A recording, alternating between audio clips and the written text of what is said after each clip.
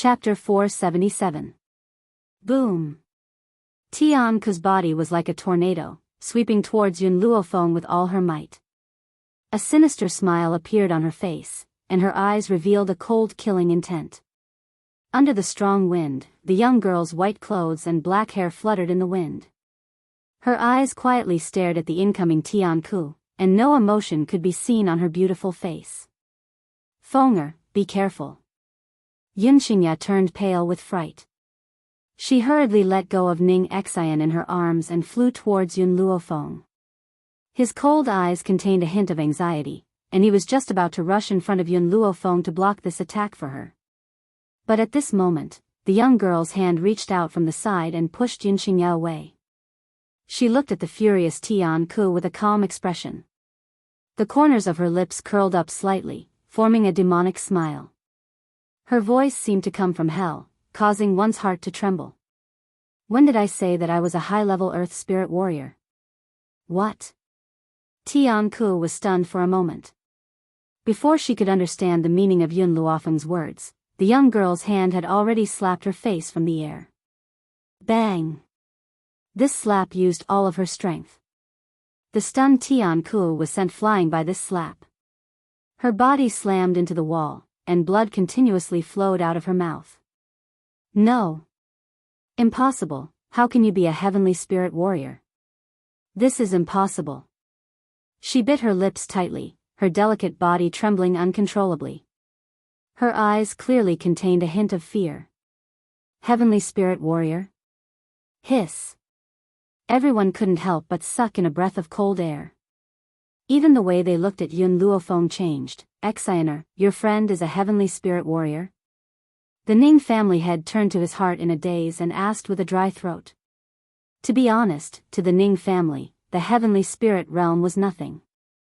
After all, the elders of the Ning family had already reached the heavenly spirit realm. And the family head was even above the heavenly spirit realm. However, how old was Yun Luofeng? A 15-year-old girl had already become a heavenly spirit realm? Who would believe it? Ning Xian nodded in a daze. Even she did not expect that Yun Luofeng had already reached the heavenly spirit realm. She remembered that half a year ago, she was still an ordinary girl who was bullied by the royal family.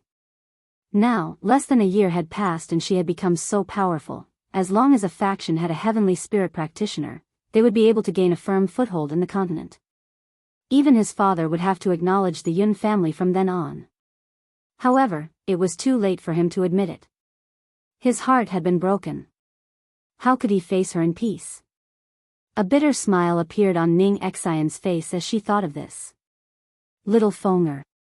Yun Xingya gradually recovered from her shock and asked helplessly, when did you become a heavenly spirit realm cultivator without making a sound? Yun Luofeng shrugged his shoulders and said with a faint smile, on the way to the Ning family hall. She was here because of Ning Xian. If she did not have absolute power, why would the Ning family let Ning Xian go? Therefore, when she headed to the hall, she found a secluded place and drank the holy water.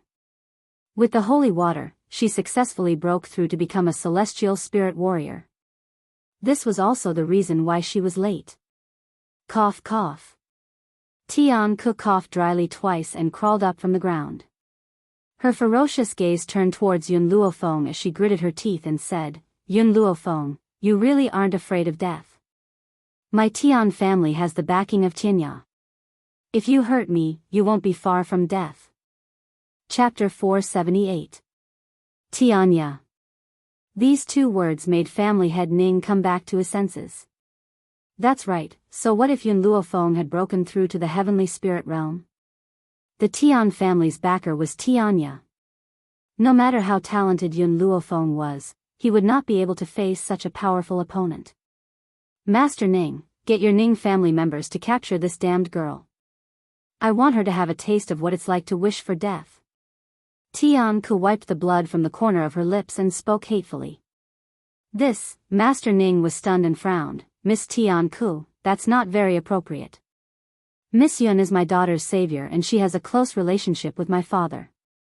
I'm afraid, I don't care what relationship she has with your Ning family. You must capture her. Otherwise, I will charge your Ning family with the crime of shielding her. Tian Ke smiled coldly at Yun Luofeng. So what if you're talented? You will still die under the attacks of the Ning family's experts.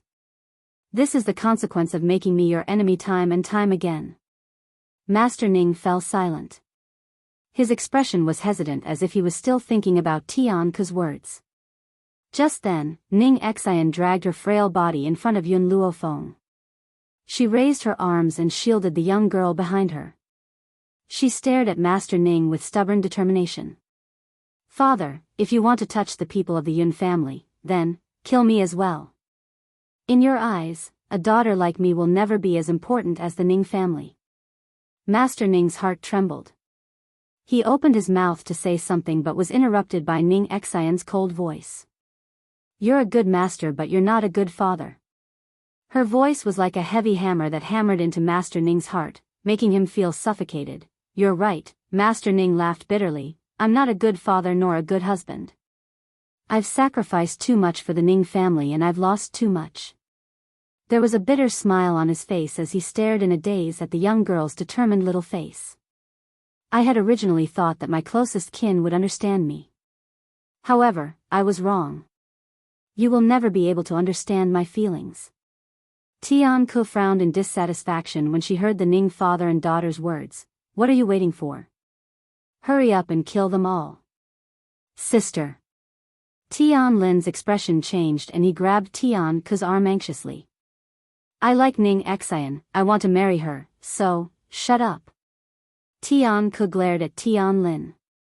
Have you not woken up yet? That bitch Ning Xian would rather be with the Yun family than to be part of our Tian family. Since she has made such a choice, then let them go to hell together. Tian Lin had never dared to defy his sister since he was young. When he heard Tian Ke's words, he immediately shut his mouth and did not say another word. He only looked at Ning Xian with pity and reluctance. Hee, who do you want to send to hell? Suddenly, an indifferent voice tore through the sky and entered into the ears of everyone. Ning Xian's heart leaped with joy when she heard the familiar voice. She quickly turned around and looked at the green-robed old man who had stepped through the void. She felt a lump in her throat and tears flowed down uncontrollably. Grandfather, you're back. Elder Ning walked towards Ning Xian in a few steps. His calm eyes stared at the clear handprint on the young girl's face. He frowned and asked, who did this? Chapter 479. Even though the old man's words were indifferent, one could still hear the uncontrollable anger in his tone. Master Ning trembled and said timidly, Father, it's me, slap. Just as he finished speaking, the old man's palm swung towards his face. Instantly, the crisp sound of a slap rang out in the quiet living room. How could Master Ning compare to Elder Ning's strength?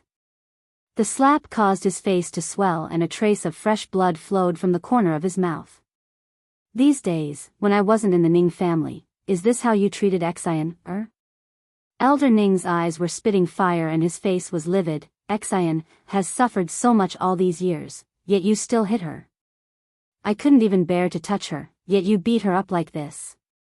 If it wasn't for the fact that my body had problems back then and I couldn't manage the family, I would never have passed the position of master to you.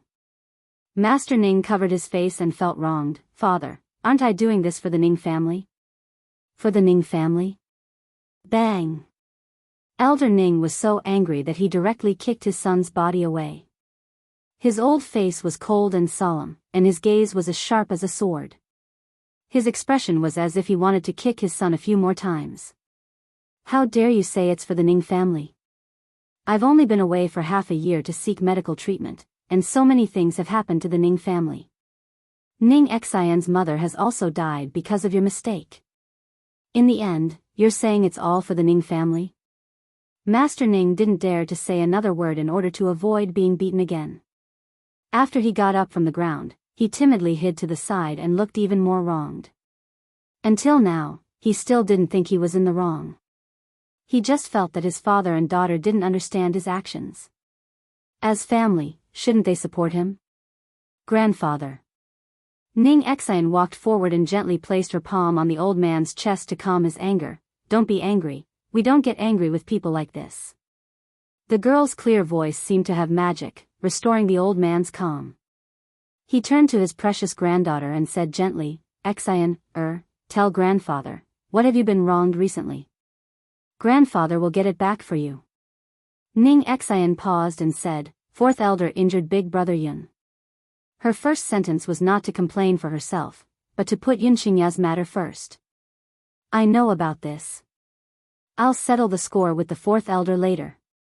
Elder Ning sneered. He even dared to lay his hands on my grandson-in-law. This is clearly insubordination, unforgivable. Patriarch Ning was stunned. He widened his eyes in astonishment and asked in a trembling voice, Father, what did you just say? You agree to let Ning Xen marry Yun Xingya? This Yun Xingya was the young master of a general's mansion, yet Elder Ning actually approved of him? I approve of him, but I don't know if he is willing to marry Xian. If he is willing, Ning Xian will be his wife. In other words, if Yun Xingya was unwilling to marry Ning Xian, he would not force her. If he was willing, then no one would be able to stop them. If it was any other man, as long as Ning Xian liked it, he would snatch it away and give it to her. But the Yun family was different. With his relationship with Yun Luofeng, he wouldn't do such a thing. Furthermore, with Ning Xian's personality, she wouldn't marry a man who didn't love her. Chapter 480. Therefore, whether or not the two of them could succeed would depend on themselves. The head of the Ning family was completely shocked. The old man actually claimed that if Yun Xingya wanted to marry Ning Xian, then he would immediately marry Ning Xian to him? If he didn't want to, he wouldn't force it? Was this still the old man of the Ning family who had always been protective? Don't look at this old man's calm appearance. In reality, he still doted on his granddaughter, Ning Xian. But he would rather wronged his own granddaughter than force Yun Xingya to marry her. The head of the Ning family really couldn't figure out what was so special about the Yun family that the old man would treat them like this. Are you guys done arguing? Tian Ke looked at Elder Ning coldly and said, I don't care what grudges you two have. Today, I will definitely kill Yun Luofeng. You better help me achieve this goal. Otherwise, you will regret it in the future. Hee hee. Elder Ning chuckled indifferently. His eyes were calm as he said, the Yun girl can be considered as my granddaughter. If you want to lay a finger on her, I will definitely not allow it. Father. Seeing his father's stiff tone, the head of the Ning family couldn't help but feel anxious. Miss Tian Ke is a member of the Tian family, the Tian family that Tianya is from. So what? Elder Ning glanced at the head of the Ning family. If you can't protect your daughter, then let this old man personally protect her. Patriarch Ning's expression became more and more anxious. He really didn't know what the old man had taken the wrong medicine. In the past, the person he revered the most was Tianya, but now, for Yun Luofeng, he had given up on the person he had revered for so long. Of course, the head of the Ning family did not know what Elder Ning was thinking. He worshipped Tianya because of his superb medical skills, but now, after getting to know Yun Luofeng, he believed that this young girl's level in the future would not be lower than Tianya's. For this, what was the pity in giving up on the Tian family? Ning Xian tightly grabbed Elder Ning's arm and stood beside him with peace of mind. There was no fear on her beautiful face, and her bright eyes were filled with stubbornness. Father, Ning family head's expression became more and more anxious. He was afraid that the old man's words would provoke the Tian family. Especially when he saw that Tian Ke's face was getting uglier and uglier. He hurriedly said, the people from the Tian family are not to be trifled with. Don't drag the Ning family down with you. I think we should quickly apologize to the Tian family and marry Ning Xian to young Master Tian Lin. At that time, we will be in-laws with the Tian family. Shut up. Old man Ning shot a sharp look at family head Ning. I will never trade my granddaughter's happiness for power. Not to mention, others might not know, but he had heard that Tianya had a falling out with the Tian family. Although he wasn't sure if Tianya still had contact with the Tian family, it was impossible to restore their previous relationship. Even if Tianya would protect the Tian family, he wouldn't send out his granddaughter just because of this. Since you insist. Don't regret it. Tian Ke's eyes darkened. She knew that with Elder Ning here, it would be impossible for her to kill Yun Luofeng. Hence, after saying this, she pulled Tian Lin and walked out of the hall. When he walked past Yun Luofeng, his arrogant eyes gradually swept over her. He said expressionlessly, "Yun Luofeng, the enmity between us is too great. The next time we meet, I will make sure you die without a place to bury your body. Tian Lin, let's go." Tian Lin's eyes were still filled with reluctance. He glanced at Ning Xen. He wanted to stay, but after meeting his sister's gaze, he retracted his reluctant gaze. Chapter 481. Did I say you could leave? Before the two of them could step over the threshold, a voice that sounded as if it had come from hell suddenly rang out.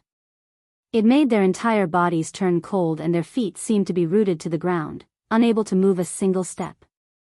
Tian Ke's face was as white as snow, but the arrogance in her eyes did not diminish. She turned towards Yun Luofeng. "What do you want? You want to kill me, right?"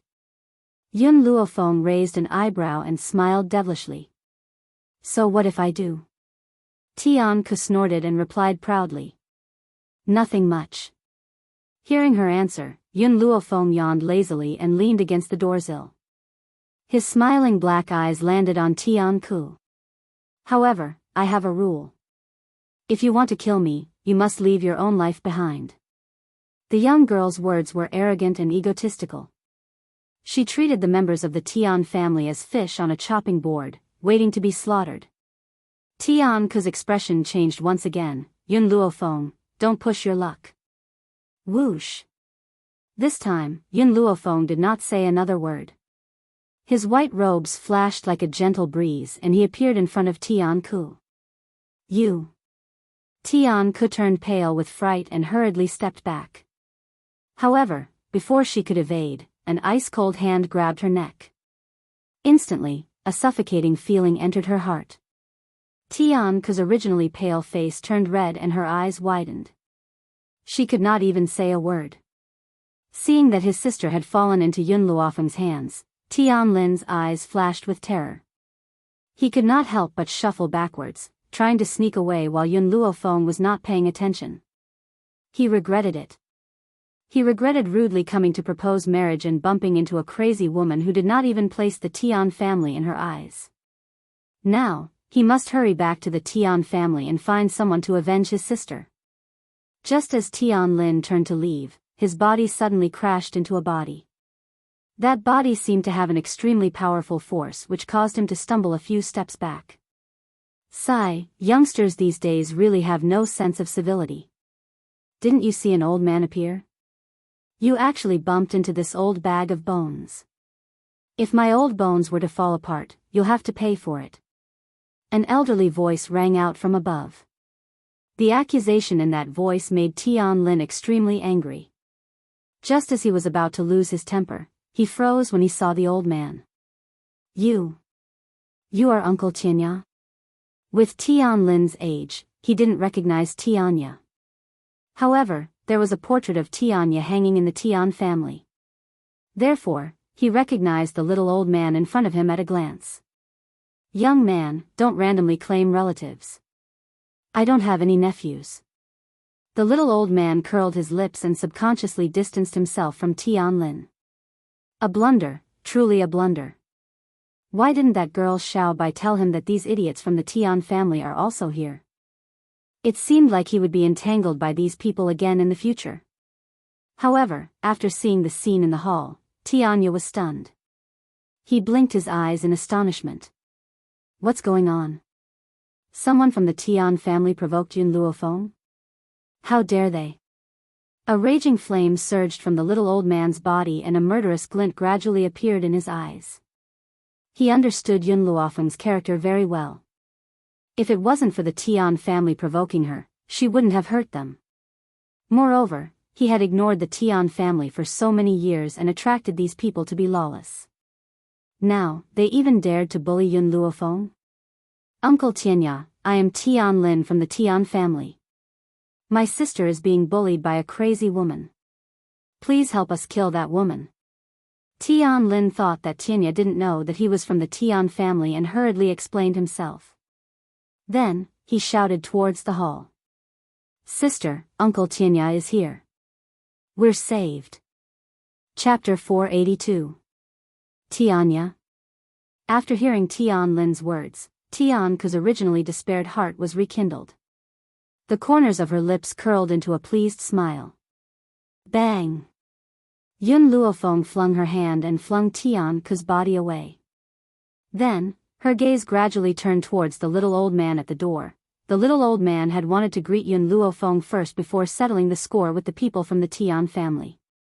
However, he had just taken a step when a wretched figure quickly rushed out of the hall and knelt in front of him with a thud, hugging his thigh tightly. Uncle Tianya, you're finally here. This woman is extremely audacious and doesn't respect the Tian family at all. Please avenge us, Uncle Tianya. At that moment, Tian Ku was not in the mood to consider why Tianya had appeared in the Ning family. She only knew that this time, no one would be able to protect that bitch Yun Luofeng. She would definitely die without a burial. As if she could already predict Yun Luofeng's fate, Tian Ku's eyes flashed with cruelty and the smile on her face became sinister. The little old man lowered his head to look down at the kneeling Tian Ku and said condescendingly, I am all alone. Little girl, it's best if you don't try to claim kinship. Otherwise, it won't be good if you cause any misunderstandings. He did not conceal the rage on his body and a powerful aura crushed towards the woman in front of him. Tian Ku raised her head in horror and said in a trembling voice, Uncle Tianya, I am Tian Ku of the Tian family. We are family. How can you say that I'm trying to claim kinship? Hee hee.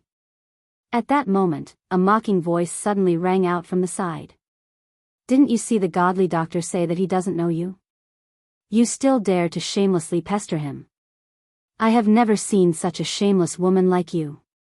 Lin Ruobai placed her hands on her hips and stood next to Tian Ku.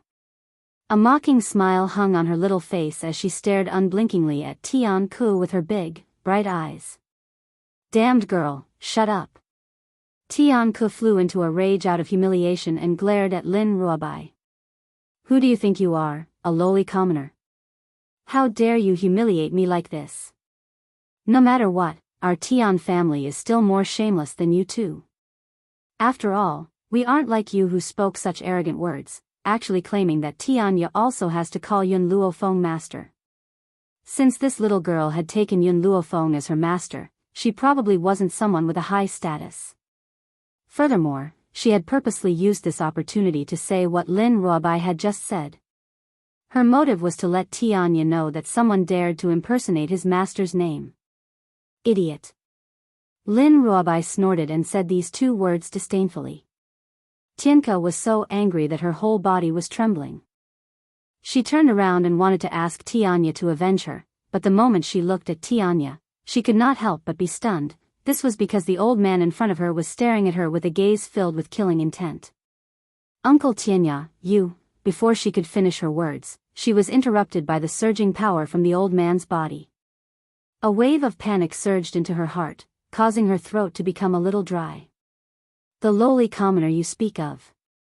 The little old man paused, then said, is the eldest miss of Spirit Divine Mountain. Spirit Divine Mountain? Tianka's eyes widened in shock, her voice trembling even more. You, the Spirit Divine Mountain you speak of, is it Spirit Realm's Spirit Divine Mountain? The crowd might not know of Spirit Realm's Four-Corner City, or the three great families of Spirit Realm, but everyone knew of Spirit Realm's Spirit Divine Mountain. Chapter 483. It was said that Spirit God Mountain was the territory left behind by the Spirit God. Because of this, people understood that those who could live on Spirit God Mountain were of extraordinary status. Even so, there were still people who wanted to go to Spirit God Mountain to investigate. But without a doubt, no one who entered Spirit God Mountain ever came back. As time passed, no one dared to have any ideas about Spirit God Mountain. And because of this, the people of Spirit God Mountain became gods in the eyes of the world. But now, Tianya actually told her that this lowly commoner was the eldest miss of Spirit God Mountain? Impossible. How could the eldest miss of Spirit God Mountain recognize Yun Luofeng as her master? Yun Luofeng is just a secular person. There is no way she could have any relationship with a force like Spirit God Mountain. Not to mention Tian Ku, even the others were looking at Tianya in astonishment. The head of the Ning family, in particular, suddenly had a bad feeling in his heart. That feeling made his heart flustered. If this old man really was Tianya, then his words could not be false. In other words, Yun Luofeng and the Master of Spirit Realm had an unbreakable connection. If you really had the backing of the Master of Spirit Realm, then your status, Yun Luofeng, would definitely increase by hundreds of times. Excuse me, the little old man laughed coldly and said something shocking, that girl Xiao Bai is right. Even when I see the Yun girl, I have to call her master. The old man's words were like a bolt of lightning, crashing down and causing the originally noisy hall to become silent. Everyone's bodies stiffened, as if they were still in a state of shock from these words. Yun Luofeng was Tianya's master. What the little girl said just now was all true. It was laughable that they had treated her as an exaggeration. Uncle Tianya, how could she be your master? Tian Ku's expression turned crazy, and she pointed angrily at Yun Luofeng. Her status is low, and she can't be compared to people like us. Especially since her power is not as strong as yours, why is she your master?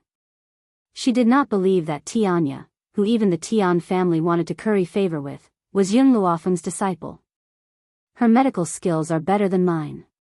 With one sentence, she pushed Yun Luofeng's status to the highest point. This was also the first time that Tianya admitted that his medical skills were inferior to others in front of everyone. Tian Ku crawled up from the ground, staggered, and fell to the ground again. At this moment, her heart was filled with cold despair, and even her teeth couldn't help but shiver. So, Yun Luofeng had long known Tianya, which was why he dared to not put the people of the Tian family in his eyes. It was laughable that she had used Tianya to threaten her. The more Tian Ku thought about it, the more afraid she became. Her body trembled even more violently. She could not help but hate Tian Lin. If it wasn't for him, she wouldn't have ended up in this state. At the same time, the Ning family head was gripped with regret. He never would have thought that the Tian family that he thought he had clung onto was just an empty shell, and that Yun Luofeng, whom he had given up on, had such a powerful backer. If he had known earlier, he would have let Ning Xian marry Yun Xingya. When did I acknowledge you as my disciple? Yun Luofeng's body leaned lazily against the wall, and his lips curled as he said, in Spirit Realm, I have already said it very clearly. You are too old, and not suitable to be my disciple. The people who had been scared silly by Tianya's words, after hearing Yun Luofeng's voice, were completely stunned. Godly Dr. Tianya wanted to take her as his master, and she refused? Chapter 484. The little old man looked at Yun Luofeng with hidden bitterness. There are so many people here, you should at least leave me some face. His expression was one of grievance. If someone who did not know the truth saw it, they would think that Yun Luofeng had done something unforgivable. I'm just speaking the truth. Yun Luofeng spread his hands. If you came here to reminisce, I'll talk to you after I'm done with this. Then you'd better hurry.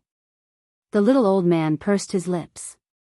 His attitude towards Yun Luofeng was completely different from Tian Ku's. As for these two people from the Tian family, you can do whatever you want with them. Because of what happened today, the little old man made up his mind. No matter what, he had to cut off all ties with the Tian family. He had to prevent the blind Tian family from using his life to act like a tyrant again. No. Tian Ku turned pale with fright. She could no longer care about anything else. She threw herself at Tianya and fell to her knees in front of him. We are of the same clan, you can't leave me in the lurch. Same clan? Tianya snorted. Ever since I left the Tian family, I have nothing to do with you. You still dare to use my name to swindle people? Do you really think I don't know anything? Back then, it was because we are of the same clan that I did not kill you all. Now, you are still doing evil, how can I tolerate it? Tian Ku finally understood what fear was. Her body went limp and she fell to the ground. Her lips curled into a bitter smile. Yun Luofeng, you win. This young girl's talent was stronger than hers, and her background was even stronger than hers. How could she compare to her? Tian Ke closed her eyes, her eyelashes trembling. I just want to keep my last bit of dignity. Looking at Tian Ke's determined expression, Yun Luofeng nodded. All right, I will give you this last bit of dignity. Even though Tian Ke had wanted to kill her just now, she was not Mu Wuxuan, nor was she the Shao family. So, she was willing to leave her dignity. Tian Ke laughed bitterly. She looked at Tian Lin, who had collapsed on the ground, her eyes filled with sorrow. Tian Lin, if I die, you will have no place in the Tian family. So, let's go together on the road to the Yellow Springs, okay? Sister, Tian Lin shuddered in fear. He shook his head desperately and said, I don't want to die, sister, I really don't want to die. A hint of pain appeared in Tian Ke's eyes. At that moment, she hated Tian Lin. If it weren't for him, she wouldn't have been implicated. But no matter what, Tian Lin was her younger brother and the only relative she had left in the Tian family. Now that he had to kill him with his own hands, how could he not be heartbroken? Who asked Tianlin's talent to be so poor? All these years, she had been protecting him. If she were to die, those people from the Tian family would definitely bully him. If that was the case, they might as well go to the Yellow Springs together. At least they could have a companion. No. Seeing Tian Ke shoot out a silver needle from her sleeve, Tian Lin's eyes widened and his face contorted in fear. His eyes were bloodshot. Puchi. The silver needle pierced into his throat, leaving a red dot on his throat. His body trembled slightly, and he fell backwards. Tian Ke couldn't bear it anymore. She turned her head and placed the sword on her neck. She closed her eyes and exerted force in her hand. Blood spurted out from her throat and stained the ground red. Chapter 485. In the beginning, when she found out about Yun Luofeng's powerful background, Tian Ke's heart was filled with fear. But at the moment before her death, she calmed down. She was very clear about Yun Luofeng's methods. If she falls into the girl's hands, she will certainly suffer a fate worse than death. She might as well end her own life. It would be better than enduring the pain. This, Miss Yun, Patriarch Ning glanced at Tian Ke, who had fallen to the ground and was unable to get up. Then, he turned his gaze towards Yun Luofeng. His expression was a little awkward. He wanted to say something, but before he could say anything, a foot kicked him from behind. With a thud, he stumbled and knelt in front of Yun Luofeng. At this moment, the middle-aged man's face was full of embarrassment, but he did not dare to move. He was so ashamed that he wanted to find a hole to crawl into. Apologize. Master Ning coldly looked down at the middle-aged man who was kneeling on the ground and said coldly, Miss Yun, I have eyes but fail to recognize Mount Tai. I have offended you. Please forgive me. Yun Luofeng stared at him coldly. If Xiao Bai was not the eldest daughter of Mount Spirit God and Tianya had nothing to do with me, would you have recognized the wrong person? The girl's words made Master Ning's expression even more ashamed. Indeed, if it were not for these two relationships, he would rather die than bow his head. So, I will not accept your apology. Her words were very heartless and left no room for negotiation. Her domineering eyes were filled with coldness and her lazy posture was filled with an imposing aura. Miss Yun, if you are not willing to forgive me, you can beat me to your heart's content until your anger subsides. However, the Ning family is innocent. I hope you will not drag the Ning family into this. He could die, but the Ning family could not be destroyed. That was his choice. Yun Luofeng shook his head. This man was indeed a good family leader, but he had never fulfilled his responsibilities as a father. You still don't understand? She raised her brows and lowered her eyes to look at the middle-aged man kneeling in front of her. I don't accept your apology because I'm angry. I'm only doing this for Ning Xian. It's a pity that you still don't understand. Patriarch Ning's body trembled. He raised his head in surprise, not understanding what Yun Luofeng meant. All these years, you've made Ning Xian suffer so much. Now, you've slapped her in the face to force her to marry someone from the Tian family. I'm starting to wonder if she's really your daughter. The young girl's words were like a sharp thorn that pierced into the heart of the Ning family's master, causing his heart to bleed. He turned his head to look at the beautiful girl beside him and raised his hand to touch her flushed right cheek. But just as his fingers were about to touch her cheek, she subconsciously took a step back and avoided his hand. Clan head Ning's heart tightened once again, causing him to gasp in pain.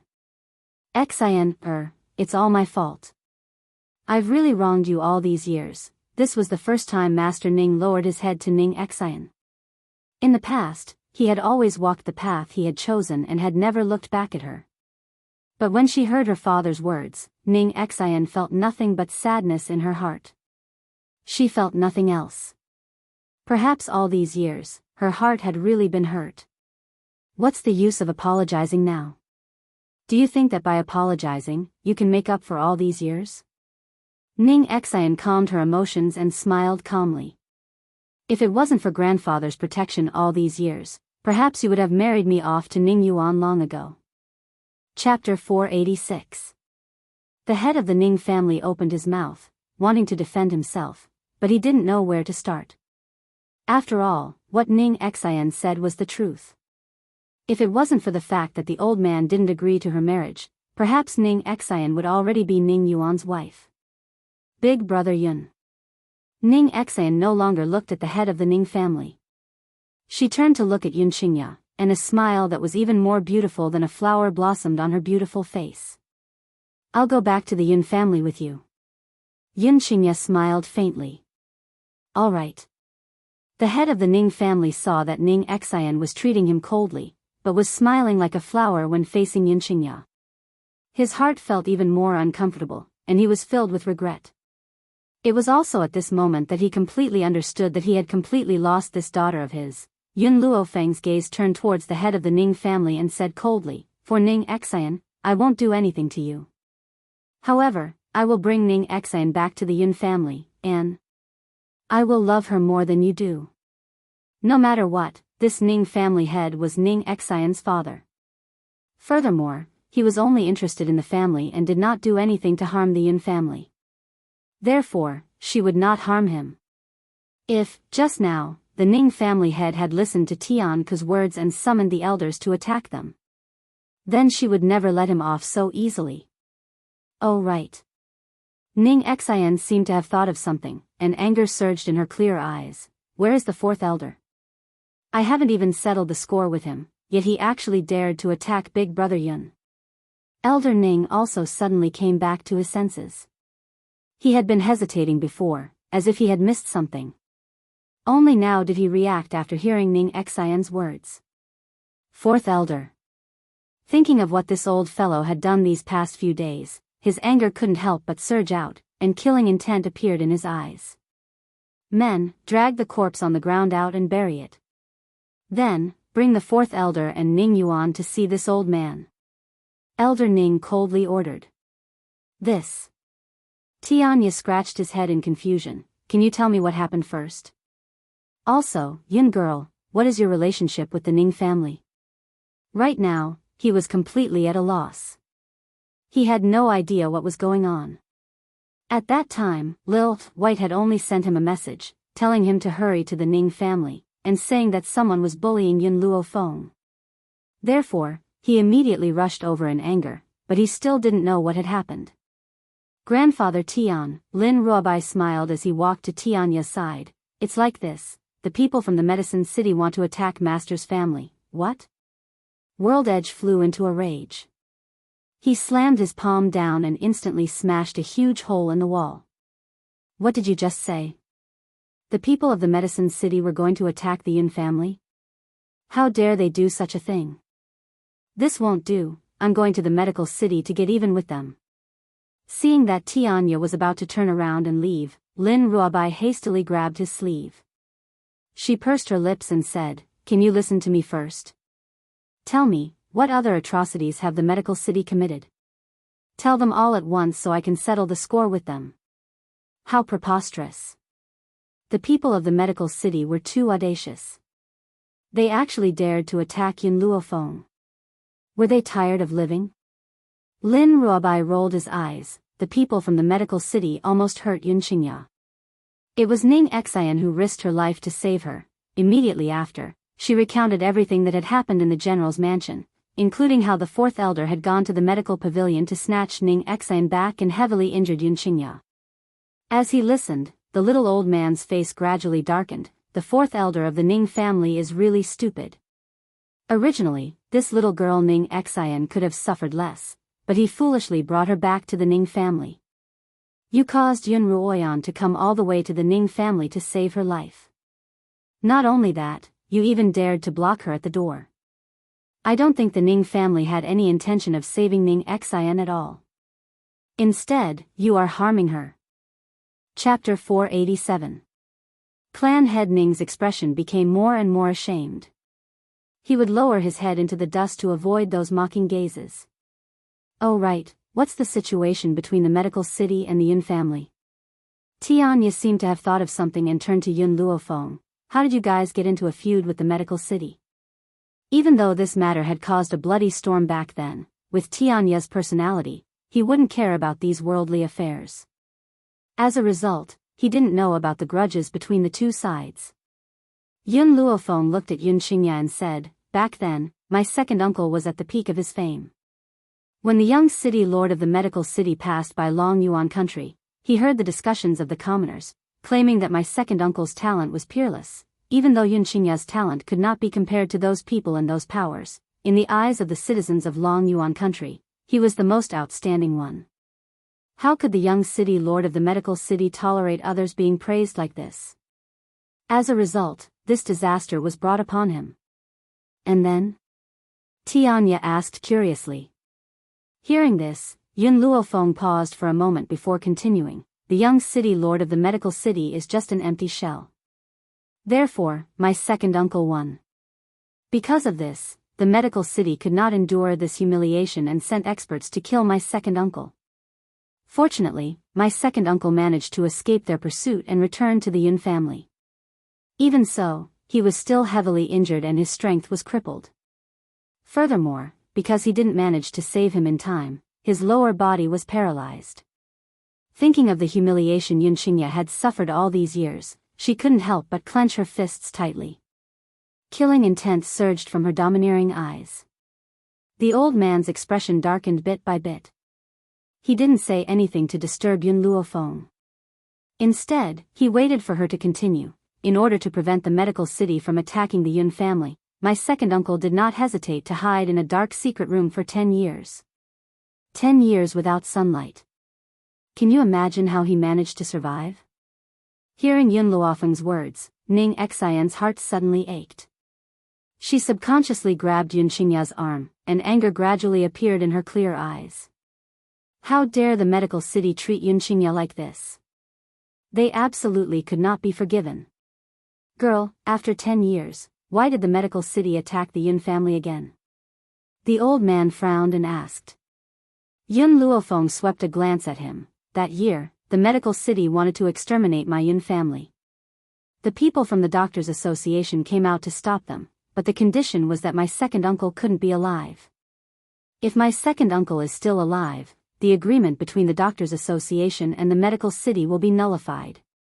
Immediately, the little old man's face darkened. The Doctors' Association has also intervened? How could the little old man not understand the young girl's words? If the Doctors' Association was truly fair, they wouldn't have acquiesced to the actions of the medical city towards Yun Qingya. Obviously, in the eyes of the Doctors' Association, Yun Qingya was the one at fault.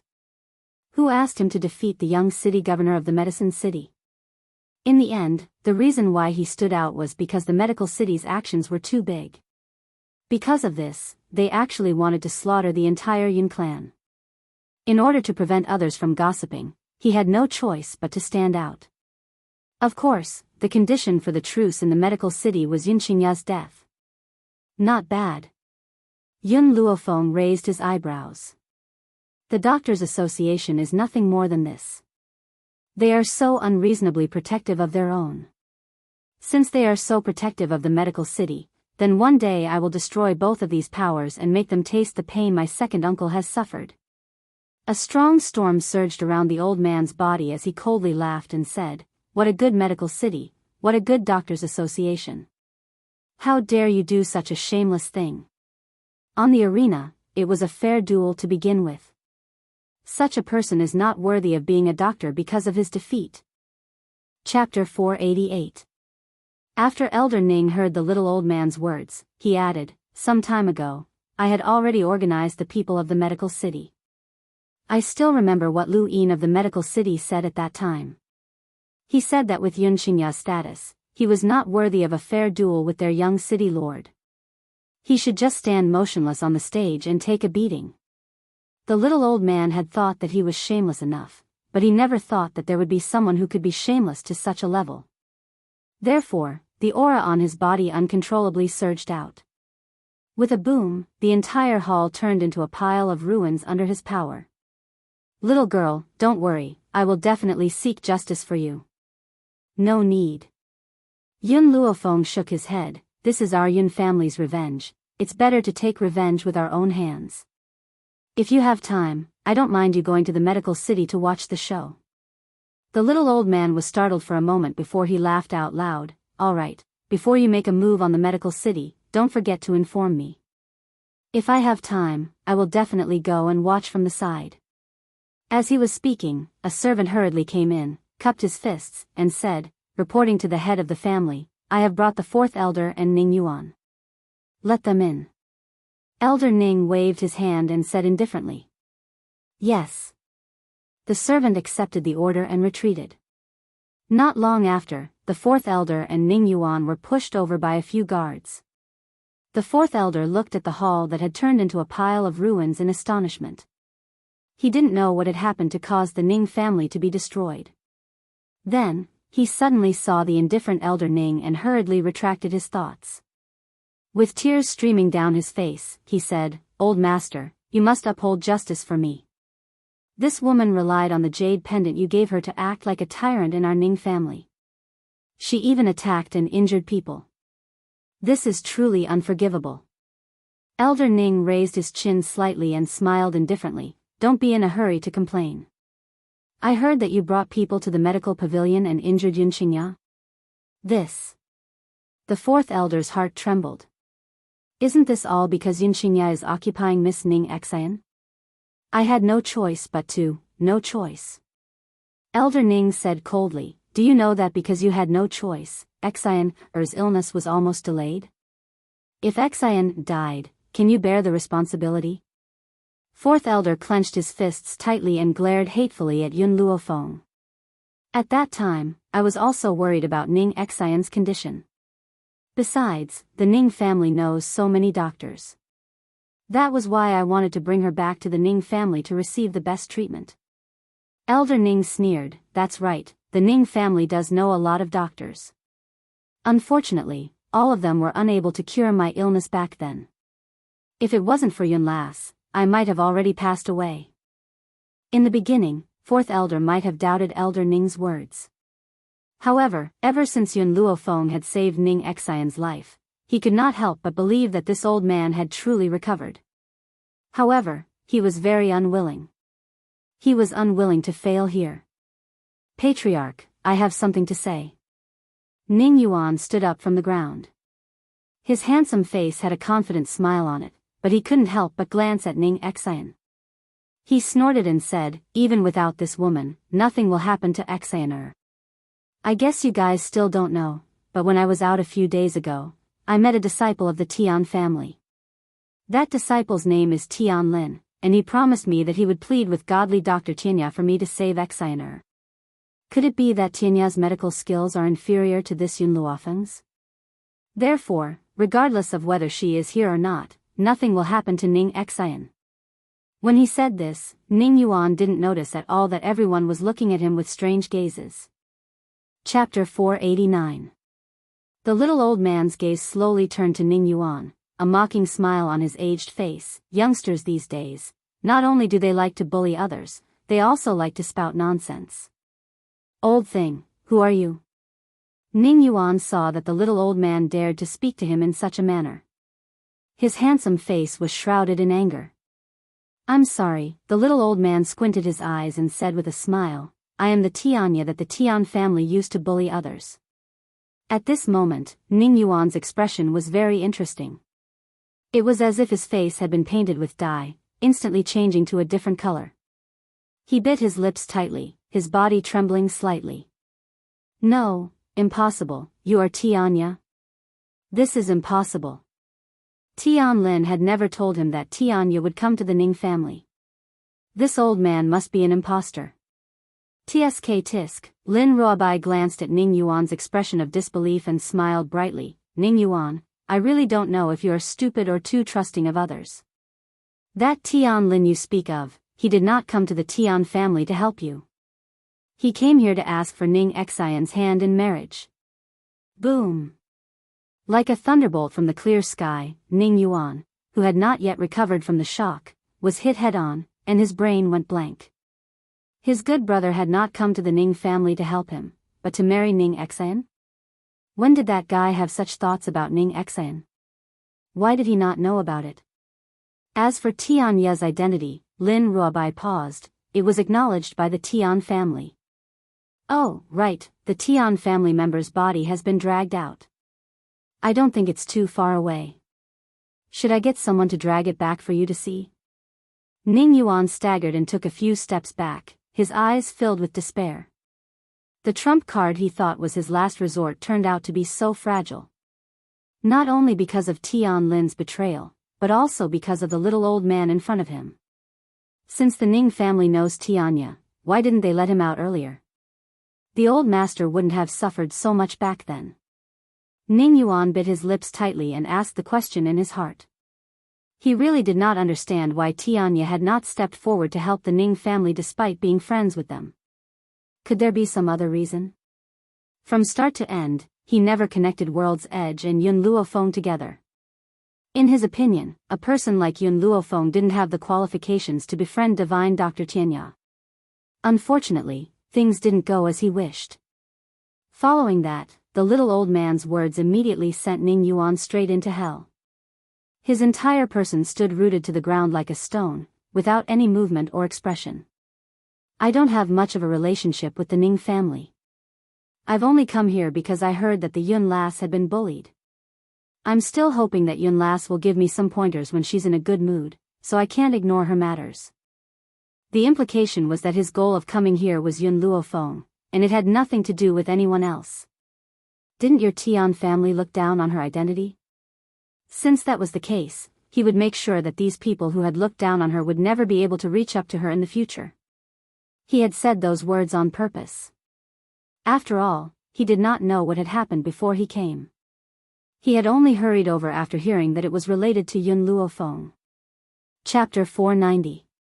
It was obvious that the effect of his words was very obvious. When he heard the little old man's words, Elder Fourth's expression changed greatly and his breathing became uneven. Imagine this, a person whom you had thought to be inferior to you suddenly realized through other means that she is much more powerful than you in all aspects, to the point that you will never be able to surpass her. That feeling was as if a hand was squeezing his heart fiercely, making him feel so uncomfortable that he was about to suffocate. Luckily, this little girl was only an earth spirit. "I'm a heavenly spirit after all. In terms of martial arts, this little girl is definitely no match for me." Elder Fourth's eyes darted back and forth at the thought of this. He then came up with a plan. "Divine Dr. Tianya, I never thought that Yun Luofeng would be acquainted with you, but I don't think that I've done anything wrong. Ning Xian is a member of the Ning family and I had brought her back out of concern. What wrong have I done?" In an instant, everyone's gazes were focused on the fourth elder. They all thought that this old man had gone mad. Did he not understand Tianya's words? Tianya is clearly on Yun Luofeng's side and the old master stands on Yun Luofeng's side unconditionally. Yet he dares to refuse to admit his mistake. "Oh." Tianya raised the corners of his lips and smiled at Elder Fourth. "What do you want then?" Elder Fourth glanced sinisterly at Yun Luofeng. "I want to challenge her. If I lose, I'll let her do whatever she wants to me." If I win, I want Ning Xian to marry my son and the Ning family will not punish us. Hee hee, Tianya laughed disdainfully. Elder Ning, this elder of the Ning family is rather thick-skinned. He actually wants to challenge a 15-year-old girl. Doesn't he think that his request is embarrassing? Elder Fourth did not seem to hear Tinya's mocking voice. His elderly eyes stared unblinkingly at Yun Luofeng. You don't dare to challenge me because you're afraid? Or could it be that my power is terrifying? So, General Yun's granddaughter is a coward who doesn't even have the courage to challenge me. This old man was obviously ready to throw caution to the wind. He knew that this was the only way for him to survive. Furthermore, he could help his son fulfill his long-cherished wish. However, when he said these words, he needed to face Elder Ning and Tianya's fierce gazes. Their gazes made him sweat uncontrollably and his aged face turned even paler. But he resisted the fear in his heart and said these shameless words. You've disgraced our Ning family. Elder Ning snorted coldly and said with an expressionless face, Yun lass, don't worry. I'll kill this old man right now. Don't let him cause trouble here. Seeing that Elder Ning's aura was getting stronger and stronger, the fourth elder became even more anxious. Yun Luofeng, your parents are the heroes of Long Yuan country, yet you are so useless. If your parents in heaven were to see this, they would definitely regret giving birth to a coward like you. The fourth elder clearly knew what kind of person Yun Luofeng was. However, he had no choice but to say such angry words. Only by doing so would he be able to infuriate the girl and force her to accept the competition. Indeed, after fourth elder mentioned Yun Yang and his wife, the girl's sinister and cold gaze gradually fell upon him. I don't accept not because I'm afraid of you. It's because, based on your abilities, you don't have the right to challenge me. But since you insist on doing this, why not fulfill your wish? Chapter 491. The fourth elder was overjoyed, and a hint of joy appeared in his eyes.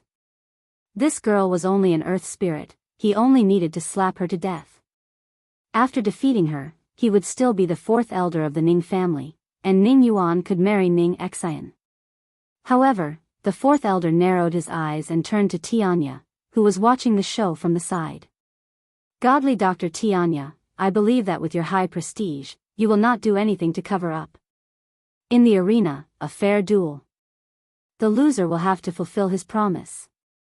I only hope that at that time, Godly Doctor, you will not do anything that does not match your status. After all, this kind of thing had been listed here. More than 10 years ago, Yun Xingye had defeated the young master of the medical city in the arena. In the end, it had attracted the crazy revenge of the medical city. As for him, in order to be safe, he had warned Tianya in advance, in case this old man was unreasonably protective. Don't worry, I'm not like those bastards from the medical city. Other than the two sides of the competition, no one else is allowed to interfere in the challenge. Tianya looked at the fourth elder with a mocking smile. However, I also hope that you won't go back on your word. Tianya had great confidence in Yun Luofeng. Since this girl had accepted the challenge, it meant that she had the confidence to win. All right.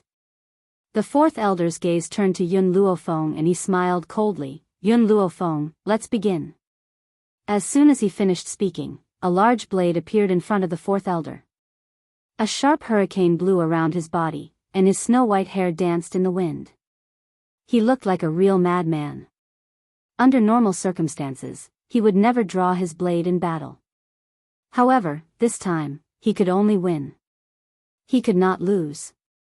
As such, he took out his weapon and slashed down at Yun Luofeng's head with a loud bang. The entire courtyard was turned into ruins by his slash. Smoke and dust rose in all directions, covering the entire courtyard.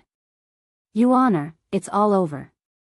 The fourth elder wiped the cold sweat off his forehead and turned to look at Ning Yuan with a weak smile on his face. Very soon, Ning Xian will become your wife. He believed that under his full-strength attack, Yun Luofeng had no chance of survival. Just when he thought that Yun Luofeng was dead for sure, a hand suddenly landed on his shoulder. Who is it? The fourth elder frowned slightly and suddenly turned around. At that moment, his eyes met with a pair of smiling eyes, and his expression froze instantly. How is this possible?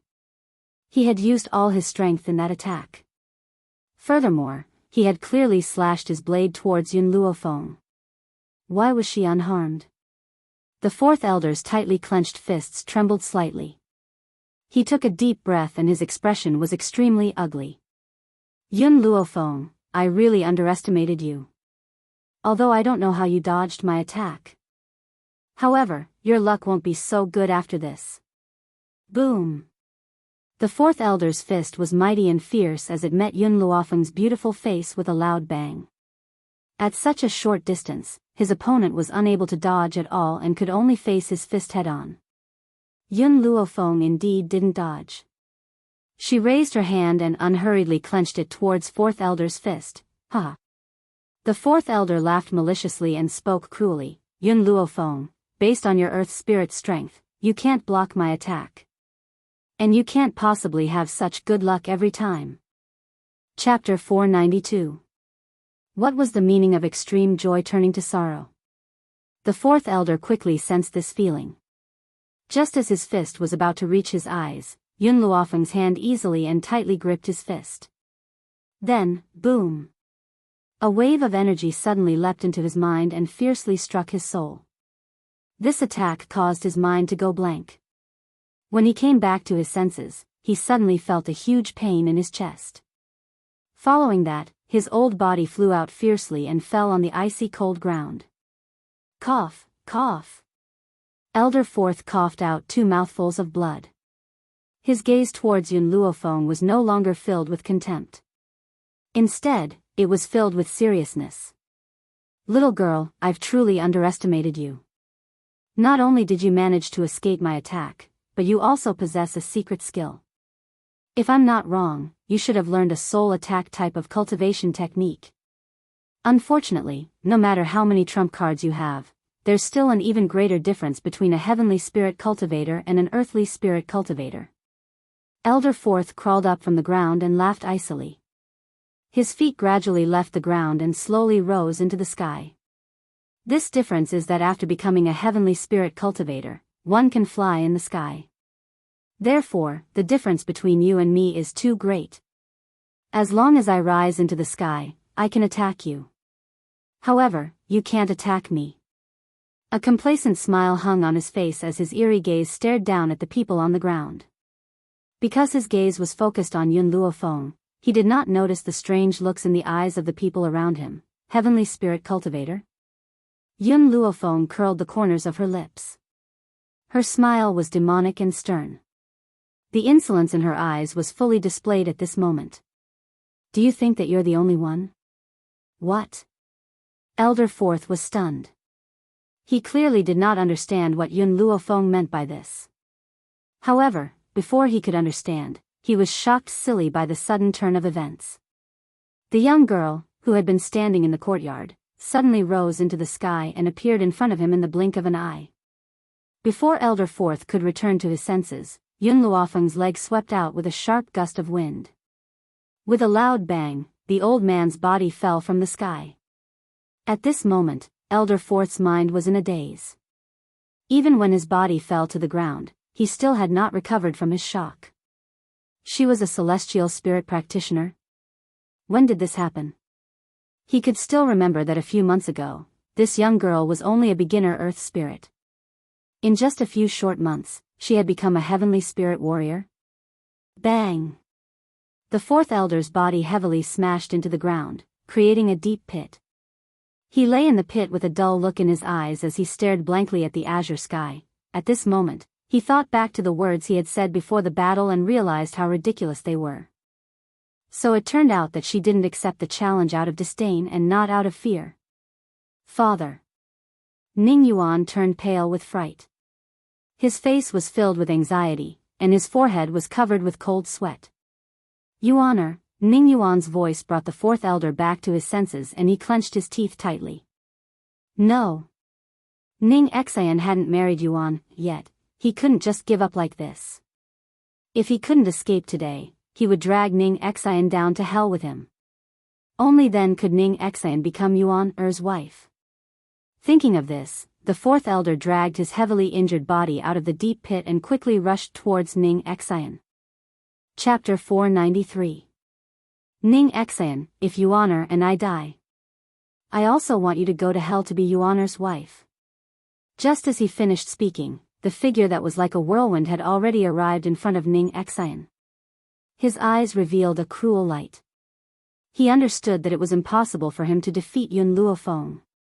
If that was the case, then he could only let Ning Xian be buried with him. It was better than Yuaner being alone. Be careful. Yun Xingya held Ning Xian's hand tightly and pulled her into her embrace.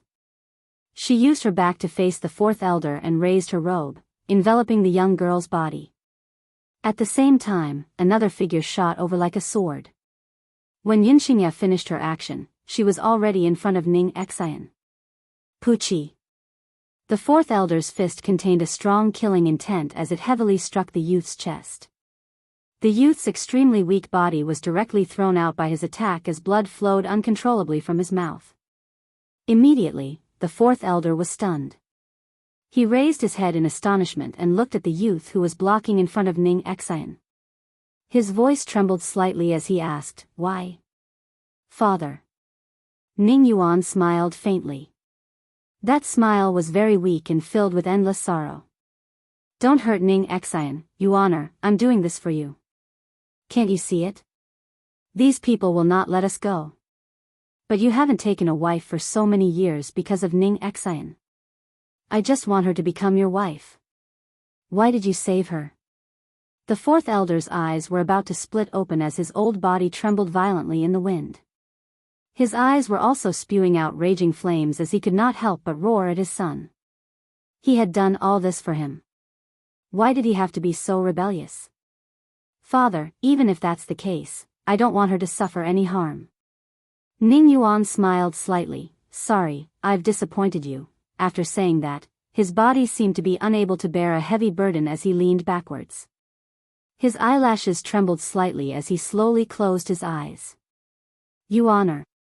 The fourth elder roared in grief. His body quickly flashed and appeared in front of Ning Yuan. He quickly caught the youth's body and said sorrowfully, "Yuaner, wake up. Don't scare Daddy, Daddy was wrong. Hurry up and open your eyes and look at me." Alas, the young man closed his eyes and did not make a sound. His punch just now had already broken the young man's heart meridian. Even if the great firmament immortal came, he would not be able to save him. "No."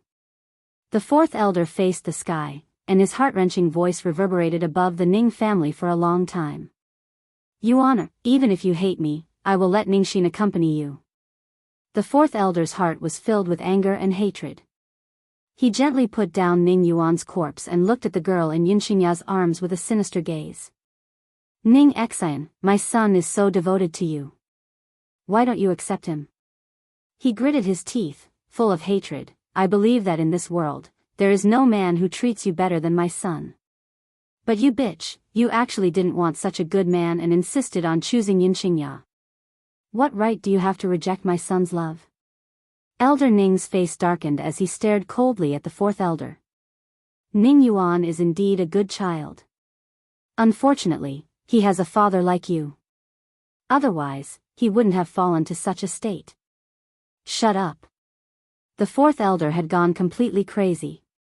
He turned to look at Elder Ning and said angrily, "If it wasn't for your Ning family, Yuaner wouldn't have died. You are the murderers who killed him. I will kill you all to avenge Yuaner." Chapter 494. Elder Ning glanced at him. "Firstly, you're the one who killed your son. Secondly, I'd like to see how you're going to destroy my Ning family." "Nonsense." Fourth elder's face turned hideous as he roared, "The one who killed him is someone from your Ning family. If it wasn't for saving Ning Xian, he wouldn't have died. So, I'll drag all of you down with me." Ha ha ha. As he spoke, fourth elder's aura suddenly became fierce. His body gradually expanded, causing the pressure in the air to drop, making it hard for everyone to breathe. "He's going to self-destruct." Elder Ning's face changed. "Furthermore, it's not an ordinary self-destruction, it's the self-destruction of his soul." Everyone knew that the self-destruction of a martial artist would cause severe injuries to the people around him. Especially when Fourth Elder's soul was self-destructing. How strong was the power of the soul? If he really did detonate himself, then amongst the people present, only Tianya would be able to escape this calamity. Even Elder Ning would be severely injured by this. Therefore, after sensing Fourth Elder's aura, Elder Ning's face turned grave. Self-destruction of the soul will result in the destruction of the soul. Is it worth it? Under normal circumstances, very few people would self-destruct their soul. This was because if the soul was gone, how could one talk about reincarnation? If there wasn't a deep hatred, no one would risk having their soul destroyed just to kill their enemy. However, the Fourth Elder understood that if it was just an ordinary self-detonation, with Tianya and Elder Ning's strength, they would be able to block the damage for everyone present. For this reason, he was willing to sacrifice his soul to send Ning Xian to accompany Ning Yuan. Ning Xian, I really don't know where you get your charm from to make Yuan give up his life for you. But, this is the end for you. I won't let Yuan walk alone. Then, he lowered his head to look at Ning Yuan's corpse. The evil smile on his face gradually disappeared and was replaced with gentleness. Yuan, Father can't accompany you anymore, but Father will send Ning Xian to accompany you. You must grasp this opportunity well. Even if my soul is destroyed, Father will fulfill your wish. Undeniably, Fourth Elder's personality was the complete opposite of clan leader Ning's. Patriarch Ning was willing to give up his daughter for the sake of the family, but the Fourth Elder had committed countless mistakes. But his feelings for Ning Yuan were real. Haha. All of you, go and atone for your sins. The Fourth Elder's aura became more and more intense, and even the air around him became a formless storm. Under the storm, his white hair danced wildly in the wind. His face became ferocious once again, and the viciousness in his eyes was like a dagger dipped in poison. Anyone who was looked at by him would be poisoned to death. Poochie. Suddenly, a muffled sound came from the Fourth Elder's body. Then, his bulging body flattened like a punctured balloon. He turned around in a daze and looked at Yun Luofeng, who had unknowingly appeared behind him. He trembled as he asked, "You? What did you do to me?" Facing the Fourth Elder's stunned expression, Yun Luofeng smiled lazily. "Don't forget, I am a doctor." As a doctor, he naturally knew all the acupoints and characteristics of the human body. Thus, at that moment, he used a silver needle to pierce the Fourth Elder's acupoint and stopped him from self-destructing. Tianya looked at Yun Luofeng in astonishment, and the shock in his eyes deepened. As a doctor as well, no one was clearer than him what Yun Luofeng's actions represented. After all, even he had been unable to successfully stop a self-destruction. Chapter 495. The Fourth Elder closed his eyes in despair. He knew that he had no hope of revenge this time. Since that was the case, he would wait for his next life. In his next life, he would make sure that all of these people were buried with him.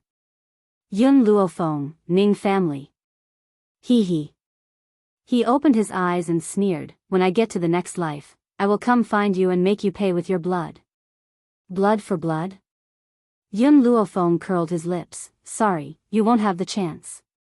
The girl's voice was arrogant, causing the Fourth Elder to fly into a rage once again.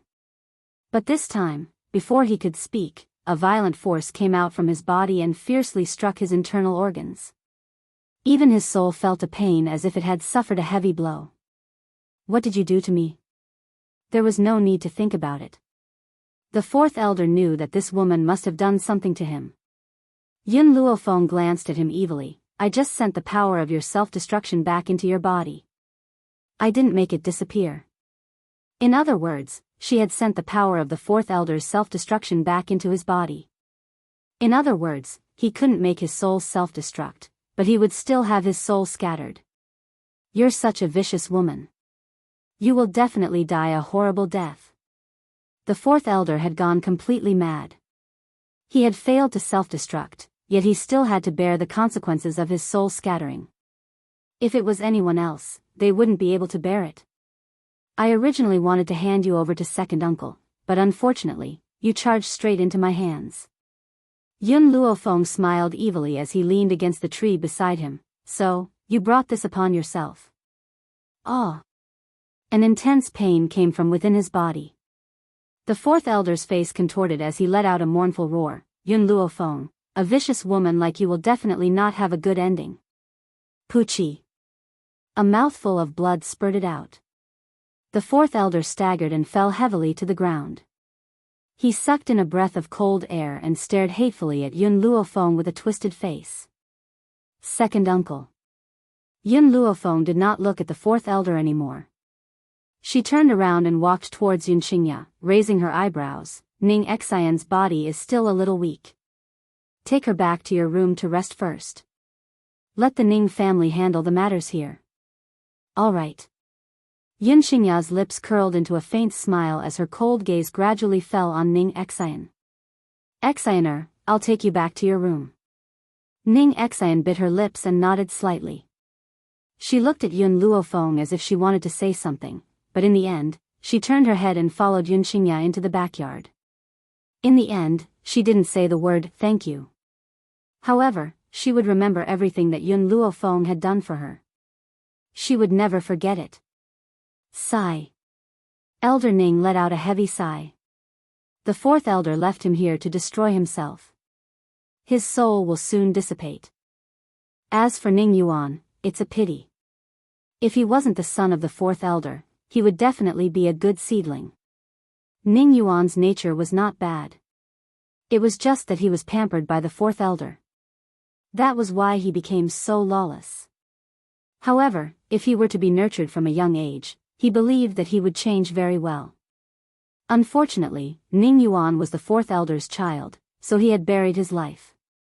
At the thought of this, Elder Ning shook his head regretfully. Bury Ning Yuan later.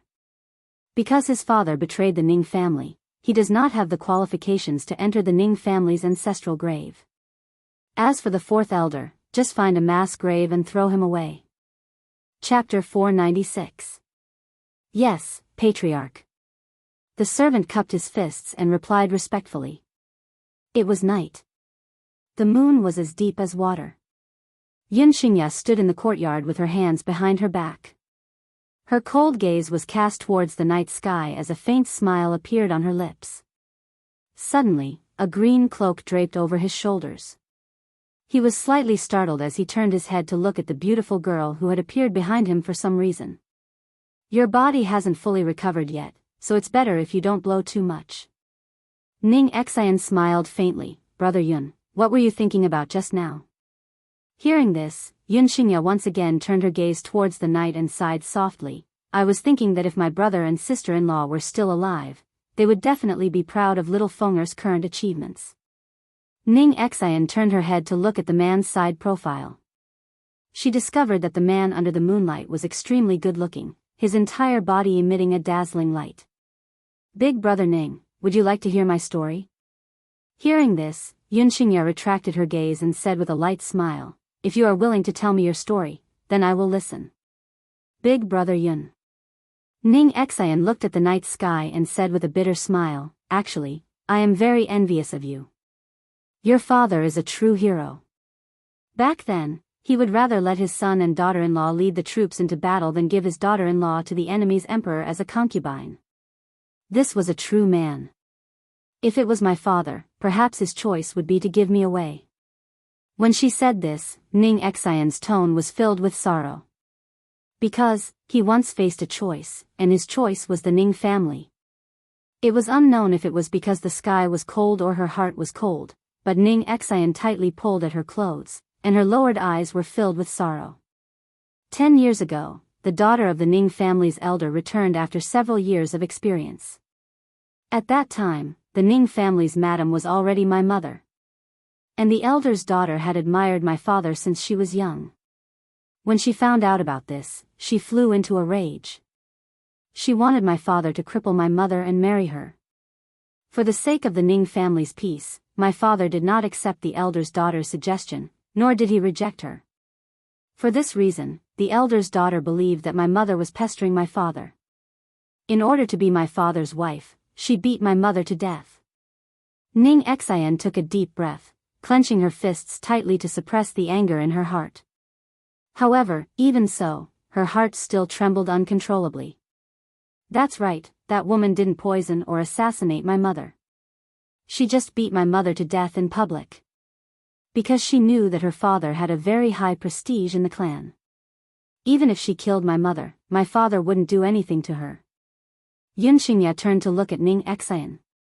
He had thought that he had lived a miserable life, but Ning Xian's experience was not much better. Even though she was the eldest young lady of the Ning family, she had to watch helplessly as her own mother was beaten to death. What kind of pain was that? Yun Xingye subconsciously reached out and hugged Ning Xian's shoulder tightly. Big brother Yun, that woman made the right bet. My father was devastated by my mother's death, but he didn't even have the courage to take revenge for her. Because that woman's father was the head of the Ning family's elders at that time. For the sake of the entire Ning family, he endured. After my grandfather found out about this, he rushed back to the Yun family to avenge my mother. He even took me away from the Ning family. Chapter 497. At the mention of Elder Ning, Ning Xian's expression softened.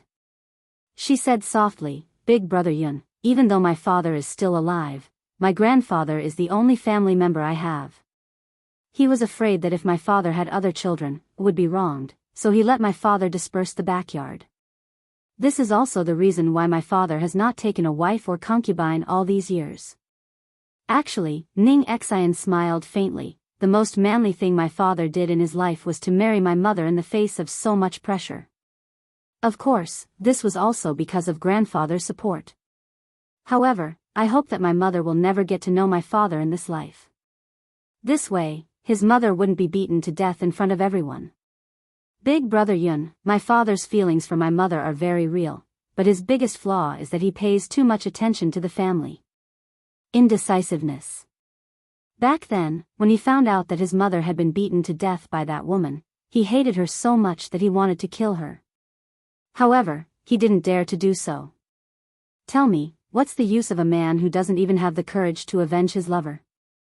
Ning Xian raised her eyes and stared at Yun Xingye's handsome face with clear eyes. She pursed her lips slightly. Come back to the Yun family with me tomorrow. The man's melodious voice slowly rang in her ears, and she couldn't help but feel at ease. Big brother Yun, actually, I am very regretful in my heart. During the 10 years that you needed to accompany me the most, we did not get to know each other. Ning Xian gently held Yun Xingye's hand and said with a smile, if only we had known each other at that time. 10 years. How painful was it to hide alone in a dark secret chamber for 10 whole years? As for her, she was not by his side at that time, nor did she accompany him through this most difficult period of time. Now that she thought about it, Ning Xian felt a wave of heartache, and the hatred she felt towards the medical city grew deeper and deeper. At that time, I was just a cripple. Yun Xingye shook her head and said with a bitter smile.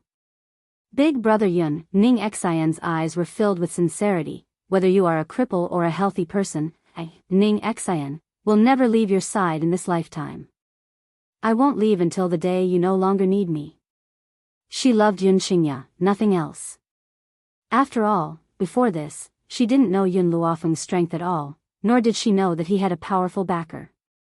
In a situation where she didn't know anything, she was heavily injured for Yun Xingye, which indirectly proved that her love for him was pure. Even if this man was a cripple, she would still move forward and never retreat.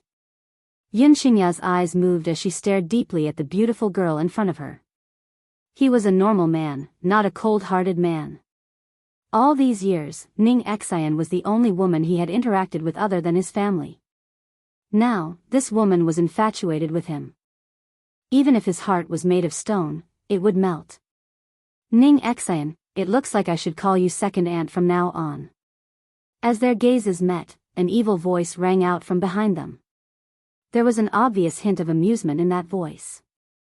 Yun Xingye hurriedly retracted her gaze and coughed twice. Her handsome face was tinged with embarrassment. Xiao Feng, why are you here? Yun Luofeng slowly walked forward, his lips curling into a playful smile. His black eyes sized up the two people in front of him. Come and meet my future second aunt. Chapter 498. Her words were filled with obvious flattery, causing Yunxinya's handsome face to turn even redder. Second uncle, when are you going to marry Ning Xian? Yun Luofeng seemed to feel that the awkwardness between the two of them was not enough, and continued to speak in a mocking tone. Little Feng, Ning Xian smiled faintly, right now, it's just my unrequited love. Once Big Brother Yun accepts my feelings, I will immediately marry her. She would not force Yunxinya, nor would she use kindness to threaten him. She would only wait for the moment when he was willing to accept her feelings. Yunxinya looked at Ning Xian with a complicated expression. I am a man. As a man, I should protect my own woman. However, I am still not strong enough. When I am strong enough to protect her, I will marry her. Ning Xian's heart suddenly skipped a beat as she looked at Yunxinya in surprise. Did Brother Yun mean that he had accepted her feelings? But it wasn't time to marry her yet? Big Brother Yun, I'll wait for you. After stabilizing her mind, Ning Xian's heart calmed down, and the smile on her face became even more moving. No matter how long it takes, I will wait for you. Second uncle. Yun Luofeng seemed to have sensed something and frowned slightly. What you mean by that is, Yunxinya looked at Yun Luofeng. I want to go to the forest of no return. The forest of no return, no return. Anyone who entered the forest of no return would die without a doubt. However, Yun Luofeng did not expect that Yunxinya would actually want to go to that place. Are you sure? She raised her eyebrows and asked. I'm sure. Yunxinya's expression was unprecedentedly solemn. Little Fenger, you only know that there are no returns to the forest of no return, but you don't know that there are also a few people who were able to leave the forest of no return safely. Those people have all undergone a huge change in their strength. If I want to grow up as soon as possible, I must go to the forest of no return. This was also the reason why he was unwilling to marry Ning Xian. It was precisely because he was afraid that if he couldn't return from the forest of no return, he would implicate Ning Xian for the rest of her life. Second uncle, you have to think about it carefully. If you think about it carefully, I will support whatever you do. However, you have to understand that me, grandfather, and Ning Xian, we are all waiting for your return at the Yun family. You must come back to us alive. Yunxinya lovingly rubbed Yun Luofeng's head, her eyes filled with endless gentleness. Don't worry, I know what I'm doing. I'm only going to train in the outskirts of the forest of no return, I'm definitely not going in. For your sake, I will also ensure my own safety. Alright, Yun Luofeng's furrowed brows relaxed. Before you go to the forest of no return, I'll prepare some spiritual medicines for you, just in case. Yunxinya's lips moved slightly. He had thought that Yun Luofeng would definitely not agree to his decision, but he didn't expect that she would actually approve of it. He heaved a sigh of relief in his heart. If Yun Luofeng really did not agree, he would still think of a way to go to the forest of no return. Only with sufficient strength could he protect the Yun family. And he didn't want the same thing to happen again. Big Brother Yun. Ning Xian raised her head and stared at Yunxinya intently. I'm also waiting for you at the Yun family. You have to come back alive. If you are unable to return to the Yun family, then I will guard you for the rest of my life. Yunxinya smiled bitterly and said, Xianer, Little Fenger and my father. Please take care of them. Don't worry, Big Brother Yun. I will take good care of the Yun family for you. Moreover, as long as I am alive, no one is allowed to invade the Yun family. Chapter 499. The girl's eyes were firm, and her delicate face was solemn. Unless she dies, she will not allow anyone to invade the Yun family. Second uncle, do you want to go back and see grandfather before you leave? Yun Luofeng said after thinking for a while. No need. Yunxinya shook her head. If he finds out, then I won't be able to leave. No one knew the old master's character better than him. If he knew that he was going to a place like the forest of no return, he would definitely not let him go. Thinking of this, Yunxinya paused for a moment. Little Fenger, I will set off for the forest of no return tomorrow. You guys can go back to the Yun family and wait for me. He must personally avenge the Medicine City. Only then would he be able to relieve his years of pain. All right. Yun Luofeng nodded lightly. She understood Yun Qingya's thoughts very well. If she had been hurt for so many years, she would not want others to stand up for her. Instead, she wanted to rely on her own hands to take revenge. It's getting late. I'll go back and rest first. You two take your time to chat. Yun Luofeng's lips curved into a smile. He tactfully turned around and left, leaving this space to the two of them. He believed that tonight, they would have many things to talk about. At this moment, Yun Zhao's cold and callous face appeared in her mind. She wondered how that fellow had been recently. Had he left the secret realm? However, she believed that it wouldn't be long before Yun Zhao returned to look for her, Long Yuan country. In the hall of the general's residence, old Master Yun looked at the betrothal gifts that filled the entire hall with a headache. He rubbed his temples and said in a low voice, "You still haven't found out the origin of these betrothal gifts?" Yi Ling shook her head. "I made the Fallen Maple Pavilion's people go and investigate, but they still couldn't find out who sent these betrothal gifts. So, I don't know who proposed to Master." Sigh, the old man sighed helplessly. Sure enough, before one wave has subsided, another wave rises. I wonder when Feng will return. Just as the old master finished speaking, a servant hurried in from outside the door and reported respectfully, "Master, Eldest Miss and Miss Ning Xin have returned." What? Master Dongfang suddenly rose to his feet, his wrinkled face filled with joy. "Ning Xin is all right? That's great news. Let's go and welcome Feng. After saying this, he strode out of the door. With just a glance, he saw the two girls crossing the threshold and entering. One of them was a young girl dressed in a white robe. She was devastatingly beautiful and her beautiful face had an evil smile on it. Her pitch-black eyes stared unblinkingly at the old man in the courtyard. The other girl was beautiful and had a dignified demeanor. She stood quietly beside Yun Luofeng, her bright eyes filled with smiles. "You're back." The old man stopped in his tracks and quietly watched the two people walk into the general's mansion. After a while, he finally said this.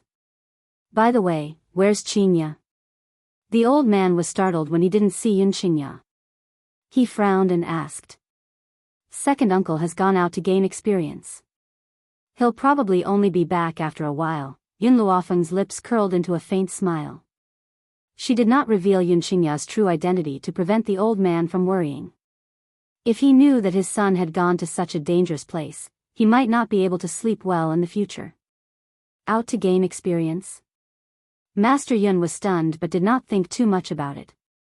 His tightly furrowed brows gradually relaxed. "Feng, you're back at the right time.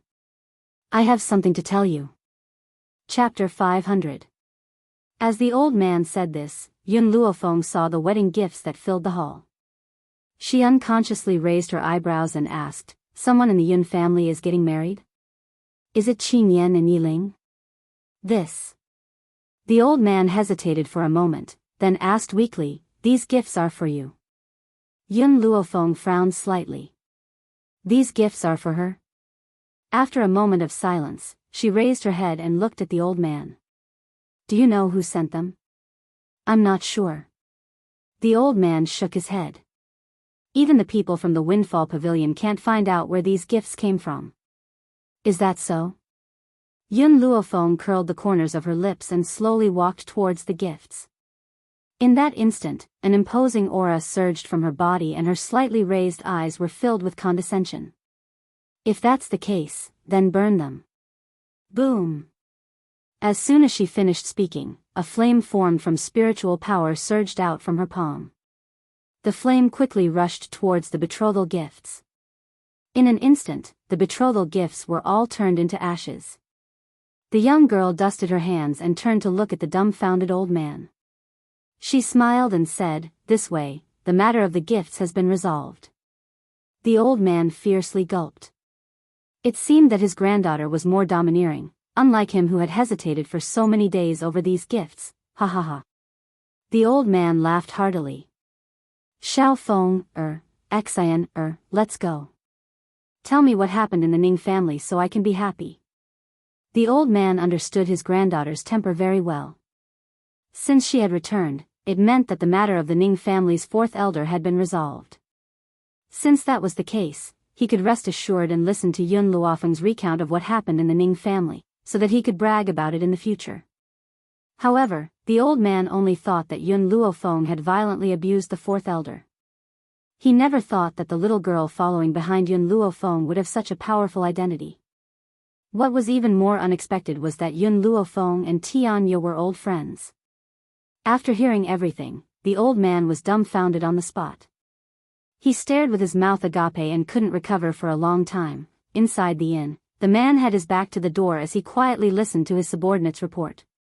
After a long while, he finally reacted and a smile appeared on his handsome and demonic face. You said that Yun Luofeng burned the gifts? Reporting to the young master, I saw it with my own eyes. I have come to report this to the young master. It's fine, Bai Su smiled and waved her hand. You may leave. Yes, young master. The guard cupped his fists and stood up from the ground.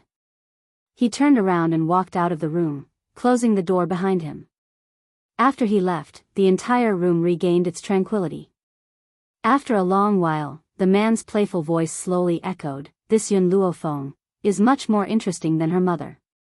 At this moment, the beautiful woman who was standing beside the man pursed her lips slightly and looked at the man's handsome face with a complicated gaze. Master, Bai Su, said. Bai Luofeng, Bai, she and said. Luo, Bai, Yun, that's right, Bai Su raised her eyebrows and stroked her chin. Because I realized that this woman is useful to the Bai family. The beautiful woman was a bit surprised. Young master, Yun Luofeng is only the general's granddaughter, why would she be useful to the Bai family? She's very talented. Bai Su's eyes narrowed, she's the same kind of person as me. If I'm not wrong, the reason why the Shao family had attacked the Bai family was because this woman had plotted against us. That's why I'm interested in her. Chapter 501. It had been a long time since he had met a woman who could pique his interest. And this woman, her achievements in the future would be extraordinary. A person like Yun Luofeng is very dangerous. If we try to rope her in, we will not be able to control her. Only a handsome man will work on her. Bai Su's eyes carried a hint of a smile. After all, from the information I have gathered about her, this woman is infatuated with Yun Zhao's beauty and often teases him. For this, I can only sacrifice my own beauty. Young master. The beautiful woman pursed her red lips and her demonic eyes carried a hint of confusion. This subordinate thinks that young master is too attentive towards Yun Luofeng. She is only an ordinary person. Ordinary person? Bai Su glanced coldly at the beautiful woman. When I first met that woman, she was only a high spiritualist. She was not even a earth spiritualist. But how long has it been? She has already become a celestial spiritualist. With such talent, I'm afraid even I cannot compare to her. Yet, you say that she is an ordinary person? The beautiful woman's body trembled and her beautiful eyes widened in shock. In such a short period of time, she has become a celestial spiritualist? How powerful must her talent be? No wonder the young master is so attentive towards her. He did not hesitate to sacrifice his own beauty to make her return to the Bai family. But, thinking of the secret love that she had buried in her heart, the beautiful woman's face carried a hint of bitterness. Her heart felt as if it had been pierced by a needle. Nightfall. The general's residence was exceptionally quiet under the moonlight. Yun Luofeng sat in the pavilion and gently stroked Milk Tea's hair. Her slightly narrowed eyes flashed with light. This time, Xiaobai did not follow her back. Because Tianya had said that he needed her help with something, she had brought him along. That was why she had lost a little follower behind her. Milk Tea, did you really see that person go to the inn? Milk Tea nodded her head. When Yun Luofeng had burned the betrothal gifts, she had felt an unconcealed breath.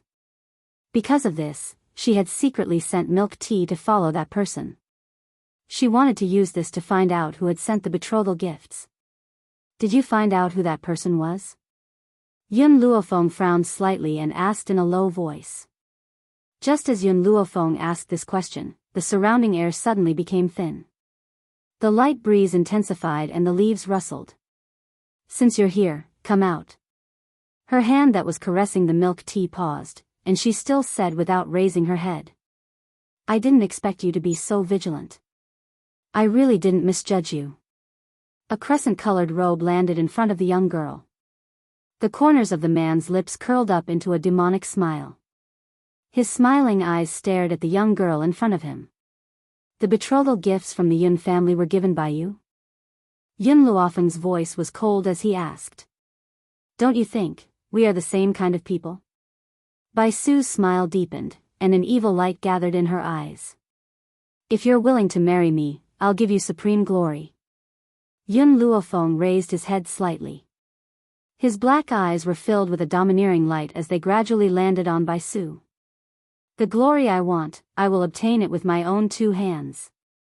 Not given by anyone. Moreover, I don't think you have the ability to do so. I can't, but Yun Shao can. Bai Su took a few steps closer to Yun Luofeng. His slightly narrowed eyes revealed a dangerous light. He waved his hand and grabbed her arm tightly. He then smiled coldly and said, Yun Luofeng, believe me. As long as I have enough time, Yun Shao will not be able to defeat me. Chapter 502. Get lost. Yun Luofeng's expression sank. She flung her arm fiercely and flung his hand away. A loud cry escaped from the young girl's lips.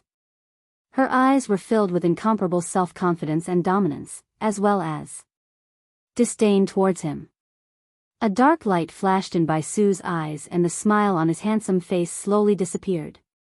He stared fixedly at Yun Luofeng and suddenly laughed icily. Everyone says that the eldest lady of the general's household is incomparably lustful and often takes liberties with the guards by her side. I had thought that I could make you join the Bai family as long as I could use my charm to trick you into joining the Bai family. Unfortunately, I was wrong. You are indeed different from those love-struck fools. Yun Luofeng raised an eyebrow, and then? In this lifetime, the only man she would tease was Yun Shao alone. The more you reject me, the more interested I become in you. Bai Su's lips curled into a demonic angle once again. His crescent-colored robes fluttered in the night breeze and his jet-black hair danced in the wind, gently brushing past his handsome face. His voice carried an extremely seductive air as if it was luring people towards him. However, faced with such a handsome man, Yun Luofeng remained unmoved. She lazily rose to her feet from the pavilion and shot Bai Su a demonic look. Unfortunately, I have no interest in you. Once she had said her piece, she did not spare the man behind her another glance and walked towards the rear courtyard. When she was halfway there, she stopped in her tracks and said without turning her head, the young master of the Bai family actually trespassed into someone else's residence at night. If word of this gets out, I'm afraid the Bai family's reputation won't be good. Bai Su narrowed his eyes and the aura from his body became even more dangerous. His robes fluttered and his handsome features became incomparably sinister under the moonlight. Yun Luofeng, I will have you. His lips curled into an eerie smile and no longer had his demonic charm. He stared fixedly in the direction that the young girl had left as he spoke sinisterly. If I can't have you, I can only destroy you. He would not let anyone else have what he could not have. Hence, he could only destroy her. Young master. The beautiful woman had unknowingly appeared beside the man. She bit her lip and looked at Yun Luofeng's departing figure with a complicated expression. This woman. It doesn't seem like it's that easy for her to become a member of the Bai clan. Furthermore, when you weren't here, the Bai clan was hit hard. It was all because of this woman. Why did you? Bai Su did not say anything. Her gaze remained fixed in the direction where Yun Luofeng had disappeared. There was a look of contemplation in her eyes. Young master, the beautiful girl subconsciously clenched her fists, jealousy surging in her heart. Why wouldn't Yun Luofeng accept such an outstanding man like the young master? If it were him, he would definitely agree immediately. Let's go back. As Bai Su turned around, his sleeves fluttered in the breeze. The dark night made his eyes look even more profound. Bang! Yun Luofeng closed the door and was just about to turn around when a young boy wearing a snow-white robe appeared in front of her, causing her to freeze in place. The boy looked like he was carved from jade. His big, bright eyes shone brightly. His rosy lips were slightly pouting, and his voice was childish. "Master, it seems like you're not happy to see me." "Not happy?" She was obviously scared stiff. Yun Luofeng recovered her senses with great difficulty. "Xiao Mo, can you leave the divine grimoire space now?" Chapter 503. Master. Bang! Little Mo opened his arms and rushed towards Yun Luofeng. His soft body fiercely collided into the young girl's embrace, his two short arms tightly hugging the slender waist in front of him. "Ever since you broke through to the celestial spirit realm, I can appear in your world for a short period of time." He raised his cute little face, a brilliant smile on his tender face. "Then when can you stay for a long time?" Yun Luofeng raised his eyebrows and asked. "This." Little Mo's finger gently tapped his lips, his blinking eyes filled with doubt. "Actually, I'm not too sure. When Master breaks through to that realm, I'll naturally be able to sense it." Yun Luofeng gently stroked his chin, his black eyes filled with contemplation. At this moment, there was a bang and Qing Yen staggered in. Her delicate little face was as red as an apple as she panted and said, "Miss, something has happened." "What is it?" Yun Luofeng raised his eyebrows and looked at Qing Yen, asking calmly. "Miss, it's Zhong Linger." "Zhong Linger, she." Qing Yen wiped the sweat on her forehead and said anxiously, "She was captured by the Tian family." Yun Luofeng's expression sank little by little. Zhong Linger, as the vice-commander of the Flame Legion, had been out on a mission and had not returned for a long time. So she had been captured by the Tian family. "I never thought that other than dealing with Tian Ku, there would be other people from the Tian family who would come knocking on our door." Yun Luofeng's narrowed eyes flashed with killing intent. "However, I remember that Zhong Linger's mission this time has nothing to do with the Tian family. Why did she fall into their hands?" "Miss, it's like this. According to the other members of the Flame Legion who escaped, Zhong Linger's mission this time was near the Tian family. Unfortunately, she just happened to bump into the Tian family's team." Qing Yen took a deep breath and reported everything she had heard to Yun Luofeng. Within the Tian family's team, there was a person who was Zhong Linger's elder brother. Zhong Linger's elder brother? Yun Luofeng was stunned. "Zhong Linger is from the Tian family?" "No. That's not right. According to the information I obtained, Zhong Linger is just a daughter of an ordinary family." "When did she get involved with the Tian family?" "Miss, that man from the Tian family is Zhong Linger's half-brother." Speaking up to this point, Qing Yen was a little angry. She tightly clenched her small fists. That year, Zhong Linger's father was seriously injured when he was training outside. Fortunately, a young girl from a commoner's family saved him. Who would have thought that this animal would see that the young girl was quite beautiful? After he recovered from his injuries, he raped her. That girl wanted to commit suicide, but she was saved by her childhood sweetheart fiancé. Moreover, he didn't despise her and married her. Yun Luofeng laughed coldly. "This is really the real-life story of the farmer and the snake." "The farmer and the snake?" Qing Yen looked at Yun Luofeng in surprise. "Miss, how come this servant has never heard of this story?" "This story describes the situation of Zhong Linger's parents. Because you don't know if the person you save will bite the hand that feeds you." Yun Luofeng raised his eyebrows. "So, I never save anyone unrelated to me." "Qing Yen, you must remember, we are not saints. There is no need to pity others. Otherwise, the next mother of Zhong Linger will be you." Chapter 504. Qing Yen nodded and said solemnly, "Miss, this servant understands." "All right, you can continue with what's coming next." Yun Luofeng raised his eyes slightly and stared at the little servant girl standing in front of him. Previously, she had only asked the people from Luofeng Pavilion to investigate the background of the army members, but to respect their privacy, she did not investigate further. This was also the result of not knowing that Zhong Linger was from the Tian family.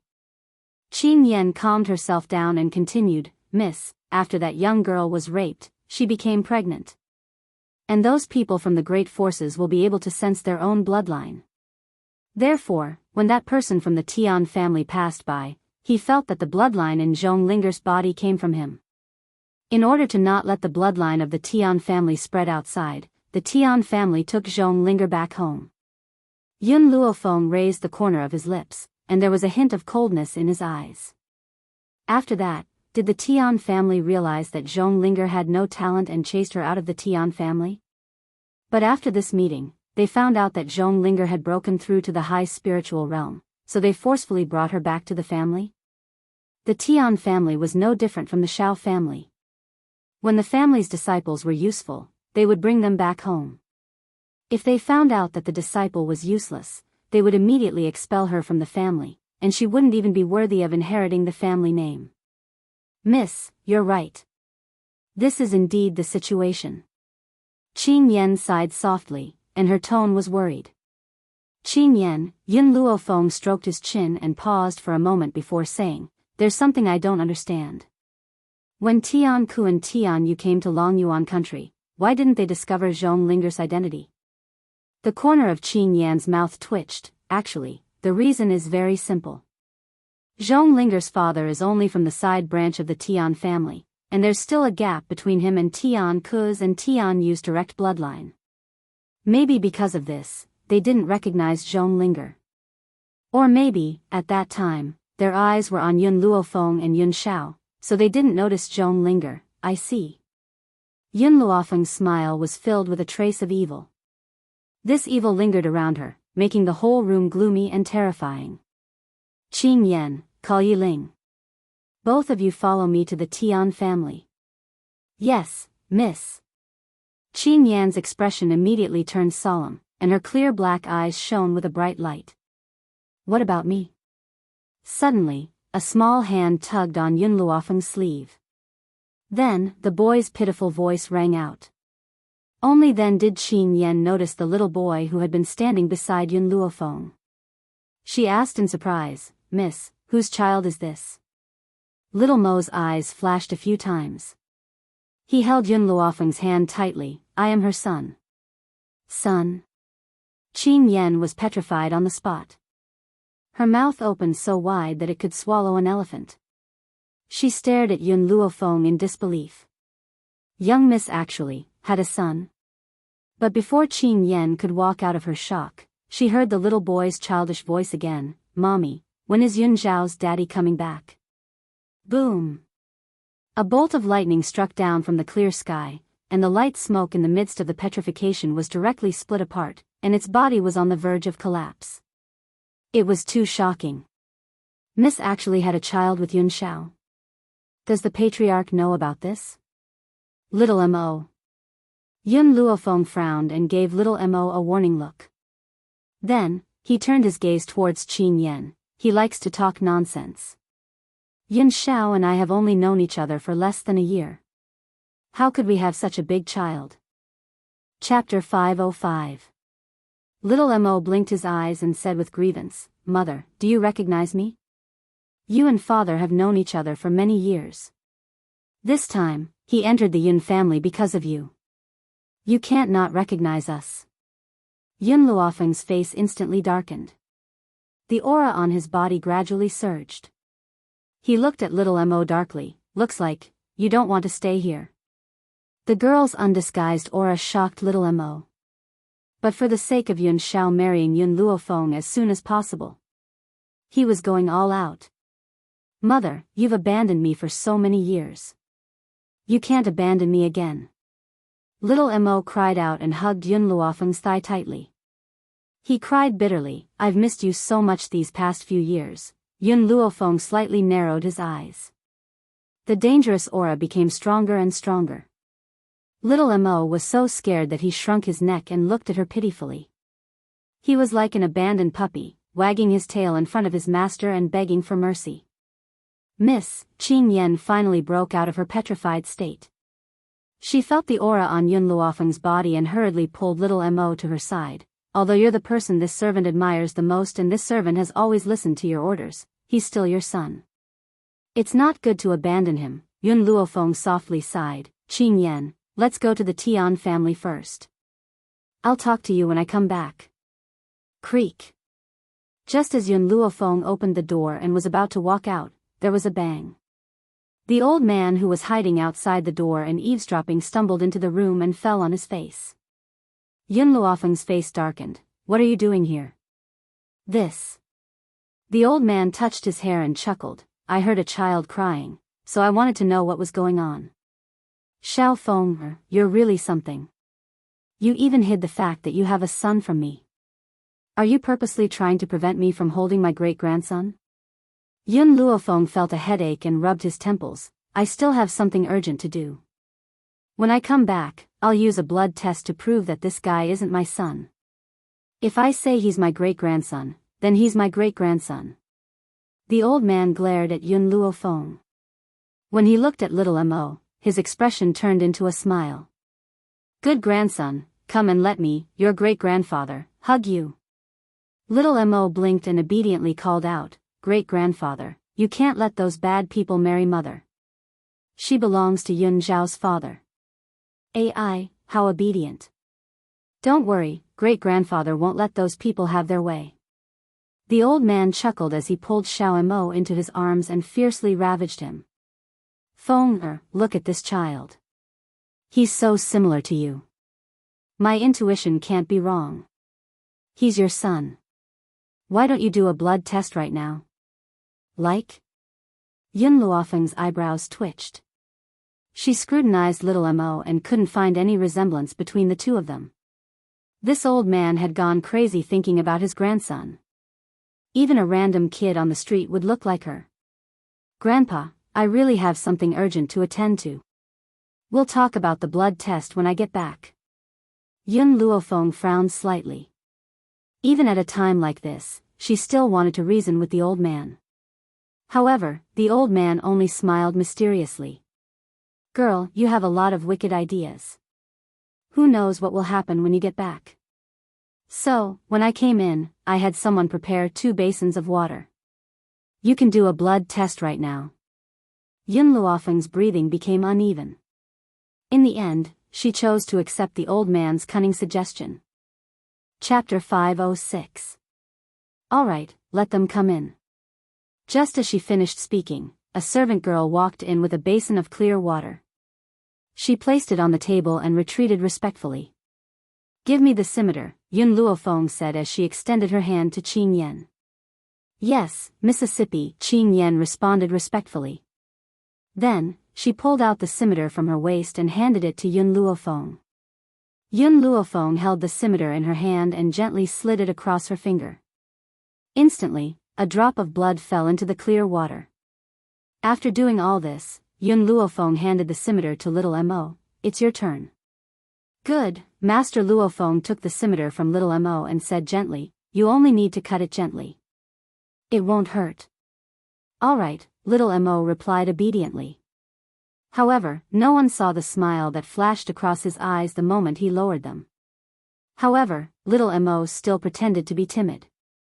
He took the scimitar with trembling hands and closed his eyes as he slid it across his finger. Seeing little Mo's pale little face, Master Luofeng's heart ached. He hurriedly took little Mo's hand and breathed into his mouth. Yun Luofeng did not speak. Her eyes were fixed on the clear water on the table. Then, she saw that the drops of blood that had been separated on both sides seemed to be pushed forward by a force until the 2 sides met and fused together. Instantly, Yun Luofeng was stunned. The blood dripping was a success? How was that possible? How could she and little Mo have a successful blood dripping? Ha ha ha. Master Luofeng laughed heartily. His old face was full of excitement. This child and I hit it off so well. I've long said that he's my great-grandson. Feng, so you and Yun Xiao have already progressed to this level. I've been worried about you too. Yun Luofeng's face darkened. Little Mo is 5 now. If he's my son, did I give birth to him when I was 10? Master Luofeng thought for a moment and said, that's not impossible.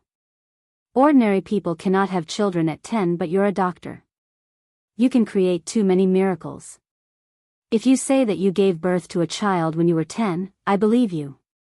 Yun Luofeng regretted letting little Mo leave the divine grimoire space and causing so much trouble. Follow me. She pulled Xiao Mo away from the old man's arms and quickly walked out of the room.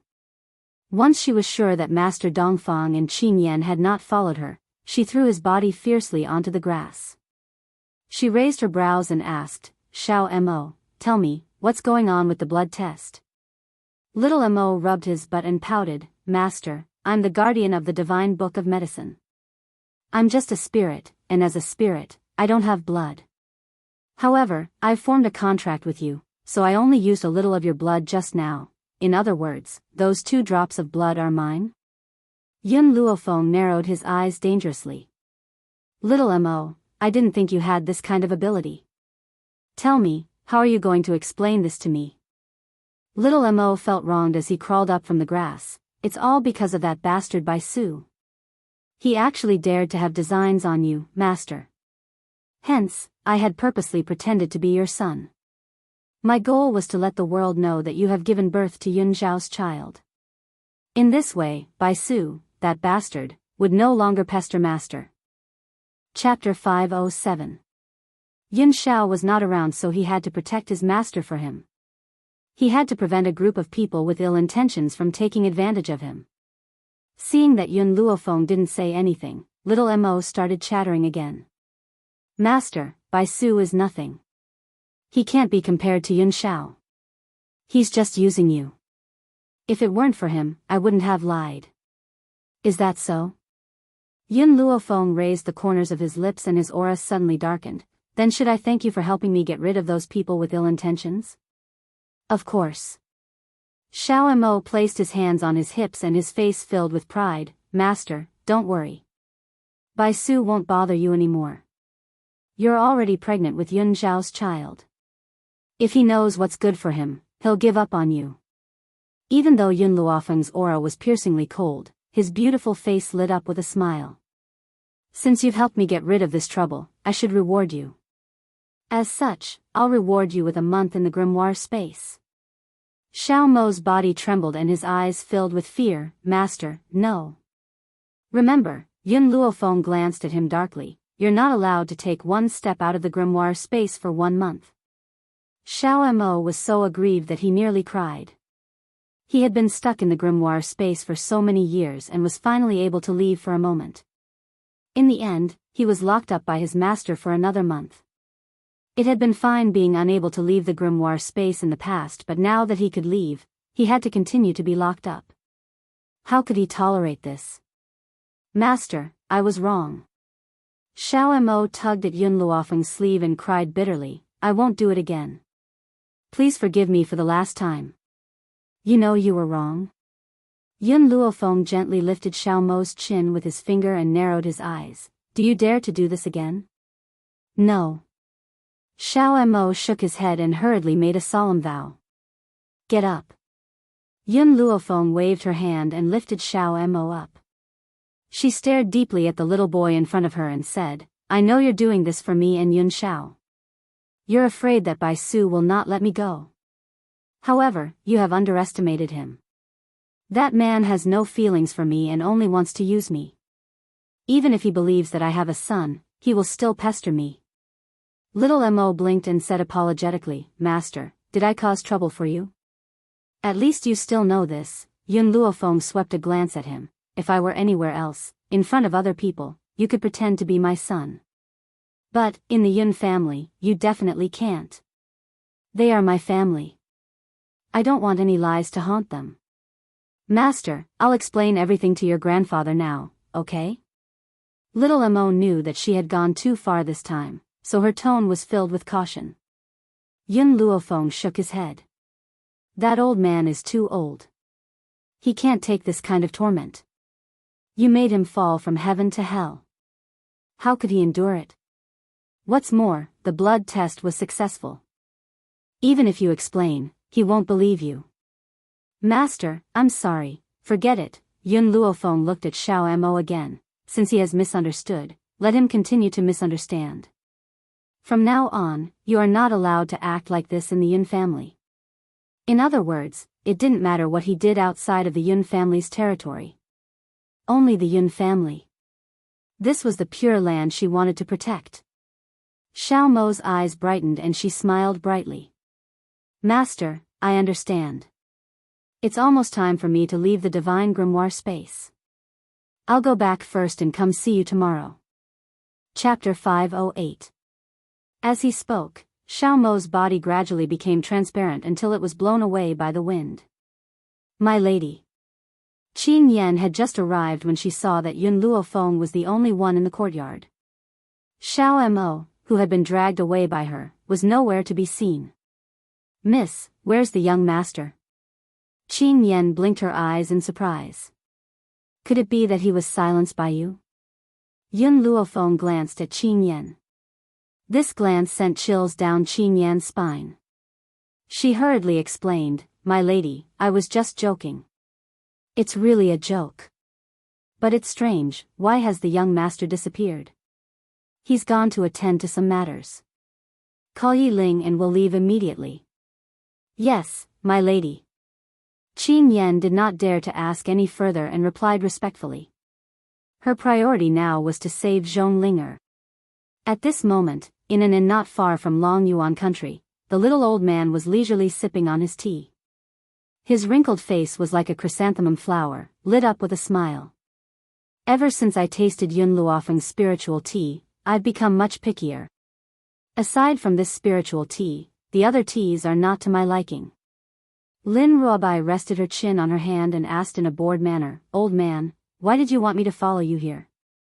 If you have something to do, hurry up and finish it. I still need to go back and serve my master. Don't be in such a hurry, there's something that only someone with your physique can help me get. The little old man spoke in a leisurely manner, When I get the medicinal herbs, I'll give half to your master. Take it as a reward for using you for a period of time. Lin Ruobai pursed her lips, What about me? Am I just a free worker? Xiao Bai, I won't use you for nothing. This time, you'll get the most precious thing. That thing is much more precious than medicinal herbs. The little old man turned to look at Lin Ruobai and spoke seriously. Lin Ruobai's eyes lit up, What's that? Well. The little old man gently stroked his long beard and chuckled, That's a precious experience. You grew up on Mount Spirit God and have never come into contact with the rest of the world. I've brought you out this time so you can gain the experience of exploring. Isn't the thing you have the most? Before he could finish the word precious, Lin Ruobai picked up a cup of tea and threw it at the old man. Bang! With a muffled sound, the little old man's head instantly swelled up, and the tea spilled all over him. He shook his head helplessly. Youngsters nowadays are really hot-tempered. I was just joking. Why take it so seriously? Humph. Lin Ruobai snorted coldly, turned his head, and did not look at him again. All right, Xiao Bai girl, I won't argue with you this time. We should welcome our guests. Guest? Lin Ruobai was stunned for a moment. When he turned his head to look, the door was pushed open, and a group of people dressed in green robes appeared in the room. The leader of those people was a middle-aged man. He cupped his fists and said respectfully, Uncle Tianya, I've finally found you. The little old man smiled faintly. Previously, I met two people who randomly called themselves uncles, and now there's another one. Why, is it popular to recognize relatives these days? The middle-aged man laughed awkwardly. Uncle Tianya, I'm a Tian Xian from the Tian family. According to seniority, I should address you as uncle. I've come here this time to bring Uncle Tianya home. This old man has always been alone. I don't have such a thing as a home. Please go back. Don't force me to take action. Chapter 509. Tianya frowned slightly. These people were really like leeches sticking to him. No matter how hard he tried, he couldn't get rid of them. Uncle Tianya, how can you say such words? The Tian family is your family. This junior was ordered by the elders to find Uncle Tianya's whereabouts. However, Uncle Tianya has been hiding for so many years. It's really hard for me to find you. Tian Xian smiled and took 2 steps forward. No matter what grudges Uncle Tianya had with the Tian family, now that so many years have passed, it's time to resolve it. Resolve? Tianya sneered. That year, if not for the Tian family scheming against me, my beloved woman wouldn't have left. Tell me, how do you think this grudge should be resolved? Uncle Tianya, the Tian family is doing this for your own good. Since young, your talent is outstanding. How can an ordinary woman be compared to you? The Tian family only found the most suitable woman for Uncle Tianya. Who knew Uncle Tianya would be so hot-blooded and go against the order? In other words, the Tian family didn't do anything wrong. The one at fault was Tianya. Who asked Tianya to not marry the woman chosen by the Tian family and be with a slut? That's right, in the eyes of everyone in the Tian family, the woman Tianya fell in love with was a slut. Otherwise, why would she want to dominate Tianya and not allow Tianya to choose an easier path? Hee hee. Tianya curled his lips and looked at the middle-aged man with murderous intent. Why should I listen to your Tian family's orders? What right does the Tian family have to order me? Just because I was a member of the Tian family? If that's the case, I'll just leave the Tian family. But why do you keep pestering me after I left? His eyes turned sharp. He no longer had that shameless face he had in front of Yun Luofeng. Uncle Tianya, back then, you injured many people in the family in a fit of rage. Is that not enough to appease you? Plus, it was because the woman you loved didn't trust you enough that it led to the final result. Tianya narrowed his eyes. In other words, it's all Fu Xing's fault. That's right, it's all that woman's fault. From Tian Xian's point of view, it was all that woman's fault for seducing Tianya. Otherwise, Tianya wouldn't have abandoned the Tian family. Tianya was so angry that he laughed. If your wife was lying on the same bed with another man, would you misunderstand? If you misunderstand your wife, is it because you don't trust her enough? Of course, if the Tian family didn't knock him out, this wouldn't have happened. It was then that he began to study medicine diligently, also that he would not be schemed against by others again. Uncle Tianya, Tian Xian's expression changed. Women are different from men. If a woman shares a bed with another man, no matter what happens between them, this woman must die. Men, on the other hand, can have multiple wives and concubines. That woman leaving you isn't the Tian family's fault. It's just that she's too jealous. Such a jealous woman, how could she be qualified to enter our Tian family? Impudent. Bang! Tianya waved his hand, and instantly, a powerful force slammed into the middle-aged man's chest. His body was sent flying out of the room, and blood unceasingly flowed out of his mouth. Just as he was about to crawl up from the ground, the old man who had been sitting in the room had unknowingly appeared in front of him. With a lift of his palm, he was lifted up from the ground. At that moment, the little old man's expression was terrifying, and his gaze was frighteningly sinister as he stared at Tian Xian. Who allowed you to speak to this old man like this? The middle-aged man wiped away the bloodstain at the corner of his mouth. Uncle Tianya, my father, is your biological younger brother. Are you going to act against your own nephew? Chapter 5:10. This was the reason why Tian Xian dared to say such a thing. In the Tian family, his father was Tianxuan's only relative, so it was impossible for him to kill him. You're that bastard son. The little old man grabbed Tianxuan's clothes tightly. I was just wondering why your name sounded so familiar. So you're his son. I've been so good to him since he was young, but he colluded with those people to plot against me. Bang! Tian Xian once again flung Tian Xian away, his eyes cold. Go back and tell that bastard that after I find Fu Sheng, I will go back and settle the score with them. Don't think that I've been tolerating you all these years. I just don't have the time to settle the score with you. And you all think that I've already forgiven the Tian family for what they've done, and use my name to stir up trouble everywhere. Tianxian was stunned for a moment, his face filled with anxiety. Uncle Tianxian, you can't lose your head because of a woman. Have you forgotten? That year, because of jealousy, that woman not only left you, but also secretly sent an assassin to finish you off. Hearing this, the little old man glanced at him with a smile that did not seem like a smile. His tone was indifferent, as if he had seen through everything. Are you sure that the person sent to kill me was Fu Sheng? Tianxuan's heart suddenly trembled, and a trace of panic flashed across his eyes. Could it be that Uncle Tianxian knew that the person sent to kill him was from the Tian family? No. Impossible. If he really knew about this, he would not have allowed the Tian family to run amok until today. He must be just trying to scare them. Uncle Tianxian, I'm sure that it was that woman Fu Sheng who wanted to kill you. My father had long seen that woman's evil intentions, so he helped others to do such a thing. We're all doing this for your own good. You can scram now.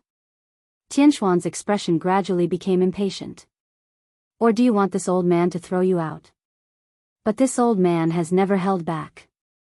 If you accidentally fall to your death, that bastard father of yours will definitely come after me. Tianxian gritted his teeth, steeled his heart, and waved his hand. Let's go. The moment before he left, Tianxian turned his head back to look at the little old man. There was a gloomy look in his eyes, but in the end, he turned around and left without looking back. As he watched those people leave, Lin Ruobai took out a piece of pastry and put it in his mouth. He asked incoherently, Old man, why did you let them go? If he wasn't wrong, the old man did indeed exude killing intent in that instant. She didn't understand why he didn't kill them. Hee, the little old man sneered twice, the members of the Tian family won't live for long. Today, I still have other matters to attend to, so I'll forgive him for now. Once I'm done with my business, I'll properly settle the debt from that year with them. Seeing this, Lin Ruobai didn't say anything more and enjoyed the delicious desserts on the table. Have you guys heard? I heard that Long Yuan country's general's granddaughter, Yun Luofeng, has sent a letter of challenge to the Tian family, claiming that she will pay a visit to the Tian family soon. Just as the little old man turned around and was about to enter his room, a commotion came from downstairs, causing him to stop in his tracks. I've heard about this. It seems that the Tian family had captured her subordinates. Because of this, she sent a letter of challenge to the Tian family in a fit of anger. Speaking of which, what's the background of the Tian family? Why haven't I heard of them before? Letter of challenge? Tian family? The little old man's anger was ignited once again. He rushed into the room, picked up Lin Ruobai, and quickly ran out of the inn. Chapter 5:11. Old man, where are we going? Lin Ruobai was held in the little old man's hands and the wind blew past her ears. Her beautiful hair was in a mess, brushing past her delicate little face. To the Tian family.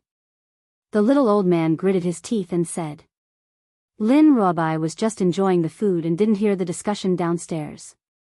Now that the little old man said those 3 words, she blinked her eyes blankly. Didn't you say you have something to do? Why are we going to the Tian family now? Isn't it because those bastards from the Tian family provoked our master? I'm going to support Yun Luofeng. Originally, he didn't plan to make a move on the Tian family so soon. However, those people were really daring to provoke Yun Luofeng. He had no choice but to go. But Lin Ruobai stretched out her hand in the direction of the inn. She was so wrong that her tears almost fell. My pastries. You should at least let me take them away. Tianya didn't care about Lin Ruobai's thoughts. He pulled her and ran forward. Because his speed was too fast, Lin Ruobai directly fainted in the air. Tian Mountain was where the Tian family was located.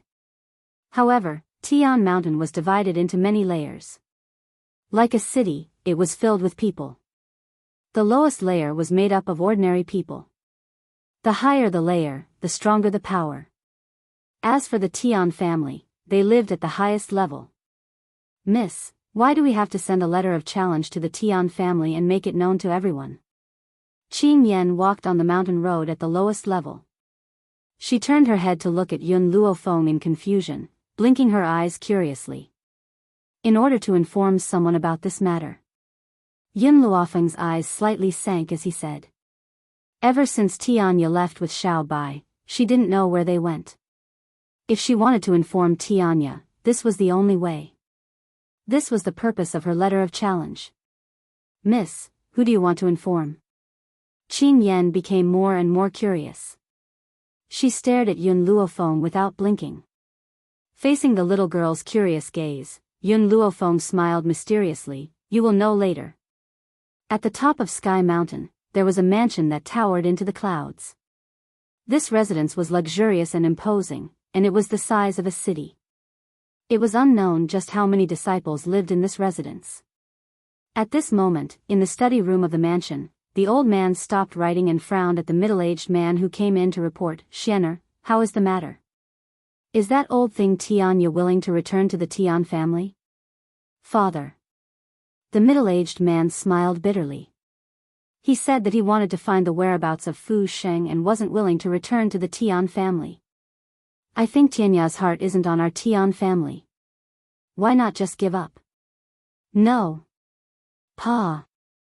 The old man exerted strength in his hand, and the brush in his hand was broken into two. With a gloomy face, he coldly said, Tianya is a member of the Tian family. We must let him return to the Tian family. Father, Tianya is so in love with that woman, fleeting life. Why don't we get someone to disguise themselves as her to seduce Tianya? No, the old man shook his head. Tianya is no longer the him from decades ago. His medical skills are brilliant now.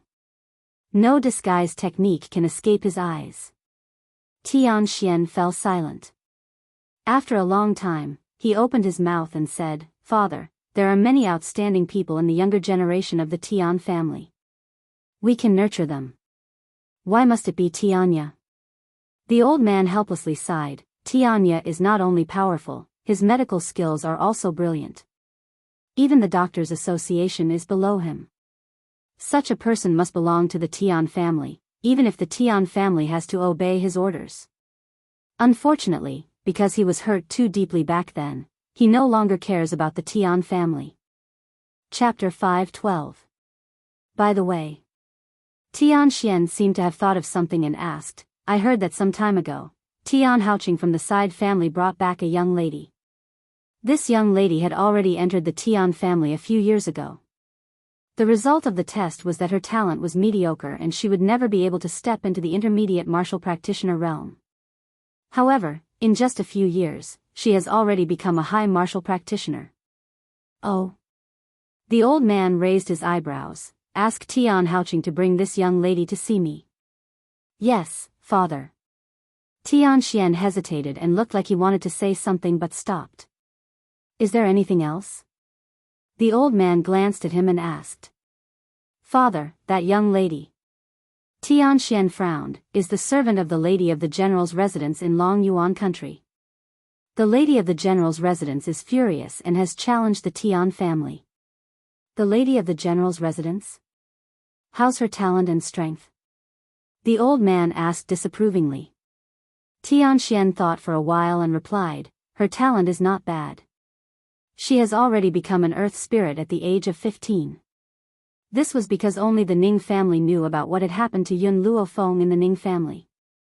Furthermore, in order to prevent Yun Luofeng from attracting trouble, the Ning family had sealed off all information about her. That was why these people did not know that she had already become a sky spirit. An earth spirit is simply an ant-like existence. There's nothing to be afraid of. The old man smiled faintly. At that time, you can just find a branch family member who's an earth spirit to deal with her. A person with such a lowly status isn't worthy of the direct descendant of the Tian family. Yes, father. Tian Xian cupped his fists respectfully and strode out of the door. Not long after, a disciple of the Tian family walked in with a young girl. Beside the young girl was a middle-aged man, and the man's eyebrows were somewhat similar to the young girl's. Master. The middle-aged man was a little excited. He never thought that the high and mighty master would meet him one day.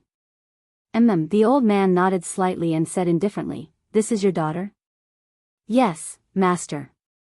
The middle-aged man hurriedly pushed the young lady and said anxiously, "Ling Er, when you see the master, quickly kneel down." However, the young lady beside him did not move.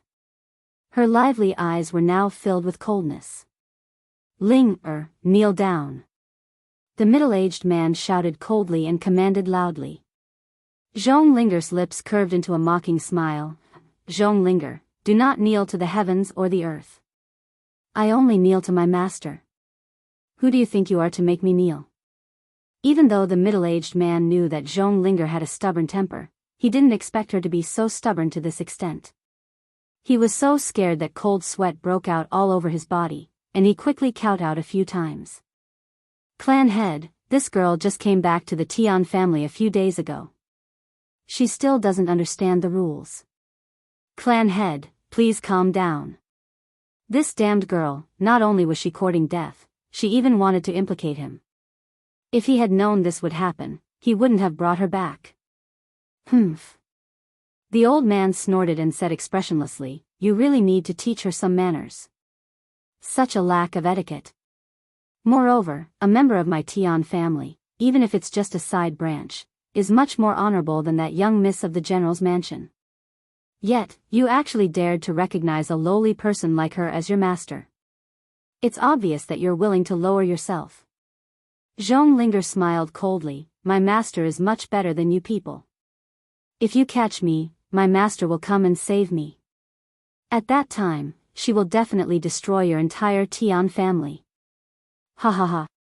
The old man laughed out loud, "Little girl, you think too highly of her.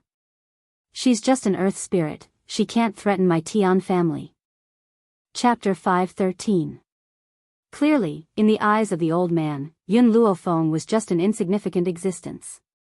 Zhong Linger snorted softly and turned her head away, not even looking at the old man.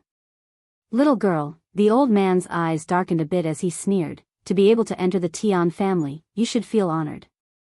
No matter what, the Tian family's power is much stronger than the general's residence. You can only have a future if you contribute to the Tian family." Hearing the old man's words, Zhong Linger finally turned her gaze away and her lips curled into a mocking smile. "I wonder how you want me to contribute to the Tian family?" "Hee hee." The elder's eyes flickered, and he said with a fake smile, "Little girl, your tibia is extremely poor.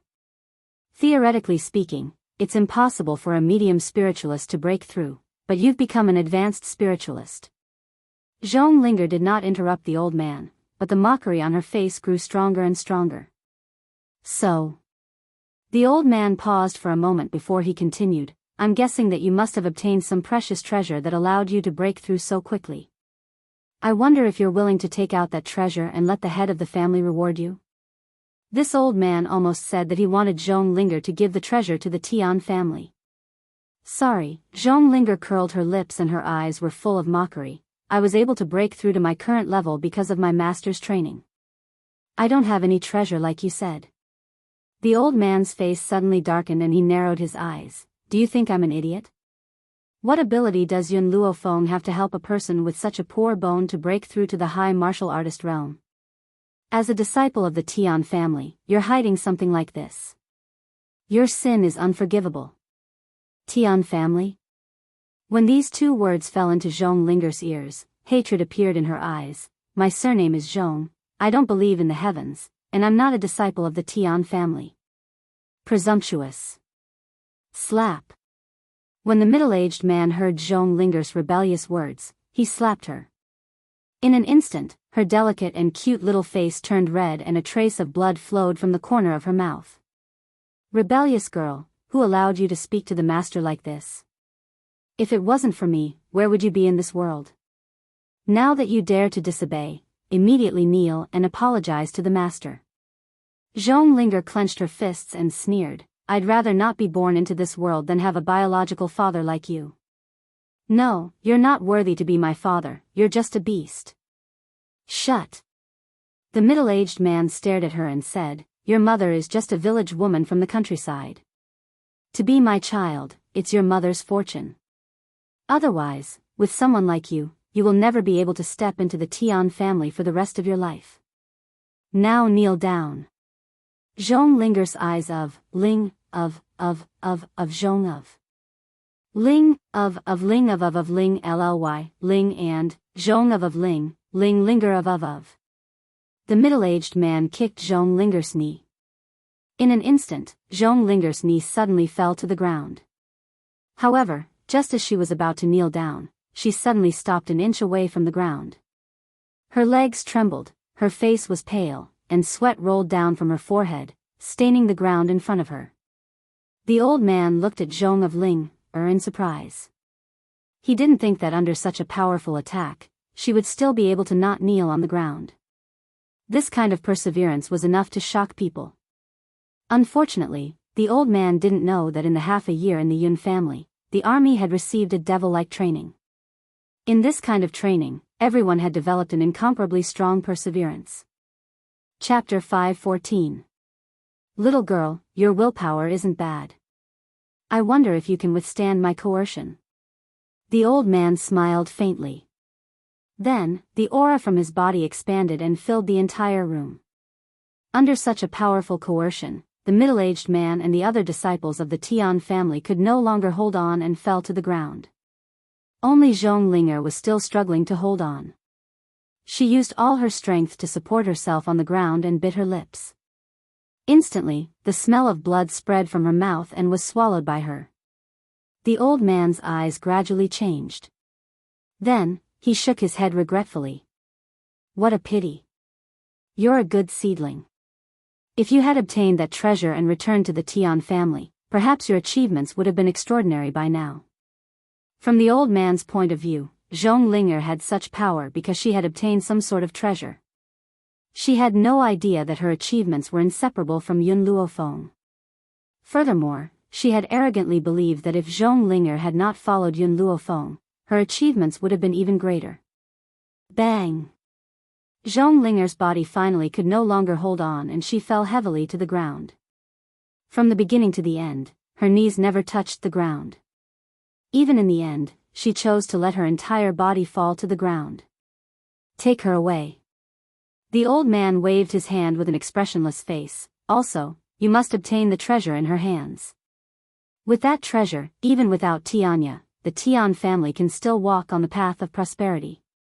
Tianya, aren't you very arrogant? If that's the case, then I will surpass you. Let's see how arrogant you can be when you face the Tian family in the future. Celestial Mountain. On a rugged and uneven mountain path, a young girl dressed in a snow-white dress slowly walked across the mountain path.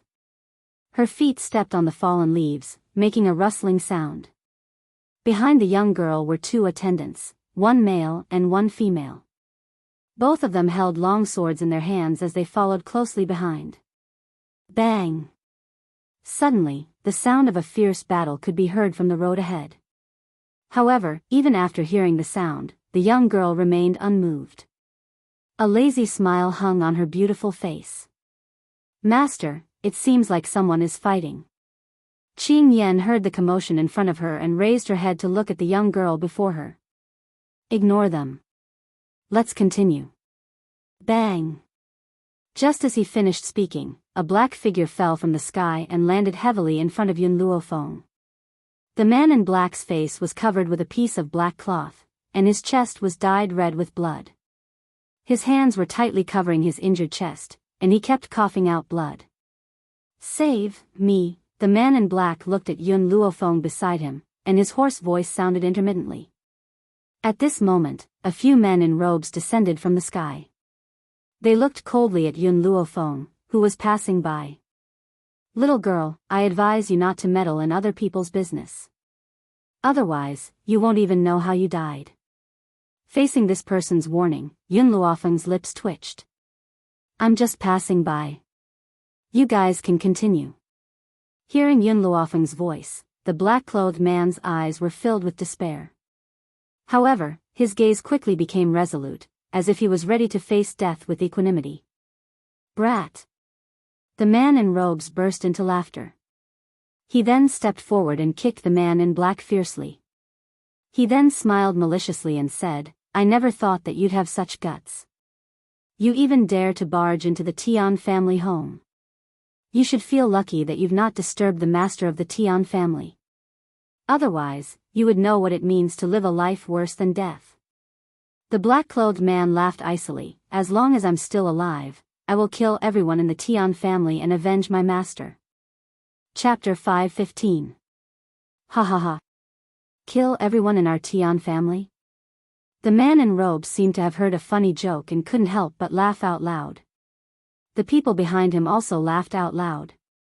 The way they looked at the man in black became more and more disdainful. After a long time, the man in robe finally stopped laughing and coldly said, "With just you, I would like to see what ability you have to kill everyone in our Tian family." The man in black's voice was cold. His eyes were filled with murderous intent.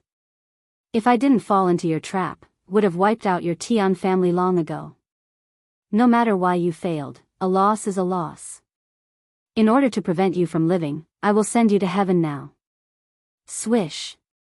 The man in robe pulled out the long sword in his hand and pointed it at the man in black. Just as he was about to deal with this man in black, a hand suddenly reached out from the side and held the hilt of the sword tightly. The man in black was stunned and looked at the beautiful girl who was holding the long sword tightly. His eyes were filled with doubt. This girl obviously didn't want to meddle in other people's business. Why did she save him now? Yun Luofeng didn't know what the man in black was thinking. Her black eyes gradually fell on the man in robe. "You're from the Tian family?" "That's right." The man in robe frowned and coldly said, "Since you know I'm from the Tian family, why aren't you letting go?" "Sorry." Yun Luofeng's lips slowly raised, forming an evil arc. "The one I'm looking for is your Tian family." Boom! Yun Luofeng's fist suddenly shot out. With a punch, the man in robe's body flew out. Not sure if it was a coincidence or intentional, under Yun Luofeng's punch, the man's head hit the hard mountain rock. Suddenly, blood flowed out, overflowing the mountain stream. The others were scared silly. Only after a long time did they react. Trembling, they pointed at Yun Luofeng and said in horror, You actually dare to attack our Tian family's disciple? You're not afraid of death?" "I've said before, the one I'm looking for is the Tian family." Yun Luofeng glanced at him. "Immediately go back and tell your Tian family that I, Yun Luofeng, am here to find them. Will they choose to obediently hand over the person, or let me wipe out the Tian family?" Yun Luofeng. Hearing these 3 words, the disciples of the Tian family were shocked. None of them went to collect the corpse of the long-robed man. Instead, they hurriedly ran up the mountain. "Qing Yan, Yi Ling, let's continue." From beginning to end, Yun Luofeng did not even look at the man in black. She continued to walk forward. "Wait." The man in black climbed up from the ground and knelt on one knee. "Miss, please accept me. Let me destroy the Tian family with you. As long as you agree to this condition of mine, I am willing to serve you for 3 years." Yun Luofeng's footsteps paused slightly. Without turning his head, he said, "A few disciples of the Tian family have forced you to this degree. What kind of strength do you have to be loyal to me?" Hearing this, the black-clothed man's face flashed with shame. He coughed twice and said, I didn't expect the Tian family to have so many traps.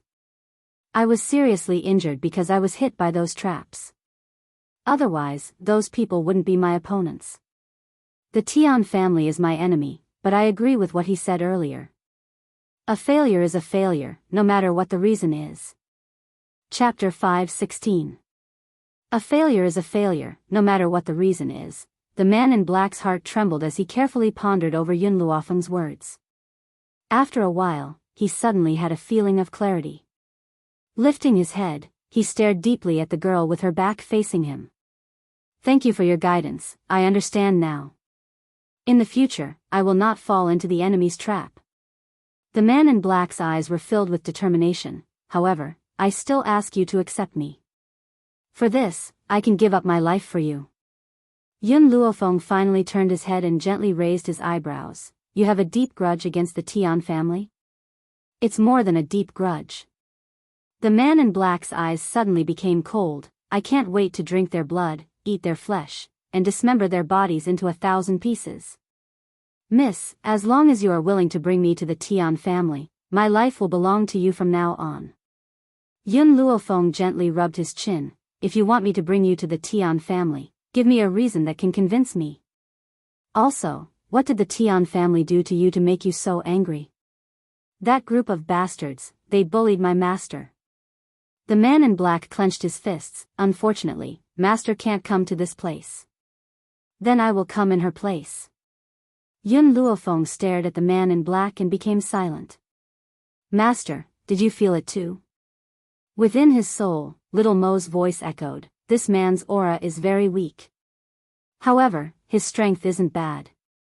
Plus, I can feel that he doesn't have any treasure that can hide his aura. Under normal circumstances, if you follow someone whose strength is lower than yours, you can successfully hide your aura. However, if it's an expert, no matter how you hide, you will be discovered. However, this man in black was different. He was like a natural assassin, able to hide his aura in front of anyone. Even if it's someone stronger than him, he could successfully assassinate them. Master, if I'm not wrong, this man's talent is very special. Right now, it's still daytime. If it's nighttime, perhaps you won't even be able to feel a trace of his aura. Unfortunately, this time, he had accidentally triggered the mechanism of the Tian family and exposed himself. Otherwise, the powerhouses of the Tian family would very likely have died under his assassination. Your name? Yun Luofeng's lips curled up as he asked. The young girl's words delighted the man in black. He removed the black veil from his face, revealing an incomparably handsome face. Long Fei greets master. In order to avenge his master, he was ready to risk everything. As long as he could personally kill those bastards of the Tian family, not to mention selling himself for 3 years, he was even willing to do it for 10 years. Qing Yan, bandage his wounds. We'll continue our journey after he recovers. Yes, Mississippi, in a luxurious room, an old man was resting with his eyes closed. Suddenly, a panicked voice was heard hurriedly. Patriarch, something bad has happened, something big has happened. Third Elder's lineage's disciple Tian Yu was killed by Yun Luofeng. What? The old man suddenly opened his eyes. With a bang, he slammed his palm on the wall beside him. Immediately, the entire wall collapsed. That woman actually dared to kill my Tian family's people. Did she really think that there's no one left in the Tian family? He actually allowed her to kill him? Let's go. This clan head will personally kill that woman and let her know the consequences of offending the Tian family. Chapter 5:17. On top of the towering mountain range, a majestic and imposing mountain gate stood there. The bronze luster seemed particularly heavy under the sun. Yun Luofeng stopped in his tracks. His pitch-black eyes stared at the bronze gate in front of him and coldly ordered, "All of you, get out of my way." Yes. Qing Yan and Yiling both took 2 steps back. Even though Long Fei was a little confused, he still followed them and took a few steps back. After they had taken a few steps back, a long sword appeared in front of Yun Luofeng. The sword floated in the air and emitted a cold light. Slash. The girl's eyes were arrogant and her face was expressionless. Her tone was domineering and there was a sound when she landed. Boom. As soon as she finished speaking, the long sword slashed down from the void and slashed fiercely at the bronze door. In an instant, a crack appeared on the bronze door. Then, the crack grew bigger and bigger, and it spread out. In the end, it suddenly split open. Under Long Fei's shocked gaze, it suddenly split open. Who is so audacious to destroy the gate of the Tian clan? Suddenly, a loud shout came from inside the gate. Not long after, a middle-aged man with a cold expression led a group of people out of the gate. His sharp gaze was directed at Yun Luofeng. Where is Zhongling? Yun Luofeng asked directly. Tianxian coldly curled the corners of his lips. Zhongling is a member of the Tian clan. When did she become acquainted with someone from the secular world like you? You are not qualified to ask a disciple of the Tian clan to come out, even if she is only a child from a branch family. From Tianxuan's point of view, Yun Luofeng did not have the right to associate with a member of the Tian clan. Since that was the case, why did he ask Zhongling, to come out? Yun Luofeng had long been clear about the snobbish nature of the Tian clan. It could be seen from the harm that Tianya had suffered back then. Therefore, faced with Tianxuan's mockery, Yun Luofeng was unmoved. He continued, I am here to find Zhongling, If you are not willing to hand her over, then I can only kill my way in. In an instant, a strong murderous intent ignited on the girl's body. She slightly raised her eyebrows and her arrogant and unruly eyes stared coldly at Tianxian. Under the strong wind, her white dress fluttered even though there was no wind. Her domineering aura could not be ignored. Ha ha ha. Tianxian madly laughed twice. I do want to see how are you going to kill your way into my Tian family. Men, take down these people who trespassed into the Tian family. Yes, young master. After Tianxuan's words fell, the disciples of the Tian family drew their weapons and charged at Yun Luofeng. At this moment, under the strong wind, the young girl slightly raised her eyebrows and her fine black hair danced in the wind. Her black eyes were as calm as ever, so calm that it made one's heart tremble. Long Fei, finish this battle quickly.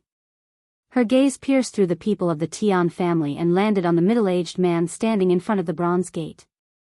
There was a hint of killing intent in her black eyes. Long Fei heard Yun Luofeng's instructions and quickly pulled out his weapon. Like a gust of black wind, he shuttled back and forth in front of the disciples of the Tian family. When the gust of wind blew past, many disciples fell into a pool of blood. Some people didn't even know how they died. This guy's speed is too fast. Tianxian slightly narrowed his eyes and a trace of surprise flashed across his eyes. Moreover, he is like a natural assassin. His aura is hard to capture. If this kind of person belongs to my Tian family, it will definitely make my Tian family stronger. Thinking of this, Tianxian did not bother about the disciples who had fallen to the ground and died. Instead, he made up his mind. Chapter 5:18. After all the disciples of the Tian family had fallen, Long Fei wiped off the bloodstains on his face. His cold gaze gradually turned towards the remaining Sky Xian. Clap, clap, clap. Tianxian's lips curled up as he applauded. Not bad, your strength is not bad. I don't know why you listen to Yun Luofeng, but it's such a waste for you to follow him. If you're willing to pledge allegiance to the Tian family, I can let bygones be bygones. How about it? From Tianxian's point of view, letting bygones be bygones was already very magnanimous. If Yun Luofeng were to reject him, then he wouldn't know what's good for him. However, towards Tianxian's intention to rope him in, Long Fei only sneered in disdain. Tian family? What is that? Why should I pledge allegiance? I came here to flatten your Tian family, yet you want my allegiance? Tianxian's heart was filled with anger as he pointed at Long Fei. You think killing a few Tian family's disciples will prove that you're invincible? You're too naive. There are countless experts in the Tian family. People like you can't fight against them. Expert? Long Fei glanced at Tianxian. You're talking about you? That's right. The middle-aged man raised his head arrogantly. I'm one of the experts in the Tian family. A few years ago, I became a low-level sky spirit warrior. You're just a high-level earth spirit warrior. How can you be my opponent? In the entire Tian family, his talent was not bad. Other than his father who had broken through to the intermediate sky spirit warrior, the elders of the Tian family were only low-level sky spirit warriors. However, he was only in his early 40s. There was a huge difference in age between him and those old farts. When he reaches this age, his achievements will definitely be greater than his father's. This was the reason for his arrogance. In this world, how many people's talent could surpass his? Although Long Fei broke through to the high-level Earth Spirit Warrior at such a young age, many Spirit Warriors are stuck at this stage. Even if they had 10 years, they still wouldn't be able to break through from high-level Earth Spirit Warrior to Sky Spirit Warrior. Therefore, he didn't put the person in front of him in his eyes.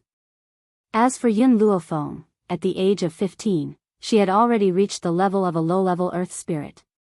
Her talent was indeed shocking. Unfortunately, she would soon be buried here and no one would remember her achievements in the future. Unfortunately, Tian Xian still believed that Yun Luofeng was still an earth spiritualist.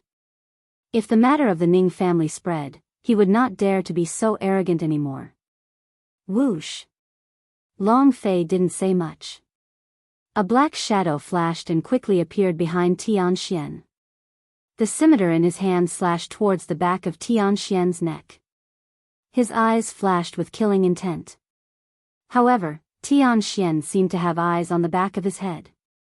When Long Fei slashed at the back of his neck, he suddenly turned around and waved his hand, sending a ray of light straight at Long Fei's chest. Struck by the ray of light, Long Fei retreated a few steps. The wound on his chest split open again. Blood bloomed like a rose, staining his robe. "Master, should we help?" Yi Ling frowned and turned to look at Yun Luofeng. Yun Luofeng shook his head. "No need. He can handle it." He could handle it. These 4 words stunned Yi Ling, and the way she looked at Long Fei gradually became a little different. Since Master said so, it meant that this assassin's strength was far from that simple. He must have some trump card in his hands. Chapter 519. "Kid, weren't you very arrogant earlier on?" Tian Xian raised his chin arrogantly and spoke sinisterly. "Defeat me if you're so capable." Long Fei narrowed his eyes and a cold light flashed across his eyes. Without any hesitation, he quickly attacked Tian Xian once again. "You're still trying the same trick?" Tian Xian sneered disapprovingly. He instantly turned around and slammed his palm towards the man in front of him. His eyes were filled with murderous intent. However, just as his palm slammed into the man's chest, the man's body suddenly turned into a puff of smoke and disappeared. An afterimage? Tian Xian was stunned. Suddenly, he felt that something was amiss. Just as he was about to turn around to block the sudden attack of murderous intent, it was clearly too late. Tui. The scimitar slashed across Tianxuan's neck. Blood spurted out and dyed his entire neck red. "Kid, it seems that I've underestimated you." Tian Xian took a few steps back and touched the blood on the back of his neck. When he saw that his hand was covered in blood, the murderous intent in his eyes intensified. "You actually used an afterimage to deceive me and evade my sight. However, there's an obvious difference between a heavenly spirit cultivator and an earth spirit cultivator." Once he had finished speaking, Tianxuan's body rose into the air and stood in midair. In the beginning, he had thought that it would be easy to defeat Long Fei. That was why he had not used his flight. However, he never thought that this kid would be so difficult to deal with. Since that was the case, he could only fight him in the air. Tian Xian laughed again as he looked down at Long Fei. "If you're really that capable, let's fight it out in the air." If old Master Yun was here, he would probably curse at Tianxuan's shamelessness. As a heavenly spirit cultivator, he had actually allowed an earth spirit cultivator to fight him in the air? There weren't many people on this mainland who could be this shameless. Long Fei silently put his finger to his mouth and whistled. Not long after, the sound of birds chirping could be heard in the air. When everyone looked up, they saw a giant hummingbird flying across the sky. It was as fast as lightning and soon arrived in front of Long Fei. Long Fei gently rubbed the giant hummingbird's head. His eyes were gentle as he said, "Partner, I'm sorry. I didn't ask you to come with me to the Tian family. Now, let us fight together." The great crested bird chirped happily when it heard the man's words. Long Fei leapt onto the bird's back and quickly rose into the sky. "You asked me to fight with you in the air. Now that I'm here, I wonder if we can start." Long Fei's eyes were cold as he stared at Tian Xian coldly. Tian Xian's expression changed, as if he did not expect Long Fei to have a giant crested bird in his hands. But before he could say anything, the giant hummingbird screeched and launched an attack at the profound sky continent. Mistress, Yi Ling was a little surprised, since Long Fei has a flying spiritual beast, why was he chased so miserably back then? Yun Luofeng stared deeply at the battle in the sky and said, "This giant hummingbird isn't very powerful. Even if Yi Ling had summoned it back then, it wouldn't have helped. At most, one more person died. It still couldn't escape the Tian family's pursuit." At that time, Long Fei was seriously injured and couldn't fight like he was now. If he had really summoned the giant hummingbird, it would have attracted the heavenly spirit cultivator's pursuit. The outcome would have been the same. Chapter 520. Furthermore, spiritual beasts like the giant hummingbird were not very intelligent. It was equivalent to a flying mount and would only listen to its master's orders. It would not take the initiative to save people. Yi Ling nodded in understanding and turned her attention back to the battle in the sky. In the sky, the giant hummingbird's huge body crashed into Tian Xian. The bird's cry was deafening and sounded like a thunderclap exploding in his ears. This was the giant hummingbird's ability. Even though it was not very powerful, its cry could disturb the minds of others and cause their ears to ring. Swoosh! At this moment, Long Fei's body left the giant hummingbird's back and appeared behind Tian Xian like a bolt of lightning. At this moment, it was too late for Tian Xian to use his spiritual energy to block the giant hummingbird's cry. Long Fei's leg fiercely kicked Tian Xian's buttocks and kicked his body down from the sky. Immediately after, Long Fei also fell from the sky. His foot stepped tightly on Tian Xian's back. With a loud bang, the two of them dug a huge pit in the ground and buried it deep inside. Dust and smoke rose in all directions and covered the entire mountain gate. Tian Xian coughed dryly and slowly climbed out of the pit. His gloomy eyes stared coldly at Long Fei's stern face and snorted, "You've caused such a big commotion. You must have alarmed my father and the other elders of the Tian family. When they arrive, you will all die." Actually, Tian Xian was already regretting in his heart. He should not have come out to show off. He should have lured these people into the mountain gate and used a trap to kill them. But who knew that Yun Luofeng would have such a person by his side? Using the power of an earth spirit to fight him to a standstill. If news of this were to spread, he would definitely lose all face. That's right. In Tian Xian's heart, he had only fought to a standstill with Long Fei. He would never admit that he had lost. Xian. Suddenly, an elderly figure appeared in front of him. After hearing this voice, Tian Xian's heart was filled with excitement. He hurriedly looked at the elder who had just stepped out of the mountain gate and happily shouted, "Father." Numerous elders of the Tian clan followed behind the old man. All of them were glaring at Yun Luofeng and the others with furious expressions on their faces. "Lady Yun." The old man nodded at Tian Xian before turning to look at Yun Luofeng. He said calmly, "Don't you think you've gone too far? First, you killed my Tian family's men, and now you destroyed my Tian family's mountain gate. You even killed so many disciples.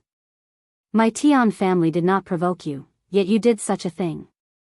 Don't you want to give me an explanation?" Yun Luofeng's lips curled up, and his black eyes contained an evil smile. "I just want to know where Zhong Linger is. Since you guys aren't willing to tell me, then I can only use this method to see her. Zhong Linger is a member of my Tian family.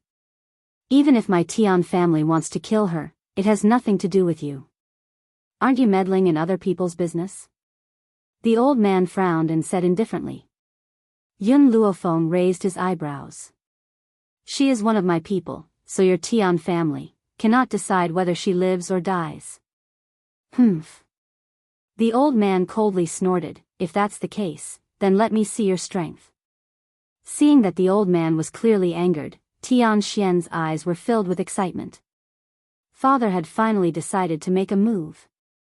Let's see if these people still have the capital to be arrogant. Especially this woman, Yun Luofeng. She would not be able to withstand a single move from her father. No. Father only needed to use his aura to kill her in a second. Chapter 521. A strong wind rose in front of the mountain gate and the young girl's white robes fluttered in the wind. Her lips curled into a demonic angle as her pitch-black eyes stared straight at the old man in front of her. "All right. she responded to the old man's provocation with only one word. Compared to the old man's aggressive manner, her calmness was much more graceful. Impudent. The elders of the royal family were enraged. They rubbed their fists and rubbed their palms together, eager to teach this arrogant little girl a lesson. Unfortunately, just as they pulled out their weapons, the old man's cold voice rang in their ears. "All of you, stand down."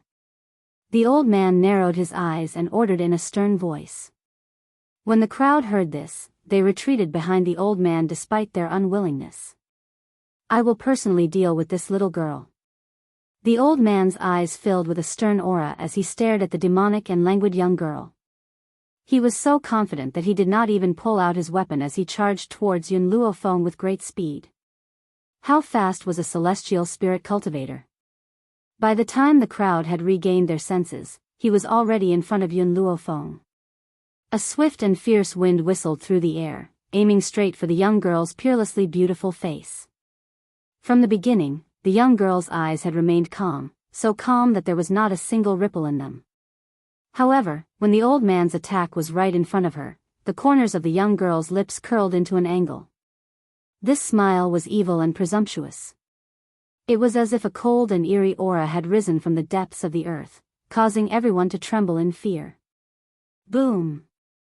The old man gathered his thoughts and used all his might to attack Yun Luofeng. His attack was powerful and even the surrounding air froze in an instant. "Ha ha ha, Yun Luofeng, this is the consequence of bringing someone to provoke the royal family." Tian Xian burst into laughter. From what he could see, Yun Luofeng would undoubtedly die under his father's attack. However, his smile soon froze and his eyes widened in shock. He stared in disbelief at Yun Luofeng, who had suddenly disappeared into thin air. His eyes were filled with disbelief. That was right.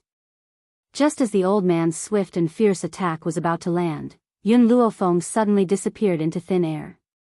As a result, the wind from his palms slammed into the ancient tree in front of him. Instantly, the tree collapsed with a loud bang and dust filled the sky. "Where is she?" The elders of the Tian family were also stunned. They couldn't believe that a living person suddenly disappeared just like that. However, right when everyone was extremely bewildered, a timid voice suddenly resounded from nowhere. "All of you, look! Up in the sky, isn't that Yun Luofeng?" Hearing this person's words, everyone couldn't help but raise their heads and look at the azure sky. High up in the sky, the young woman stood with her hands behind her back, her white robes fluttering in the wind. It was as if she was the most beautiful scene in the sky, causing everyone to involuntarily hold their breaths. Heavenly. Heavenly spiritualist? Oh my god, she's actually a sky spirit esper, a 15-year-old. It's such a pity that this woman didn't belong to my Tian family. The elders of the Tian family were stunned. She could fly in the air. What did this mean? This meant that this 15-year-old girl was actually a celestial spirit practitioner. Who in the world could break through to become a heavenly spirit being at the age of 15? Among everyone, the one who was the most shocked was obviously Tian Xian. His expression was stiff and his body began to tremble violently. Previously, he even said that for him to be able to become a celestial spirit practitioner at this age was already very good and that no one could be compared to him. Chapter 522. However, he had never expected a 15-year-old girl to possess the power of a celestial spirit practitioner. The old man's face darkened slightly. Didn't you say that Yun Luofeng was only an earth spirit? What's going on? Tian Xian smiled bitterly. Father, she was indeed a low-rank earth spiritualist a few months ago. I don't know what's going on either. Pa. The old man swung his palm at Tian Xian and coldly said, You don't know? You actually have the nerve to tell me that you don't know? Are you going to tell me that Yun Luofeng broke through from an earth spirit to a celestial spirit in just a few short months? Do you think I'm stupid? Even the reincarnation of a spiritual god would not be able to advance from an earth spiritual being to a heavenly spiritual being in just a few months. Let alone an ordinary human like Yun Luofeng. Therefore, it was no wonder that the old man would suspect Tian Xian. I'll settle the score with you after I've dealt with this woman. The old man glanced at Tianxian gloomily as his voice was filled with a trace of coldness. After saying this, he turned to Yun Luofeng and coldly said, Lady Yun, your talent is indeed not bad. If you hadn't killed so many people from my Tian family, I would have the intention to rope you in. Yun Luofeng raised his eyebrows. Even if I didn't kill anyone from the Tian family, I will never join your Tian family. Even without Joan Linger's matter, it's impossible for her to have any good impression of the Tian family. The reason was because of World's Edge. Although she didn't accept Tianya as her disciple, Tianya could at least be considered an old friend of hers. Thus, why would she join the Tian family that hurt Tianya? Hee, little girl, you are indeed very arrogant. Hearing Yun Luofeng's words, the elder laughed in anger. However, I don't know if you'll still be able to say such arrogant words later. Yun Luofeng glanced at Tianya with a smile on his face. I'm in a bit of a rush, so why don't all of your Tian family's heavenly spirit practitioners come up together? That way, I can finish this quickly. Originally, the elder had already thought that Yun Luofeng's performance was arrogant enough, but now he realized that he hadn't understood him well enough. This young girl was arrogant to the point of angering both humans and gods. She's just a low-level celestial spirit being, so what makes her think that she can deal with so many celestial spirit beings on her own? What's more, there was an intermediate heavenly spirit warrior among them. Yun Luofeng. Who do you think you are? How dare you not put my Tian family in your eyes? The elders of the Tian family couldn't stand the girl's provocation. Each of them was enraged and pulled out their weapons, glaring at the girl in midair. Yes, your talent is indeed abnormal. However, do you think that you can defeat all the experts of our Tian family with your own strength? Aren't you being too arrogant? Patriarch, since she has already said so, what are we waiting for? If I don't teach her a lesson, she'll forget her place. Tianxian's eyes darkened. He licked the corner of his mouth as a bloodthirsty glint appeared in his eyes. Father, I also request to fight. He had long wanted to make a move against Yun Luofeng, but after learning of her strength, he was frightened. But who would have thought that this young girl would seek her own death by challenging everyone by herself? Wasn't this a great opportunity for him? This isn't appropriate. Even though the elder's heart was burning with anger, for the sake of his face, he still spoke out to stop the crowd. There are so many of us bullying a little girl. If word gets out, where will the Tian family's face go? Chapter 523. Seeing that the elder had spoken, the crowd couldn't say anything else. They could only stare angrily at Yun Luofeng. Stupid girl, consider yourself lucky. If you're so arrogant next time, don't blame us for being impolite. However, in the face of everyone's words, Yun Luofeng raised the corner of her lips. Between her unruly brows, there was a shocking domineering aura. Don't waste any more time. Come at me all at once. I will finish you all in the time it takes to brew a cup of tea. The girl's tone was indifferent, but her words angered everyone from the Tian family. Master, don't speak up for this woman anymore. She's already so arrogant, we must teach her a lesson. For the sake of morality, our Tian family chose to fight one-on-one. I didn't expect her to be so arrogant. She still dares to say that she'll finish us all in the time it takes to brew a cup of tea? Yun Luofeng shook her head. No, I was wrong. I don't think I'll need the time it takes to brew a cup of tea. Half a cup of tea's time is enough. Boom. This time, it wasn't just the people from the Tian family, even the elder was angered by Yun Luofeng. Good, very good. I've lived for so many years and have met many geniuses, but none of them are as arrogant as you. If you really want us to attack together, then I'll satisfy your request. Men, kill this woman on the spot. Yes, master. Hearing this, the eyes of everyone from the Tian family lit up and they looked at Yun Luofeng sinisterly. Then, everyone's bodies rose into the air and stood around Yun Luofeng, surrounding her in a tight circle. Murderous intent spread from the void and a powerful pressure gradually spread, covering the entire sky. The pressure made it hard for those who weren't strong enough to breathe. Long Fei clenched his fists nervously. His eyes were filled with worry. Will Master be in danger? Even if Yun Luofeng's strength had reached the celestial spirit stage, the people she faced were all celestial spirit stage powerhouses. Especially when there was an intermediate celestial spirit stage powerhouse among them. How could she deal with so many people at once? Don't worry, Qing Yan said with a smile. When you follow Master in the future, you only need to remember one thing. She never fights a battle she's not confident in. Since she said this, she'll definitely be able to do it. You only need to believe in her. You just need to trust her. Qing Yan's words seemed to have magical power, causing Long Fei's heart to slowly regain its calm. Even he didn't know why, but at this moment, he actually trusted this formidable young woman just like Qing Yan and Qing Yan. It was as if there was nothing in this world that she could not accomplish. The young girl smiled as she stood in the air. Her pitch-black eyes stared calmly at the people surrounding her. Under the murderous aura of so many people, her expression was as calm as ever. Her white dress fluttered in the wind like a white lotus in full bloom. I'll give you two a handicap. How about that? Arrogant, domineering.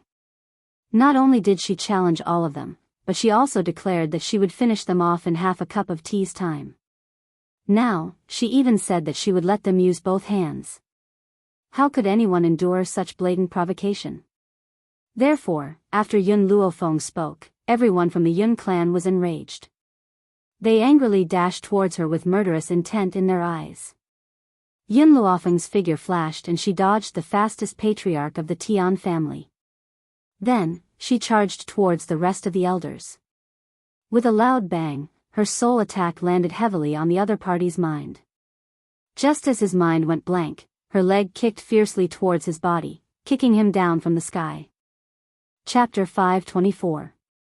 She had used a lot of strength in that kick. Even if the other party wasn't crippled, he would be severely injured and lose the ability to fight. Following that, she used the same trick again. She dodged the Tian family's master's attack and only attacked the low-rank heavenly spiritualist elder. Not long after, all the elders were kicked down from the sky, leaving only the old man and Tian Xian in the sky. Who exactly are you? Tian Xian's body trembled in fear. He bit his pale lips and said, "Why were those elders defeated by you without any resistance? What did you do to them?" Yun Luofeng narrowed his eyes and smiled evilly. "Won't you know what I did to them if you try?" Just as the fear in Tianxuan's eyes grew, a loud bang exploded in his mind. Before he could react, a leg fiercely kicked him in the chest. In an instant, he felt a burning pain in his internal organs. He spat out a mouthful of blood and his body fell to the ground, unable to hold on any longer. Actually, Yun Luofeng didn't even need to use a soul attack to defeat these people. However, she felt that it was a waste of time, so she wanted to end the battle quickly. The old man's face was slightly pale. His tightly clenched fists trembled slightly as he stared at Yun Luofeng. "Little girl, I've really underestimated you. You can actually injure so many people under my attack." The elder felt very aggrieved. Because after so many attacks, not a single one landed on Yun Luofeng's body. Furthermore, she had defeated so many of the Tian clan's elders under his attacks. This was clearly a slap to his face. At the thought of this, the old man felt a little pain on his cheeks, and the corners of his mouth couldn't help but twitch. "You're the only one left." Yun Luofeng's gaze gradually turned towards the old man. He slowly walked towards him. "In order to save time, I dealt with the other trash first. Now it's your turn." Her voice was neither loud nor soft, but it came down from the sky. Hearing the girl's words, the elders of the Tian family were furious, but they had no words to refute. Who asked so many of them to be unable to deal with a young girl? Hee, the old man sneered. "I'm an intermediate heavenly spiritualist. Even if I can't kill you, you can't kill me. How about this? Didn't you say that you would defeat us in half a cup of tea's time? There's still a bit of time left. If you can't defeat me in this time, then you'll lose." The old man paused, then continued. If you lose, then kneel down and kowtow a few times and become a servant of the Tian family. You of the Tian family. His voice drifted along the mountain path, causing Longfei to widen his eyes. To widen them of his eyes. Wasn't this old man a bit too of him of to him of Tian of the of to the of the Tian. Yun Luofeng glanced at the old man. I, Yun Luofeng, never suffer a loss. To of long, of the time, Yun, I was Yun of Yun. I of, to of. Of we've already wasted a lot of time talking. If you don't hurry up, half a cup of tea's time will be up. Chapter 525. Yun Luofeng smiled. When I said never to lose, I mean I will never accept a one-sided bet. If I defeat you within the time limit, what will you pay? The old man laughed out loud. His eyebrows were full of confidence. I'm at your disposal. I'm not interested in you. Yun Luofeng gently touched his chin. Why don't you let everyone in the Tian family crawl from the top of the mountain to the foot of the mountain? With every step, you have to humiliate yourself. Of course, the more humiliating the words, the better. If the humiliation isn't strong enough, then you all have to start all over again. The old man's face changed. He viciously said, isn't this a bit too ruthless? This is only one aspect. Yun Luofeng smiled evilly. The second point is that I want Zhonglinger to appear in one piece. If she loses a single hair, I will kill one person. The old man's face became uglier. His eyes flashed with darkness. Yun Luofeng, I only made one request. What right do you have to make two requests? This is too unfair. Yun Luofeng blinked his eyes. You also know it's unfair? If you think it's unfair, then we can change the way of the bet until one side loses. How about it? Plus, the second request I made isn't the bet. I'm just informing you all. If she wanted to kill someone, the Tian family wouldn't be able to stop her. Thus, this sentence was just to inform the Tian family and not the bet.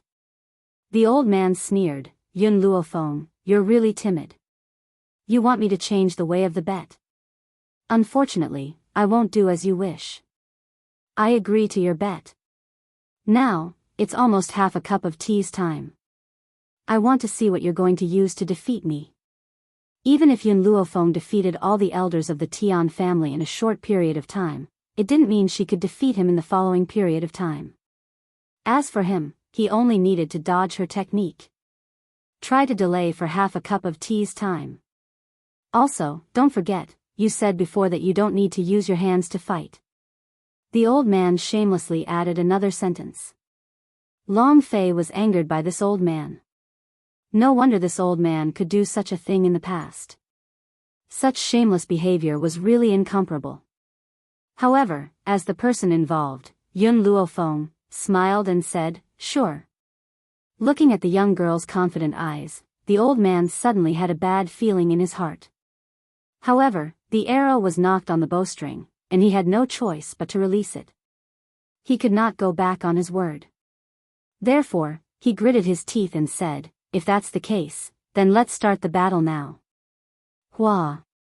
After saying that, the old man did not fight Yun Luofeng head-on. Instead, he chose to turn around and leave, fleeing into the distance. At the same time, Yun Luofeng's figure rapidly chased after the old man like a bolt of lightning.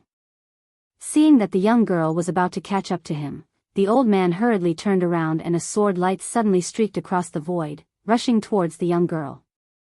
Yun Luofeng's body moved to the side and she dodged this sword light.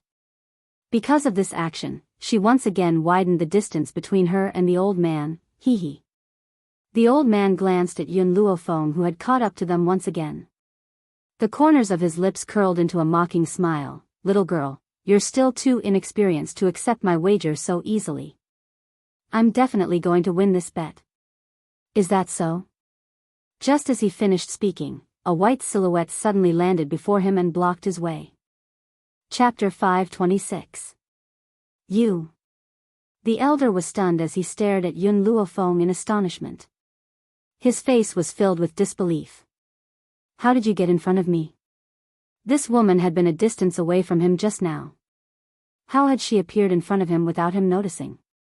Yun Luofeng stared at the elder's astonished gaze and shrugged her shoulders. I was just messing with you earlier. She had given him hope and plunged him into despair. This was Yun Luofeng's revenge against the elder. Boom! The soul attack struck the elder's mind once again. However, the elder had already entered the intermediate stage of a heavenly spirit warrior after all. Hence, he recovered in the blink of an eye. However, in the blink of an eye, Yun Luofeng's leg had already landed fiercely on the elder's face, causing him to stumble back a few steps. Sparks flew in the air from the friction. Yun Luofeng. The elder's face was ashen. You know how to attack the soul? This time, he had been too careless. He never thought that Yun Luofeng would not only be so fast, but also know how to attack the soul. No wonder so many people from the Tian family had been kicked out in the blink of an eye. Yun Luofeng did not answer the elder's question. Her figure flashed and she appeared behind the elder once again. In the instant that the old man turned around, another soul attack was unleashed. Then, her leg kicked the old man's waist, causing him to howl in pain. What followed next was a one-sided trampling. Soul attacks were godly cheaters in the first place. Unless the elder's strength had reached the advanced stage of a heavenly spirit warrior, he would not be able to resist her soul attack. Unfortunately, because he was not strong enough, he would be hit every time Yun Luofeng unleashed her soul attack. It's about time. Yun Luofeng looked at the sky and no longer continued to trample on him. She directly kicked the elder's body into the ground.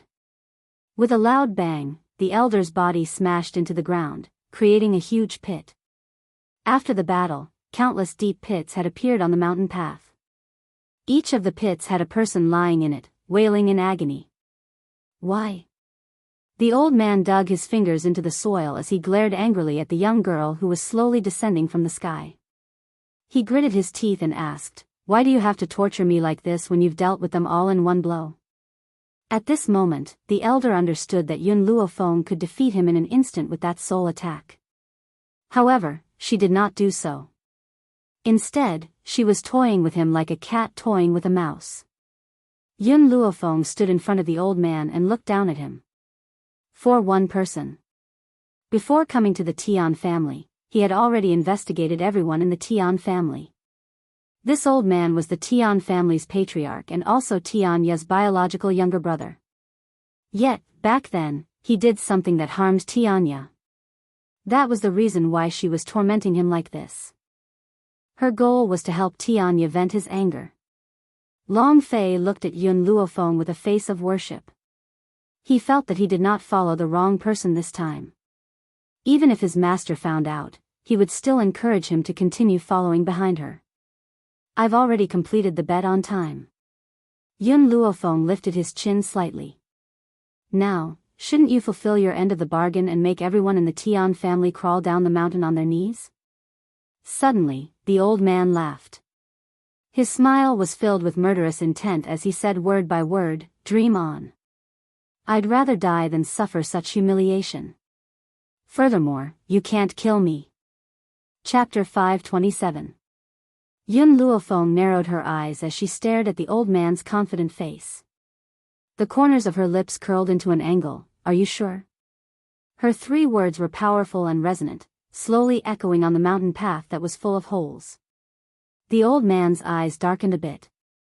He propped himself up from the big pit and coldly said, "Yun Luofeng, if you still want Zhonglinger's life, then kneel down and beg me. Maybe I will let him go." A complacent smile hung on his elderly face as he stared arrogantly at Yun Luofeng. Indeed, upon hearing the old man's words, Yun Luofeng, who had been slowly approaching him, stopped in her tracks and stared deeply at him. The old man burst into laughter. "So what if you've won? In the end, don't you still have to listen to my orders? I'll give you one chance. Kneel before me and I will immediately return Zhonglinger to you." To him, he no longer cared about face. He only wanted to humiliate the young girl before him to quell the anger in his heart. Yun Luofeng did not speak and stared at him silently. Her dark eyes were calm and without the slightest ripple of emotion. No one could tell what she was thinking. What do you think? Isn't this a good deal?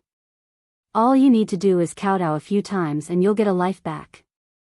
No matter how you look at it, you've made a profit. Upon hearing the old man's words, the young girl's brows finally moved. She slowly raised her hand and with a whoosh, a long sword appeared out of thin air and charged towards the old man. The old man's reaction was relatively quick and he quickly moved his body to the side, narrowly dodging the attack. Even so, his shoulder was still cut by the long sword and fresh blood flowed out. Yun Luofeng. It seems that you really don't care about Zhong Linger's life. Since that's the case, just you wait to collect her corpse. The old man spat viciously. However, just as he finished speaking, Yun Luofeng flicked her finger and a black pill shot out from her fingertip. Just as the old man was about to close his mouth, it shot into it. Caught off guard, the old man swallowed a mouthful of saliva and swallowed the black pill as well. You've plotted against me. The old man's expression changed and he roared angrily. Yun Luofeng gently raised his brows and stared at the old man's furious face with a forced smile. Her gaze completely angered the old man. He coldly snorted and said, "Fine, since you insist on acting recklessly, then I will immediately send out the signal flare. After seeing my signal flare, the people from the Tian family will immediately kill Zhong Linger." After saying that, the old man's gaze shifted. "However, I have always been magnanimous. If you give me the antidote and kowtow to me, I will still let her go." Let Zhong Linger off? How could this be? If it weren't for that lowly girl, Yun Luofeng wouldn't have been attracted here. Therefore, after humiliating Yun Luofeng, he would immediately send someone to kill Zhong Linger. Yun Luofeng glanced at the old man and said indifferently, "What I just gave you is the body-tearing and bone-shattering pill. After taking this pill, I will make you taste the feeling of having your body torn to pieces. Even if you can endure this pain, it doesn't matter. I can make your soul scatter." At this point, the girl paused and continued, "Exchanging your soul for Zhong Linger's life is not a loss for her." What do you mean by a threat? Yun Luofeng had used it to the point of perfection. You want to kill Zhong Linger? Sure. If she loses her life, she still has the chance to be reincarnated. However, I won't even give you this chance. This way, Zhong Linger would not be at a loss. Chapter 528. The old man's eyes finally revealed a look of horror. He couldn't help but take a few steps back as he looked at Yun Luofeng with an ugly expression. Are you trying to scare me? Yun Luofeng raised the corner of his lips. Whether I'm trying to scare you or not, you'll know soon enough. After the young girl finished speaking, the old man's body suddenly felt a sharp pain. The pain was like a stone slab constantly rubbing against his body. It was so painful that he couldn't extricate himself. At the same time, a dark green flame appeared around him. This flame burned his body to the point that even his soul felt like it was being torn apart. Soul fire. It was actually soul fire.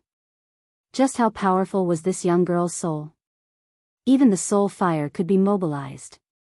He believed that if this continued, his soul would definitely scatter and he would never be able to reincarnate.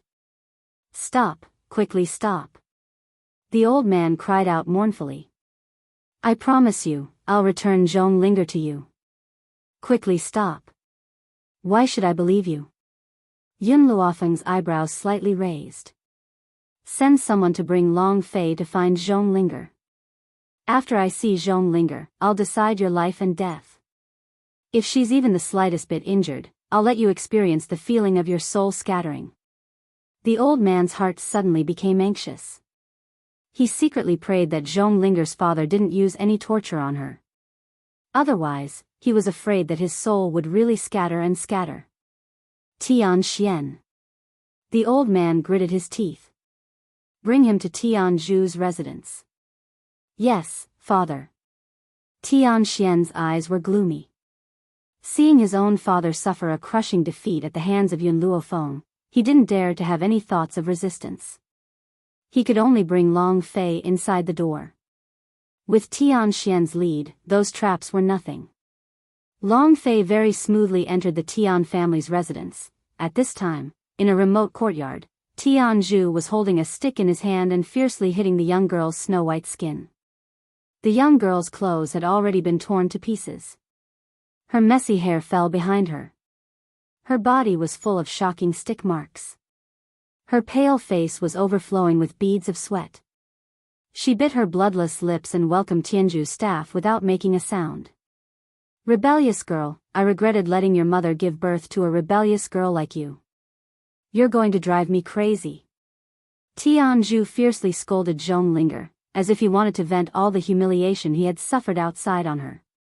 If you obediently listen to the patriarch, I will also rise with you, and I won't have to be bullied by those direct descendants. Let me tell you, you are my daughter. Without me, there would be no you. Whatever I tell you to do, you must do it. You are not allowed to disobey. Zhonglinger sneered and closed her eyes. Her pale face showed that she was not afraid of death. She will never listen to the order of the Tian family.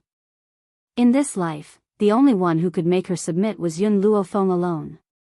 Seeing Zhonglinger's stubborn look, Tianju became even angrier. He scooped up some salt water and poured it on Zhonglinger. Hiss! The salt water seeped into her damaged skin, causing her to feel a sharp pain.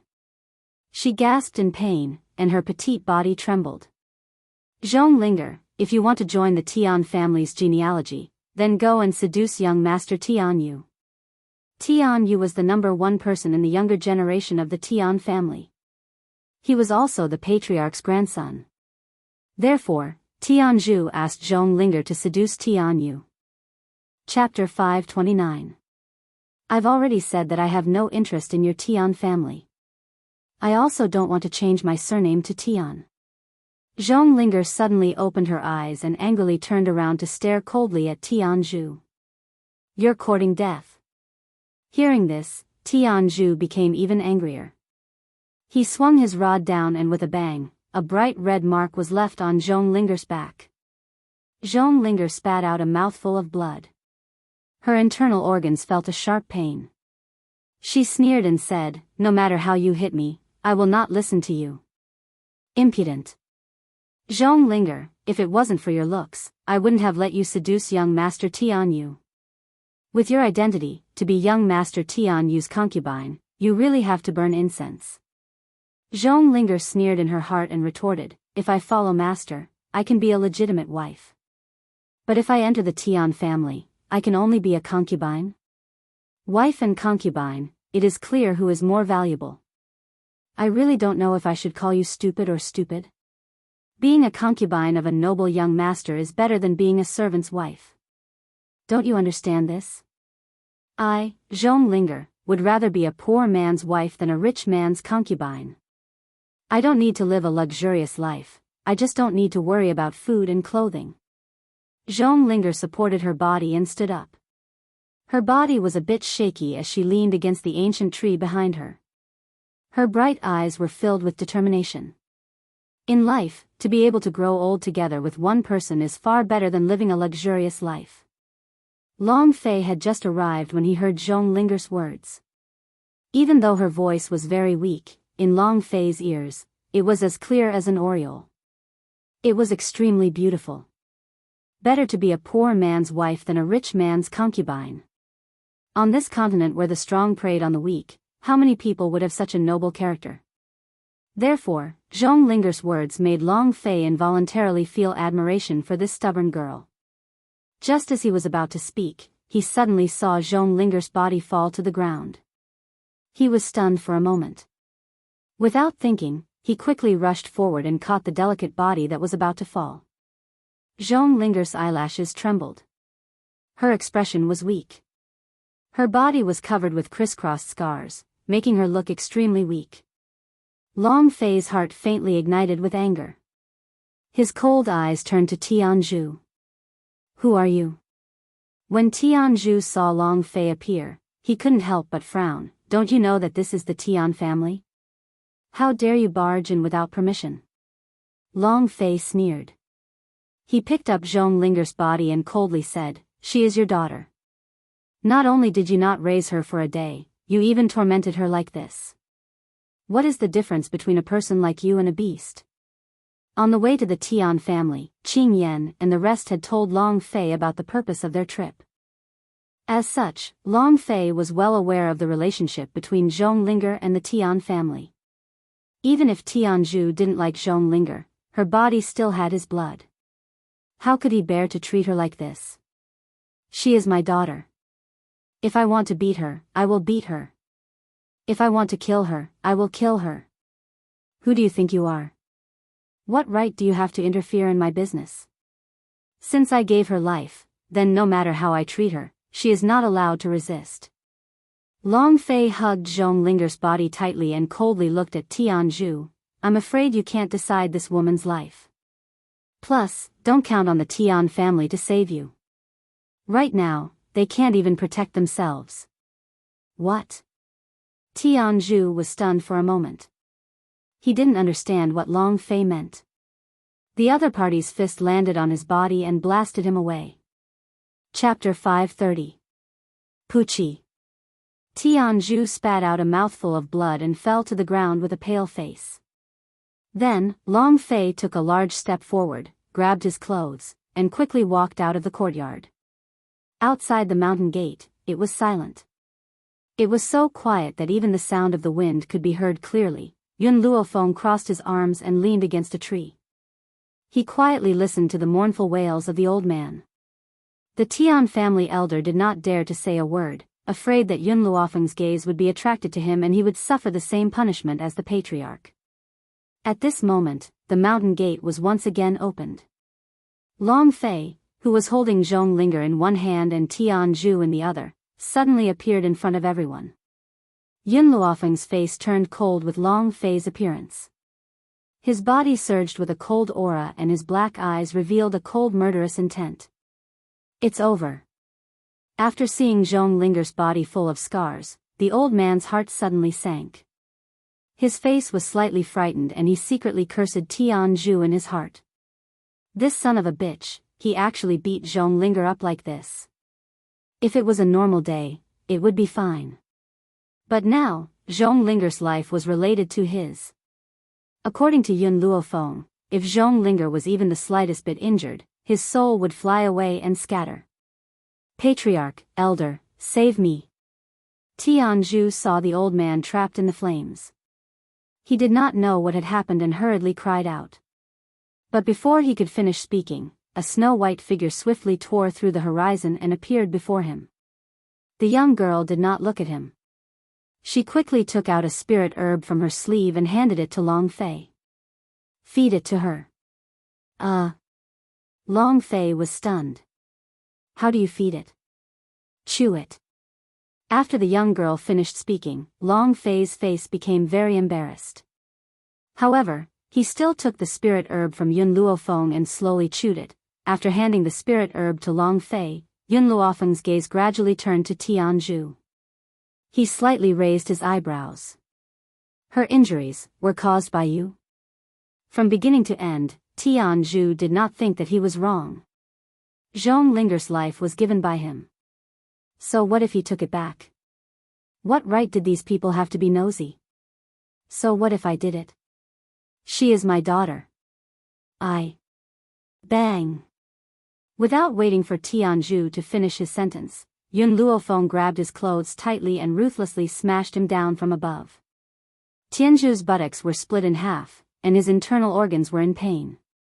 He was a little angry and wanted to say something, but he was interrupted by the girl's arrogant voice.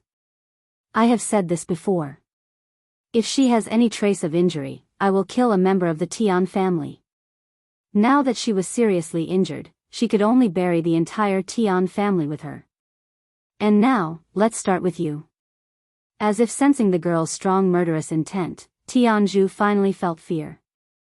He clutched his aching chest and said, Master, he won't let you have your way.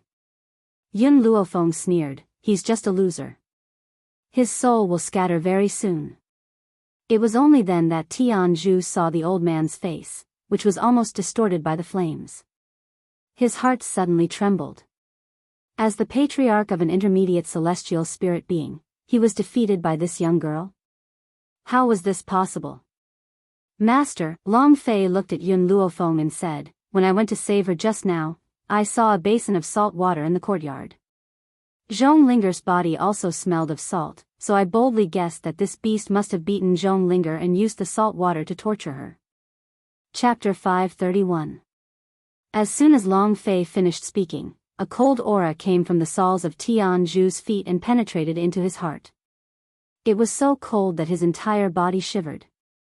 He looked up in horror at the girl with cold eyes in front of him.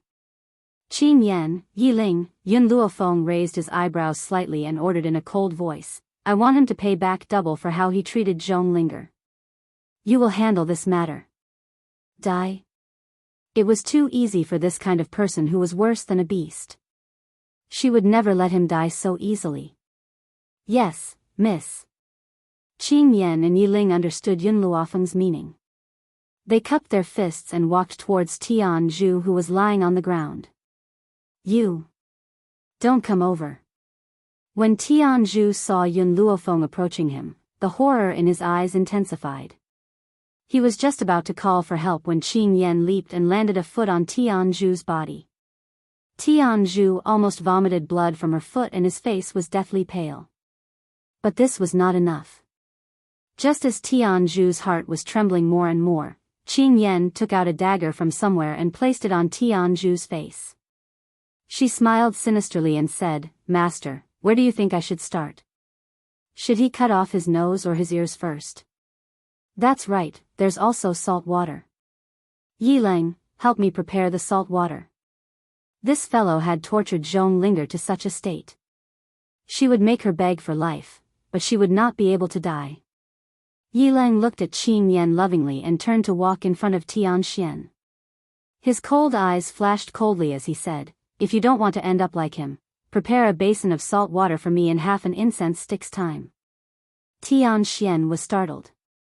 He looked at Tianzhu, who was being stepped on by Qin Yan, and finally made up his mind to walk towards the mountain gate. Tianzhu's heart turned completely cold.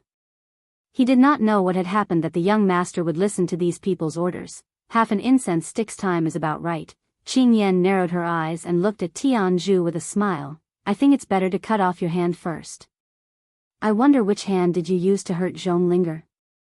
Qin Yan had been by Yun Luofeng's side for the longest time, so she had learned some of the young girl's ruthlessness. Her delicate face was full of smiles, her curved eyes were like crescent moons, bright and moving. But it was from the mouth of this seemingly harmless little servant girl that such cruel words came out of her mouth. Tianzhu was so scared that his face turned pale. He didn't dare to speak, but his trembling body revealed the fear in his heart. "Since you won't tell me, I'll chop off both of your arms." The dagger in Qin Yan's hand gradually moved to Tianzhu's arm. The smile on her face became increasingly cruel. "No." Tianzhu's eyes widened in horror. Just as he shouted, the dagger in Qin Yan's hand fell. Although the dagger was small, it was very sharp. In an instant, the man's arm was chopped off. Fresh blood splattered and dyed Qin Yan's clothes red. Tianzhu, on the other hand, fainted on the spot from the intense pain. Enough. The old man, who was trapped in the fire of the soul, could not stand it anymore. He shouted and said with a trembling voice, "Yun Luofeng, even if Tianzhu is wrong, don't you think that your servant girl is too ruthless? He only used a stick to hit Zhong Linger, but your servant girl chopped off one of his arms. Such a cruel and merciless person is not fit to be called a woman." Yun Luofeng curled his lips slightly. "If I hadn't come to find her, I don't know how your Tian family would have mistreated her. So, I won't have any mercy for the people of the Tian family.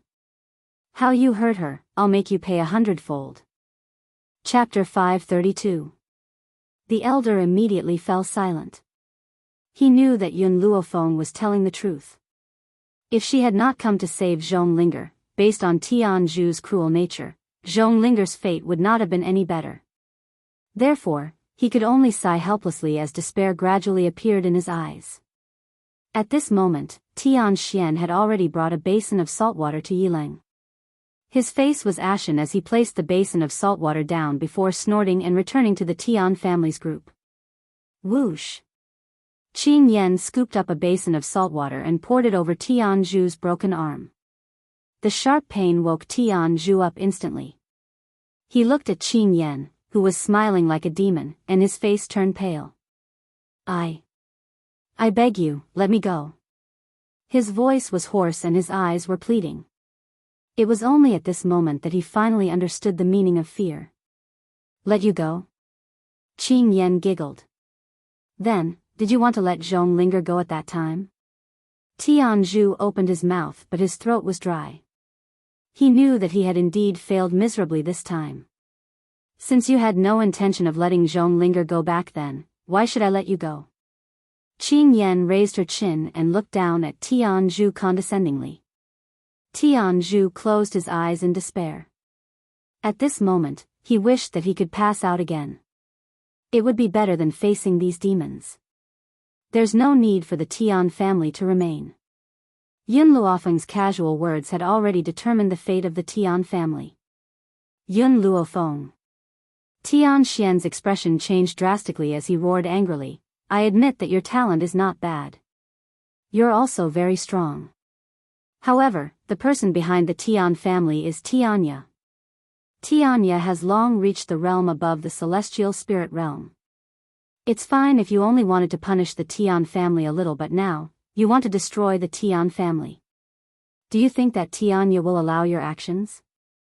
In any case, the Tian family was Tianya's family and his father was Tianya's younger brother.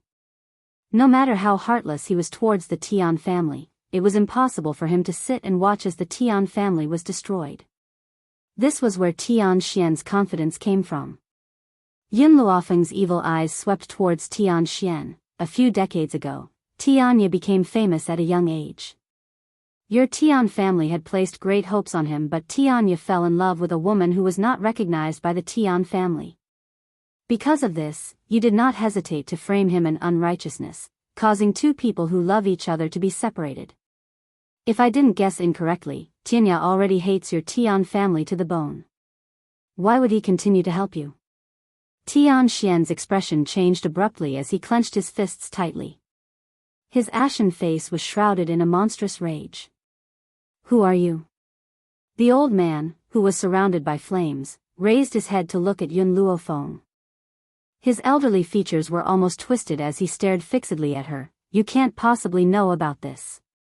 The reason why Tianya had left the Tian family back then, other than a few higher-ups of the Tian family, only the heads of some powerful factions could inquire about this information. Even the disciples of the Tian family couldn't understand it.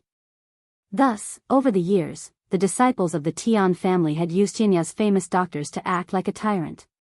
But now, a mere granddaughter of a general of Long Yuan country actually knew about the secrets of the Tian family? This made the old man suspect her identity. Hee, little girl, you're missing something. Suddenly, an old voice rang out from the void. Then, under everyone's gaze, an old man in white stepped through the void and slowly walked over. Chapter 533. Looking at the little old man who appeared out of thin air, everyone from the Tian family was stunned. They didn't think that Tianya, who hadn't returned for a long time, would appear here. Then, a sense of joy emerged in their hearts. Tianya was here, they were saved. The little old man was dragging a cute little girl in his arms. This little girl had clearly fainted in the air, foaming at the mouth and rolling her eyes. Suddenly, she seemed to have felt something and slowly opened her eyes. Her body flew towards Yun Luofeng. Master, Tianya, this bad guy, flew so fast that I feel like I'm seeing stars and my limbs are weak, Lin Ruobai pouted and said. However, her words stunned everyone present. The little girl that Tianya brought was actually Yun Luofeng's disciple? Then what was the relationship between Yun Luofeng and Tianya? Instantly, a bad feeling surged into their hearts, making them tense up. You're here? Yun Luofeng curled his lips slightly and turned to Tianya. You said that I missed something. I wonder what you're talking about. The little old man looked at the Tian family's leader and said mockingly, "This is all because of my good brother. Back then, I left the Tian family in a fit of rage. They were afraid that my talent would be used by others, so they didn't hesitate to send experts to hunt me down. Luckily, I was tough and didn't die in their hands. Instead, I achieved what I have today." When the old man, who was surrounded by spirit flames, heard Tianya's words, his expression changed instantly. "Tianya, what nonsense are you spouting? We're blood relatives, and the Tian family is also your family. Why would they hunt you down? The person who wants to kill you is that woman, Fu Sheng." "Bullshit." Hearing the old man's words, Long Fei flew into a rage. After saying that, he suddenly came to his senses and realized that his reaction was a little too extreme. He hurriedly steadied his mind and said in a cold voice, "Everyone knows what kind of conduct your Tian family has. Now, you dare to push the blame and accuse an innocent woman. Unfortunately, no one will believe your words. These bastards actually dared to say that his master wanted to kill Tianya. How was that possible? Since leaving the Tian family that year, his master had gone to that place and hadn't left for decades. On the other hand, he was lucky enough to enter that place because he was injured, and he was fortunate enough to be saved by his master. Moreover, he was taken as a disciple by his master, and that was how he found out about his master's past. Now that they saw that master had been missing for so many years, they naturally framed him. These shameless people deserved to die." Tianya did not hear anything strange from Long Fei's words. As a result, he did not even glance at him. Instead, he stared coldly at the old man with a gaze filled with ridicule. "You think I'm so stupid that I don't even know who's after me? Tian Yi, do you think you're too powerful, or do you think I'm stupid?" Tian Yi's entire body was trembling from the burning of the soul flame. Now that he heard Tianya's words, his trembling grew even more intense. "I remember that all of you had a part in hunting me down back then." Tianya turned to the elders of the Tian family. Murderous intent surged out as he said coldly, "What's funny is that all of you thought that I didn't know anything and even dared to use my name to commit crimes. If I hadn't spent all my time looking for Fu Sheng, the Tian family would have long ceased to exist." Chapter 534. A hint of despair appeared in the depths of Tian Yi's eyes. "Since you said that the reason why you haven't made a move against our Tian family all these years is because you've spent all your time searching for Fu Sheng, why have you come to our Tian family now?" "Because..." Tianya curled the corners of his lips. "I heard that the Tian family had captured Yun Luofeng's maidservant, so I'm only here to help her get her back and to settle the score with the Tian family." Tian Yi lifted his head and stared at Tianya in astonishment. The despair in his eyes turned into shock. Tianya had meant to say that he was very busy and had no time to settle the score with the Tian family. Yet now, for the sake of Yun Luofeng, he was willing to put aside everything at hand and come to help her vent her anger. Just how close must their relationship be for Tianya to make such a decision? The others turned towards Yun Luofeng as well. Their expressions were just short of asking her what was her relationship with Tianya. "Uncle Tianya," Tian Xian spoke in a daze, asking the question that everyone wanted to ask, "Who is this woman to you?" Logically speaking, based on Tianya's status, he should not have any relationship with someone with Yun Luofeng's background. However, just as everyone was feeling anxious, Lin Ruobai spoke up, "Junior brother Tianya, hurry up and get rid of these people. They're really an eyesore." "Junior brother Tianya?" Everyone's bodies stiffened on the spot, especially Tian Xian who had mocked Yun Luofeng. His face turned pale and he wished that he could faint right away. That would be better than facing such shocking news. "Tianya." Tian Yi was not as shocked as the others. He flew into a rage and said angrily, "Although this woman is quite talented, she's only a heavenly spirit warrior. Your powers far surpass hers. Coupled with your superb medical skills, what right does she have to be your master?" After saying this, Tian Yi took a deep breath. His face became even more twisted. "I know that you hate the Tian family. However, there's no need for you to use your entire life to anger the Tian family.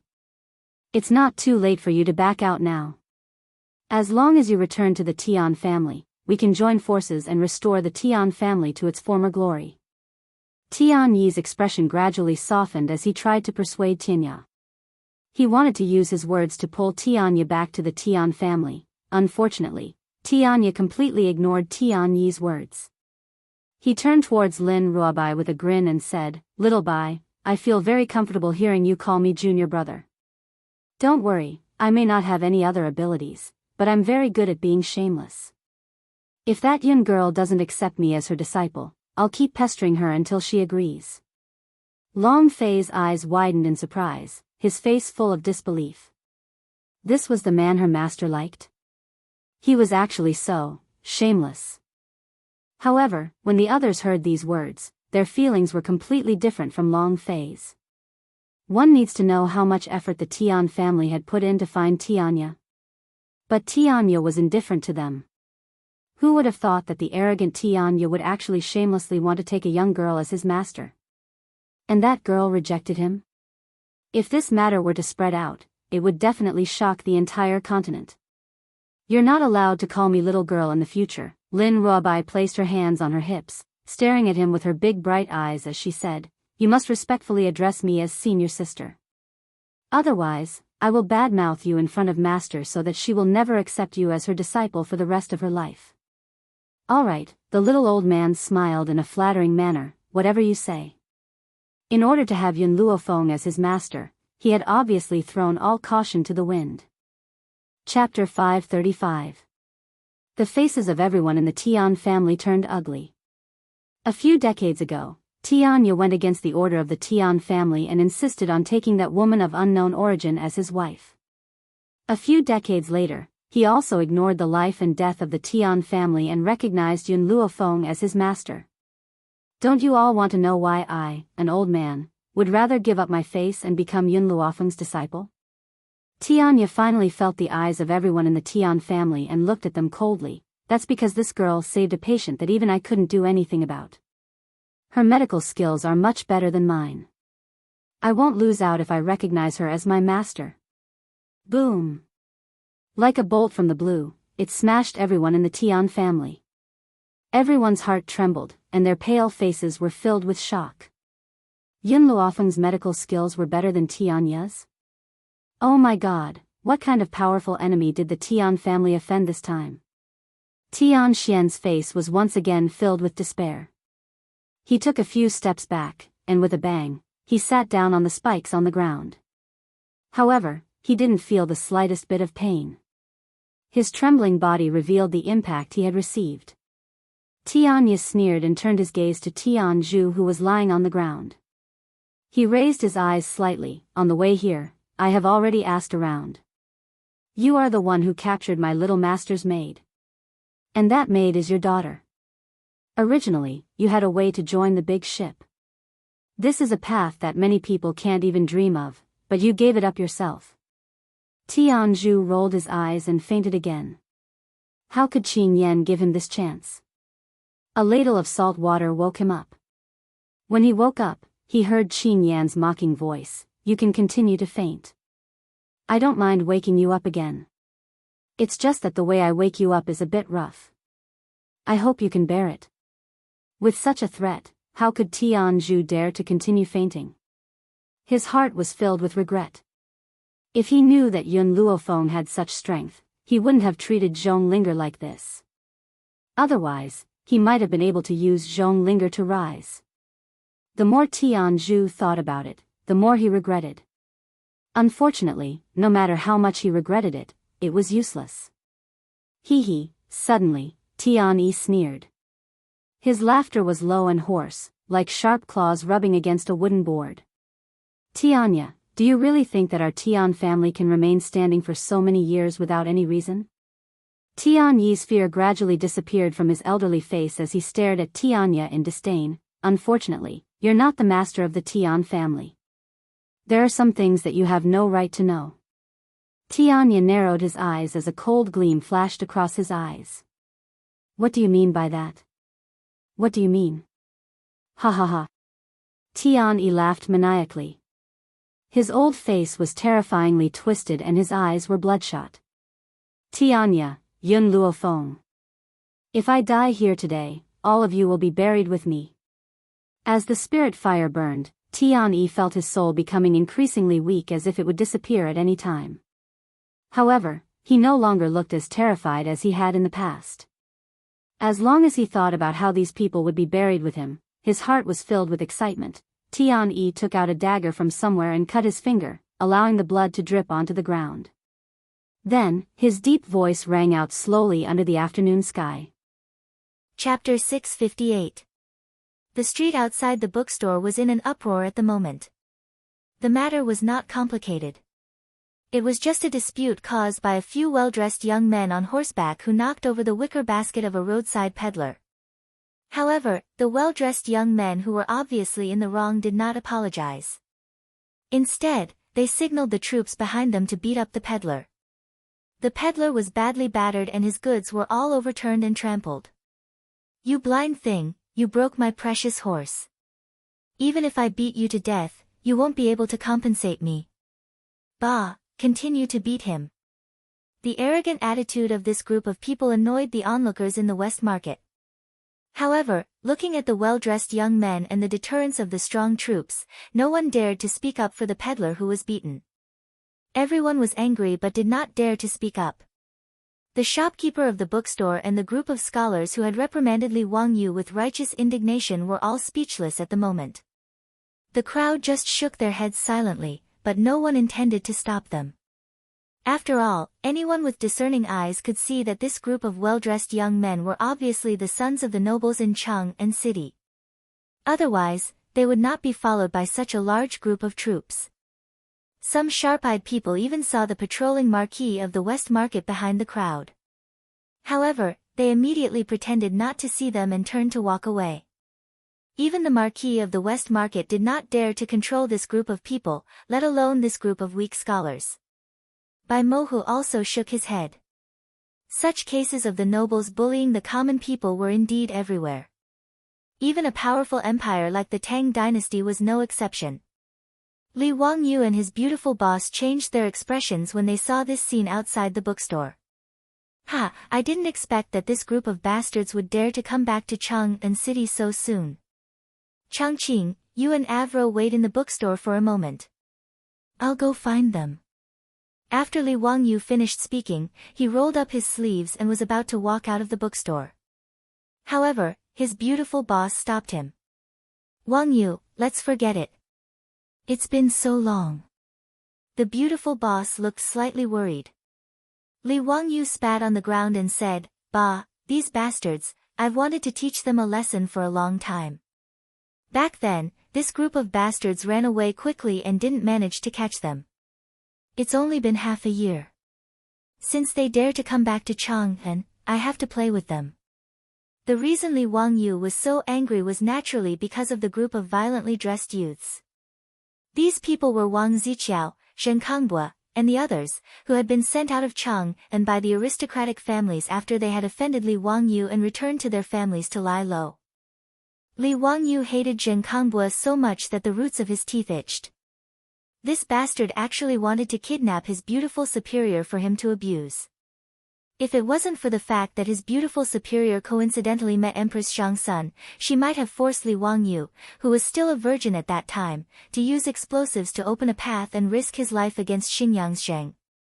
At that time, he was just a commoner. Although he had used Empress Shangsun's power to force Xingyang's Zheng to lower her head and admit her mistakes, he hadn't hurt her at all. To the Zheng family of Xingyang, the gold was not even worth mentioning. If Zheng Yuanshou hadn't been wrestling with Pai Lupi at that time and wanted to force Pai Lupi to confess his crimes, even Zheng Kangbua might not have been sent back to Xingyang. As for Wang Ziqiao and the others, they were sent back to Taiyuan and other places by their respective families because they had sent their subordinates to Sun's bookstore in the East City to commit murder and arson. However, it was obvious that this group of fops wasn't someone who could hold back. How could places like Xingyang and Taiyuan compare to the prosperity of Cheng'an? Therefore, after half a year, this group of legitimate sons of aristocratic families rushed back to Cheng'an before New Year's Eve. Li Wangyu didn't know anything about this at first, but he didn't expect to run into this group of fops bullying the common people when he was out strolling today. Seeing Li Wangyu's resolute attitude, his beautiful superior naturally couldn't say anything more. She could only silently tell him to be more careful before pulling Afro to the side. Since they were out strolling today, the Niu brothers and the troops naturally followed them. However, Li Wangyu disliked them for being too bright and only ordered them to follow him from a distance and not disturb his date with the two girls. Seeing Li Wangyu come out of the bookstore, Niu Yong, Niu Wu, and the others hurriedly followed him. The Niu brothers naturally recognized Zheng Kongbua, Wang Ziqiao, and the others.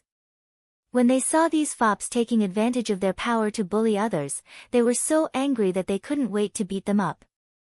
However, since Li Wangyu didn't say anything, they naturally couldn't be nosy and cause trouble for Li Wangyu.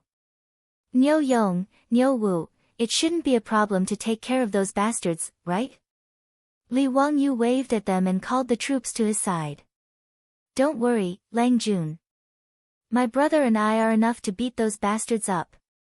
Niu Wu cracked his knuckles as he replied fiercely. That's good. You guys go and beat those bastards up. Li Wangyu pointed at Zheng Kongbua and the others. Niu Wu responded excitedly. Just as he was about to step forward, Niu Yong pulled him back. Lang Jun, what about the sons of the Zheng family, the Wang family, the Lu family, and the Cui family? Isn't that a little inappropriate? After all, Niu Yong was more mature and prudent. He was worried that he and the others would cause trouble for his Lang Jun by beating up those bastards. Li Wangyu looked around and picked up a brick from the corner of the street. He weighed it in his hand and said, You guys go and beat up all their lackeys. I'll take care of those good-for-nothings myself. He knew that Niu Yong was right. Zheng Kongbua and the others had different statuses. If his troops beat them up, it would be troublesome. Since that was the case, he would do it himself. At most, he would go to the Taiji Palace to fight a lawsuit with those aristocratic families.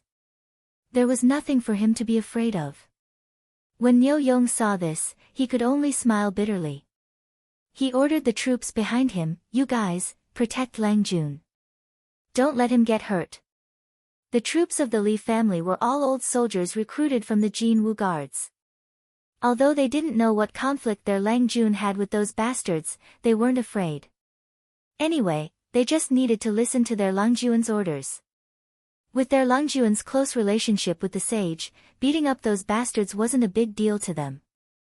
Just like what Li Wangyu said when he recruited them, his uncle is a sage. In this world, other than those princes, was there anyone who was more dandy than their Lang Jun? Even the crown prince and the king of Yu had to respectfully greet their Lang Jun as teacher when they saw him. Therefore, this group of troops did not feel that there was anything wrong at all. They all let out a strange cry and rushed out with Niu Wu. They directly surrounded Zheng Kongbua and Wang Ziqiao's troops and gave them a round of beating. The troops of the Zheng and Wang families didn't expect that there would be someone in Cheng and who dared to meddle in their business. Originally, their strength was not as good as the Niu brothers and the old soldiers recruited by Li Wangyu. In addition, they were caught off guard. This group of troops of the Zheng and Wang families who were brazenly beating up the peddlers were immediately beaten to the ground by the Niu brothers and the others. They were all beaten up until they cried out in pain. Zheng Kongbua, Wang Ziqiao, and the others were also stunned. Then, they flew into a rage and said, Who are you? How dare you beat up the troops of the Zheng and Wang families? Do you want to die? Before they finished their words, they saw Li Wangyu holding a brick. He separated the crowd and walked over. Child Zheng, Child Wang, Child Lu, Child Cui, long time no see. I miss you very much. Chapter 659. Li Wangyu's appearance caused Wang Ziqiao, Cui Daogu, Lu Xiyang, and Cui Hong to stare blankly for a moment before quickly reacting. Li Wangyu, did you order the prefectural troops to commit murder? What do you want to do? Do you want to become enemies with the 5 families and 7 hopes? Surnamed Li, you've got guts. Do you really think that you can do whatever you want just because you're a county earl? Hurry up and tell your prefectural troops to stop. Do you really want to shed all pretense of cordiality with us? Li Wangyu couldn't help but laugh at the clamoring of the nobles. You bastards, why didn't you say that you were condoning murder when you ordered your troops to bully others? That's right, I was the one who ordered the beating. Not only do I want to beat up your lackeys, but I also want to beat up all of you bastards. Li Wangyu's words caused Wang Ziqiao to involuntarily take a few steps back. He forced himself to remain calm and shouted sternly, Li Wangyu, what do you want to do? Could it be that you're condoning your subordinates to attack us in broad daylight? Do you really think that the 5 families and 7 hopes are made of mud? Cui Daogu was much calmer than Wang Ziqiao. He said with disdain, what's there to be afraid of? Could it be that he dares to order the prefectural troops to beat us up? I'd like to see who dares. Humph, that's how it is. County Earl who is so mighty. But I'd like to see which blind person dares to touch us. Cui Hong also hooted. Lu Xiang and the others also reacted at this time. That's right, what was there to be afraid of? Even if their own troops were beaten up, so what? Could it be that the Li family's troops dared to touch them, the nobles? As long as Li Wangyu didn't lose his mind, he wouldn't order his troops to attack. Otherwise, if this matter got out of hand, even if Pai Lupi could protect Li Wangyu, his troops would still be in trouble. If the Lai Hot's troops didn't make a move, how could they be afraid of Li Wangyu? Now it was 5 against 1. Not only did they have more people, but they were also older than Li Wangyu. Why should they be afraid of this young man? Wang Ziqiao and the others' words made Zheng Kongbua glare fiercely at Li Wangyu. Li Wangyu recognized Zheng Kongbua, but it was Zheng Kongbua's first time seeing Li Wangyu. Back then, Li Wangyu only hid in the dark and dug a hole for Zheng Kongbua. The two of them didn't meet face to face. However, Zheng Kongbua was not a stranger to Li Wangyu, who had cheated the Zheng family of Xingyang several times. Hearing this person's name, Zheng Kongbua was almost sick of it. This bastard Tian Shenu is Li Wangyu? Zheng Kongbua pointed at Li Wangyu and asked the young masters beside him. Wang Ziqiao and the others immediately nodded and didn't forget to add fuel to the fire. Yes, it's him. Brother Kongbua, I'm afraid you don't know that you were forced to leave Chang, and because of this person. The young lady in the carriage is one of Lai Hot's people. Hearing this, Zheng Kongbua's eyes suddenly turned red. So your Tian Shenu is Li Wangyu? That stinky woman that day is one of your people? Was the gambling house of the Zheng family cheated by your Tian Shenu? I'll kill you today. After he finished speaking, he ignored everything else and pounced on Li Wangyu. He raised his fist and punched Li Wangyu's face. Zheng Kongbua was originally a reckless person, and he had always been unscrupulous. He didn't care whether Li Wangyu had a noble title or whether he was Pai Lupi's nephew or the crown prince's teacher. Right now, all he could think of was how to beat Li Wangyu up to vent his anger. This guy had a good idea, but he neglected 2 things. First, Zheng Kongbua's body had been hollowed out by wine and women. Although he was much older than Li Wangyu, he was very weak. That seemingly ferocious fist appeared to be weak and powerless in the eyes of the bystanders. Second, he completely ignored the deterrent power of the brick in Li Wangyu's hand. Therefore, Zheng Kongbua suffered a tragedy. Li Wangyu leaned to one side to avoid Zheng Kongbua's fist. Then, without hesitation, he raised the brick in his hand and slammed it on Zheng Kongbua's face. If I don't beat his face until it blossoms, he won't know why the flowers are so red. Li Wangyu succeeded in one hit, and he was very happy. He couldn't help but think of the classic line of Sun Wukong in the lotus lamp. When Wang Ziqiao and the rest saw that Li Wangyu really dared to hit Zheng Kongbua, and with one hit, he made Zheng Kongbua's nose and mouth spurt out blood, they were scared out of their wits and screamed. Zheng Kongbua was hit by Li Wangyu's brick, and almost fainted. He only felt his vision go black, and then came the sharp pain. His head was buzzing, and he saw stars. His body went soft and fell to the ground.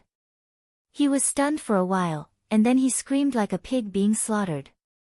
Li Wangyu still felt that it wasn't enough. When he thought that his beautiful boss was almost harmed by this scum in front of him, his heart was burning with anger.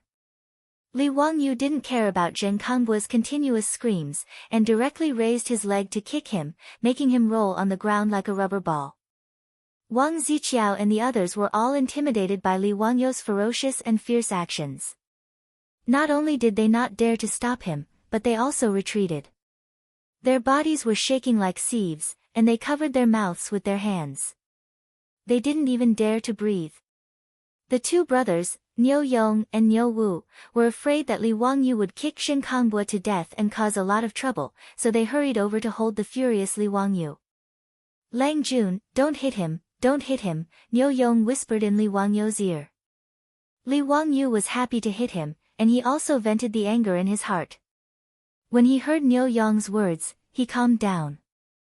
He spat at Zheng Kangbua, who was howling on the ground, and then turned his head to glare at Wang Ziqiao and the rest.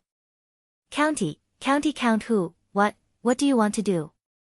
This is Chang'an City, there are laws. Don't mess around. Wang Ziqiao was so scared that he couldn't speak clearly. Zheng Kangbua, the eldest son of the Zheng family in Xinjiang, and the son of Zheng Yuanshou, was beaten by Li Wangyu until his face was covered in blood and he couldn't get up. How could they not be afraid? Wang Ziqiao, Cui Daogu, and the rest didn't expect that Li Wangyu, this young man, would be so fierce, and so ruthless. Even though they used to fight with Cheng Chumo and his group of playboys, they had never seen someone like Li Wangyu, who directly hit his face with a brick. Li Wangyu threw the brick in his hand to the ground, and patted the dust off his hands. Pay up. Pay what money? Wang Ziqiao and the rest were dumbfounded. Li Wangyu beat up his own troops, beat Zheng Kangbua until his face was covered in blood, and still asked them to pay up. Was there any law? Li Wangyu pointed at the peddler who was being helped up by his troops. You beat him up and kicked over his goods, so you naturally have to pay up. What? But if you don't want to pay up, do you want me to argue with you? Seeing that he was about to pick up the brick on the ground, which was still covered in Zheng Kangbua's blood, Wang Ziqiao and the rest immediately screamed, Pay, we will pay. After saying that, Wang Ziqiao hurriedly took out 5 taels of gold from his waist, and signaled his troops who had struggled to get up to give it to the beaten peddler. The peddler was a little submissive. He waved his hands and didn't dare to accept. I don't want so much, I don't want it, these things are not worth so much money. Li Wangyu glared at him, I told you to take it, so take it.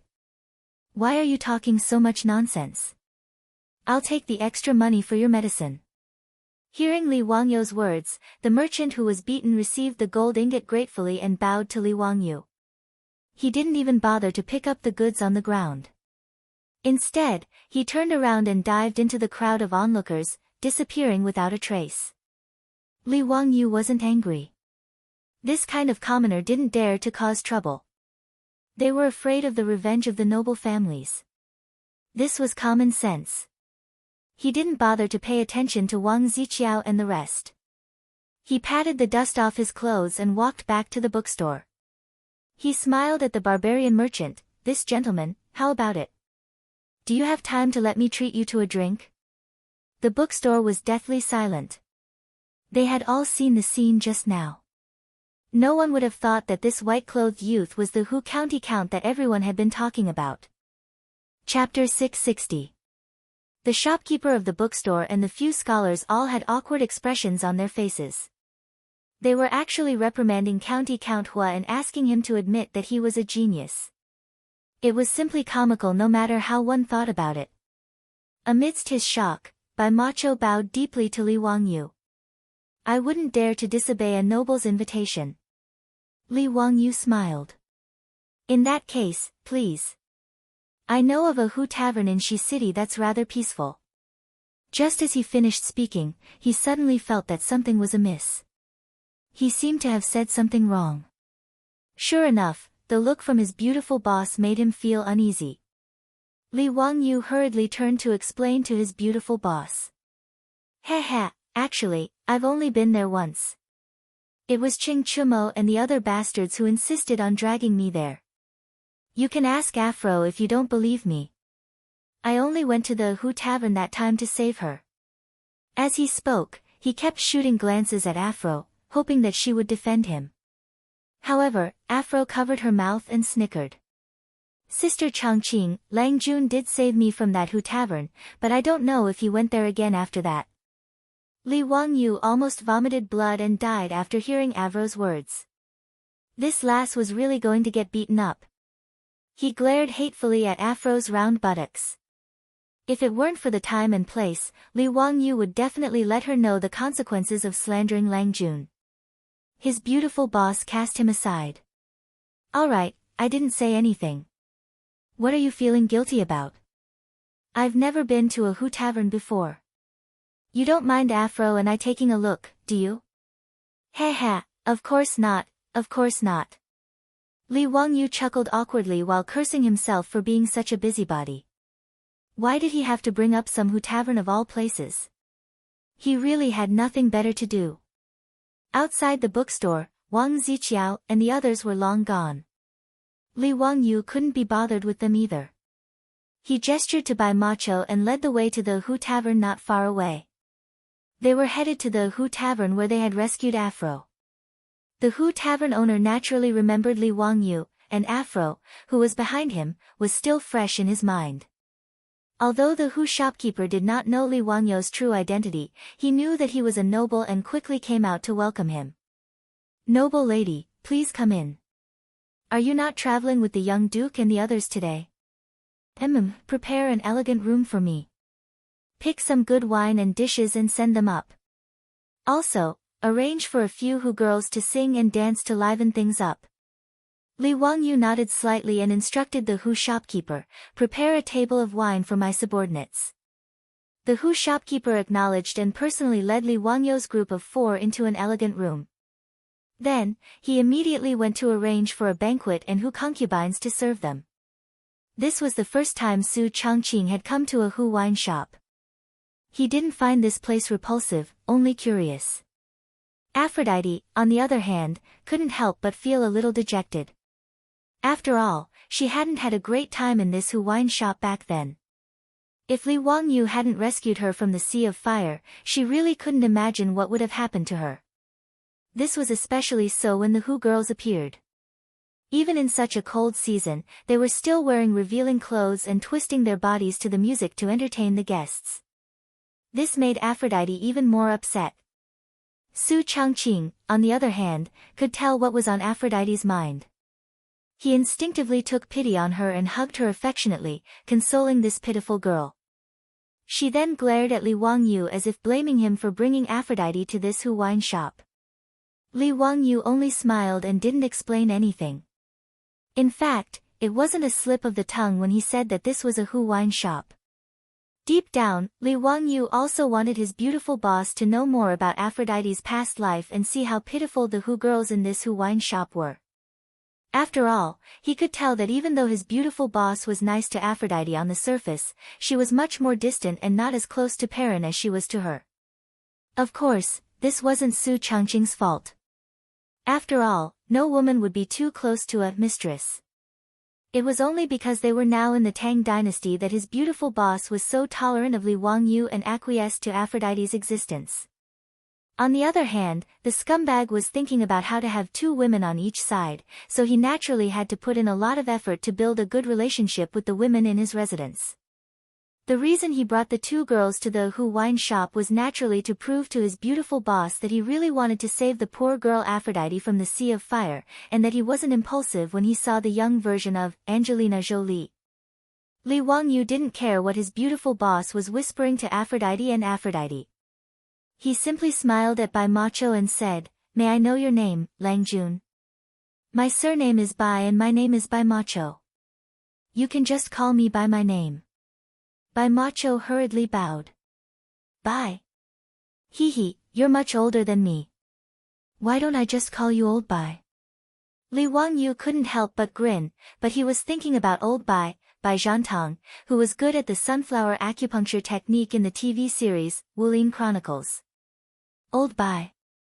Bai Macho was a little stunned. What kind of address was that? Neither the Tangs nor the Cuses had the habit of addressing people like that. However, since this honorable count was willing to call him Old Bai, then so be it. Bai Macho didn't have any objections. After all, it was just a form of address. Li Wangyu said, Old Bai, as far as I know, the king of your Chutzi kingdom is also surnamed Bai, right? The surname Bai is the national surname in your Chutzi kingdom. Old Bai, are you also a member of the Chutzi kingdom's royal family? He had heard about this by chance when someone talked about the Chutzi kingdom, so he had some impression of it. Bai Macho looked bitter. You're right, Count Huxian. I am a member of the Chutzi kingdom's royal family. However, the Chutzi kingdom's politics are now controlled by Minister Neli.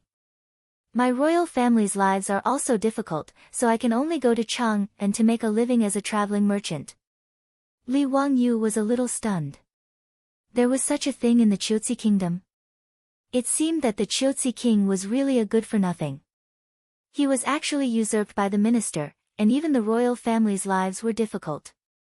It was really hard to understand. Old Bai, you speak the Han language so well. Do you come to Chang'an often? Yes. Every year, I lead the caravan on this Silk Road and return from spring to summer. It has been more than 10 years since then, Bai Macho replied respectfully. Li Wangyu picked a topic that interested him and asked Bai Macho about the Chutzi kingdom's customs and people. It was an eye-opener for him. He suddenly thought of something and asked, Oh right, Old Bai, what kind of goods do your caravan mainly sell from Chang and back to Chutzi? Mainly silk, brocade, porcelain, and bronzeware. Hearing this, Li Wangyu couldn't help but smile. I have something good to recommend to you. If you sell it to the western regions, you'll definitely make a lot of money. Old Bai, are you interested? Naturally, Bai Macho nodded repeatedly. Please enlighten me, Count Huxian. Do you have any burning knives in the tavern? Li Wangyu asked Hu Ji, who was serving him in the elegant room. Hu Ji nodded quickly. Of course, we have a distinguished guest. Then bring me a jar. Li Wangyu ordered. Hu Ji immediately trotted to fetch a jar of burning knives wine. What Li Wangyu wanted to introduce to Bai Macho was this highly concentrated liquor. Since the burning knives wine was listed on the market, it had always been in short supply. There was no need to worry about selling it. However, the wineries in the Qinling Mountains were getting bigger and bigger.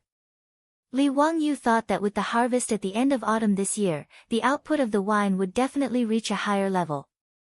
With so much wine, it was natural that they should export it to the western regions through the Silk Road and earn more gold for the Tang dynasty. After Hu Ji brought the wine, Bai Macho quickly got up and took the jar. He respectfully poured wine for Li Wangyu and filled a bowl for himself. Count Huxian, what kind of wine is this?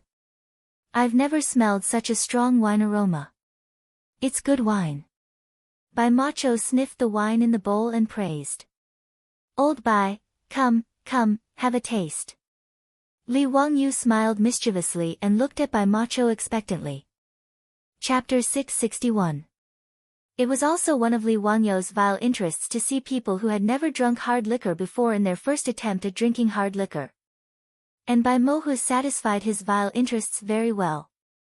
He habitually raised his head and poured the whole bowl of wine into his mouth. Then, he coughed violently and uncontrollably. Bai Mohu's face turned red and he kept coughing. Apparently, it was his first time tasting such a strong wine. He was caught off guard and almost spat out the wine in his mouth. After a long while, Bai Mohu exhaled a breath that smelled of wine. What a strong wine, good wine. It's my first time tasting such a strong wine. May I ask you, what's the name of this wine? Why haven't I tasted it since I came to Chang'an? Haha, the name of this wine is Burning Knife. It means that when you drink it, it feels like a hot knife scraping through your throat. It's the strongest wine. Old Bai, it's normal that you haven't tasted it. It's only been half a year since this wine was sold in Chang'an. How about it? Do you think it'll be popular if it's sold in the western region?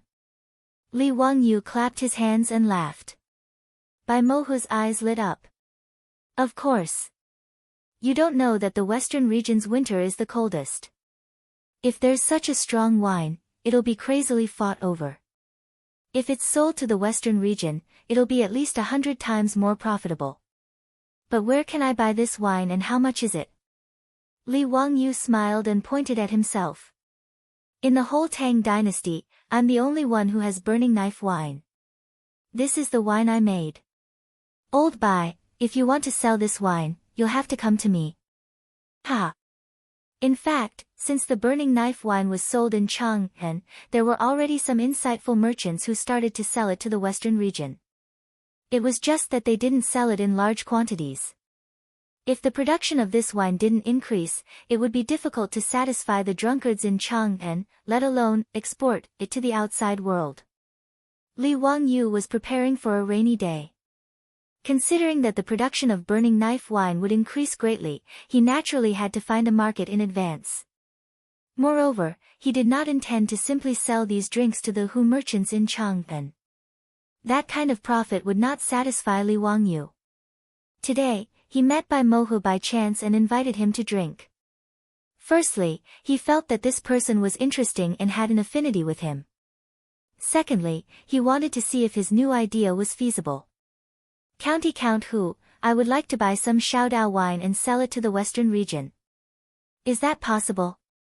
Bai Mohu asked. There's no rush. Let me ask you something first. Li Wangyu dipped his finger into the wine and drew a diagram on the table. Lao Bai, look, if this place is Chang'an, then from here to the west, all the way to Dunhuang County, Shazhou of the Tang dynasty's Longyu circuit, there are official roads passing through, right? Bai Mohu didn't quite understand what Li Wangyu meant. He just nodded to show his approval. Your caravans from the western regions usually rest and reorganize in Dunhuang County before entering the desert. Then, they are divided into 3 directions, the North Road, the Middle Road, and the South Road, respectively, heading to different countries in the western regions. Is that right? Exactly. Bai Mohu continued to nod. Li Wangyu smiled and said, it's a long journey from Chang'an to Dunhuang County. It's about 4,000 miles. Lao Bai, let me ask you. If you can buy enough goods in Dunhuang County, but the price is 5 or 6 times higher than in Chang'an, would you be willing? Of course, you can also sell the goods from the western regions in Dunhuang County. The price will satisfy you. His words immediately made Bai Mohu so excited that his eyes widened. County Count Hu, how is that possible? Is this true? If so, of course we're willing. Even if the profits will be a little lower if we trade in Dunhuang County, the journey will be shortened by half. If so, we can only go back and forth once a year, but we can go back and forth twice from Dunhuang County. The profit will be increased a lot. Li Wangyu nodded. I think so too. I still need to report to the sage to see if this is feasible. But in my opinion, this is beneficial to the imperial court and the merchants. It can also promote trade.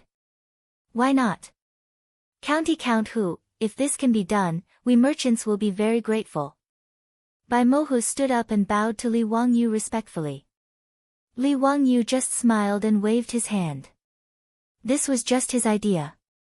Whether it could be implemented or not depended on how Pai Lupi and the big shots in the imperial court saw it. What he said to Bai Mohu was not on a whim. He had thought about it for a long time. Now that the Tang dynasty had the 4-wheeled horse carriage, it was not difficult to transport goods from Chang'an to Dunhuang County. There were official roads all the way. The 4-wheeled horse carriage was after all the camel caravans and horse caravans of the western regions. Its transportation ability was incomparable. The 4-wheeled horse carriage could carry 2,000 pounds and could easily travel 200 miles in a day. A camel could only carry 400 pounds of goods and could travel less than 100 miles in a day. Of course, camels had their uses. From Dunhuang County to the west, it was all desert. The 4-wheeled horse carriage was completely useless. That was why Li Wangyu suggested to transport the goods to Dunhuang County for trade. The benefits of moving the foreign trade centers in Chang'an and Luoyang to Dunhuang County were self-evident. First, the imperial court could make a lot of money. The four-wheeled horse carriage was cheap to transport goods. Based on the calculation of copper coins per horse carriage, a round trip to Dunhuang County would take 40 to 50 days. That was only 40 to 50 strings of copper coins. Even with the high number of shadaozi as an example, the price of a bucket of wine in Chang'an was 10 strings of copper coins, which was 10 strings of copper coins.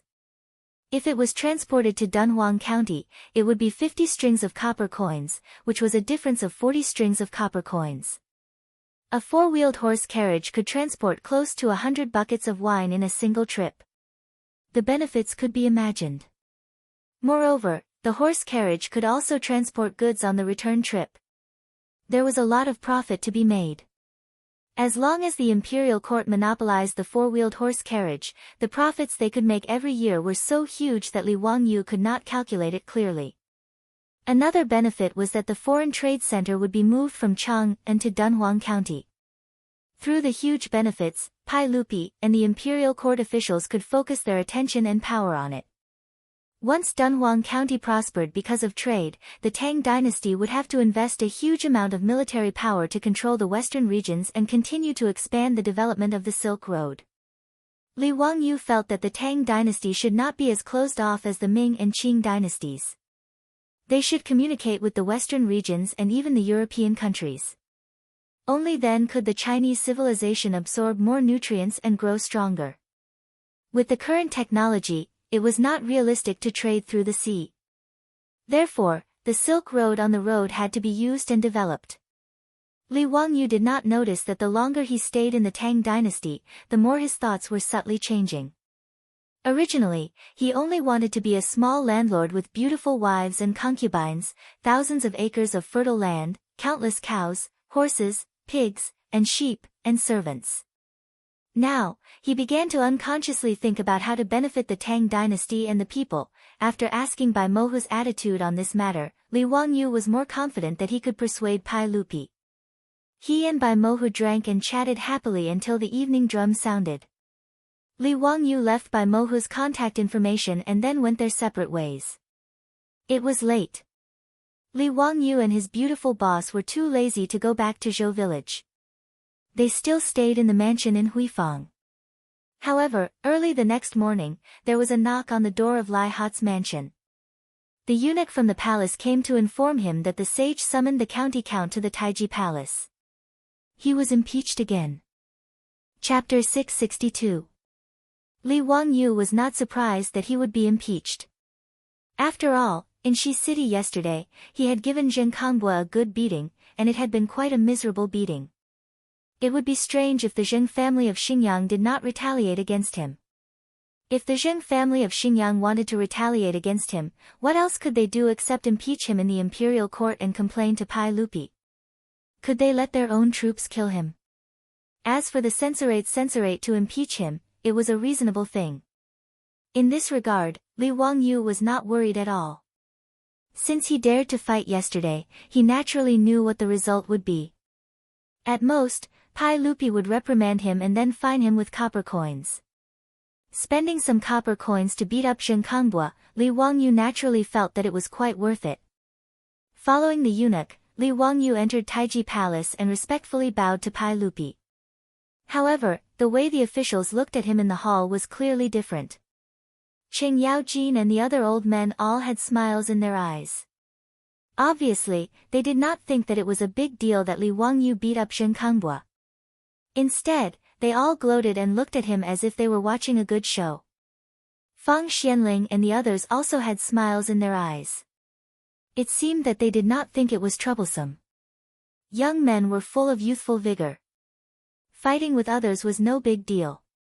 If it were not for the Zheng family of Xingyang and the 5 families, this kind of thing would be very shameful in Taiji Palace.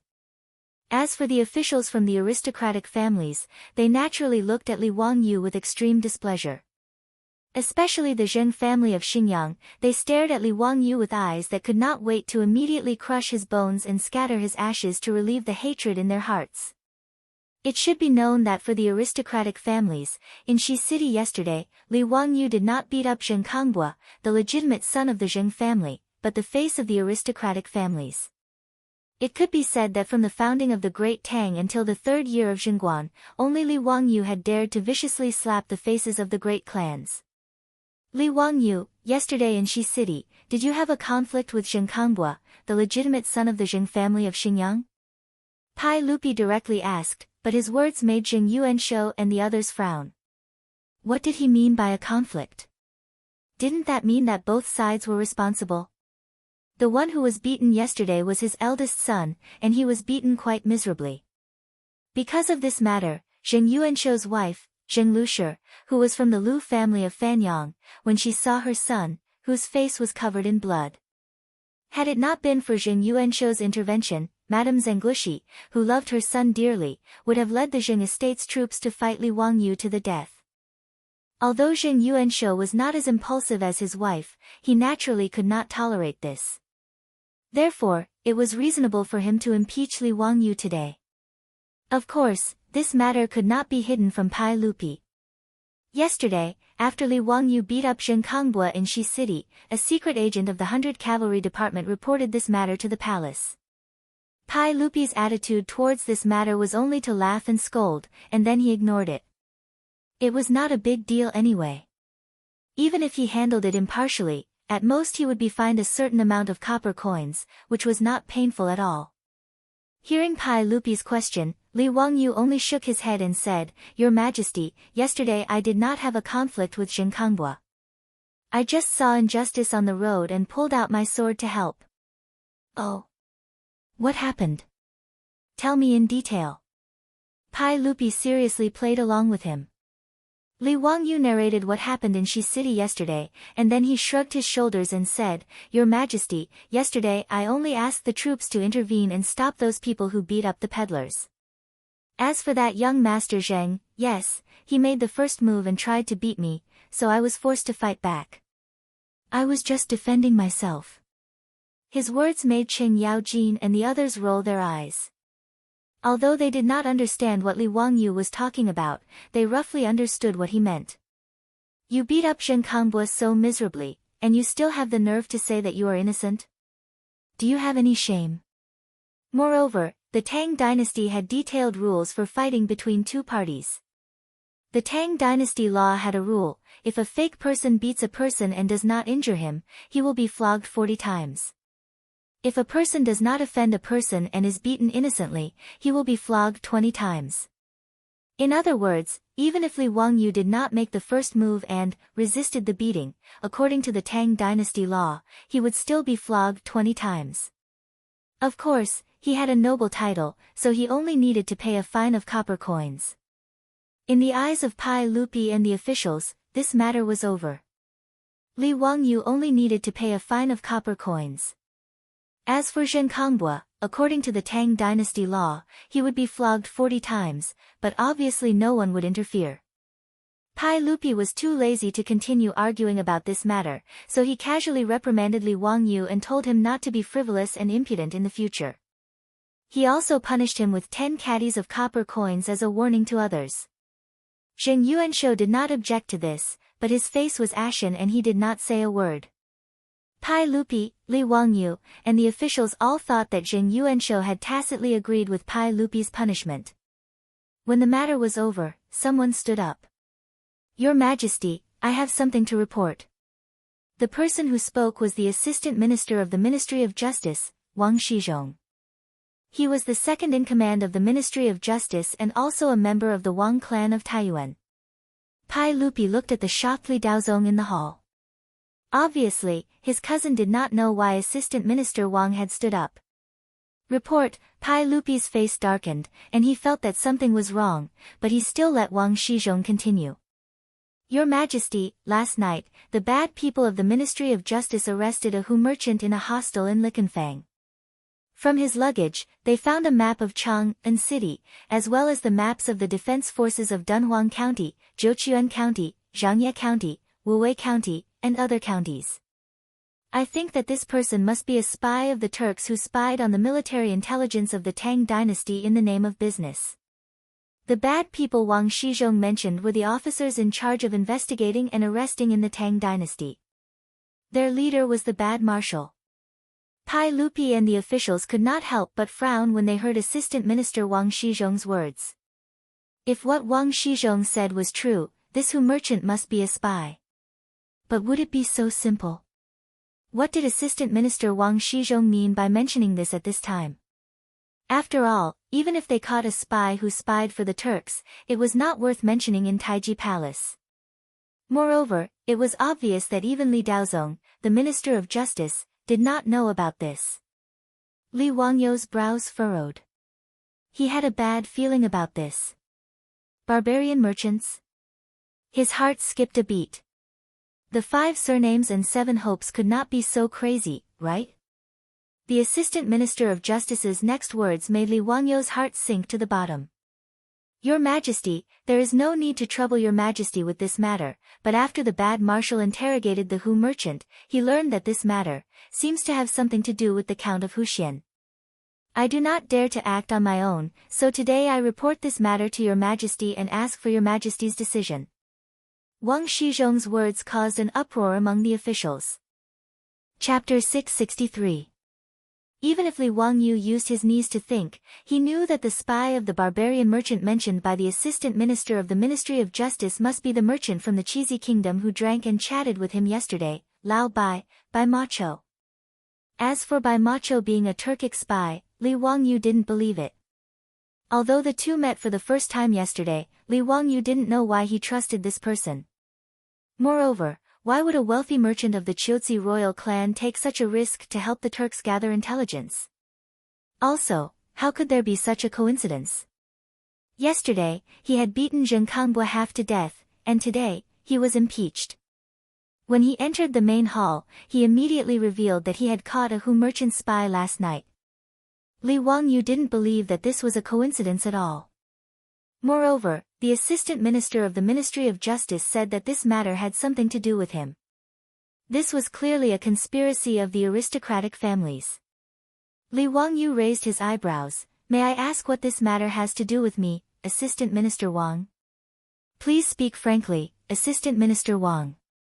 The Assistant Minister of the Ministry of Justice, Wang Shizhong, looked at Li Wangyu with a fake smile and said, Don't be anxious, County Count Hu. Perhaps that Hu merchant couldn't endure the punishment and made false accusations. It might not have anything to do with County Count Hu. He then bowed to Pai Lupi, Your Majesty, according to the interrogation of that Hu merchant, the map of Chang and city was given to him by County Count Hu yesterday. There was also a secret letter to the Turkic people that was found by the underlings. According to that Hu merchant, it was also given to him by County Count Hu. Also, according to the investigation of the underlings, County Count Hu and this person drank and talked for a long time in a wine shop in Shi City. The shopkeeper of the wine shop and a group of Hu concubines can testify to this.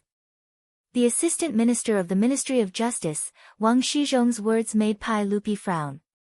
He definitely didn't believe that his nephew was in cahoots with the Turkic people. As the founding county count of the Tang dynasty, why would Li Wangyu need to be in cahoots with the Turkic people? What benefits would there be? He wasn't the only one who didn't believe it. None of the other officials in the hall believed it either. Qing Yaojin immediately stood up and said, Your Majesty, this matter cannot be trusted. Although Zio often causes trouble, I definitely do not believe that he is in cahoots with the Turks. This matter must be made up by that barbarian merchant. Fang Xianling, Du Ruhui, and the others looked at each other and expressed their doubts.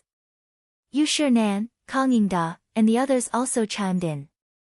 Because of the Assistant Minister of Justice's words, the hall became as noisy as a market. Where is the secret letter? Pai Lupi didn't believe it, but he could only ask Wang Shizhong. The Assistant Minister of the Ministry of Justice, Wang Shizhong, took out a letter from his waist pouch and handed it to Mitua for Pai Lupi to read. Pai Lupi opened the letter, and the content made him frown even more. On the paper was Li Wangyou's unique thin and muscular body. It was undoubtedly his nephew's handwriting. And the content clearly stated that Li Wangyu had expressed his loyalty to Xieli Khan of the Turkic people and asked the barbarian merchant to pass on the message for him. He was a spy of Xie Khan in the Tang dynasty and hoped that Xie Khan would go down south and capture Cheng, and as soon as possible. The more Pai Lupi read, the more livid his face became. He read the letter over and over again. It was undoubtedly Li Wangyu's handwriting. Li Wangyu, how do you explain this secret letter? Pai Lupi's voice also became cold. The truth was right in front of him. Although he doubted it, he had to believe it. Your Majesty, I don't know what the secret letter is, and it is impossible for me to be in cahoots with the Turkic people. Of course, Li Wangyu would not admit it. This was clearly a so-called secret letter, forged by the aristocratic families to take revenge on him. Mi Tua, show this letter to Li Wangyu and the other officials. Let him see if he wrote it himself. Pai Lupi directly threw the letter to Mi Tua. Mi Tua also had a bitter face. He bent down to pick up the letter from the ground, trotted down the royal stairs, and handed it to Li Wangyu. Mi Tua would not believe that Li Wangyu was a spy of the Turkic people even if he was beaten to death. Moreover, there was obviously something fishy about this matter. The barbarian merchant was a spy, and Li Wangyu was colluding with the Turkic people. Even the 100 Cavalry Department did not find any clues about this matter. How could he be caught by the Ministry of Justice? In the hall, Mi Tua did not dare to say anything. He could only give Li Wangyu a "be careful" look when he handed the letter to him. Mi Tua was grateful to Li Wangyu. In the Taiji Palace, if Li Wangyu had not discovered the truth and pried open the palace maids' mouths, if something had happened to Prince Li Zhizhen, Mi Tua, as the provincial supervisor of the Internal Servants Department, would not have had enough heads to chop off by Pai Lupi. Moreover, he had known Li Wangyu for a long time. This young noble did not treat him like a eunuch and treat him with special eyes. Therefore, Mi Tua was naturally willing to get close to Li Wangyu. Just now, he had been serving Pai Lupi. Naturally, Mi Tua had seen the contents of the letter. He could not help but feel frightened. Even in Mi Tua's eyes, this letter was undoubtedly written by Li Wangyu. After all, Li Wangyu's thin and muscular body was famous in Chang'an. There were many people who learned from him. However, the handwriting was definitely Li Wangyu's.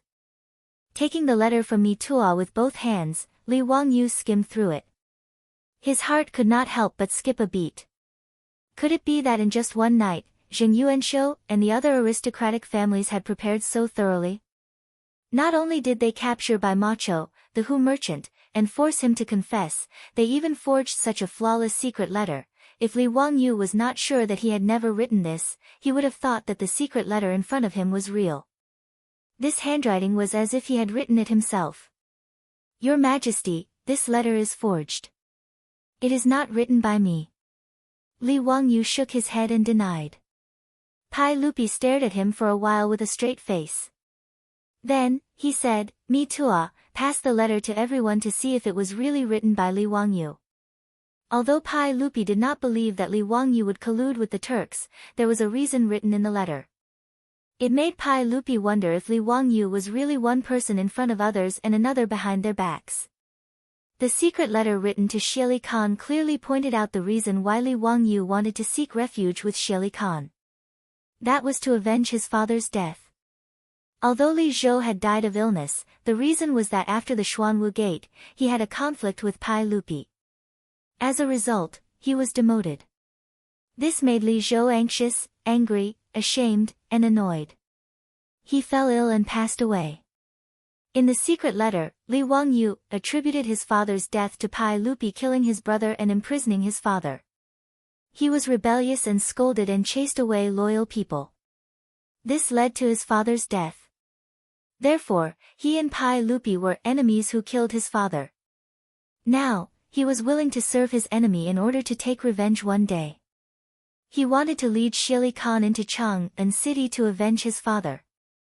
These words could not help but make Pai Lupi suspicious. He suspected that Li Wangyu was really like what the letter said. Because of Li Zhou's death, he hated him and had bad intentions. After the secret letter was passed to Fang Xianling, Du Ruhui, Zhang Sun Wuji, Yu Shinan, Kang Yingda, and other big shots to read, everyone was silent. They did not know what to say.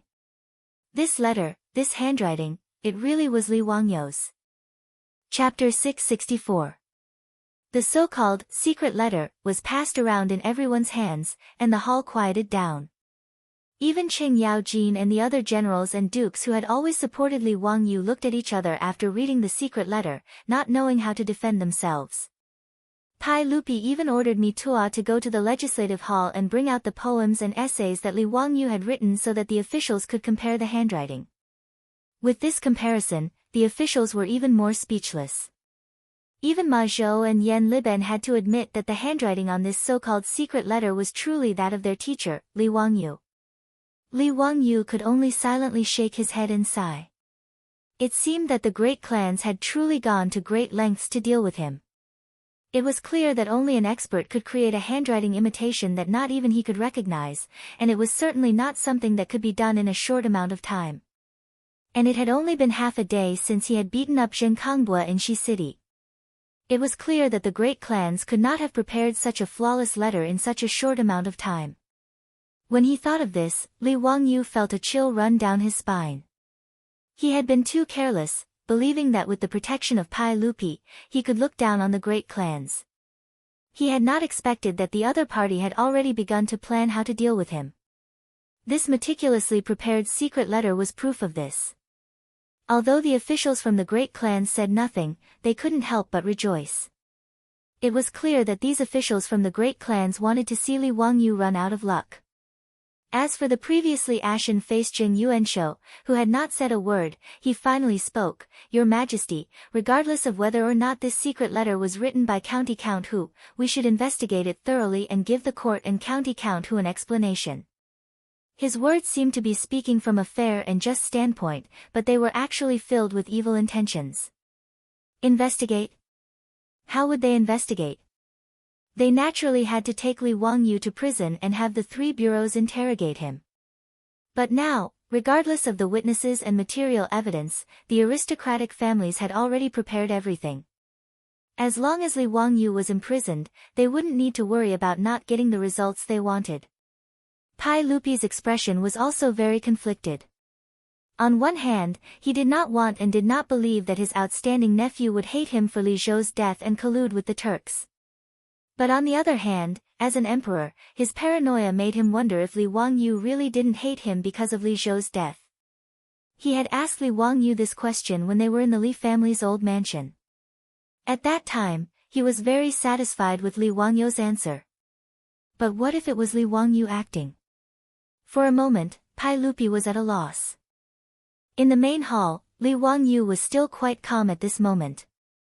After seeing this forged so-called secret letter, he immediately began to think about how he could break out of this situation and clear his name. He could naturally tell that this letter was forged by someone else. But the key was how he could prove to Pai Lupi that the letter was forged. Although there were records in ancient books, as early as the Three Kingdoms period, the governor Guo Yuan used handwriting comparison to find the person who anonymously slandered Cao Cao.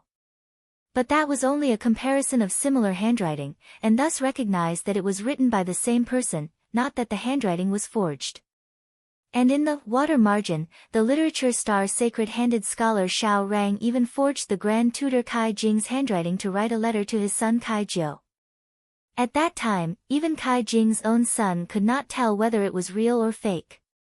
From the Three Kingdoms to the Qing dynasty, Huaxia's ancient handwriting investigation and identification basically relied on the hazy senses to judge. In the case of a secret letter, like this one, where the fake could be passed off as genuine, and the forger flatly denied it, usually the officials would be helpless and the case would drag on for a long time. Or they could only use torture to force the forger to admit it, thus hastily closing the case. In short, if he wanted to use handwriting identification to prove that he was framed by the aristocratic families, it would be quite difficult. Li Wangyou was pondering how to prove his innocence and escape the death trap set up by the aristocratic families, when he heard Jing Yuanshou speaking to Pai Lupi. "Your Majesty, I don't really believe it. This letter was personally written by County Count Hu, but as for the handwriting, I really can't tell. Perhaps someone could really imitate County Count Hu's handwriting so perfectly, but there's no telling." Dare I ask Secret Supervisor Yu, Yang Gong, the two of you are famous calligraphers in the Tang dynasty. Dare I ask if the two of you can imitate someone else's handwriting so perfectly? Zheng Yuanshou continued to criticize Li Wangyu. In response to his question, Yu Shinan and Yang Sun glanced at each other. Although they felt extremely helpless in their hearts, they could only helplessly shake their heads. Although the two of them were famous calligraphers and were experts in copying famous calligraphy, they only copied the spirit and not the form. If they wanted to imitate someone else's handwriting, they really couldn't do it. Even if they wanted to protect Li Wangyu, in front of Pai Lupi and the other officials, they couldn't lie. Yu Shinan gave Li Wangyu an apologetic and worried look. In response, Li Wangyu only cupped his hands towards Yu Shinan, indicating that he understood Yu Shinan's intentions. Ha, Your Majesty, if Secret Supervisor Yu and Yang Gong can't imitate someone else's handwriting exactly, then I don't know how to judge. Your Majesty, please make a decision. Zheng Yuanshou lightly stabbed Li Wangyu with a knife and left, leaving the problem to Pai Lupi. On the royal stairs, Pai Lupi hesitated for a while before finally standing up. He prepared to order people to take Li Wangyu to the prison and let Wei Zheng, Li Daozong, and Feng Xianling try this case together. Li Wangyu hurriedly bowed towards Pai Lupi. Your Majesty, I want to prove myself. Report it. Your Majesty, this so-called secret letter wasn't written by me. It was forged by someone. Of course, the person who forged the letter was very clever. Even I can't tell if this handwriting is real or fake. But... Li Wangyu paused for a moment and looked at Pai Lupi, but if I wanted to write a secret letter, why would I use such a childish and ridiculous method? Could it be that I've lost my mind? Why would I write a secret letter so openly and hand it over to a Hu merchant without any disguise? He looked around at the officials in the hall, glancing at Zheng Yuanshou, Wang Renyu, and the others, before continuing, Your Majesty, to put it bluntly, if I wanted to write a secret letter, even if I placed it in front of everyone, they wouldn't be able to tell what I wrote. Li Wangyu's words naturally caused the officials in the hall to begin discussing in low voices. Pai Lupi couldn't help but frown as he pondered Li Wangyu's words. If one were to speak of his nephew's talent, then he would naturally be unparalleled. But a secret letter was a secret letter. Even if Li Wangyu wrote a secret letter, no one would be able to tell what was written even if it was placed in front of everyone's eyes. Pai Lupi didn't believe this either. Zheng Yuanshou and Wang Renyu looked at each other and couldn't help but sneer. County Count Hu, do you think this old man and the others are idiots? Ask all the officials in the court, who would dare to believe you? At this moment, Li Wangyu had also thought of a countermeasure. He shrugged his shoulders and said in a relaxed tone, If Your Majesty and everyone else doesn't believe me, why don't we conduct an experiment in this hall? Chapter 665. Li Wangyu's words made Pai Lupi hesitate for a moment, but he still nodded in agreement. No matter what, Pai Lupi was still suspicious of the secret letter that the Assistant Minister of the Ministry of Justice Wang Shizhong had suddenly thrown out. It was a letter that the so-called bad people had found in the hands of a Hu merchant. Since Li Wangyu said that if he wrote a secret letter, no one would be able to see through it, then it was better to try. Pai Lupi stood up and stared at Li Wangyu. Li Wangyu, how are you going to prove this to me and the other officials? Your Majesty, it's very simple. Taiji Palace has 2 side halls. I can enter one side and write a secret letter for Your Majesty and the other officials to examine. Then, I can send this secret letter to the other side, and Your Majesty will appoint someone to receive the letter. If I can deceive Your Majesty and the other officials and deliver the message to the person in the other side hall, then Your Majesty will naturally know whether or not I am lying. Pai Lupi nodded. All right, Mito, go to the other side hall and prepare to receive Li Wangyu's secret letter. Li Er had absolute trust in this imperial chamberlain by his side. After all, Mito was not only responsible for the internal and external communications of the 100 Horsemen Department, but he was also the person closest to Pai Lupi. Your Majesty, I need to first explain to Provincial Supervisor Mito how to receive the secret letter. Is that all right? Li Wangyu bowed again. All right. Pai Lupi nodded again. indicating for Mito to listen to what Li Wangyu had to say. Mito quickly walked to Li Wangyu's side. Under the gaze of Pai Lupi and the other officials, the two of them whispered a few words in each other's ears. The more Mito listened, the more suspicious he became. His expression was one of bewilderment. In the end, he nodded seriously, indicating that he understood. In the main hall, the officials were also whispering to each other, discussing in low voices. Wang Renyu suddenly stepped forward and clasped his hands toward Pai Lupi. Your Majesty, if Count Hu and Provincial Supervisor Mito are in cahoots and have already agreed on what to write, then wouldn't it be meaningless? When the officials heard this, they all nodded. That's right. If Li Wangyu told Mi Tuo what he was going to write, and Mi Tuo knew what Li Wangyu was going to write on the letter, it wouldn't prove anything. Li Wangyu smiled when he heard this. Your Majesty, this matter is simple. After Provincial Supervisor Mito and I enter the left and right side halls, I ask Your Majesty to write the letter. Then, I will send it to Provincial Supervisor Mito in the other side hall. If I can deceive Your Majesty and the other officials and pass the information to the Provincial Supervisor, it will be enough to prove the truth of what I said just now. Pai Lupi thought about it for a moment, and it made sense. If Li Wangyu really was a spy, then he naturally had to choose the most secretive way to send the message. If he could really pass the message to Mi Tuo without him and the civil and military officials, then this so-called secret letter was worth discussing. Seeing Li Wangyu so certain, Wang Renyu and Zheng Yuanshou looked at each other. They all saw a trace of worry in each other's eyes. But now that things had gotten to this point, there was no point in saying anything more. They could only wait and see. Moreover, Wang Renyu, Zheng Yuanshou, and the others didn't believe Li Wangyu's words at all. To be able to send the message in front of all the officials without anyone knowing, this matter was too legendary. After Li Wangyu and Mito finished talking, they had the eunuchs in the hall prepare some things for the two of them and put them in the side hall. Everything was ready. Your Majesty, I and Mito are ready. We can start. Li Wangyu said. Pai Lupi nodded, good. Li Wangyu, you go to the left side hall. Mito, you go to the right side hall. Li Wangyu and Mito immediately nodded and went to the left and right side halls. After the two of them entered, the doors of the two side halls were tightly shut. At the same time, there were palace guards arranged by Pai Lupi to guard in front of the hall to prevent someone from secretly sending messages for them. After everything was ready, Pai Lupi picked up a pen and paper. After thinking for a while, he wrote a paragraph. After folding the paper, he signaled the eunuchs to send it to Li Wangyu in the left side hall. After a short while, the door of the left side hall opened. The eunuch sent a letter and handed it to Pai Lupi. Pai Lupi curiously opened the letter, but couldn't help but be stunned. He was holding a piece of white paper in his hand. There was no writing on it. Did you take out the wrong letter? Why is it a piece of white paper? Pai Lupi glared at the eunuch in charge of delivering the letter.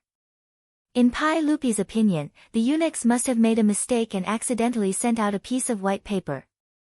The eunuch quickly knelt. In reply to everyone, I definitely did not make a mistake. This letter was personally given to me by County Count Hu to be delivered to the Mito Provincial Supervisor. Hearing this, Pai Lupi became even more curious. He repeatedly read the letter in his hand and carefully examined it against the light.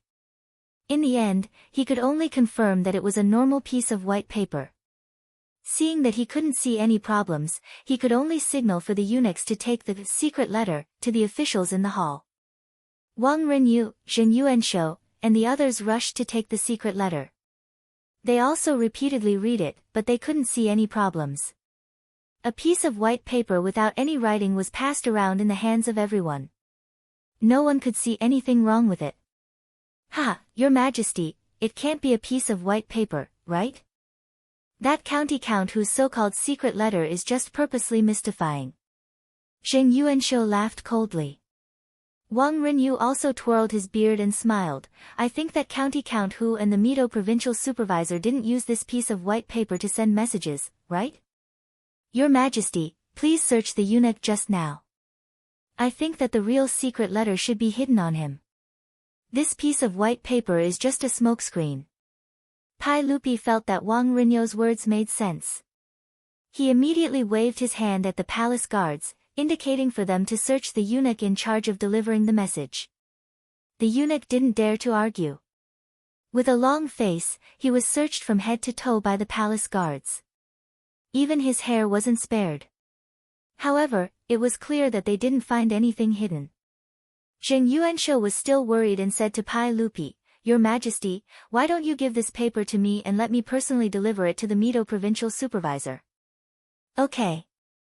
Pai Lupi naturally nodded his head in agreement. Under the gaze of Pai Lupi and the officials, Zheng Yuanshou took the piece of white paper and walked to the right side hall. He knocked on the tightly shut door and handed the piece of white paper to Mito. The door of the hall closed and opened again very quickly. Mituo walked out from the middle and walked to the front of the imperial stairs with a sad face. He knelt down in front of Li Er and said, "Everyone, this servant is not a spy." When Pai Lupi heard this, he suddenly stood up from the throne. "Mito, what did you say? What was the content of my handwritten letter? Did Li Wangyu really write a secret letter to you?" Mito nodded. "The secret letter that county count who wrote to me was, 'There is a spy in the palace, and it has been found to be Mito.' Everyone, I'm not a spy." When Pai Lupi heard this, he became a Spartan. What Mito said was the words that he had casually written on the paper and sent to the left side hall. But how did these words get to Mituo? Chapter 666. This result was not only unexpected by Pai Lupi, but also by all the civil and military officials in the hall. Li Wangyu walked out of the side hall and took out the piece of paper that Pai Lupi had personally written. He displayed it for everyone to see, and it was exactly as Mituo had said. How is this possible? Could it be that the Count of Huxian really has such supernatural abilities? Yes, this old man looked at the paper that was sent to the side hall very carefully. It was a blank piece of paper. There is no mistake about this. But it was a blank piece of paper. This old man even used light to look at it, but I did not see any trace of it. But how did Provincial Supervisor Me know the contents of Your Majesty's letter? Could it be that someone sent him a secret message? There is definitely something fishy about this. In this old man's view, someone must have done something in secret. If you say that the blank piece of paper was a secret letter, this old man would definitely not believe it. The hundreds of officials discussed among themselves, whispering into each other's ears. The originally solemn and serene Taiji Palace was now buzzing with noise. It was extremely noisy. Li Wangyu bowed once more to Pai Lupi. "Your Majesty, does Your Majesty believe what this subject said just now?" Just as this subject said, if this subject wanted to write some secret letter to that dog fart Shili Khan, how could it be so childish? This so-called secret letter is just too much of a humiliation to this subject's intelligence. Pai Lupi silently nodded. If this nephew of his really had a way to secretly send a message, he naturally wouldn't have so openly handed over such an important secret letter to Shili Khan to a Hu merchant. However, Pai Lupi needed to understand whether Li Wangyu really had a way to send a secret letter through a blank piece of paper or if he had some other trick up his sleeve. "Li Wangyu, tell me, how did you send a message to me Tuo through a blank piece of paper?" Pai Lupi asked. Li Wangyu smiled and said, "Your Majesty, this matter is extremely simple. This subject." Before he could finish speaking, he heard someone shout, "Wait, Your Majesty, this matter cannot be announced to the public." Everyone looked over and saw that it was Li Jing, the Minister of War. Pai Lupi frowned. "Duke Wei, what do you mean?" "Your Majesty, if County Count who truly has such a method of transmitting secret messages, your subject believes that it should not be announced to the public. Such a method of transmitting secret letters should be taught to the military and used for spies to transmit information," Li Jing immediately replied. With his explanation, Li Er immediately reacted. That was indeed the case. If there was such a secret method of transmitting information, it had to be kept a secret.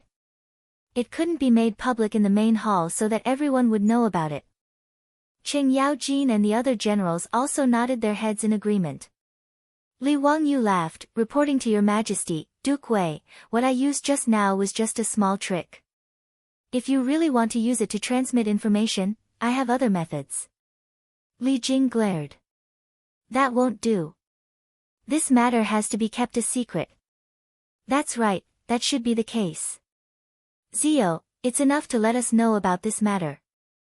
Qing Yaojin, Qin Qiong, Yuqi Jingda, and the other dukes gathered around. Pai Lupi also walked down the royal stairs. Zio, tell us about the method of writing the secret letter. At this moment, Pai Lupi already believed that there was a problem with the secret letter. He even affectionately called Li Wangyu by his courtesy name. Li Wangyu shrugged helplessly and softly explained the method he used to transmit the secret letter. It was actually very simple. It was just the method that the monk used to trick the elders of the Li clan back in Hu County. He used alkaline water to write on a piece of paper. After drying the paper, it would disappear without a trace. However, after applying some turmeric water, the original writing would appear. Other than alkaline water, you can also use rice vinegar to write a message on a piece of white paper. After drying it, it still won't show a trace. However, if you put it over a fire, the writing will appear, Li Wangyu added. This was just common knowledge of chemistry in the future. It was just a small trick. However, in the ears of Pai Lupi, Li Jing, and the others, it was like thunder. It shocked them so much that they all looked at each other in dismay. Kid, don't joke around. It's so simple, yet you can transmit a secret letter. Qing Yaojin grinned with an expression of disbelief. Ha, how could this little nephew dare to deceive you all? If Uncle Qing doesn't believe me, you can try it yourself, Li Wangyu said with a smile. Okay, I'll give it a try. Second brother, go to the side hall over there. I'll write a secret letter for you. Let's see if it's as magical as this kid says, Qing Yaojin shouted towards Qin Qiong.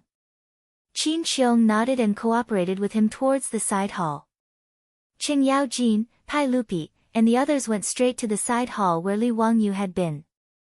There was alkaline water and other things prepared here. They were all prepared by Li Wangyu before. Qing Yaojin followed Li Wangyu's instructions.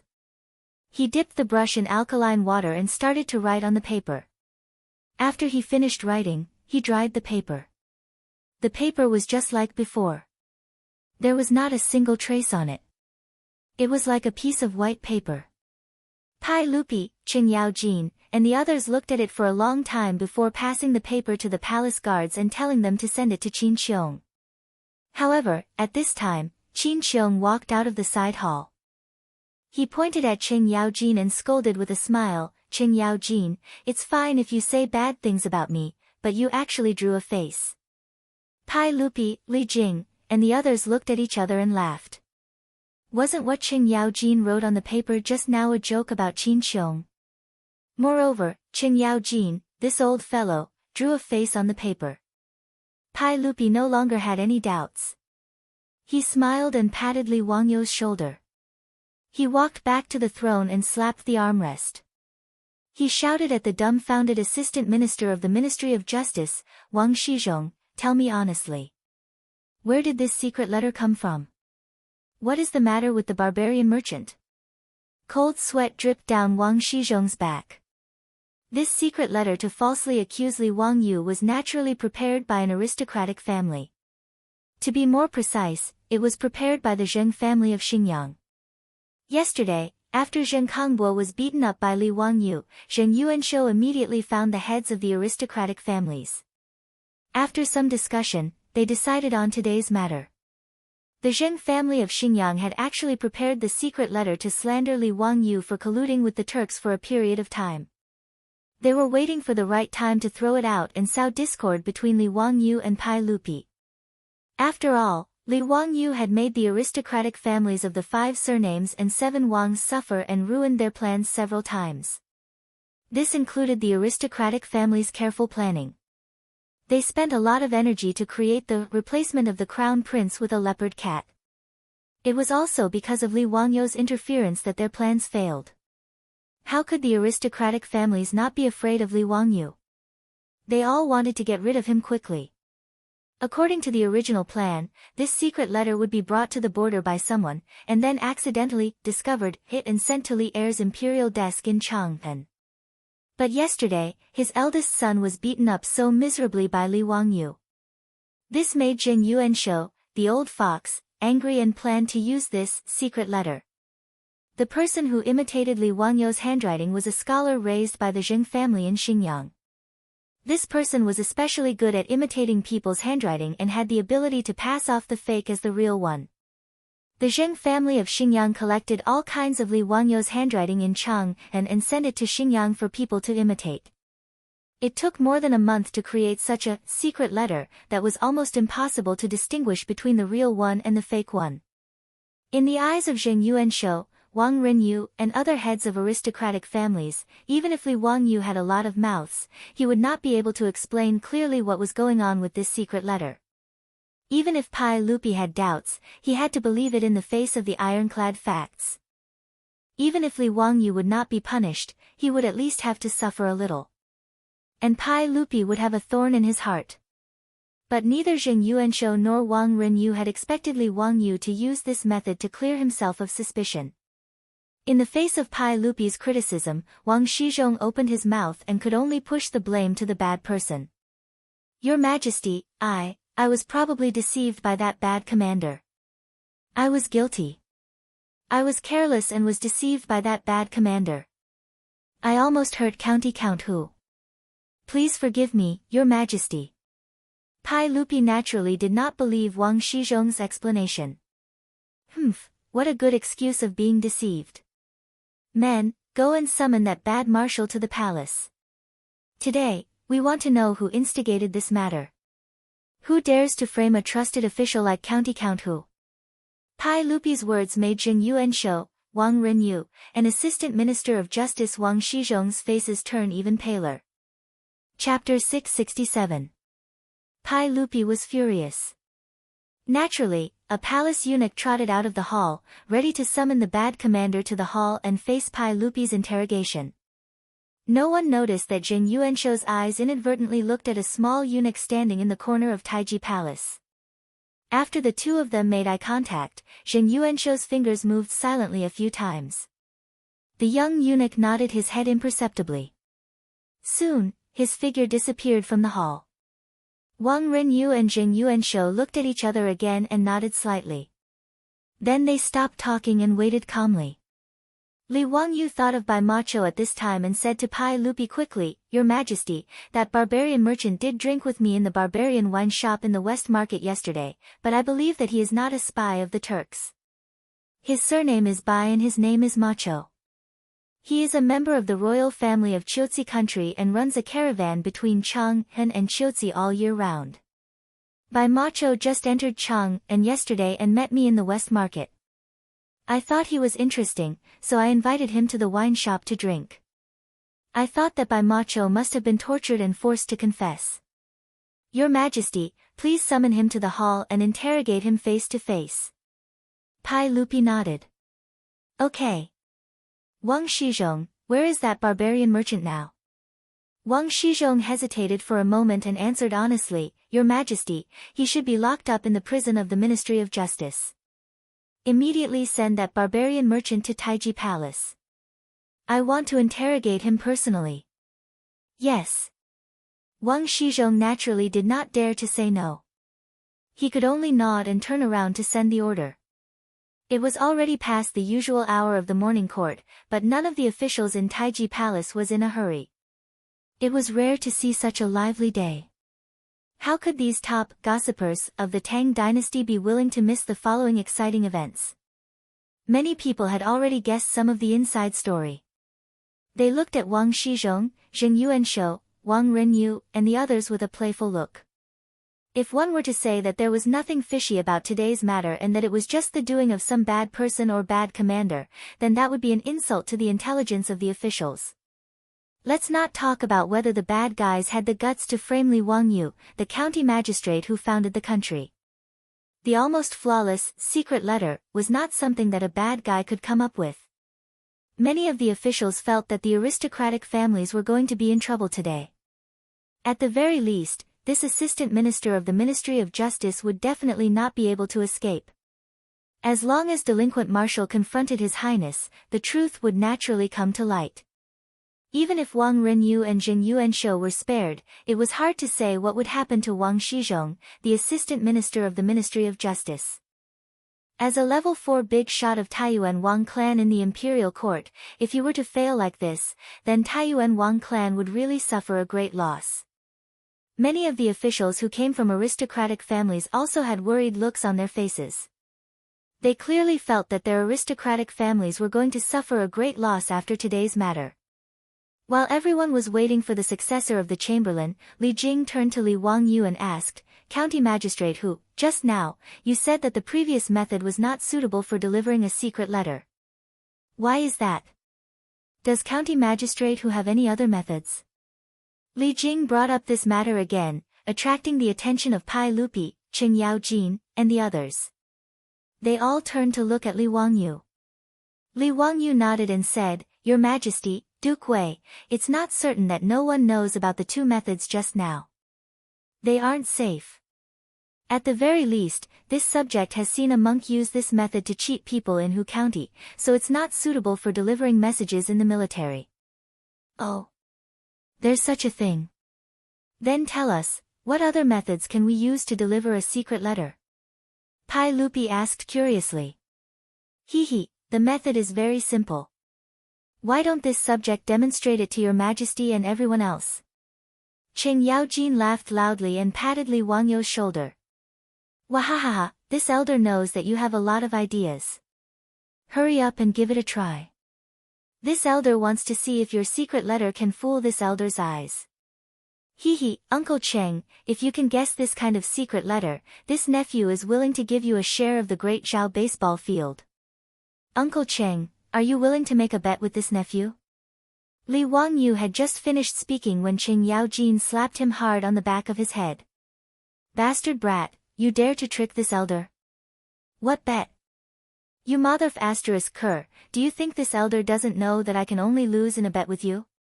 Hurry up and write the secret letter. If the result isn't good, do you believe that this elder won't beat you up?" Facing this unreasonable old man, Li Wangyu wanted to cry but had no tears. What kind of person was this? Li Wangyu called Mi Tuo over and whispered a few words in his ear.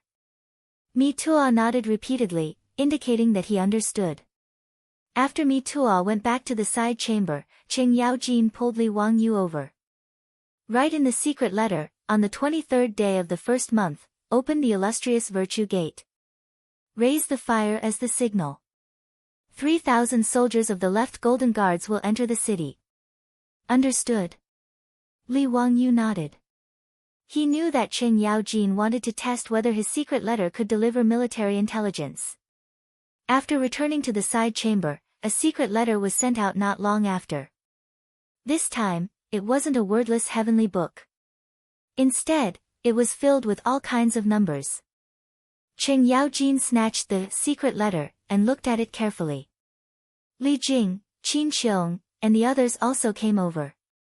"Motherf asterisk cur, what kind of nonsense is this? 37, 5, 14. What do these numbers mean?" Qing Yaojin looked at it for a long time and didn't understand. He looked at Li Jing and the others in confusion. The group of high dukes shook their heads. No one understood what it meant. Pai Lupi also took the secret letter and looked at it for a long time. He also didn't have any clue. "Ziyu, are you going to use those two methods again?" Pai Lupi asked. Li Wangyu shook his head. "No, Your Majesty, the contents of the secret letter are directly written on this paper. It is the content that you see. If you don't believe me, Your Majesty doesn't need to give this letter to the provincial supervisor me. You can just read it to him through the door. There is such a thing. I don't believe that these inexplicable numbers are the same as what I just said to you. Give me the letter, I will read it to Mi Tuo." Qing Yaojin took the secret letter and walked to the side chamber. He loudly read the numbers to Mi Tuo. Not long after he finished reading, Michigan Tua opened the door and walked out. He smiled at Qing Yaojin and said, "Lu Guogong, your secret letter almost gave me a fright." The contents of the secret letter said, "On the 23rd of the first month, open the illustrious Virtue Gate. Raise the fire as the signal. 3,000 soldiers of the left Golden Guards will enter the city." Am I right? Qing Yaojin heard this and looked as if he had seen a ghost. How is this possible? Mi Tua, how did you know? Could it be that those damned numbers were really the contents of the secret letter? Mi Tua smiled and nodded. Hi Duke Lu, that is right. Pai Lupi reached out and called Mi Tua to his side. He asked about the secret letter. Mi Tua naturally told him everything he knew. He honestly told Pai Lupi how to decipher the secret letter. Pai Lupi raised his eyebrows. Is it really that simple? Yes, everyone, that is it. If Count Huxian doesn't explain it clearly, I won't be able to figure it out even if I crack my head. Pai Lupi stood up. I will try it myself. Pai Lupi followed Mi Tua into the side chamber. Not long after, Mi Tua came out with a piece of paper and handed it to Li Wangyu. Count Huxian, His Majesty has ordered you to decipher this secret letter. Li Wangyu smiled and nodded. He took the secret letter and returned to the side chamber. When he reappeared, Li Wangyu first bowed to Pai Lupi. This subject thanks His Majesty for the reward. Ha, this secret letter is indeed very interesting. Not bad, Zio. I am very satisfied. Pai Lupi laughed. The secret letter he had written to Li Wangyu was deciphered to say, I reward you with 1,000 taels of gold. Chapter 668. Actually, Li Wangyu's secret letter wasn't worth a single cent if you put it bluntly. It was a set of codes that couldn't be any simpler. He and Mito had agreed to use a certain book as the code. The numbers on the paper represented the number of pages, lines, and words of the book. When deciphering the code, all they had to do was follow the order of the numbers and find the words from the book that they had agreed on. This could be said to be the most basic code, but it was also extremely secretive. If one didn't know which book the two sides agreed on, even if they knew the trick, it would be useless and they wouldn't be able to decipher the contents of the code. It was such a simple code, but in the eyes of Pai Lupi, Qing Yaojin, Li Jing, and the others, it was an incredible invention. This was very normal. In the history of Huaxia, the first set of military communication codes in the true sense only appeared hundreds of years later in the Northern Song dynasty. Even the military codes that appeared in the Northern Song dynasty were much simpler and cruder than Li Wangyu's code.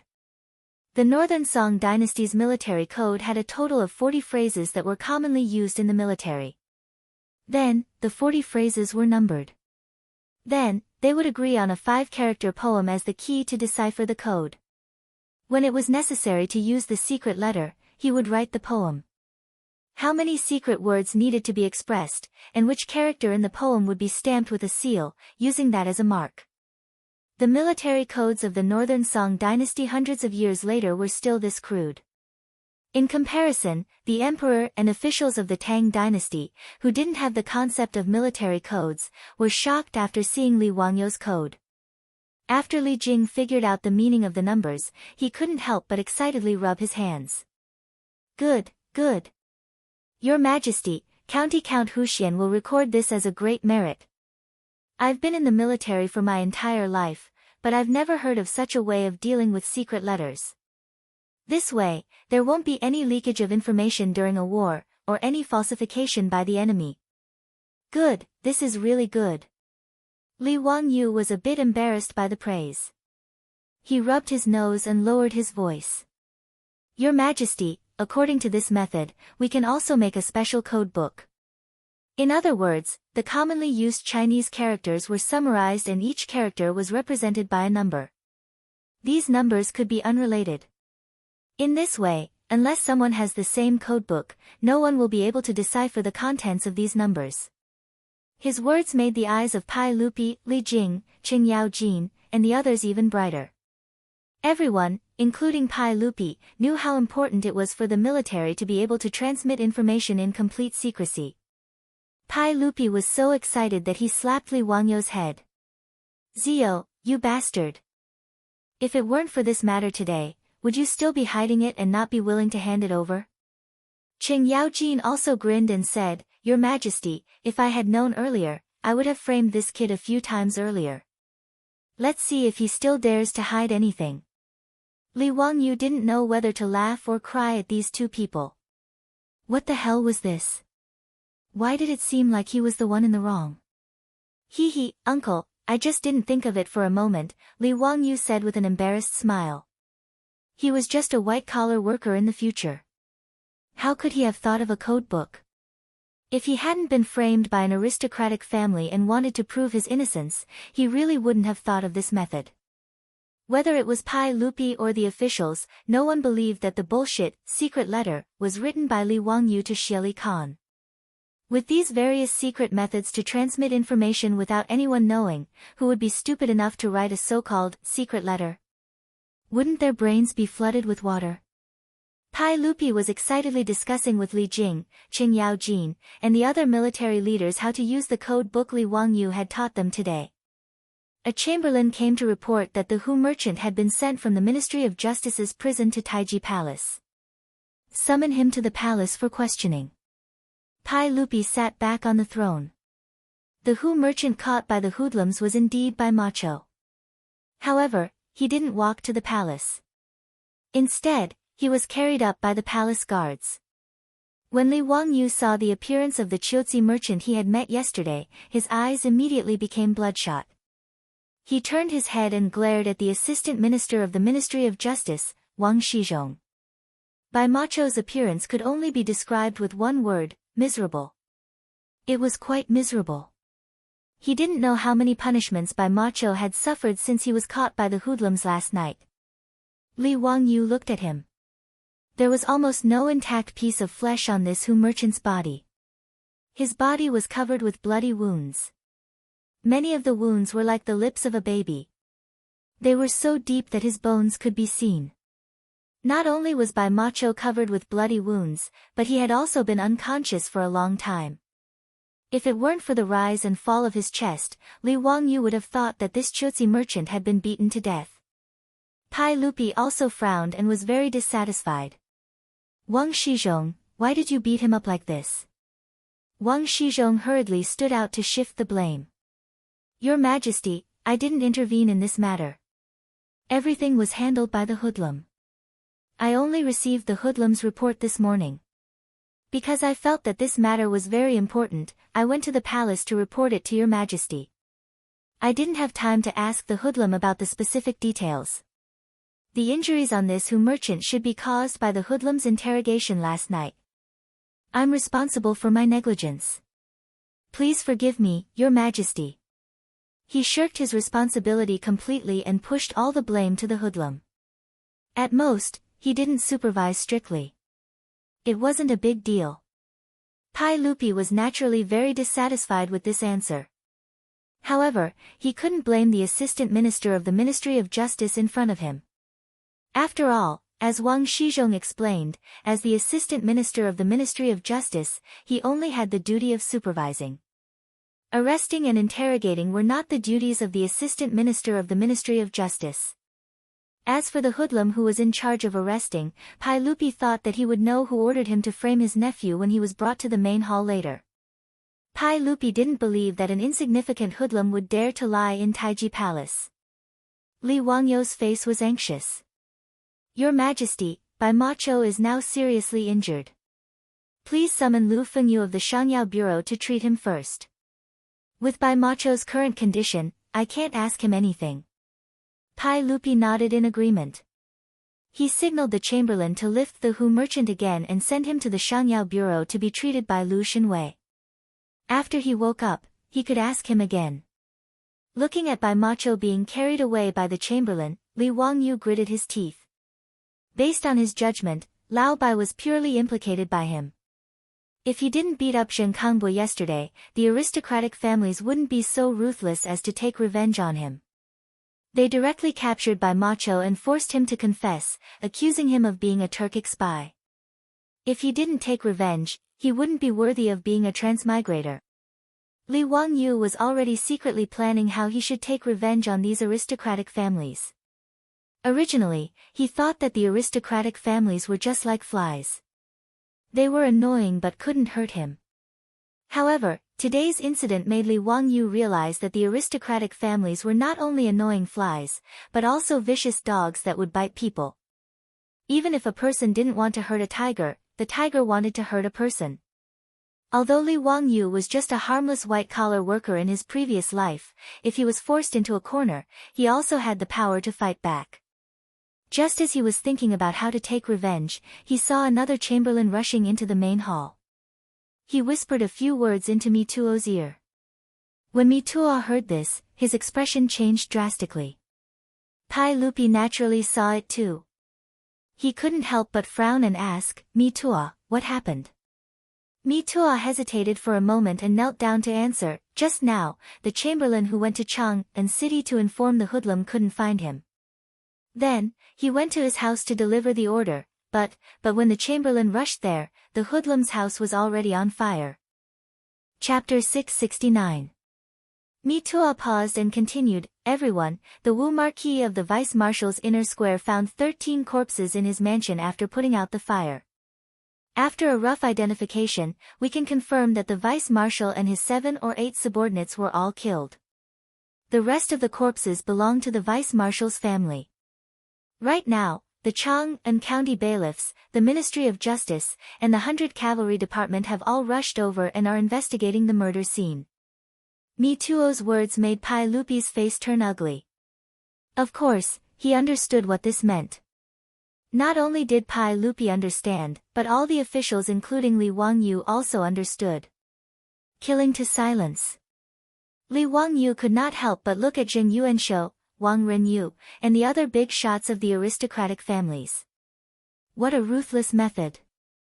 As soon as they saw that things were not going well, they immediately cut off all possible connections with them. As expected, the aristocratic families were quite vicious. But the key point was that it was almost noon. It had not even been 2 hours since Pai Lupi ordered people to summon the vice-marshal. In such a short time, not only did the aristocratic families spread the news from the Taiji Palace, they were also able to kill people in broad daylight. Thinking of this, Li Wangyu felt a chill run down his spine. These aristocratic families were like icebergs hidden under the surface of the sea. It was unknown how terrifying and huge they were. Li Er, who was sitting on the throne, also thought of this point. That was why his expression became so ugly. Pai Lupi did not care about the death of the vice-marshal and the vice-marshal. What he cared about was the power hidden in the dark by the aristocratic families. As the emperor of the Tang dynasty, Pai Lupi would never allow such a thing to happen under his watch. After the vice-marshal was killed, today's matter could only come to an end. Even if everyone in the palace knew the whole story, there was no evidence. Pai Lupi could not even arrest the vice-marshal of the Ministry of Justice, Wang Shizhong. This made the emperor of the Tang dynasty very angry. As for digging out the mastermind, Pai Lupi did not have any hope at all. Since the aristocratic families dared to kill people, they would definitely clean up the mess. Even in the Taiji Palace, when Prince Li Ji had been replaced, the 100 Cavalry Department had not found any clues that pointed to the aristocratic families, let alone silencing an insignificant and unremarkable vice-marshal. Pai Lupi's face was livid. He snorted coldly, "Today's matter ends here." The vice-marshal of the Ministry of Justice, Wang Shizhong, was negligent in supervision. Li Daozong, Chui, the Ministry of Justice and Chang'an County. I want an explanation for this matter. Li Daozong and Chang'an County's Chui Zhua, but they could only to receive the order. Even Chui Zhua knew that tracking down the culprit was a hot potato. Court is dismissed.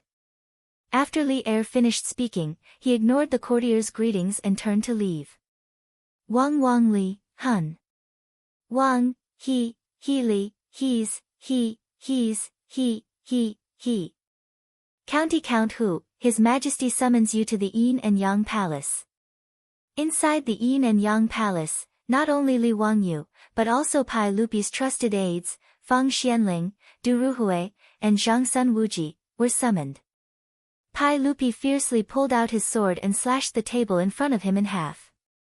Tian Shilang dared to bully His Majesty. I hate that I cannot immediately order people to behead those old dogs with my sword. Li Wangyu and the other big shots exchanged glances. Naturally, they all knew who the old dog Li Er was talking about was.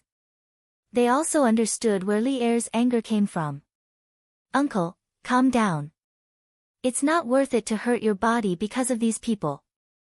Although Li Wangyu also hated the aristocratic families, he could only comfort the furious Pai Lupi. Pai Lupi slashed a good table into pieces and vented his anger. He then ordered Mitua, let the 100 Cavalry Department investigate. I don't believe that so many people were killed in broad daylight without any clues. Also, investigate how the news got out in the Yin and Yang Palace. Yes, His Majesty. Mitua didn't dare to say more. He lowered his head and left the Yin and Yang Palace. Li Wangyu also felt that the Ministry of Justice, Chang'an County, and the 100 Cavalry Department would investigate together. It was impossible that there wouldn't be any clues. After all, the aristocratic families had planned to frame him. They definitely didn't expect to be turned around.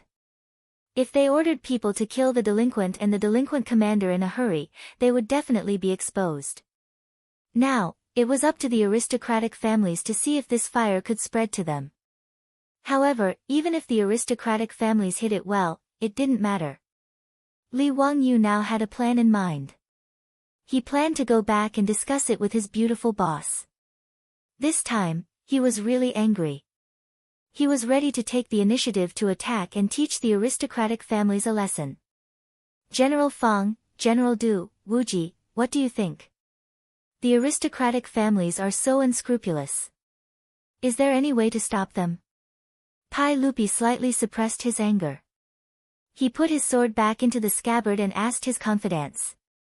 Feng Xianling and the others were also very angry about this. However, the aristocratic families were now very powerful. It was not easy to stop them.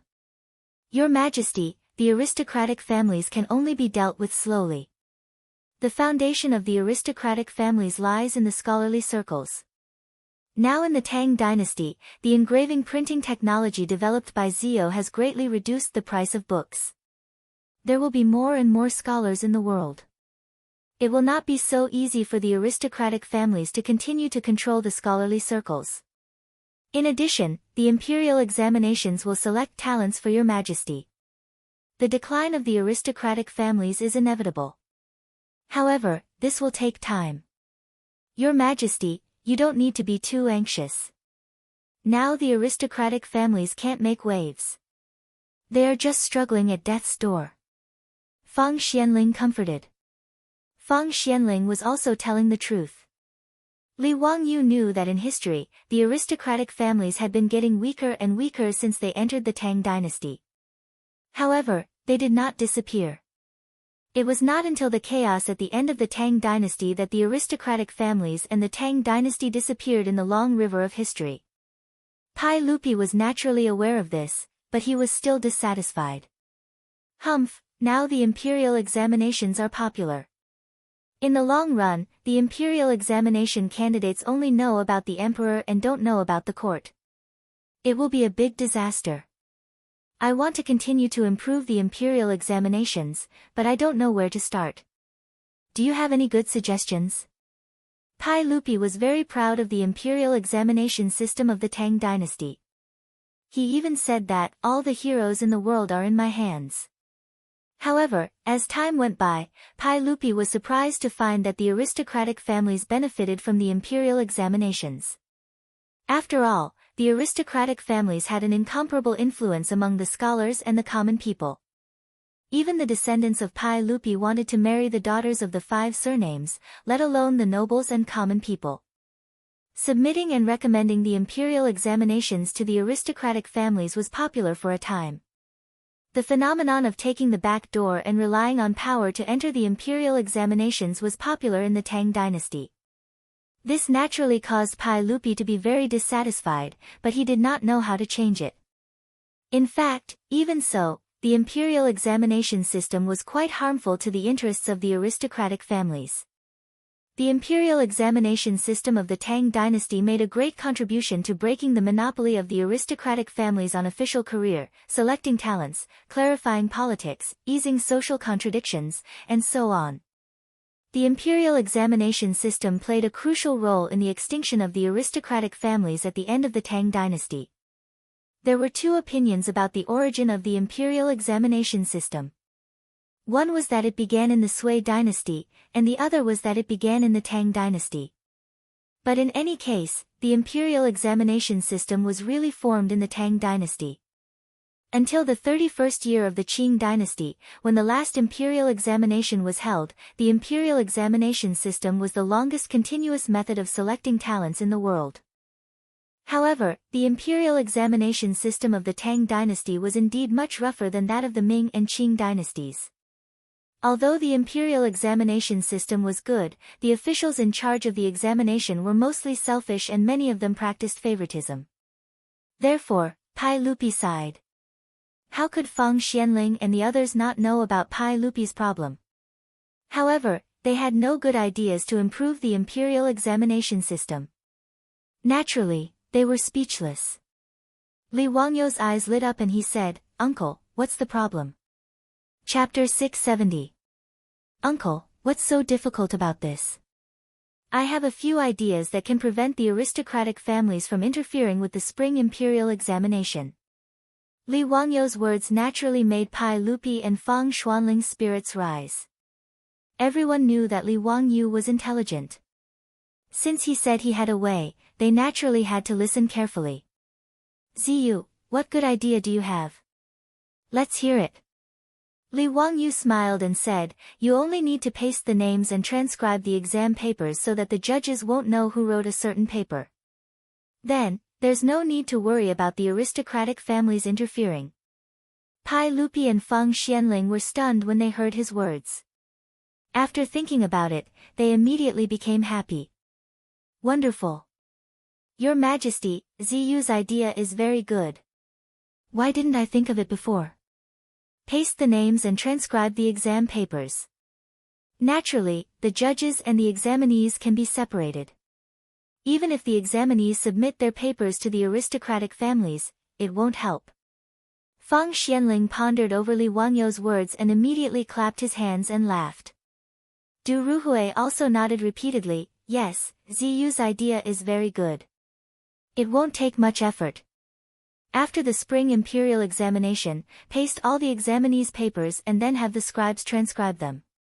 In this way, the judges won't be able to know who the examinees are from handwriting, markings, and so on. Even if the aristocratic families want to interfere, they won't be able to do so. Pai Lupi naturally understood Li Wangyou's meaning. He excitedly stood up and paced in the hall, good, this idea is feasible. There's still a month before this year's spring imperial examination. Master Feng, Master Du, I'll have to trouble you two to perfect Ziyu's idea. This year's spring imperial examination will be done accordingly. Yes. Feng Xianling and Du Ruhui looked at each other and nodded with a smile. Pai Lupi turned his head and looked at Li Wangyou, Ziyu, I really want to see how many good things you're hiding in your stomach. Ha! What other suggestions do you have for the spring imperial examination? Don't hide it anymore. Tell me everything. Li Wangyou was a little embarrassed and touched his nose out of habit. Actually, Li Wangyou was just copying someone else's idea. This fake name was actually made by Empress Wu Zetian. In Li Wangyou's opinion, although the imperial examination system of the Tang dynasty still had many shortcomings, it was still much better than the Ming and Qing dynasties. The most important thing was the content of the exam. The imperial examinations of the Ming and Qing dynasties mainly focused on the eight-legged essay. Later on, it could be said that the content was empty. It focused on the form and became a word game. In the Ming and Qing dynasties, there were many people who objected to this. On the other hand, in the Tang dynasty, although the imperial examination system was not perfect, the content of the examination was quite rich. Every year in the spring imperial examinations, there were more than 50 subjects for the Xiuzai, Ming Jing, Jinshi, Ming Fa, Ming calligraphy, Ming calculation, etc. Those who passed these subjects would be given official positions. Of course, most of them were low-level positions. It could be said that the imperial examination of the Tang dynasty was more like the civil service examination of the later generations. Broad and open, begging others for help, and selecting talents. However, in the Ming and Qing dynasties, it was artificially altered and changed completely. However, the rigor of the imperial examination system of the Ming and Qing dynasties was worthy of Li Wangyu bringing it to the Tang dynasty. The combination of the two was not bad. Li Wangyu recalled what he knew about the imperial examination system of the Ming and Qing dynasties. He picked out the useful content and explained it to Pai Lupi, Fang Xianling, and the other big shots. He was getting more and more thick-skinned now. He did not feel guilty at all for copying these. Pai Lupi, Fang Xianling, and the others applauded and cheered. Li Wangyu was slightly embarrassed. After hearing Li Wangyu's words, Pai Lupi could not help but look at him. Zio, you are now 17 years old. Why don't you become an official? Why don't you be in charge of this year's imperial examination? When Li Wangyu heard this, he immediately felt a headache coming on. Had he gone overboard in showing off? Why did he suddenly mention the matter of becoming an official? As a loser who was determined to live a carefree life, Li Wangyu was quite satisfied with his current life. He did not want to become an official even if he was beaten to death. He had a noble title and was extremely wealthy. Who would want to be an official? What's more, he was 17 years old this year. If he really was in charge of the imperial examination, he did not know how much criticism he would cause. For a lazy person like Li Wangyu, how could he jump into such a fire pit? He quickly used the all-purpose excuse to brush off Pai Lupi. Uncle, I am still in mourning. The matter of becoming an official can be delayed for another 2 years. Pai Lupi glared at him with dissatisfaction. You lazy boy, what mourning? I think it's just an excuse. Well, in that case, I'll see what you say next year. Pai Lupi also knew that although Li Wangyu's words were an excuse, it was a very good excuse. Even if he was the emperor, he could not stop his nephew from mourning for his father. Li Wangyu smiled bitterly. This matter was really troublesome. Sai, being too outstanding was also a shortcoming. At this time, Mi Tuo walked in from outside the hall. He bowed to Pai Lupi and said, Everyone, this servant has found out that it was one of the eunuchs on duty in Taiji Palace who spread the news outside the palace. That eunuch knew that he had committed a grave sin. When he was found out, he ran into the wall and killed himself. Pai Lupi coldly snorted. The claws of these aristocratic families are really long. Mi Tuo, clean up all the palace maids and eunuchs. I don't want to see this kind of thing happen again. Yes. Mi Tuo accepted the order. Li Wangyu knew that with Pai Lupi's order, no one knew how many people would die in Taiji Palace in Noda. But he could not stop it. There was an irreconcilable contradiction between the aristocratic families and the imperial power. In fact, strictly speaking, it was not a bad thing for the aristocratic families to restrict the emperor. After all, as a modern person, he knew this truth. Absolute power was equal to absolute corruption.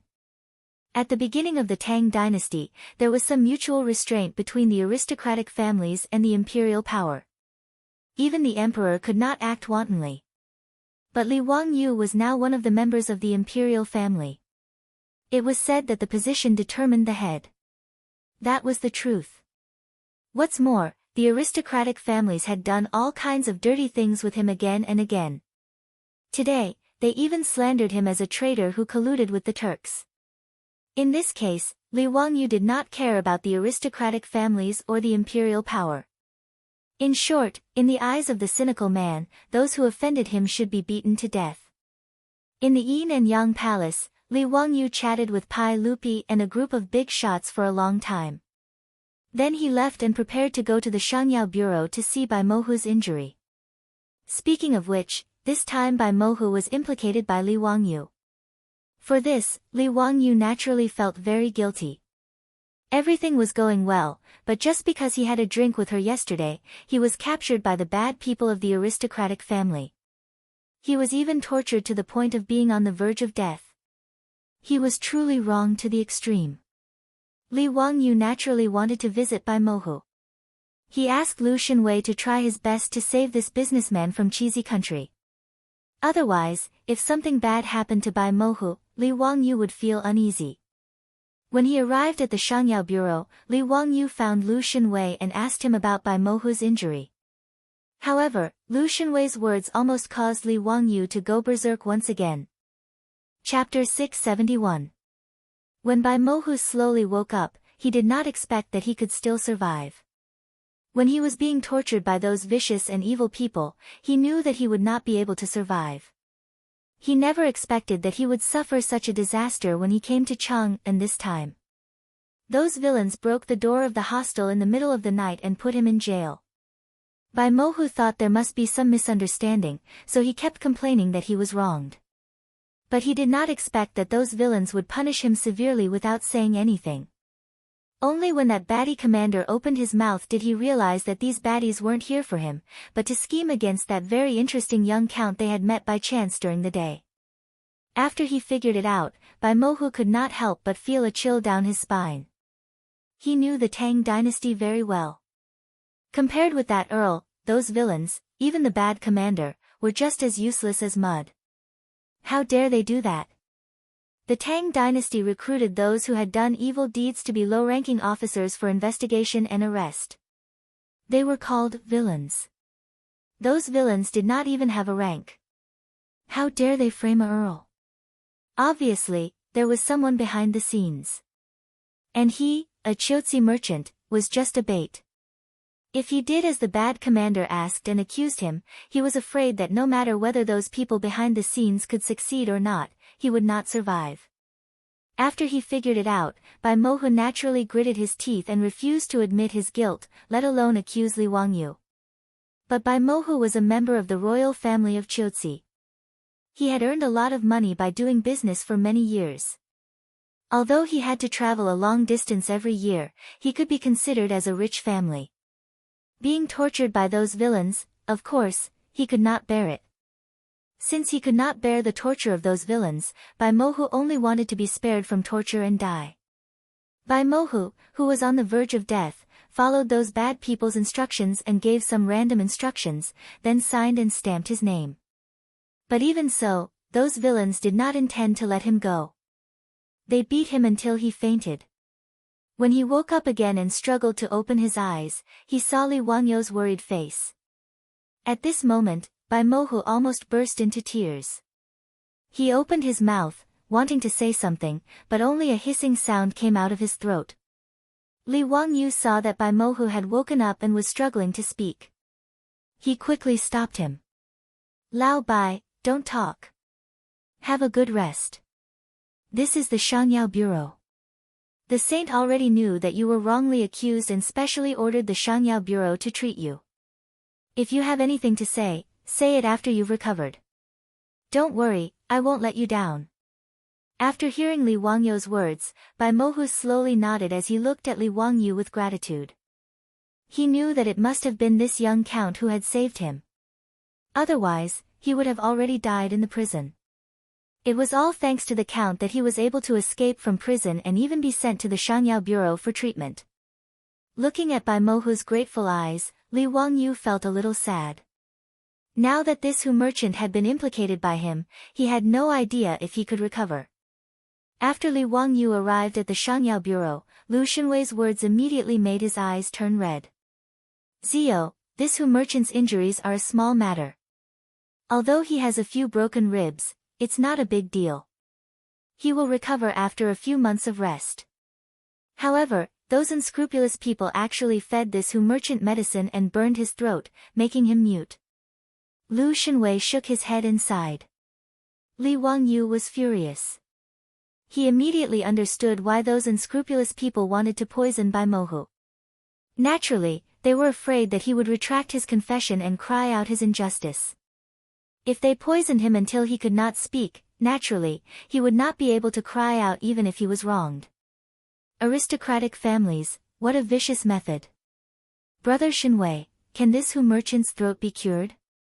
Will he be able to speak in the future? Lu Shenwei shook his head. The probability is not high. My medical skills are not good, so I can't do anything.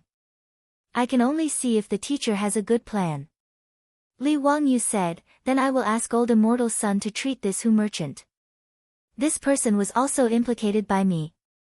If I don't treat him, my conscience will not be at ease. Please, Brother Shenwei, you must treat him. I will do my best. Don't worry, Zio. After arranging Bai Mohu's matter, Li Wangyu returned to Kaihuo workshop and found his beautiful superior. After telling her everything that happened today, she was so angry that her eyebrows were raised and her almond-shaped eyes were wide open. Those aristocratic families, how dare they? Is there no law in this Tang dynasty? Wangyu, what did Li Shimin say about this? Li Wangyu shook his head. What can Li Shimin do? He can only let me Tua and the Ministry of Justice investigate. Those old bastards are also vicious. They directly ordered people to kill the bad commander. Who knows if they can find any useful clues? It is not realistic to want to overthrow those aristocratic families because of this. At most, they will throw out a few scapegoats. Are we just going to let it go? How can they do this? The beautiful superior had never encountered such a situation in the future. Although she was a business elite, she did not know what to do. Li Wangyu showed a smile at the corner of his mouth. Let it go. Isn't that letting them off easy? Changqing, I've thought of an idea. Can you give me some advice?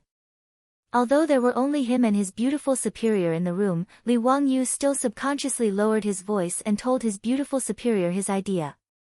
The beautiful superior's beautiful eyes flashed and she also lowered her voice. The two of them whispered in the room. After a long time, Li Wangyu stretched and said, I don't believe that those aristocratic families won't jump into the fire pit. This time, we must cut off a layer of their skin. The beautiful superior rolled her eyes at him flirtatiously. It is a good idea, but who do you want to send to do it? Ah. Li Wangyu was also stunned. Yes, he and his beautiful superior had been planning for a long time. Who was going to execute it? It seemed that he did not have such a talent under his command. The Niu brothers and the group of troops were good at fighting and killing, but this kind of thing was really impossible. That fatty Cho Kun could actually do it, but everyone knew his relationship with him. He could not fool the aristocratic families. Li Wangyu was a little dumbfounded. He had planned for a long time, but he did not know how to execute it. Wasn't this funny? The beautiful superior sighed and said, forget it. This matter is not urgent. Let's plan slowly. If you really can't swallow this, then go and discuss it with Li Shimin. I think there should be someone useful among his subordinates. Li Wangyu thought for a long time and could only nod helplessly. Sure enough, whether it was in the Tang dynasty or the 21st century, talents were extremely scarce and precious. Li Wangyu did not think about revenge for the aristocratic families for the time being. He ran back to Dingzhou village and had a few comfortable days. No one expected that something would happen in Chang'an City, and it involved Pai Lupi. Li Wangyu did not know whether to laugh or cry. Chapter 672. Li Wangyu went back to Dingzhou village to live a carefree life. He didn't even go to the third game of the Royal Batting League. After all, it was too inconvenient for him to live in the small house of Kaihua Square.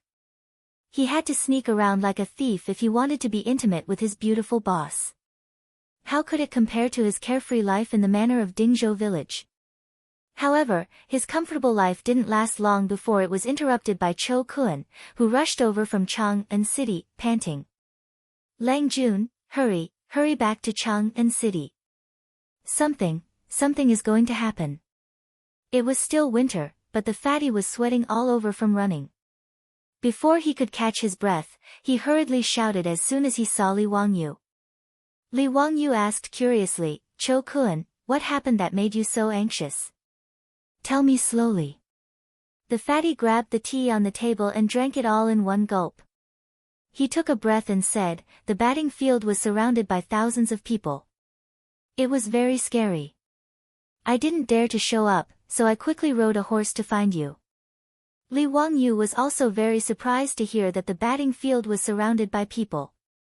Why are they attacking the basketball court all of a sudden? What happened? Did those people cause trouble because they lost the lottery? This was the only reason Li Wangyu could think of. The fatty shook his head. Wrong. It's those people who won the lottery who surrounded the baseball field. Li Wangyu became more and more puzzled. What was going on? Why did they cause trouble when they won the money? The fatty Cho-kun didn't dare to keep him in suspense. He immediately told the story, but Li Wangyu was speechless. What the hell was going on? The story started from 3 days ago, the third round of the Royal Batting League. Pai Lupi, under the alias of Li Tianshou, published comments and predictions on the newspaper. After the results of the second round came out, many spectators regretted that they didn't listen to the analysis of Li Tianshou and lost copper coins for nothing. Therefore, on the third day of the competition, most of the audience bought lottery tickets according to Pai Lupi's analysis, intending to try their luck. It was unknown whether it was Pai Lupi's luck or his analysis, but the results of the 5 matches on the third day were exactly the same as what he had analyzed in the news. He had even predicted 2 draws accurately. Countless people tried to buy lottery tickets according to Li Tianshou's analysis, but they all regretted it. Why didn't they buy more? They had missed a good opportunity to make a fortune. As for those who didn't believe Li Tianshou's analysis and bought the lottery ticket, they were even more upset. Others had already placed the opportunity to win money in front of him, but he actually turned a blind eye to it. It was really annoying. As for the foppish playboys, they were beaten up as expected. For a time, they were cursed by many Chang'an citizens. It was an unexpected disaster. In short, the ball news and Li Tianshou became popular. Those who had bought the lottery immediately put the name Li Tianshou on the altar. To be able to analyze the strength of 10 teams so thoroughly, it was simply amazing.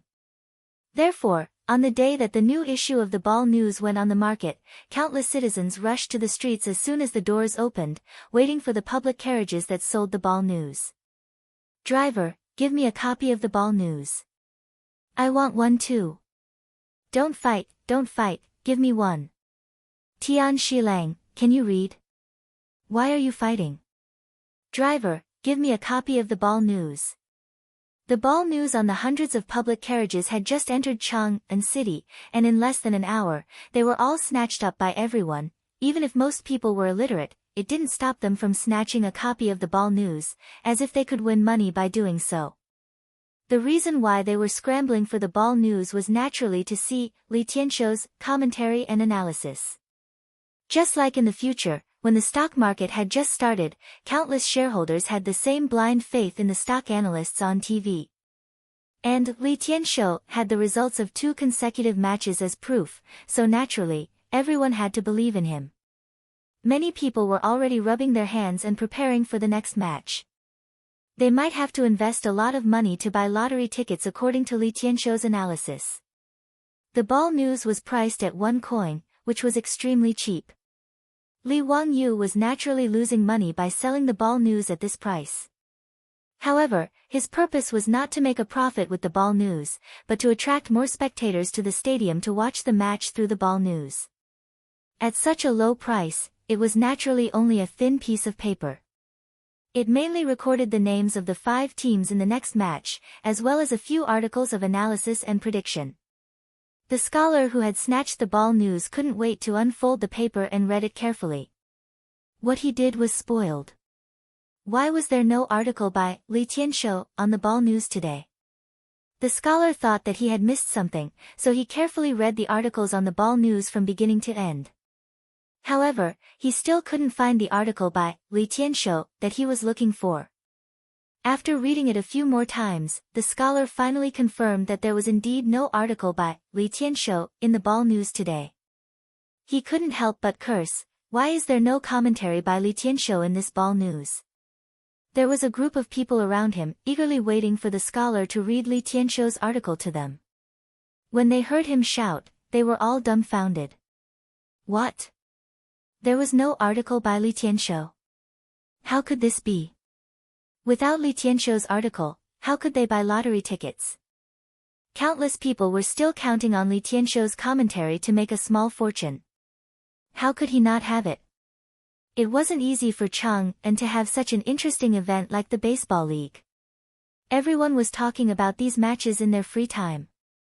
However, they didn't know much about the 22 Imperial Army batting teams. Naturally, they needed a god like Li Tianshou to guide them. The Tangs loved to gamble.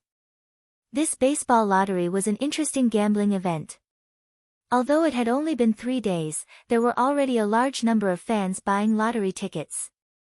In the hearts of these people, Li Tianshou's name was now shining brightly. Countless people were staring at his article. However, it was gone just like that. How could they endure this? Lang Jun, did you see it clearly? Is there really no article by Li Tianshou? Why is that? Why does the Ball News dare not publish Mr. Li's article? There must be something fishy about it. Aren't you talking nonsense? It must be that Mr. Li's prediction was so accurate that the Ball News didn't dare to publish it. Everyone, think about it.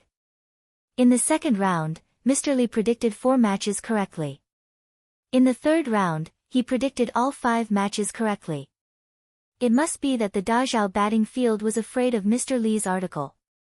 Otherwise, everyone would buy lottery tickets with Mr. Li. The batting field would definitely lose money. Someone analyzed. Everyone nodded. That's right. It must be so. The Ball News is so despicable. They actually used such a despicable method. Suddenly, someone raised his arm and shouted, "No, I'll go to the Dazhao batting field and ask for an explanation. I want to see Li Tianshou's article. Let's go together. Let the Dazhao batting field give us an explanation." Similar scenes could be seen everywhere in Chang'an. The people who had read the latest issue of the Ball News were all furious. They made a fuss and rushed to the Dazhao batting field to ask for an explanation. Chapter 673. Leaving aside how speechlessly Wang Yu was after he figured out the whole story, Chang and County Magistrate Cui Zhuo broke out in a cold sweat after he received the report from the bailiff. Under the feet of the emperor, the world was clear and bright. Thousands of commoners had gathered to cause trouble at the baseball field. Cui Zhuo couldn't help but shudder. He didn't dare to delay and immediately ordered all the bailiffs to maintain order in the baseball field. Then he hurriedly mounted his horse and rushed to the imperial city to report to Fang Xianling and Du Ruhui. With so many people gathered, what if a fight broke out? Wouldn't it be a big problem? Fang Xianling and Du Ruhui were dumbfounded after receiving Cui Zhuo's report. It was ridiculous that such a thing could happen just because of a small piece of news. Naturally, these 2 big shots were also baseball enthusiasts. They were also very fond of the Royal Baseball League. Thus, the 2 of them were also readers of that newspaper. The 2 big shots were naturally aware of the article signed by Li Tianshou in the newspaper, and they admired this person's commentary and analysis. Fang Xianling and Du Ruhui guessed who this Li Tianshou was. To be able to know so much about the 22 Imperial Army baseball teams, he should be an official. However, no one had heard of Li Tianshou.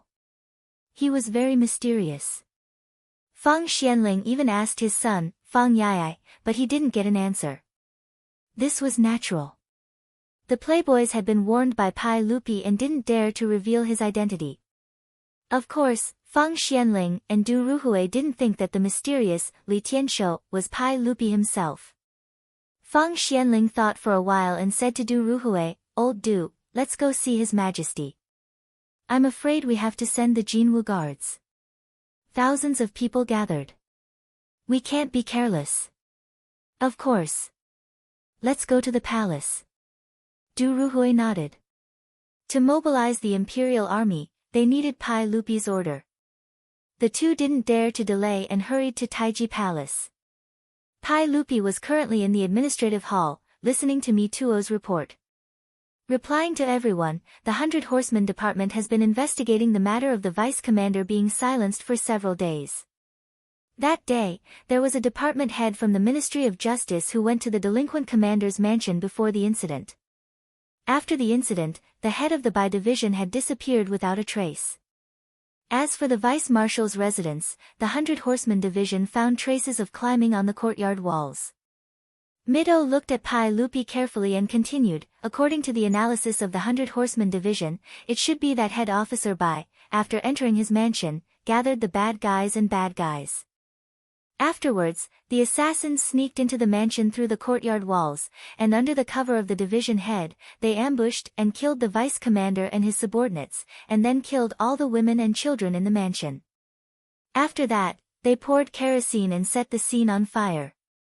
Pai Lupi frowned and interrupted, I don't want to hear this. Mito, tell me, what useful clues have you found? Mituo crawled on the floor, not daring to raise his head. Reporting to everyone, the 100 Horsemen Division is still investigating the whereabouts of division leader Bai. As for those assassins, we have yet to find any clues. Pai Lupi slammed the table, what is the 100 Horsemen Division doing? After so many days, we still haven't found any clues. Could it be that those aristocratic families acted in a hurry and cleaned up the mess so cleanly? Mito didn't dare to reply and could only silently endure Pai Lupi's anger. Just as Pai Lupi was getting angry, he heard a servant report that Prime Minister Fang and Prime Minister Du had requested an audience. Prime Minister Fang, Prime Minister Du, is there something wrong? Your Majesty, there are thousands of citizens in Cheng and who have surrounded the Dazhao baseball field. The citizens are agitated and we are afraid of causing trouble. Therefore, we request Your Majesty to send out the left and right golden guards to prevent any accidents. Pai Lupi frowned again. Why would the citizens be agitated and surround the Dazhao baseball field? Thousands of citizens was indeed not a small matter. If someone fanned the flames and caused a civil unrest, it would be difficult to deal with. Prime Minister Fang, Prime Minister Du, why are the citizens surrounding the baseball field? Fang Xianling said, Your Majesty, it is because today's newspaper did not publish an article by a person named Li Tianshou. The citizens think that the baseball field did it on purpose, so they were agitated and went to surround the baseball field, demanding an explanation from the baseball field. Du Ruhui also stroked his beard and sighed, Your Majesty, we still don't know who this Li Tianshou is, but Zio must know. Why don't we summon Zio and ask if we can print another issue of the newspaper to publish this person's article? Otherwise, if the citizens of Chang'an are angry, it will be difficult to deal with. Pai Lupi couldn't help but be dumbfounded when he received the report from the two prime ministers. F***CK, just because the newspaper didn't publish his article, thousands of citizens in Chang'an are causing trouble? For a moment, Pai Lupi didn't know whether to laugh or cry. The reason why this issue of the newspaper didn't publish Pai Lupi's article was, of course, not because Li Wangyu or Cho Kun dared not to publish it, but because Pai Lupi didn't write it at all. After the aristocratic family framed Li Wangyu a few days ago, Pai Lupi was in a bad mood and was too lazy to write any commentary. Pai Lupi didn't write, so Li Wangyu didn't dare to ask or urge him. He could only find someone else to write an article and publish it. But he didn't expect that it would cause such a problem. Your Majesty, we should dispatch the left and right golden guards first, lest something unexpected happens. Also, we should find Zio and ask him who this Li Tianshou is. Fang Xianling said again. Pai Lupi also knew that the matter was urgent, so he immediately ordered Mituo to dispatch the left and right golden guards to the Dazhao baseball stadium to maintain order and prevent the citizens from causing trouble. After Mituo left, Pai Lupi smiled awkwardly. Just as he was about to explain to Fang Xianling and Du Ruhui that he was Li Tianshou, a chamberlain came to report that Imperial Censor Wei was asking for an audience. Your Majesty, the citizens are surrounding the Dazhao baseball stadium. We can't underestimate them. Your Majesty, please immediately summon the county count to the court and reprimand them. Also, that Li Tianshou should be thoroughly investigated to find out who he is and why he's bewitching people. It's really abominable. Wei Zheng, the sheep-nosed official, spat at Pai Lupi as soon as he entered the legislative hall. Pai Lupi heard this and immediately stopped his plan to confess that he was Li Tianshou. This sheep-nosed official was stubborn. If he knew that he was Li Tianshou, he would probably nag him for a long time. After all, Pai Lupi was afraid of Wei Zheng. Abandoning Nanshan and Taizong Huaiyao, these two matters showed Li Er's complex feelings of respect and fear towards this goat-nosed duke. Eunuch Wei is right. We should teach that bastard Zio a lesson. If nothing happened today, it would be fine. But if there were any accidents, I would definitely imprison him. Pai Lupi immediately replied righteously and unhesitatingly pushed the blame to Li Wangyu. Your Majesty, that Li Tianshou must also be investigated to find out who he is and whether there are any hidden secrets that can't be revealed. Why is he so bewitching? Wei Zheng didn't forget about the culprit who had caused today's incident. Pai Lupi also had the same habit as Li Wangyu. He smiled and rubbed his nose. It should be so, it should be so. At this moment, Li Wangyu, who was galloping towards Chang'an City on horseback, suddenly felt an itch in his nose and couldn't help but sneeze a few times. Achoo! Damn it, who's talking bad about me behind my back? Li Wangyu rubbed his nose and mumbled. Naturally, he didn't know that trouble would fall from the sky while he was sitting at home. Chapter 674. After Li Wangyu rode his horse to Chang'an City, he saw the thousands of agitated citizens outside the great Zhao batting field. He frowned and went straight to Taiji Palace. In any case, there were already bailiffs from Chang'an City as well as the imperial army of the Golden Guards maintaining order outside the batting field. Whoever started the trouble should end it. The damned Pai Lupi naturally had to solve the problem he created himself. Li Wangyu anxiously rushed to Taiji Palace. Pai Lupi, Feng Xianling, Du Ruhui, Wei Zheng, and the others had not yet left. They were still discussing whether or not to forcibly disperse the citizens. Pai Lupi was naturally unwilling. No matter what, the citizens gathered outside the great Zhao batting field were also Pai Lupi's fans. Pai Lupi couldn't help but feel proud that so many citizens were causing trouble because they liked his article. However, he couldn't tell everyone about it. This made him feel uncomfortable. It was like a child who scored 100 points on an exam but couldn't show off. This was inhumane. After Li Wangyu entered the hall, before he could even open his mouth to speak, Wei Zheng, the goat-nosed duke, jumped in front of him and started spitting saliva everywhere. County Count Hu, look at what you've done. Right now, thousands of citizens are gathered in front of your batting field and demanding an explanation. Tell me, what should we do? Also, who exactly is that Li Tianshou? Tell me clearly. Li Wangyu was stunned. He unconsciously looked at Pai Lupi. Naturally, he was asking, what's the meaning of this? Pai Lupi sat behind the imperial desk. While no one was paying attention to him, he desperately signaled Li Wangyu with his eyes. Naturally, he was telling him to keep this a secret. Uncle, this isn't very kind of you. Shut up and keep this a secret. You can't let this leak out. Pai Lupi looked at Wei Zheng again. Li Wangyu immediately understood. This guy was afraid of being scolded by Wei Zheng. Damn it, looks like I'll have to take the blame for this. Li Wangyu was speechless. He helplessly cupped his hands towards Wei Zheng and said, Greetings, Duke Wei. I also heard about this matter, so I rushed back to Chang'an from Hu County. The commoners are causing trouble. Actually, it's not really considered trouble. It's just a momentary dissatisfaction. It's not a big deal. Bullshit. Thousands of people have gathered in Chang'an City, right under the emperor's feet. How dare you say it's not a big deal? Wei Zheng's spittle almost sprayed onto Li Wangyu's face. Facing this, Li Wangyu could only rub his nose in embarrassment and remain silent. What could he say? That this was all caused by the unreliable Pai Lupi? If you want to blame someone, you can only blame the people for being too addicted to gambling. *CK, the Tang people really are a bunch of gamblers. Li Wangyu thought angrily, but he had completely forgotten who started the lottery to make money and attract the people to bet.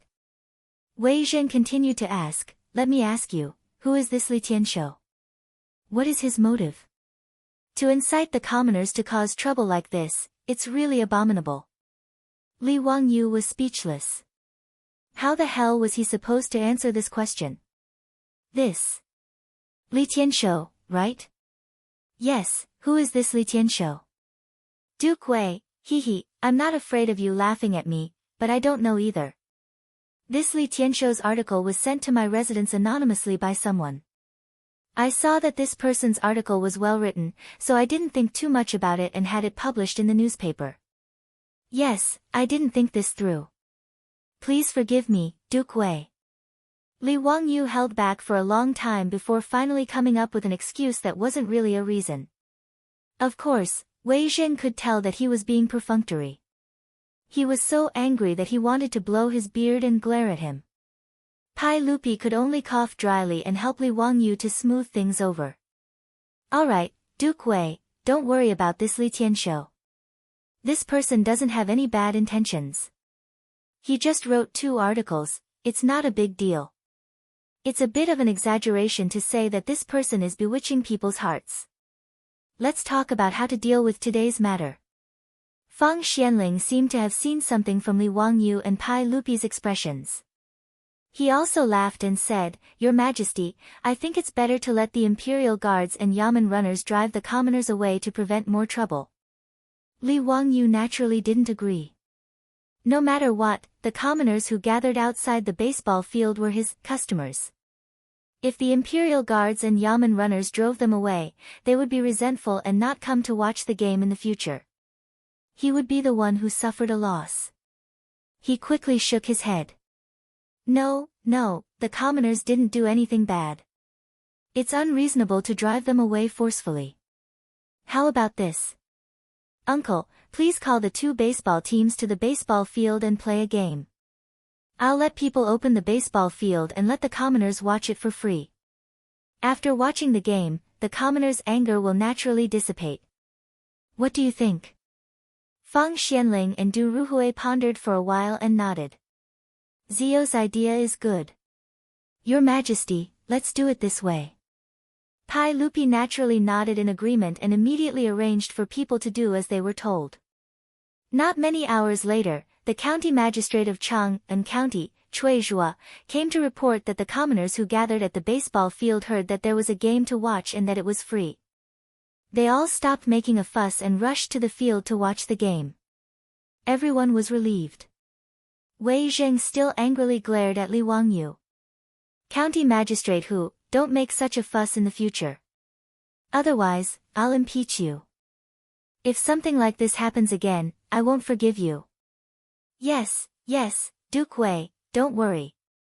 Li Wangyu was speechless, but he could only take the blame. At the same time, he looked bitterly at Pai Lupi. He really became the scapegoat today.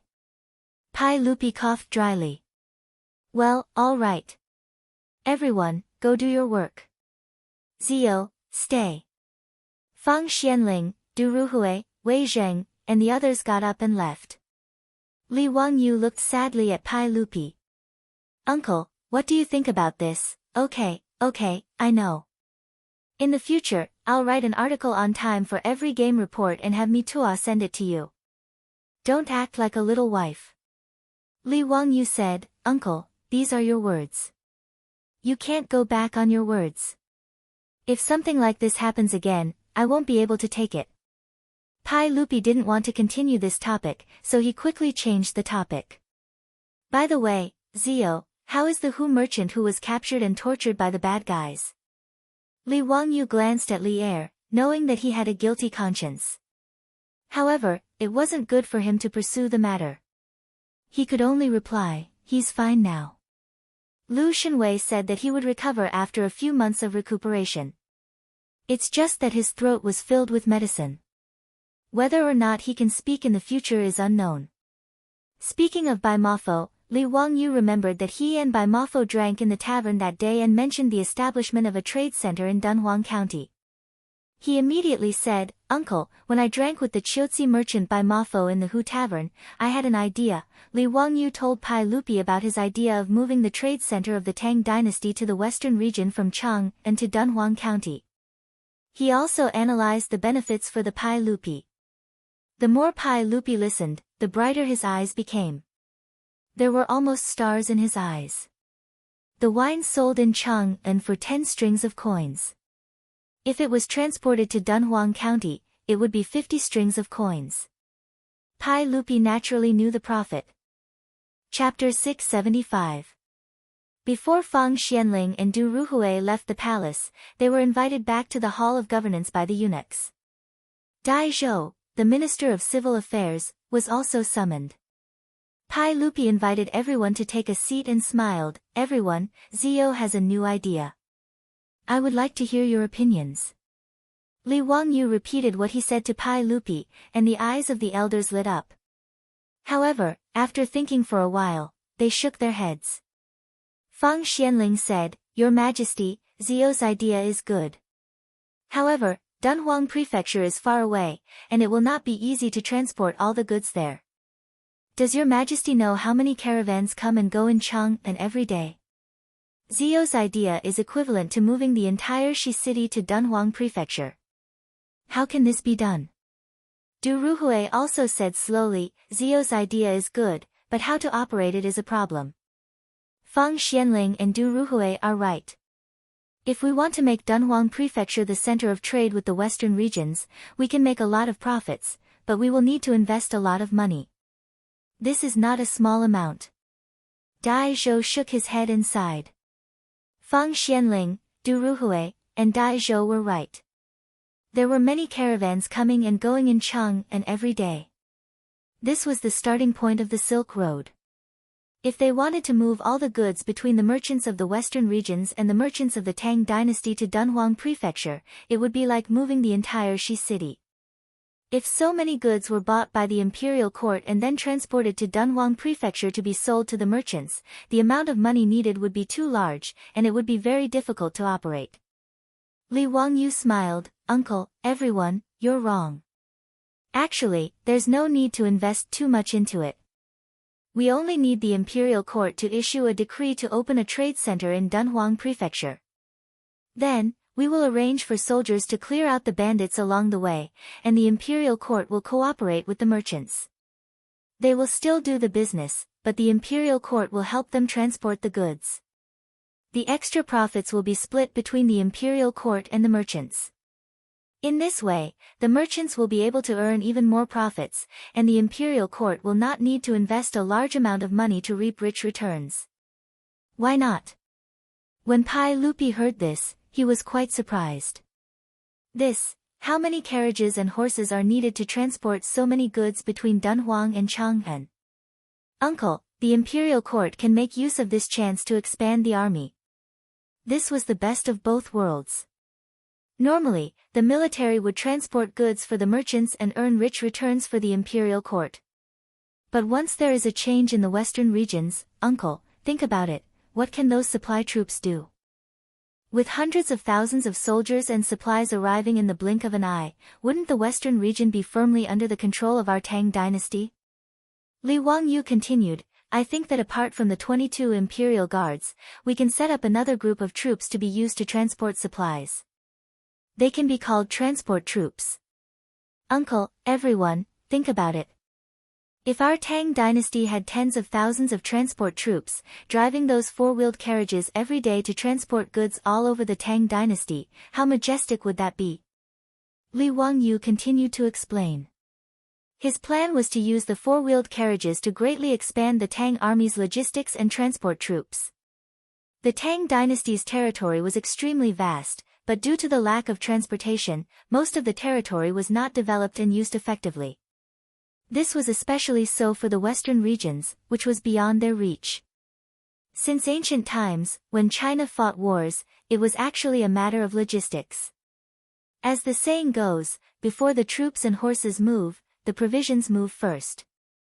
Transporting provisions from the rear to the front lines was easily hundreds or even thousands of li. One could imagine how difficult it was. Li Wangyu remembered that before he transmigrated, he had seen a China UnionPay advertisement. It was called, "The Last Transfer of Funds in the North of the Tang Dynasty." Although it was just an advertisement, it made countless people cry. Li Wangyu was also very moved at that time. The background of the advertisement was that after the Anlushan rebellion, the Tang dynasty soldiers stationed in the Anxi Protectorate were cut off from Chang'an. In history, in 790 AD, the Anxi Biting Protectorate was attacked by the Tibetans. Protector General Li Yuanzhong fought to the death, but he was killed. The 7,000 Tang soldiers of the Protectorate were all killed. From then on, only the Anxi Protectorate was left in the western regions. They sent out messengers time and time again, but there was no news. 808 AD, the last base of the Anxi Protectorate, Jiuzhi Shizhou City. Outside the city was a sky full of yellow sand and endless Hu cavalry. This advertisement was called, "The Last Transfer of Funds in the North of the Tang Dynasty." It described the story of countless people sacrificing their lives to send supplies to the Tang army stationed in Shizhou City.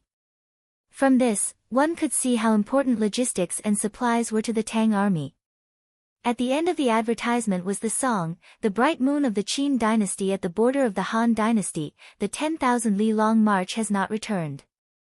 But the messenger Long Qing Fei is still there, he will not let the Hu cavalry pass the Yin Mountains. The clouds of the Qinghai Mountains are dark and snowy, the lonely city looks at the Jade Gate Pass. The yellow sand wears the golden armor after 100 battles, the Lulan will not return until it is broken." What a desolate sad song of the setting sun. The reason why Li Wangyu proposed to open a trading center in Dunhuang Prefecture and set up transport troops was because he hoped that the scene of a lone army with no help in history would never happen again on the land of the Tang dynasty.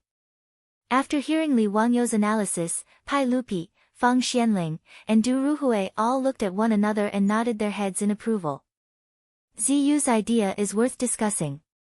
Your Majesty, the transport troops that Ziyu mentioned, if they help merchants transport goods during normal times and can quickly transport troops and supplies during wartime, it is indeed a good idea. Fang Xianling nodded his head in approval. Du Ruhui and Dai Zhou both nodded their heads in agreement. However, as for how it should be done, they needed to gather all the officials and discuss it. Li Wangyu was a lazy person and would not participate in such matters. He only cared about lighting the fire. As for how the fire was lit, that was not his problem. In short, as long as the trading center in Dunhuang Prefecture and the transport troops were set up, it would only be beneficial to the Tang dynasty. Of course, Li Wangyu was not without benefits. At least, the goods sold by his family's businesses could be sold in Dunhuang Prefecture and increase their profits by several times. This was not a small amount of money. Of course, this matter could not be rushed. At least the officials in the imperial court had to discuss it in detail and come up with a specific plan before it could be implemented. Seeing that there was nothing else for him to do, Li Wangyu said goodbye to Pai Lupi and left the palace. He then went to the Shangyao bureau in the imperial city to visit Bai Mohu. Seeing that he was doing well, he felt much better. After comforting Bai Mohu, Li Wangyu left the imperial city and prepared to return home. He had wasted a lot of time in the palace. At this time, the sun was already in the west. Li Wangyu was too lazy to go back to Dingzhou village. He planned to stay in Kaihua Square for one night and return to Hu County tomorrow. His house in Kaihua Square was next door to Jianfu Temple. Jianfu Temple was also a big temple in Chang'an. There were more than 200 monks and they offered incense every day. Li Wangyu naturally did not believe in gods or Buddhas. Although he had inexplicably transmigrated to the Tang dynasty, he still did not think that it was because of gods or Buddhas. In his and his beautiful superior's speculation, they were more willing to believe in space-time tunnels than gods or Buddhas. Therefore, although his house was next to Jianfu Temple, Li Wangyu had never entered this famous temple in Chang'an. Today, When Li Wangyu went back home, he rode on a horse and slowly passed by the gate of Jianfu Temple. Out of the corner of his eye, he inadvertently caught a glimpse of a figure and could not help but be stunned. Chapter 676. Li Wangyu suddenly pulled on the reins in front of the Jianfu Temple, causing Niu Wu to ask curiously, "Lang Jun, is something the matter?" I saw an interesting person." "Niu Wu, let's go to the Jianfu Temple." "Speaking of which, I have never been to the Jianfu Temple before," Li Wangyu said as he jumped off the horse and walked into the temple. Niu Wu didn't understand why his Lang Jun suddenly changed his mind and wanted to go to the Jianfu Temple. But he didn't ask too much and hurriedly called for the troops to follow. The reception monk in front of the Jianfu Temple saw Li Wangyu and the others and quickly came forward to welcome them. "Ba, this little monk greets County Earl Hu. Does County Earl Hu want to enter the temple to pay respects to Buddha?" The reception monk respectfully bowed. Li Wangyu asked curiously, "Oh, you know me?" He immediately realized that he had asked a useless question. In any case, he was the founding county earl of the dynasty and his house was next to the Jianfu Temple. Even if he had never been to the temple, how could these reception monks, who specialized in receiving pilgrims, be so blind that they didn't know who he was? "Since you know me, that's great. I'm not here to pay respects to Buddha, I'm here to find someone." Li Wangyu smiled. The reception monk curiously asked, "Who is County Earl Hu looking for?" "This little monk can help you." Li Wangyu nodded, "It's the monk who just entered the temple." "Little master, do you know who he is?" "The one just now." The reception monk revealed a puzzled expression and thought for a while before replying, "County Earl Hu, that is a wandering monk. He is listed in the temple and his Buddhist name is Wenzai. Is County Earl Hu looking for this master Wenzai?" Li Wangyu nodded, "That's right, I am looking for him." "Little master, please lead the way." Niu Wu was puzzled. When did his Lang Jun know a monk? Of course, he did not know that the monk Li Wangyu accidentally saw was the same monk who had used a colorful rope dipped in brine to trick the greedy elders of the Li family of Hu County into giving him 200 taels of gold back in the county seat of Hu County. When Li Wangyu passed by the Jianfu Temple, he accidentally saw the monk Wenzai enter the temple. At first, Li Wangyu only thought that the monk looked familiar. But when he saw the Buddhist beads the size of a baby's fist hanging in front of the monk's chest, he suddenly remembered. Wasn't this the monk who had swindled people in Hu County? The thing that looked like Buddhist beads was actually some kind of pill made from ginseng and other medicinal herbs. It was the size of a walnut, and eating one would guarantee that one would not need to eat for a day. Li Wangyu still remembered that day when the monk drifted away. He told the Li clan leader that his Buddhist name was Xingdao and that he was a monk from the Xinghua Temple in Duku Town in Chang'an County. But obviously, it was all a lie. Li Wangyu was very interested in the monk named Wenzai. He didn't want to catch him and bring him to the authorities, but he was curious that the monk also knew how to swindle people, and how skillful he was. What piqued Li Wangyu's interest even more was where the metal sodium he used to cause the Qingshui explosion had come from. Although Li Wangyu was a bad student, he roughly knew that sodium was produced by electrolysis. This was simply a fantasy in the Tang dynasty. Or perhaps he had guessed wrongly and the monk had used some other method. Ba. County Count Huxian, please follow me. Master Wenzai is currently living in the monk's quarters in the back courtyard. The monk in charge of receiving guests did not dare to tarry. He led Li Wangyu and the others into the temple. As a large temple, the Jianfu Temple occupied a large area and had an elegant environment. In the Tang dynasty, these temples and Taoist temples were not only used to worship Buddha, but also many scholars and literati liked to come here for sightseeing. With the Jianfu Temple as an example, the courtyard was elegant and ancient trees were awe-inspiring. Famous flowers and rare herbs were planted in the courtyard, especially peonies. The elegant Jianfu Temple naturally attracted countless literati and literati to come here for sightseeing, meeting friends, admiring flowers, reciting poems, drinking incense, and staying. It was very lively. It was Li Wangyu's first time in the temple, so he wasn't in a hurry to find the monk. He followed the monk to walk around and have a look, which was quite interesting. Speaking of which, the Jianfu Temple was also a famous temple. Li Wangyu remembered that among the poems he had memorized, there were several about the Jianfu Temple, including Wang Wei's poems for the temple. At this time, the evening drum in Chang'an city was beating, and the literati, young masters, and noble ladies who were sightseeing in the temple had all left. It was time for the monks to do their evening classes in the Jianfu Temple, so it was very quiet. The monk led Li Wangyu and the others to a row of monks' quarters and gently knocked on the door of one of them. "Ba, Master Wenzai, a distinguished guest is here." The door of the monks' quarters opened quickly with a squeak. The monk who opened the door was the one who cheated the Li clan elder in the county seat of Hu County. The monk, whose Buddhist name was Wenzai, bowed to the monk with one hand and said, "Ba, thank you, young master. May I know who the distinguished guest is?" Wenzai naturally saw Li Wangyu and the others behind the monk, but he didn't know them, so he could only ask the monk. "Master Wenzai, this is the County Earl of Hu County. He is looking for you." The monk hurriedly introduced him. Wenzai felt a little strange. He didn't know this young county earl, so why was he looking for him? Ba, poor monk is here to see County Earl Wenzai. May I ask why the distinguished guest is looking for poor monk? Although Wenzai didn't know Li Wangyu, since he was the county earl of the founding county, he naturally couldn't be rude. He could only bow to Li Wangyu with one hand and ask. That day when he cheated in Hu County, Wenzai naturally didn't notice Li Wangyu in the crowd. How could he have known that the county earl who founded the country was looking for him because of that matter? Li Wangyu said, "I have met the master once, but the master doesn't know me."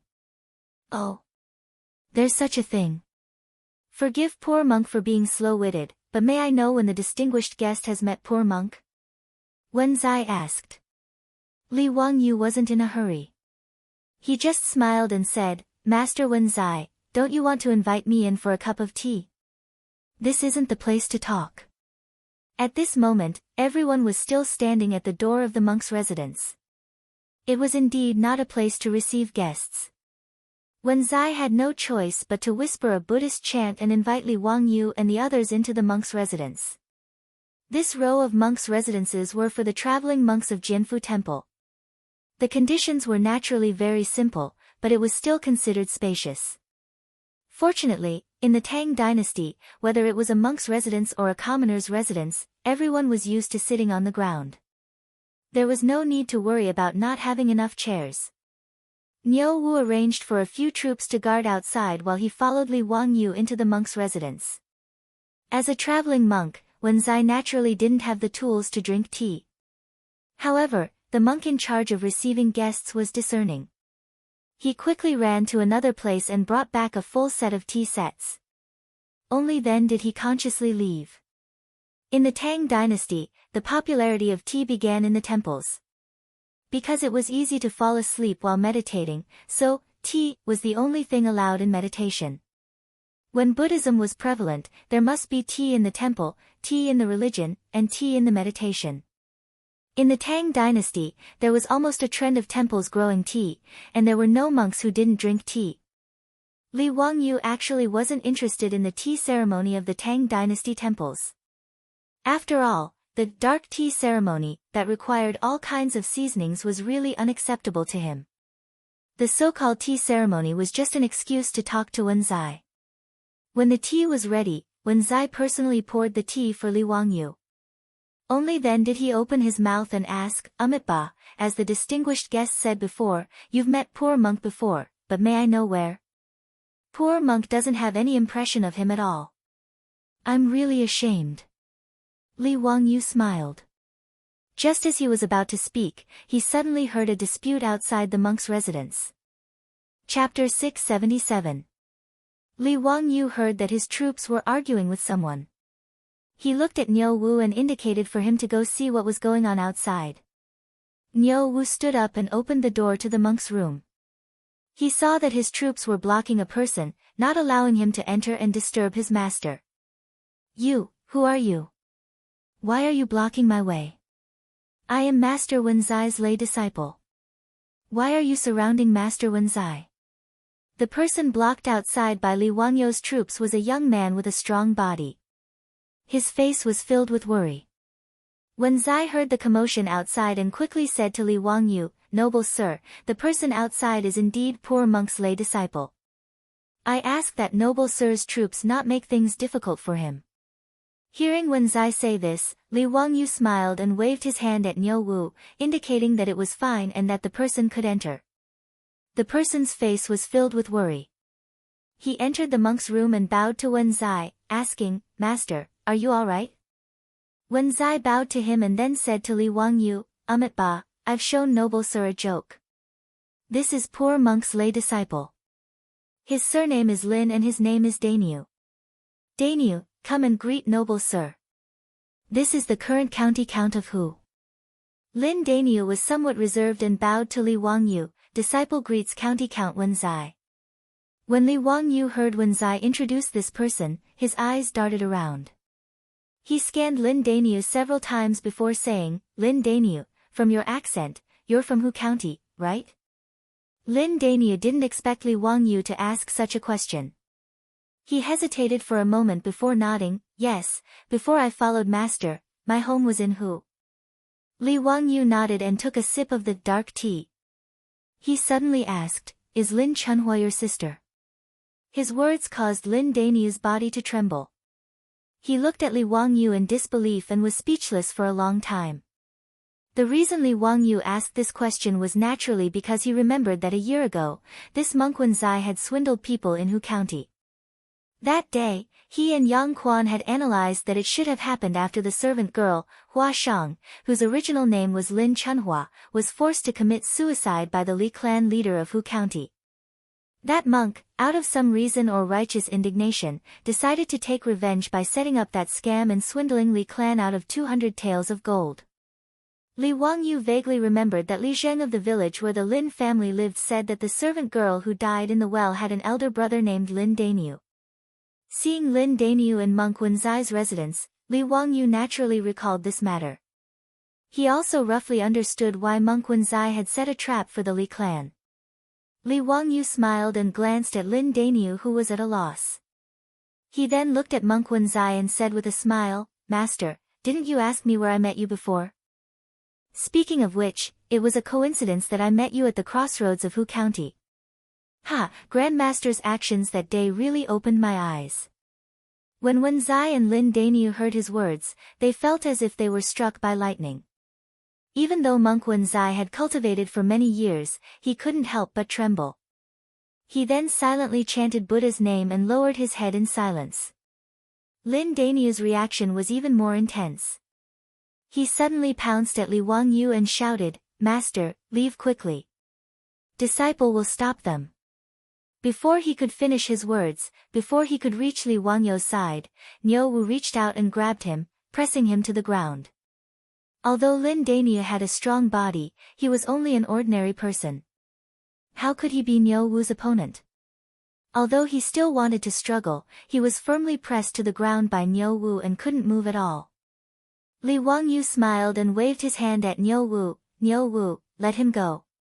He then turned his head to look at Wenzai, "Master, don't worry. I don't have any bad intentions. Lin Dainyu's sister met with misfortune. I also despise the despicable and shameless behavior of the Hu County Li clan. I also don't think that it was wrong for you to cheat them of 200 gold taels. Speaking of which, I still think that you asked for too little." Li Wangyou saw that monk Wenzai was still silent and his eyes were full of vigilance.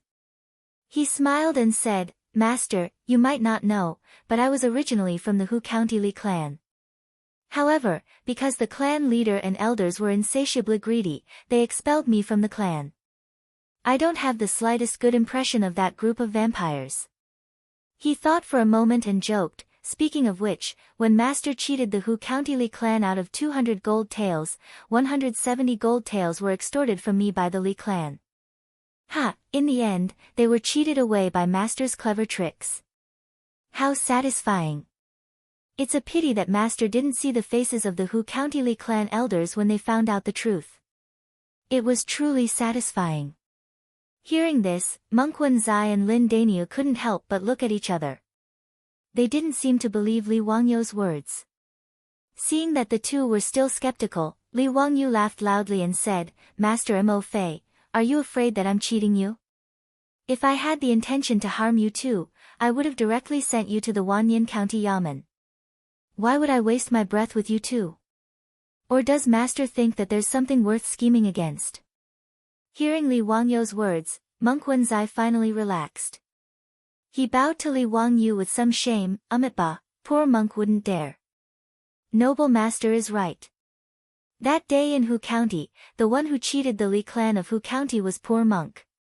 I wonder why noble master has exposed this matter today." "Ha, it's nothing. I'm just curious. How did master get to know Lin Daniu? Why did you scheme to cheat the Li clan? How would master know how to cheat people?" Li Wangyu wasn't in a hurry. He only asked about the ins and outs of the matter first. Seeing that he couldn't hide it, Monk Wenzai could only sigh and recount the matter. It turned out that Monk Wenzai wasn't a good person in the past. When he was young, his parents died. Wenzai wandered the streets and hung out with ruffians. He learned many tricks to cheat people of their money. Later on, when he was cheated in Luoyang, he was seen through and was almost beaten to death.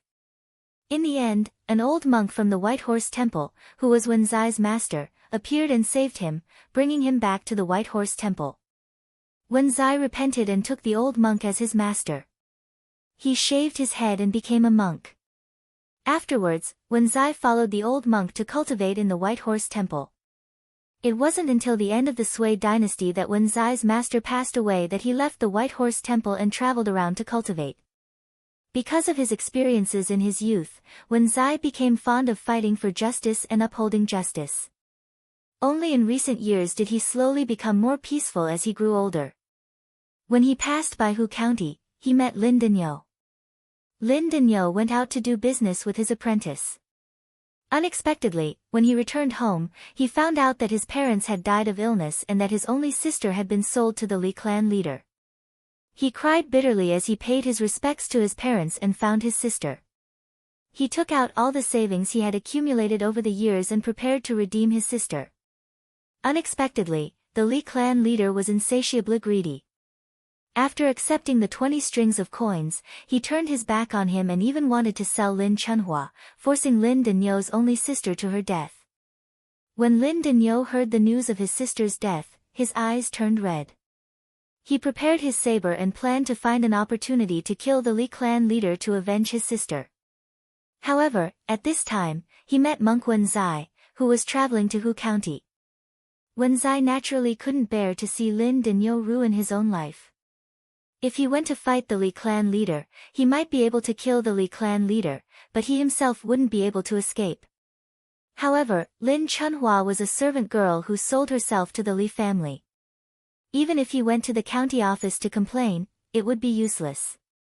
Wenzai could only repeatedly advise Lin Daniu not to do anything stupid. At the same time, he promised that he would teach the Li clan leader a lesson and make them compensate Lin Daniu with money. Lin Daniu was finally convinced by Monk Wenzai and promised not to do anything stupid. Afterwards, the scene that Li Wangyu saw at the crossroads of Hu County happened. Lin Daniu didn't take the 200 taels of gold. Disheartened, he donated all the gold to the charity hall. Afterwards, he became Monk Wenzai's disciple and served by his side. The two traveled all the way and returned to Chang'an at the end of the year. They settled down at Jinfu Temple. When Li Wangyu learned of this, he could only sigh. That Li clan leader was indeed insatiably greedy and deserved to die. Chapter 678. In fact, Li Wangyu did not have any other intentions when he came looking for Monk Wenzai. It was just that when he suddenly saw this person, he recalled the incident and came to ask about it out of curiosity. After knowing the whole story, Li Wangyu shook his head and sighed.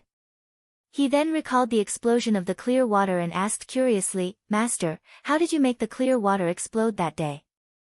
"I've always been very curious." Monk Wenzai said, Ba. "I'm ashamed to say it, but it was just a smokescreen." I only did something to the bucket and placed a medicine made of sulfur, realgar, and saltpeter. When Li Wangyu heard this, he was stunned. It was not sodium metal, but gunpowder. However, this was not strange. After all, gunpowder had been recorded in the spring and autumn warring states period. It was just that it was not announced to the public. Although there were no firecrackers in the Tang dynasty, it was not strange that these alchemists and monks knew about gunpowder. It turned out that he was wrong. He thought that there was someone in the Tang dynasty who could make sodium metal. This made him feel strange. After figuring out the cause of the bucket explosion, Li Wangyu no longer had any interest. He chatted with Wen Zai for a while more before intending to take his leave. Just as he was about to get up, he stopped. He looked at Wen Zai and Lin Dainyu and suddenly grinned. Li Wangyu's inexplicable smile made Wen Zai and Lin Dainyu feel strange. They did not understand what this young noble meant. The two of them did not know that Li Wangyu suddenly thought of the plan he had with his beautiful boss a few days ago. Weren't the two in front of him the perfect candidates to carry out their plan? Master, what plans do the two of you have for the future? Do you plan to return to Luoyang's White Horse Temple or continue to wander the world? Li Wangyu asked with a smile. Wen Zai pondered for a moment and said something that gave Li Wangyu a fright. Poor monk plans to follow in Master Xuanzang's footsteps and go to India. He will travel west to seek the Dharma and go straight to the source code. Xuanzang. Travel west? Journey to the west? Master, you know Master Xuanzang? Li Wangyu asked carefully. Wen Zai nodded. In the 7th year of Wuda, poor monk and Master Xuanzang met in Xiangzhou to discuss Buddhism. Due to the different theories of Dharma between the two schools of thought, Master Xuanzang wanted to go to India to seek Maitreya's opinion. Initially, poor monk wanted to set off with Master Xuanzang, but he was delayed by some matters. Poor monk plans to set off soon to catch up with Master Xuanzang in the western region. Li Wangyu suddenly understood. However, in history, he had never heard of this monk who was known as Wen Zai.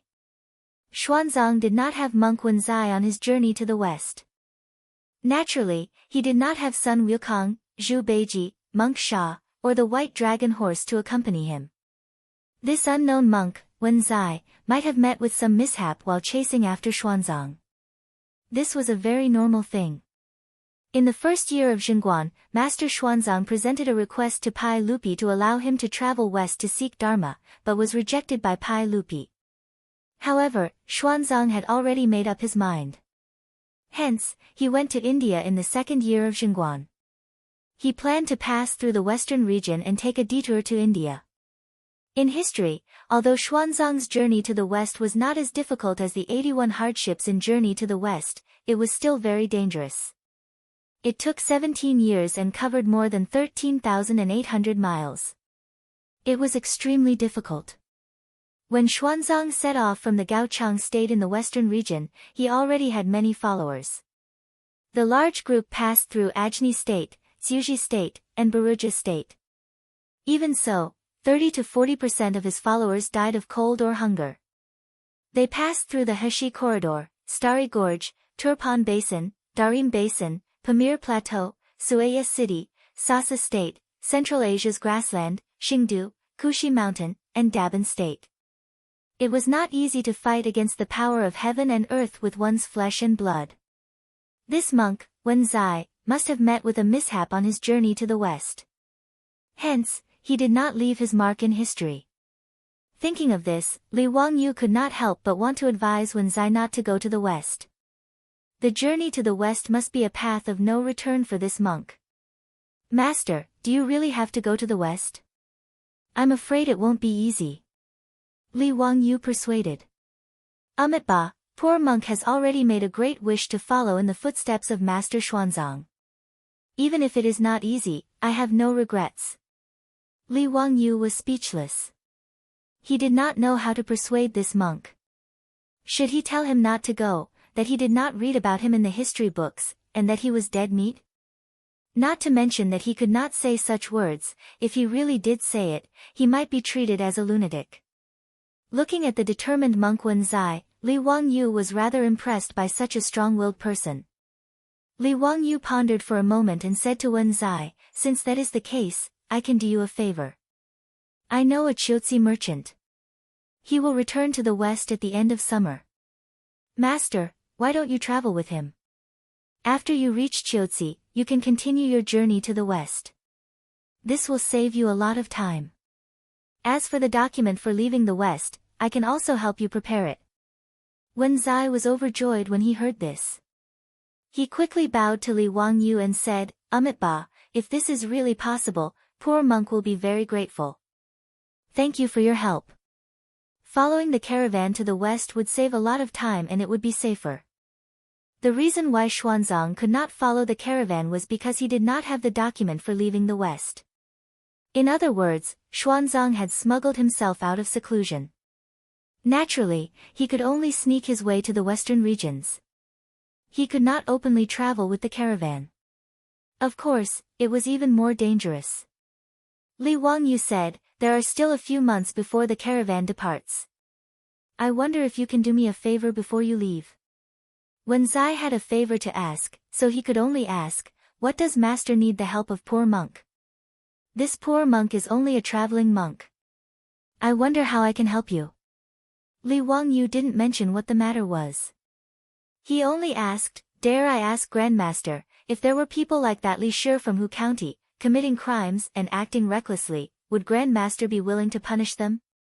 "Oh. There is such a person. Which noble family in Chang'an City is Master talking about? Even Master can't do anything about them?" Wen Zai did not answer directly, but his expression showed that he was interested. Li Wangyu said, "Master, do you know the 5 surnames and 7 hopes?" His words stunned monk Wen Zai.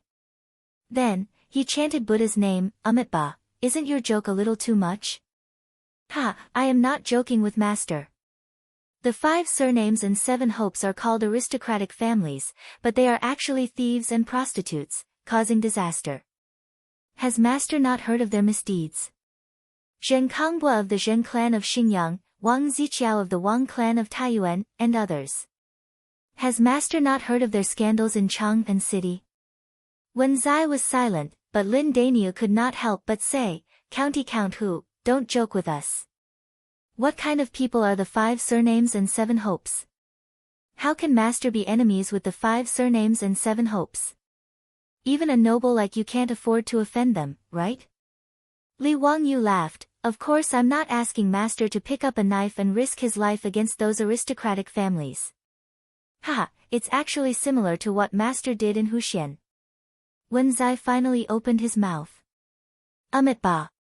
That kind of little trick can deceive greedy people like the Li family who haven't seen much of the world, but it's too difficult to deceive those aristocratic families. What's more, since Master is targeting those aristocratic families, I presume you are after something big. How can poor monk have that kind of ability?" Li Wangyu was not worried about Wen Zai's refusal. He had some confidence in persuading Wen Zai to help. Chapter 679. Li Wangyu could tell that although Wen Zai was a Buddhist, he wasn't a pedantic person. Otherwise, why would he cheat people in Hu County?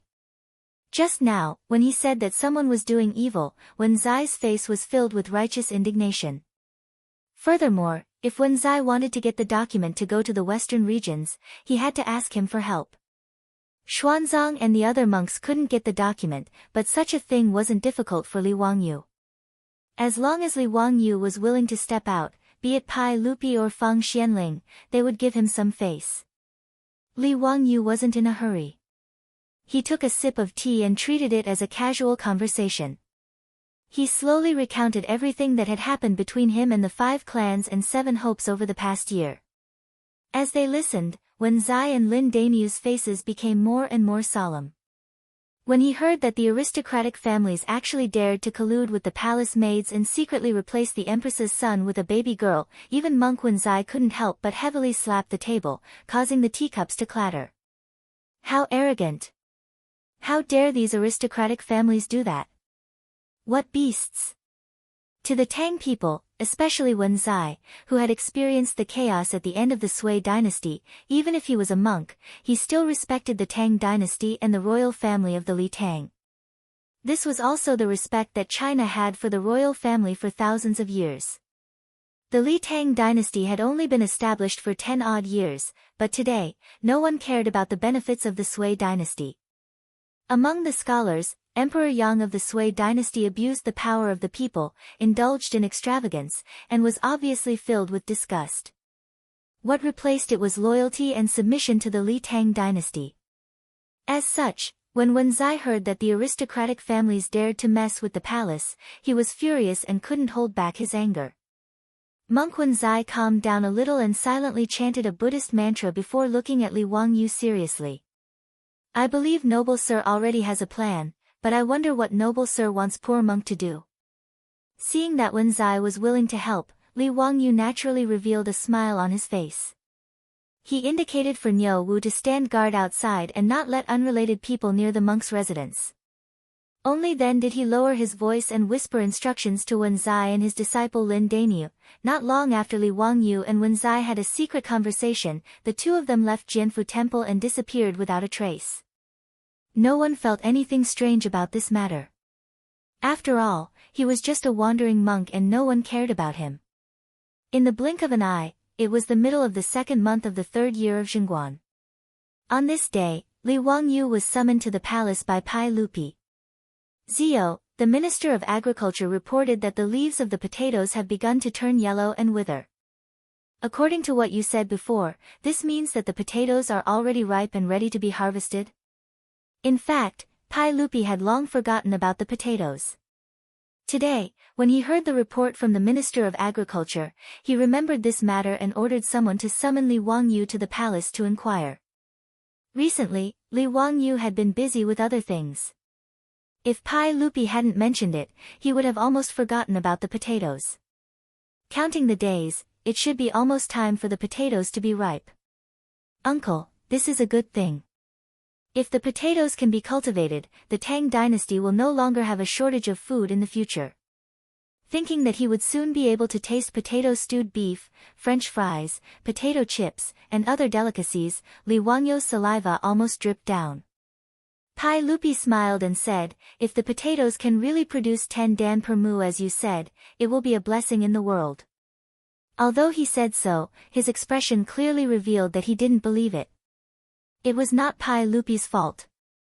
After all, before high-yield crops such as potatoes, corn, and sweet potatoes were introduced to Huaxia, Huaxia had only produced about 1 dan per mu since ancient times. No one would believe that there was a crop that could produce 10 dan per mu. Although Li Wangyu even swore that the potatoes could produce 10 dan per mu, whether it was Pai Lupi or Qing Yaojin, in fact, they were only half believing and half doubting. Uncle, it seems that you still don't believe what I said before. Hee. Fortunately, the potatoes are now ripe. We will know when we dig them out. Li Wangyu didn't explain much. This kind of thing was to see and believe, so it was useless to say more.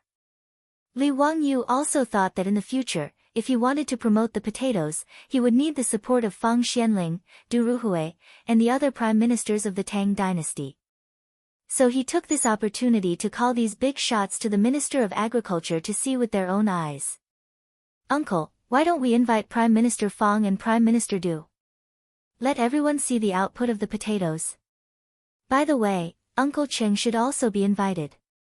Pai Lupi glanced at him and said, Zio, are you really that confident? Li Wangyu nodded with certainty.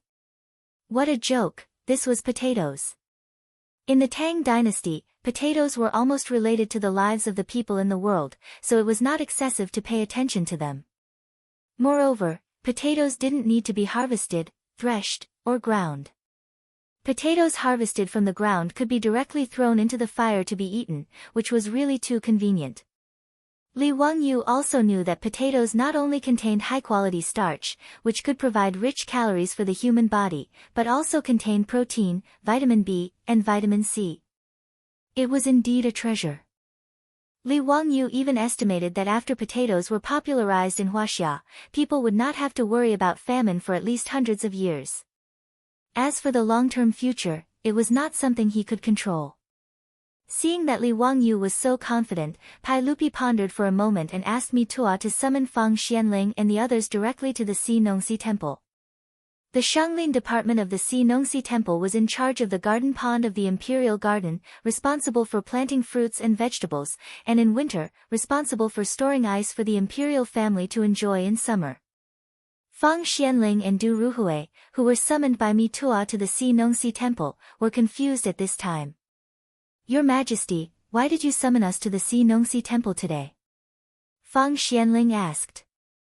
Pai Lupi pointed at Li Wangyu and said, Master Fang, you ask this boy. Fang Xianling and Du Ruhui didn't know about potatoes, so they didn't understand what the uncle and nephew were up to.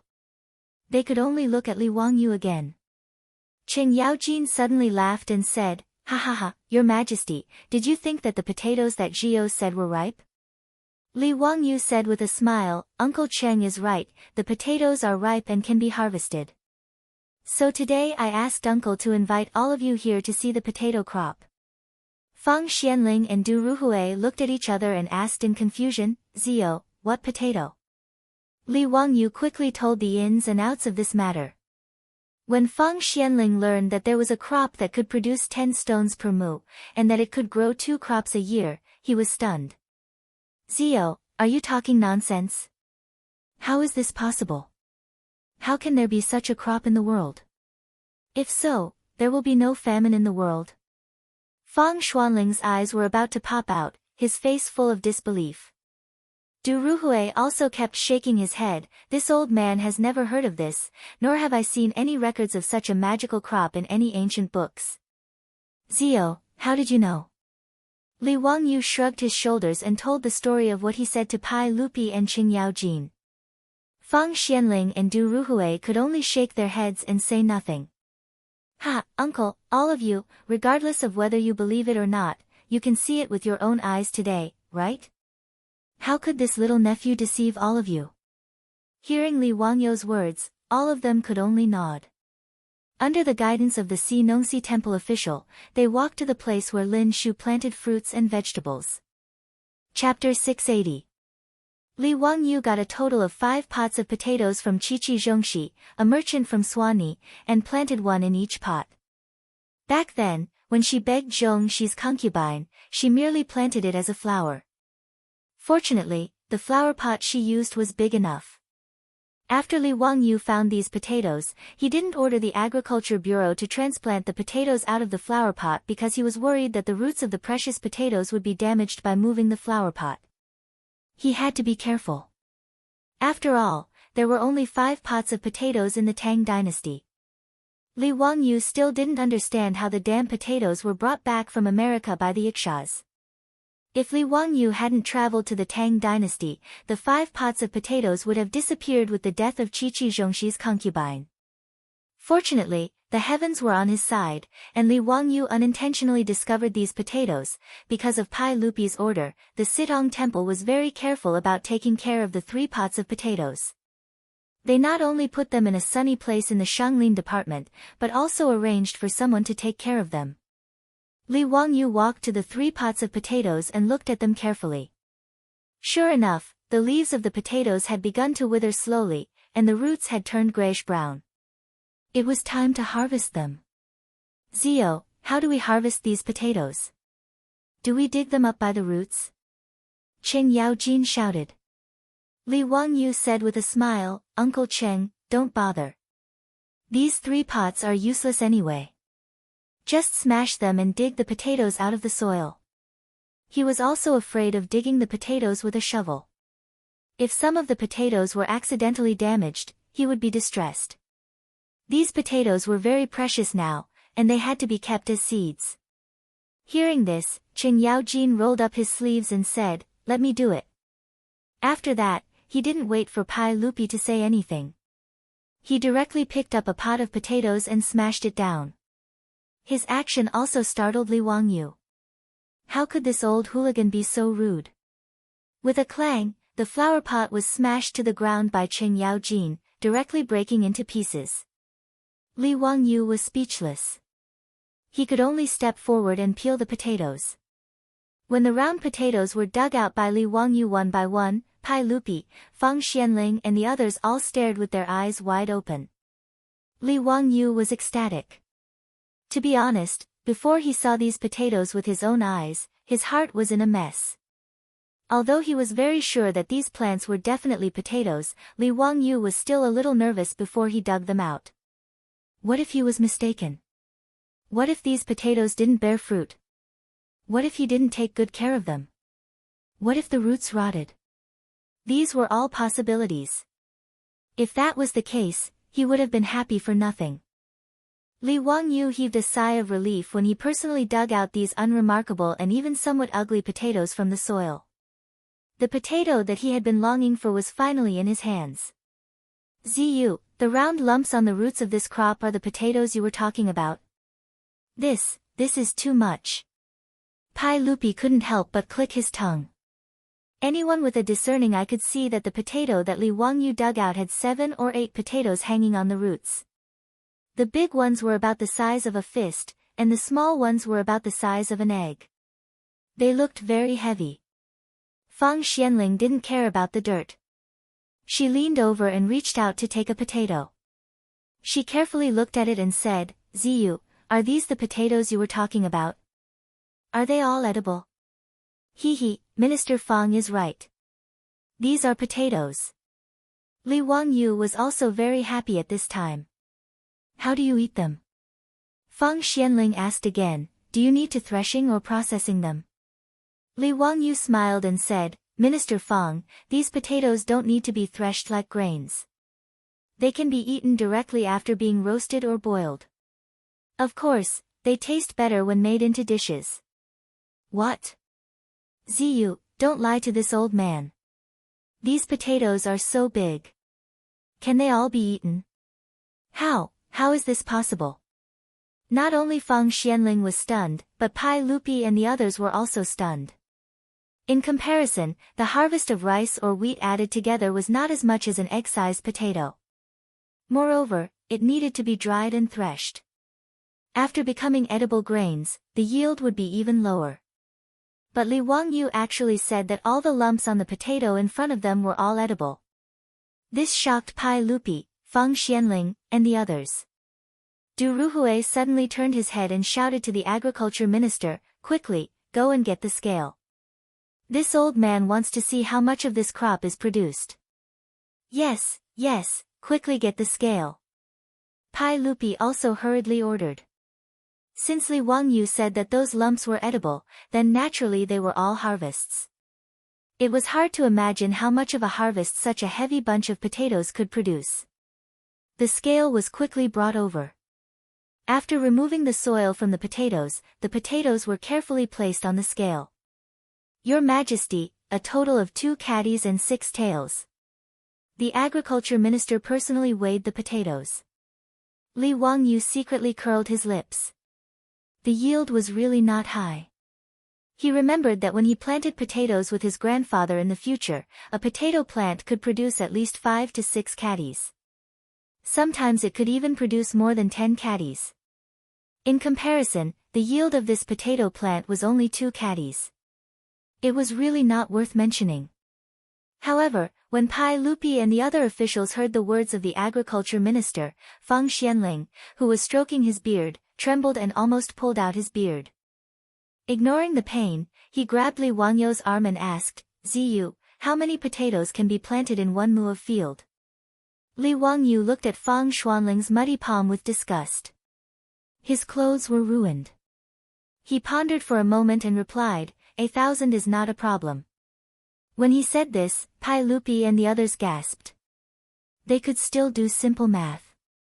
A potato plant was 2 caddies and 6 taels. Let's just say 2 caddies. 1,000 potatoes was 2 caddies, 20 dan of grain. This was twice as much as the 10 dan of grain that Li Wangyu said 1 mu of field could produce. Li Er suddenly looked at the other 2 pots of potatoes. Quick, smash those 2 pots for me as well. Carefully dig out those potatoes and weigh them for me. Soon, the remaining 2 pots of potatoes were taken out. Similarly, there was a heavy harvest. The results of the weighing were roughly the same. They were 2 caddies and 2 caddies and 4 caddies. In total, more than 20 potatoes of different sizes were harvested from the 3 potato plants. A total of 3 caddies and 3 caddies of potatoes were harvested. Li Wangyu looked at these potatoes and was so happy that his eyes narrowed.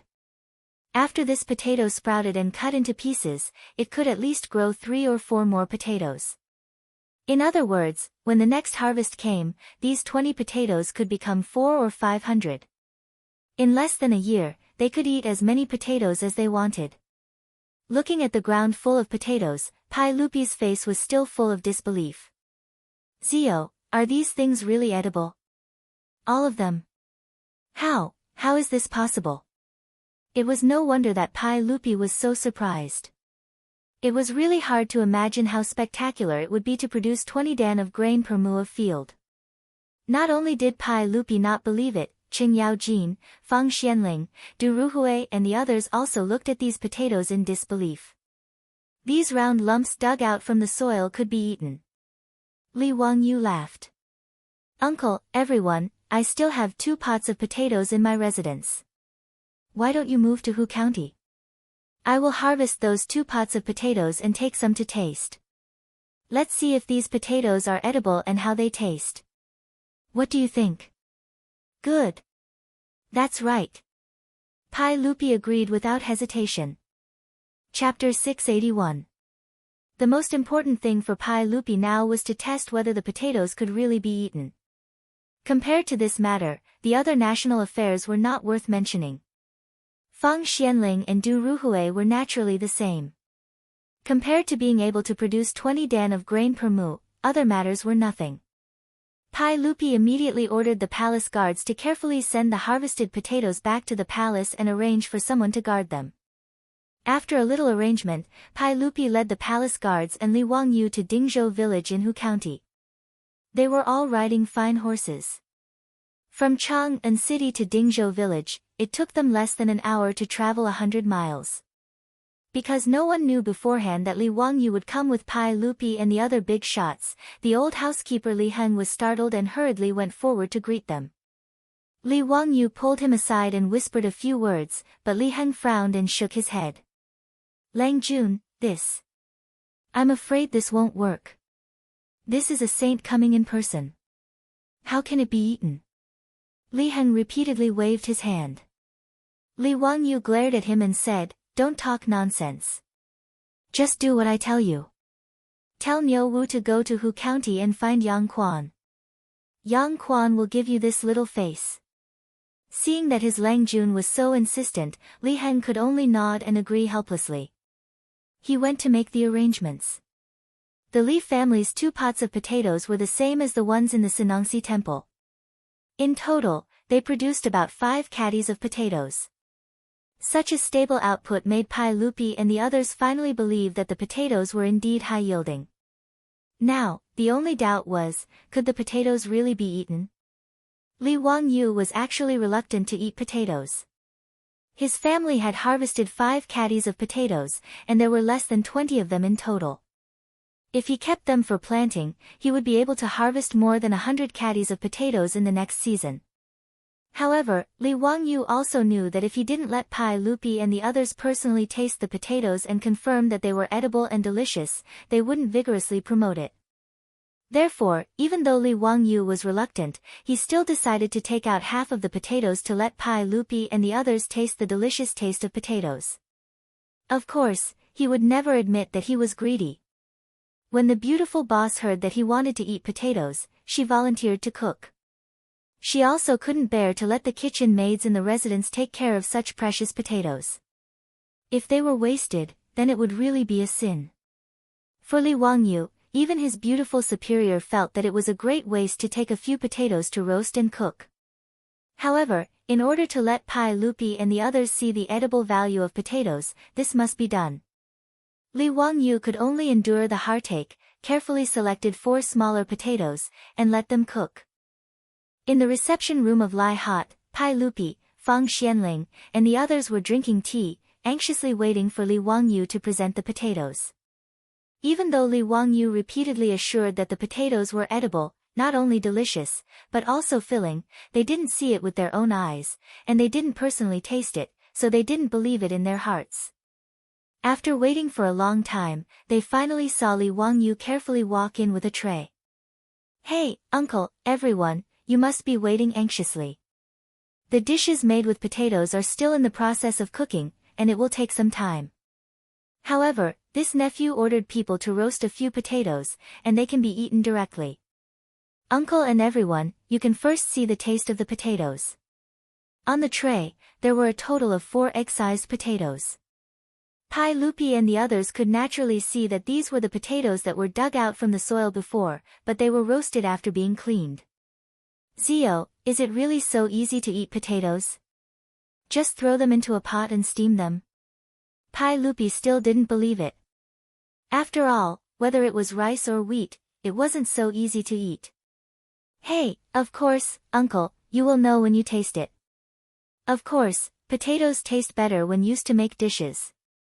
These potatoes are really good things. Not only can they be eaten directly, but they can also be used to make dishes. They are very delicious." Qing Yaojin, however, was dissatisfied and shouted, "Zio, how can you be so stingy? How can these 4 potatoes be enough to eat? Aren't they just filling the gaps between the teeth?" Li Wangyu rolled his eyes. "Uncle Cheng, this nephew is distressed with just these 4. You know, if these potatoes are planted, these 4 potatoes can become 70 or 80. If it weren't for the fact that I want to make you believe that potatoes are really edible food, this nephew wouldn't even be willing to give up these 4. Pai Lupi laughed. "Zio is right. These potatoes are very precious now. If they can really be used as food, we will have sin today." Feng Xianling looked at the 4 potatoes and asked curiously, "Zio, how did you cook these potatoes?" Li Wangyu said, "Master Feng, this can't be considered cooking. It's just simple roasting and boiling. These 2 are directly thrown into the firewood and roasted, and these 2 are placed in the pot and boiled. They can be eaten directly, so it's very simple." He then pointed to a small cup of salt on the tray. "Uncle, you can dip the potatoes in some salt and eat them. They will be more delicious." After Li Wangyu finished explaining, he picked up a knife and cut the 4 potatoes into several small pieces, and then invited Pai Lupi and the others to taste. Feng Xianling and the others were still carefully looking at the cut potatoes when they saw Qing Yaojin impatiently grabbing a piece of potato and throwing it into his mouth. This old guy chewed a few times, and his eyes lit up. "Delicious. This potato is soft and fragrant, it's very delicious." Hearing this, Pai Lupi and the others didn't continue to study it. They each picked up a piece of potato with their chopsticks and chewed carefully. "Not bad, this potato really tastes good, it's very delicious. Soft, smooth, and there is no smell at all. Your Majesty, this thing is really edible, and it's very delicious." Feng Xianling sighed again. "I never thought that even the skin of this potato could be eaten. There is no waste at all." Li Wangyu laughed in his heart. He deliberately didn't peel the potatoes, and the officials of the Tang dynasty, including Pai Lupi, ate them directly together with the skin. Of course, the skin of the potato was not inedible, but the taste was slightly worse. Du Ruhui suddenly stood up and bowed deeply to Pai Lupi. "Your Majesty, it's really amazing. If this potato can really produce 20 dan per mu, how grand will it be? The Tang dynasty will no longer have to worry about food, and the people will no longer have to starve. This subject congratulates Your Majesty. Congratulations, Your Majesty. Congratulations, Your Majesty." Feng Xianling and Qing Yaojin also immediately stood up and bowed to Pai Lupi to congratulate him. Pai Lupi also laughed happily. Dear officials, please rise. Speaking of which, this is all thanks to Zio. I never thought that there would really be 20 dan per mu of grain in this world. Zio, tell me, how should I reward you?" Qing Yaojin also laughed. "Your Majesty, Zio has made many contributions. If you ask me, it's not too much to give him the title of Duke. Feng Gonggong, Du Gonggong, don't you think so?" Feng Xianling and Du Ruhui naturally laughed and nodded to show that they agreed with Qing Yaojin's words. In fact, it was not too much to give this young man in front of them the title of Duke. Pai Lupi nodded slightly. Your words are reasonable. I have said before that I want to reward Zio.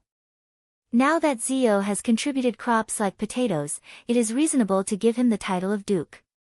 Li Wangyu, on the other hand, was sweating profusely. What Duke? If he was really given the title of Duke by Pai Lupi, how could he marry his beautiful superior? When Empress Zhangsun wanted to talk about marriage for him, Li Wangyu realized that it was not a good thing for him to have a high title before marrying his beautiful superior. If it was just taking a concubine, no one would gossip. But if he wanted to marry his beautiful superior, it would be really troublesome. He was already very satisfied with the title of Duke. If Pai Lupi gave him the title of Duke now, he was afraid that Li Wangyu could only cry. Uncle, I am still young. Please don't give me any more titles. Li Wangyu hurriedly declined. If uncle must give me a title, why don't you give me some fields? Chapter 682. Li Wangyu was originally not interested in how much land he owned. After all, compared with the industries he started, the output of the land was pitifully small.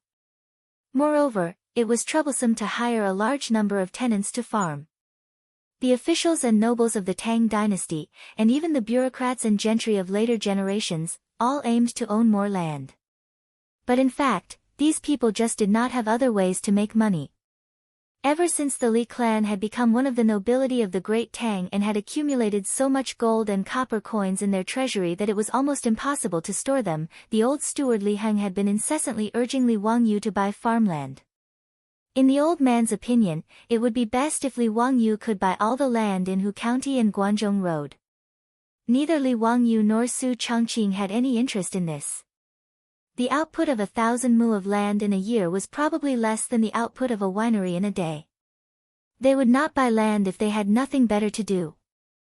However, things were different now. The reason why Li Wangyu asked Pai Lupi for land was because he had other plans in mind. Li Wangyu's words surprised Pai Lupi. Zio, have you thought it through?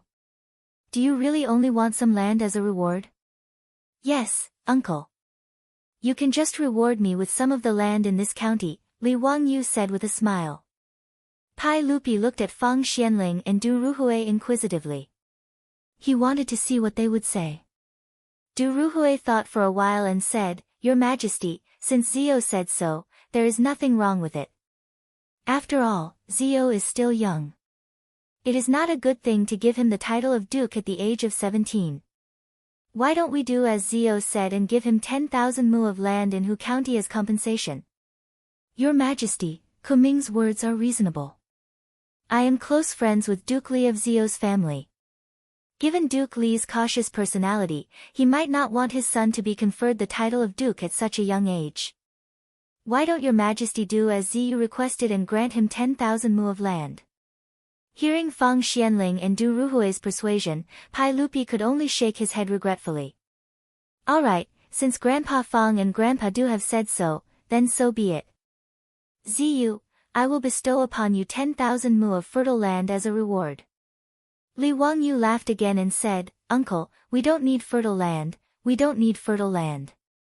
Why don't Uncle bestow this nephew with the land on both sides of the Gan River beside Dingzhou village? When Pai Lupi heard this, he was even more surprised. Zio, what are you planning? Hee, Uncle, it's actually nothing much.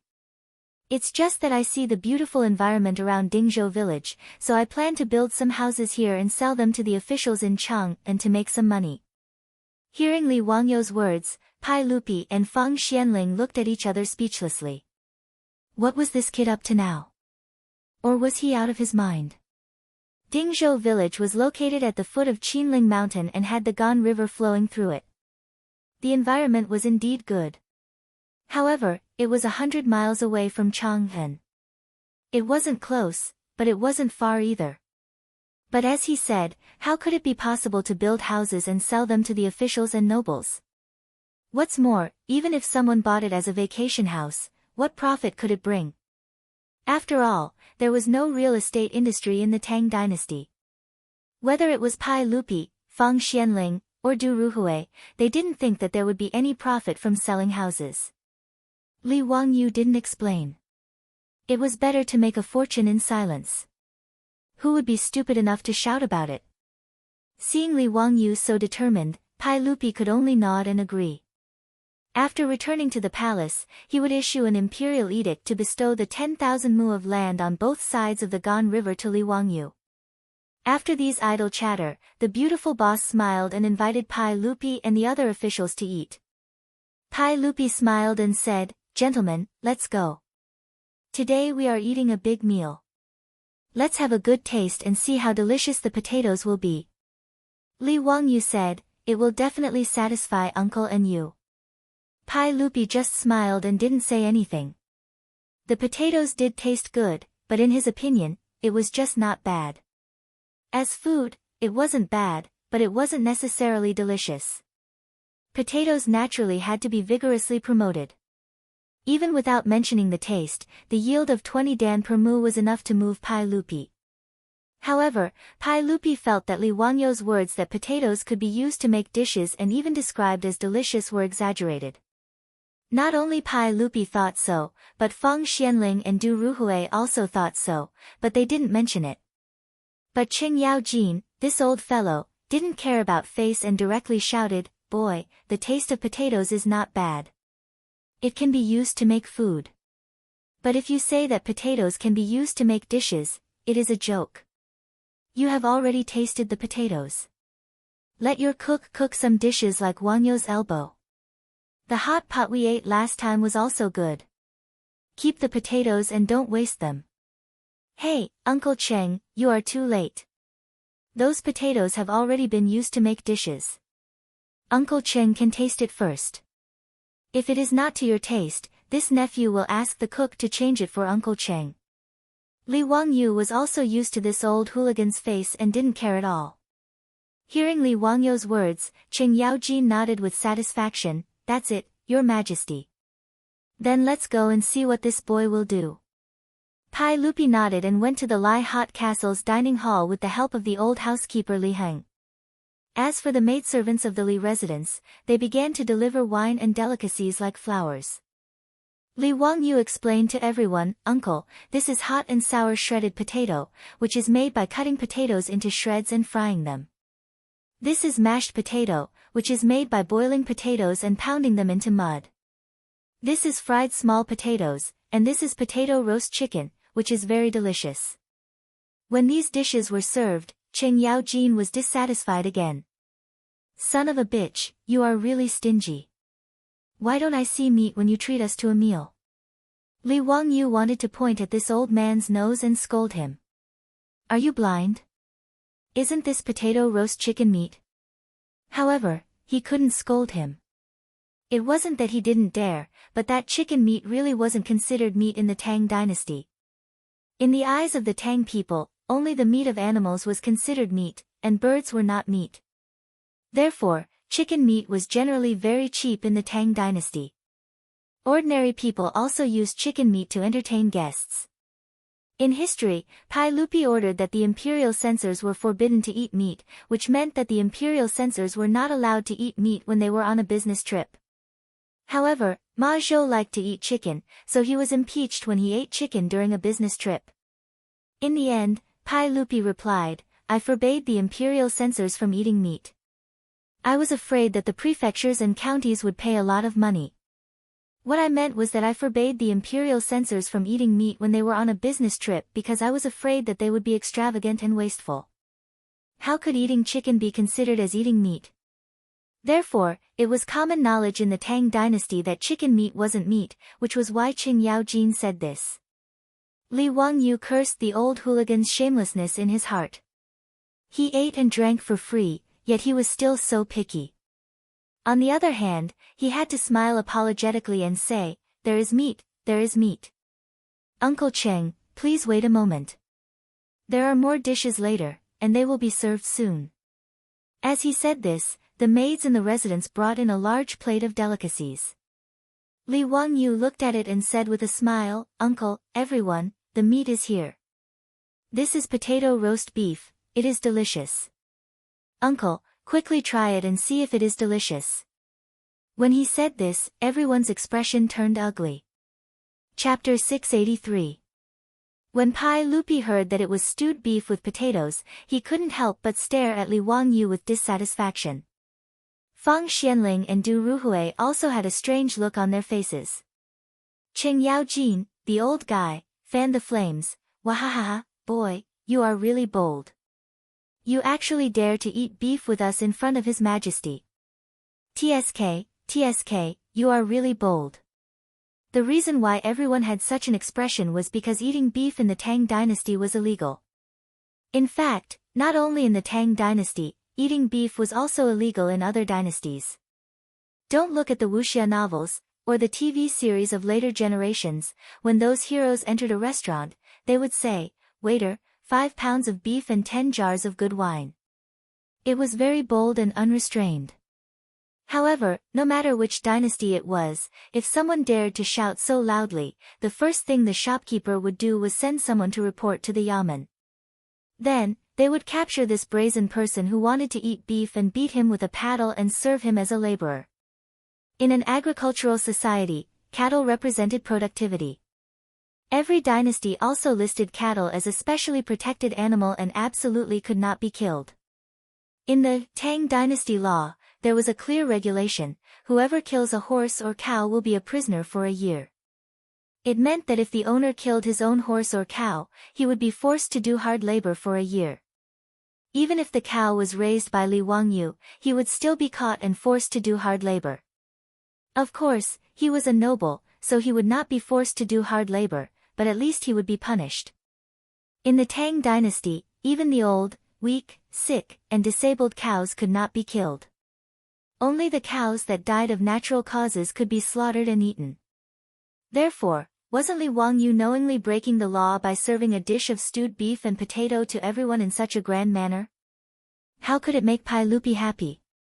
When Li Wangyu saw everyone's expression, he hurriedly explained with an embarrassed smile, "Uncle, everyone, I didn't kill this bull. It was one of the bulls in my residence that accidentally fell off the cliff and died. Yang Mingfu can testify for me.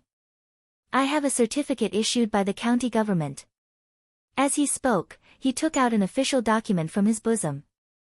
On it was a certificate issued by the Huxian County Yamen, proving that the Lai Hot's cow had fallen to its death and was butchered by itself. Seeing the document issued by the county government, Pai Lupi and Fang Xianling nodded. They didn't care whether there was something fishy about the document or not. They each picked up a piece of beef with their chopsticks and threw it into their mouths. After all, even Pai Lupi and Fang Xianling rarely got to eat beef. How could they not like it? And this beef, of course, didn't die from falling off a cliff. It was a fake certificate that Li Wangyu asked Yang Quan to get in through the back door. What he had instructed the old butler, Li Heng, to do was to kill the cow. He had even asked Niu Wu to make a trip to the county to find Yang Quan to prove it. Since there were potatoes, how could there not be potato stewed beef? Wouldn't that be a great waste? What's more, in fact, Li Wangyu had been craving beef for a long time, but he couldn't find an excuse. Today, after killing the cow, he could eat to his heart's content. Beef hot pot, beef offal stew, boiled beef, fried steak, sirloin beef, beef jerky. Thinking of it, Li Wangyu felt that he couldn't stop drooling. "Zio, this shredded potato is very good. It's sour and spicy, very appetizing. Zio, this mashed potato is very soft and smooth. It's very delicious. Your Majesty, I thought this potato stewed beef was the most delicious." Zio was right. I didn't expect that potatoes could be made into such a delicacy. Pai Lupi and others were full of praise for the potato feast. Now, they finally understood the value of potatoes. After almost all the food on the table, Li Wangyu ordered the maidservants to remove the banquet and replace it with tea. Then, they began to talk about how to grow potatoes. Fang Xianling couldn't help but sigh, "Your Majesty, we are really guilty today. These potatoes have been wasted. We should have kept them as seeds. Such a precious crop was only used to satisfy our appetite. It really makes me sad." Du Ruhue also had the same attitude. Alas, if I had known that potatoes had so many benefits, I really shouldn't have eaten them today. Pai Lupi nodded and glared at Li Wangyu. Zio, you bastard, why didn't you say it earlier? Wasting so many potatoes, won't you delay the important matter? Li Wangyu almost vomited blood because of Pai Lupi's words. You, who couldn't stop eating just now? Most of Noda's potato stewed beef went into the stomachs of Pai Lupi and Qing Yaojin. At this time, he had the nerve to scold him. Did he have any shame? Li Wangyu could only secretly criticize him. At this moment, he could only reply submissively, yes, I was rash. Originally, I just wanted to let Uncle and the officials taste the potatoes, but I didn't expect to eat such a precious seed. I won't do it again. Pai Lupi was so thick-skinned that he nodded. It's good that you know. Don't be so rash in the future. Li Wangyu couldn't help but raise his middle finger under his robe and continued, the potatoes can be sowed in spring in April and autumn in November. After 2 seasons, Uncle can eat as many potatoes as you want. The Tang dynasty will no longer have to worry about food shortage in the future. Really? Zio, how do we breed potatoes? Fang Xianling asked curiously. No one had any experience in growing potatoes. It's very simple. Put the potatoes until they germinate, and then cut them. Make sure that there are 2 or 3 sprouts on each potato. Then, plant them in the soil. That is to say, 1 potato can grow at least 3 or 4 potato plants. It's very convenient, Li Wangyu explained. He was also glad that he grew up in the countryside. Otherwise, in the Tang dynasty where there was no Baidu, if he was a white-collar elite like his beautiful boss who couldn't distinguish grains, even if he saw potatoes, he would be at a loss. Li Wangyu estimated that now more than 20 potatoes had been planted in the Sitong temple, and there were still 7 or 8 left in his mansion. By April, more than 100 potato seedlings could be sowed. By the time the harvest came, there would be 200 or 300 pounds of potatoes. By next year, the 200 or 300 pounds of potatoes would become 4,000 or 5,000 pounds. At that time, the planting of potatoes could begin to be promoted in a county, and in another year, it could be promoted to a whole province. In a few years, potatoes could be planted in the whole Tang dynasty. With such a high yield, there would be no famine in the Tang dynasty soon. Even if there was a disaster, the government would have enough food to relieve the disaster and save the people. These things would naturally be taken care of by Pai Lupi, Fang Xianling, and the other big shots in the imperial court. After discussing how to promote the planting of potatoes, Pai Lupi was in a good mood. He directly treated Li Wangyu's mansion as his temporary residence, and directly invited the officials to take a bath with him. Anyway, it was already late, and the emperor and the officials had to stay in Li Wangyu's mansion for the night. How could Li Wangyu refuse? He could only reluctantly accompany the group of rough men to the hot spring. In the Lai hot, Pai Lupi and the other big shots liked the bath made by Li Wangyu the most. Soaking in the hot spring, Pai Lupi felt very comfortable, and casually called the Lai hot maid to give him a bath. Li Wangyu still had something to discuss with Pai Lupi, Fang Xianling, and Qing Yaojin, so he simply drove the maid away and picked up a towel to help Pai Lupi wipe his back. Uncle, I have something to say, but I don't know if I should say it. Pai Lupi was comfortably soaking in the hot spring, and he was too lazy to open his eyes. He asked lazily, Zio, what do you want to say? Just say it. Yes, Uncle. Do you still remember that a few days ago, the Assistant Minister of the Ministry of Justice, Wang Shizhong, wronged me? When Pai Lupi heard him mention this, he couldn't help but open his eyes, and his dissatisfaction was obvious. Chapter 684. When Pai Lupi mentioned the aristocratic families, he became angry. Humph, do those aristocratic families really think that I don't know what they did? But me too, that trash, the 100 Horsemen department has been investigating for a long time, but they still haven't found anything. Zio, you don't need to worry about this matter. Sooner or later, I will settle accounts with them and give you an explanation. As the emperor of the Tang dynasty, his status was very noble, but he couldn't do anything to those aristocratic families. How could the ambitious Pai Lupi not be annoyed? Li Wangyu smiled and said, "Uncle, I have an idea to deal with those aristocratic families, but I don't know if Uncle is interested." His words naturally attracted the attention of everyone, including Qing Yaojin. Fang Xianling couldn't help but frown and said, "Zio, what do you want to do? These aristocratic families are not so easy to deal with. If something goes wrong, the foundation of the country will be shaken. You know, their foundation is in the local area. If your majesty pushes them too hard, I'm afraid it will lead to a backlash from the aristocratic families. If something happens at that time, it won't be easy to deal with it." Fang Xuanling's words were naturally out of good intentions. He was also worried that Li Wangyu would come up with a random idea. Li Wangyu shrugged his shoulders and said, "Master Fang, I don't intend to fight with those aristocratic families to the death. I just want to vent my anger." Pai Lupi asked curiously, "Boy, what kind of evil idea do you have? Tell me first." Hey, it's like this, I plan to." Even though there was no one else in the bathroom of the Lai Hot, Li Wangyu still lowered his voice and told his plan. Pai Lupi and the other big shots had strange expressions on their faces. Qing Yaojin bared his teeth and said, "Zio, I found that you are really bad. In the future, I will let my 3 stupid sons stay away from you, so that they won't be cheated by you and lose money for you." Li Wangyu was speechless. What the hell is this old hooligan talking about? Unexpectedly, Du Ruhui also agreed, "You know that your words are reasonable. This old man also has to make my 2 sons stay away from Ion Worry." Ha! Pai Lupi laughed even louder. "Everyone, do you now know how cunning this brat is?" Li Wangyu couldn't be bothered with the few big shots teasing. He could only ask, "Uncle, everyone, what do you think?" Pai Lupi glanced at him.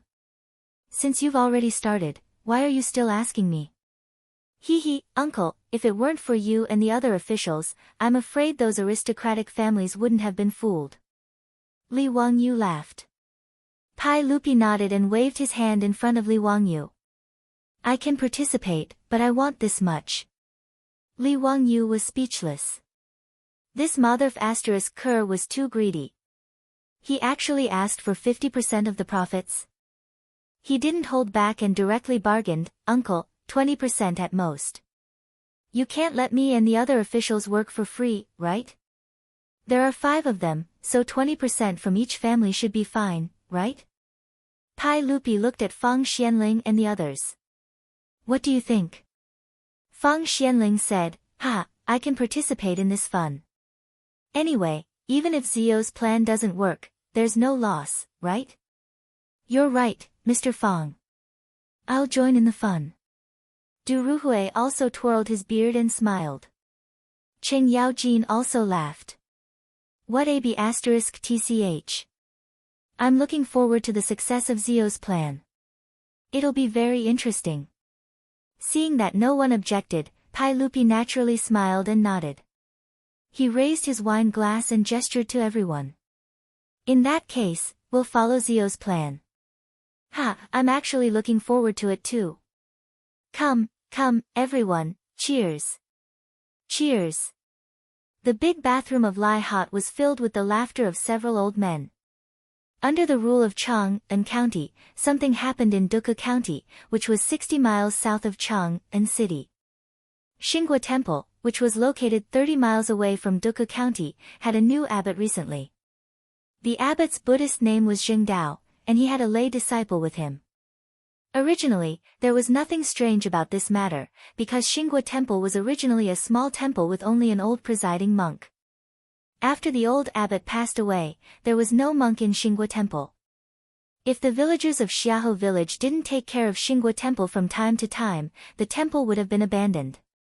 Xinghua Temple was also a small temple with only 3 halls. Even the most important Mahavira hall in the temple looked dilapidated. Even the clay statue of the Buddha had not only fallen off, but the clay statue itself had also been damaged a long time ago. However, Xingguo Temple didn't have a lot of incense, and the surrounding villagers didn't have much money, so it became more and more decayed, and no monk was willing to take over this temple. However, the Zhengdao monk went to the county government of Duke County a few days ago with the certificate and documents issued by the Zongjing Temple to handle the handover procedures of the temple. Not everyone could be the abbot of a temple in the Tang dynasty. The abbot had to be approved by the Zongjing Temple and be issued with a certificate and documents before he could take over the temple. The Zongjing Temple not only managed the royal family, but also the monks and Taoists in the world. Every temple had its own property. The government didn't collect taxes or exploit the property of the temple. All in all, this was not a small amount of wealth. However, Xingguo Temple was different, because it was too poor and didn't have a lot of incense. There were no fields, no tenants, and no money. The only thing that belonged to the temple was a broken stone mountain behind the temple that even birds didn't want to shit there. Because Xingguo Temple was too poor, no monk was willing to be the abbot of this temple. When the county magistrate of Duke County learned that a monk had taken over Xingguo Temple, he didn't bother to ask more. He just asked the scribe in the county government to handle the formalities for the monk, and then the dilapidated Xingguo Temple belonged to the monk whose Buddhist name was Zhengdao. Half a month after the Zhengdao took over Xingguo Temple, they suddenly began to recruit craftsmen in Chang'an City to renovate the temple and said that they would remake the golden body of Buddha. As a result, the originally inconspicuous Xingguo Temple became lively.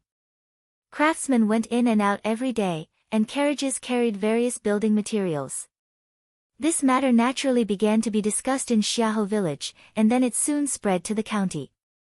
Everyone in Duke County was talking about why the dilapidated Xingguo Temple suddenly had money and could spend a lot of copper coins to renovate the temple.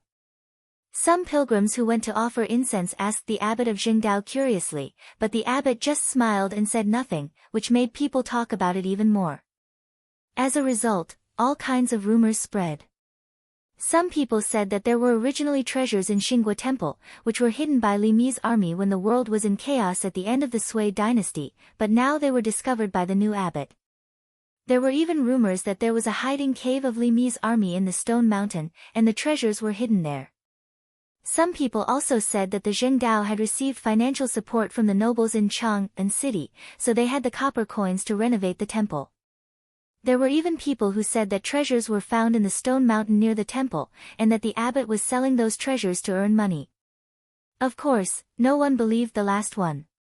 After all, although the stone mountain was not small, it was a barren place where even birds didn't shit.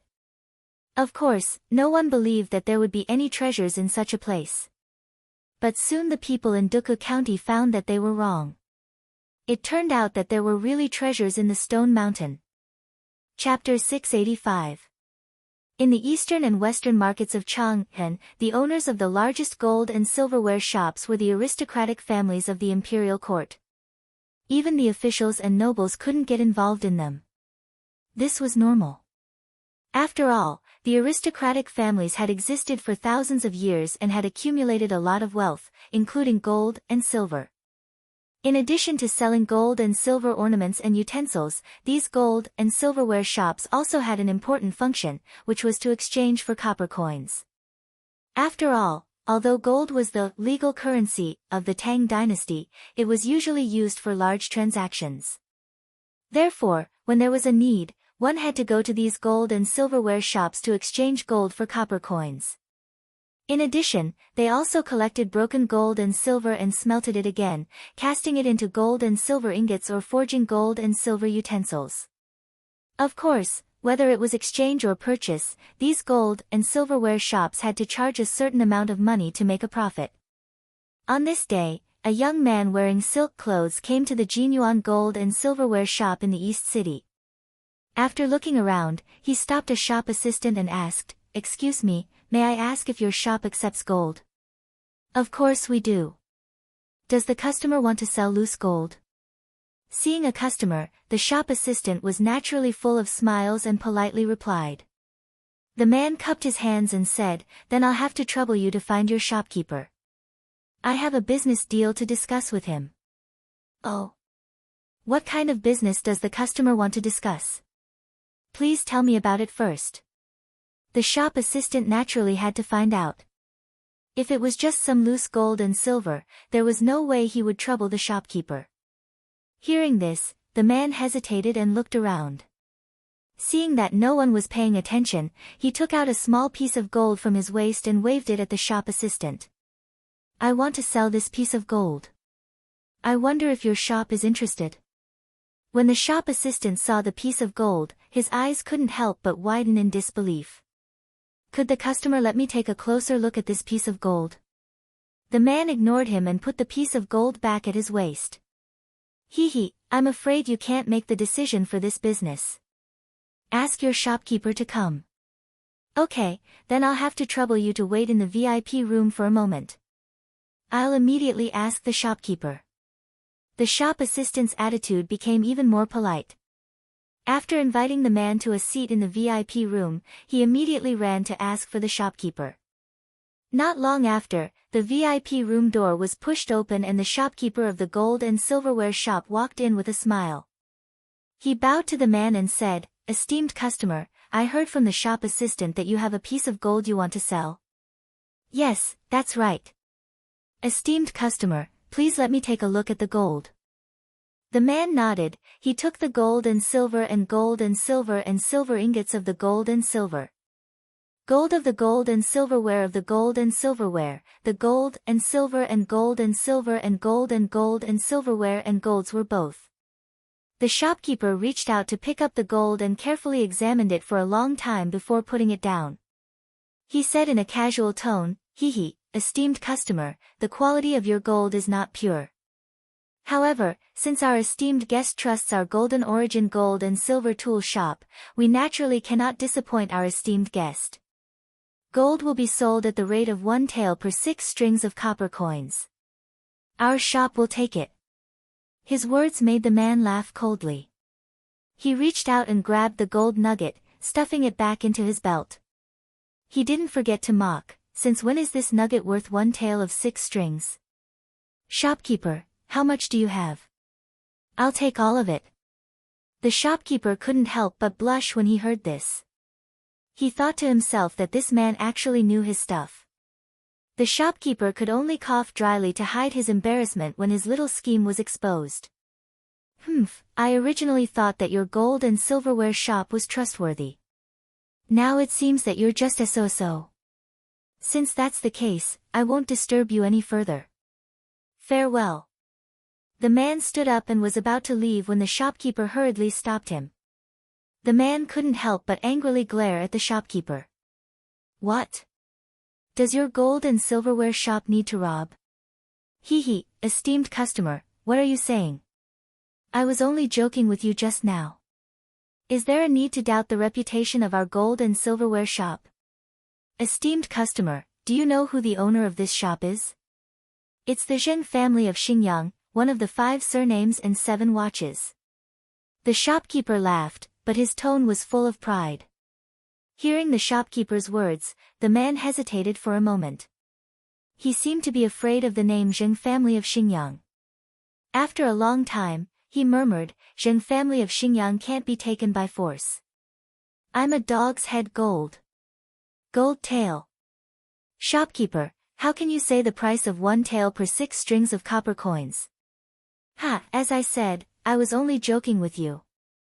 The shopkeeper seemed unconcerned. "Esteemed customer, our shop will take this gold tael. The price is negotiable." Negotiable. When the man took out that piece of gold, the shopkeeper and the worker from before naturally saw that it was a rare dog head gold. Gold tael was a naturally formed gold nugget. Because it was rare, its price was very high. Gold tael could only be found by chance. Once it was found, it would be kept as a treasure. Its price naturally couldn't be compared to ordinary gold. In the future, ordinary gold was more than 200 per gram, but the price of natural gold tael was more than 10,000 per gram. The difference was huge. In the Tang dynasty, ordinary gold was worth 1 tael per 6 strings of copper coins. If it was changed to gold tael, the price would be at least 200 strings of copper coins. Even so, it was still priceless. Anyone who had gold tail would keep it at home and treat it as a family heirloom.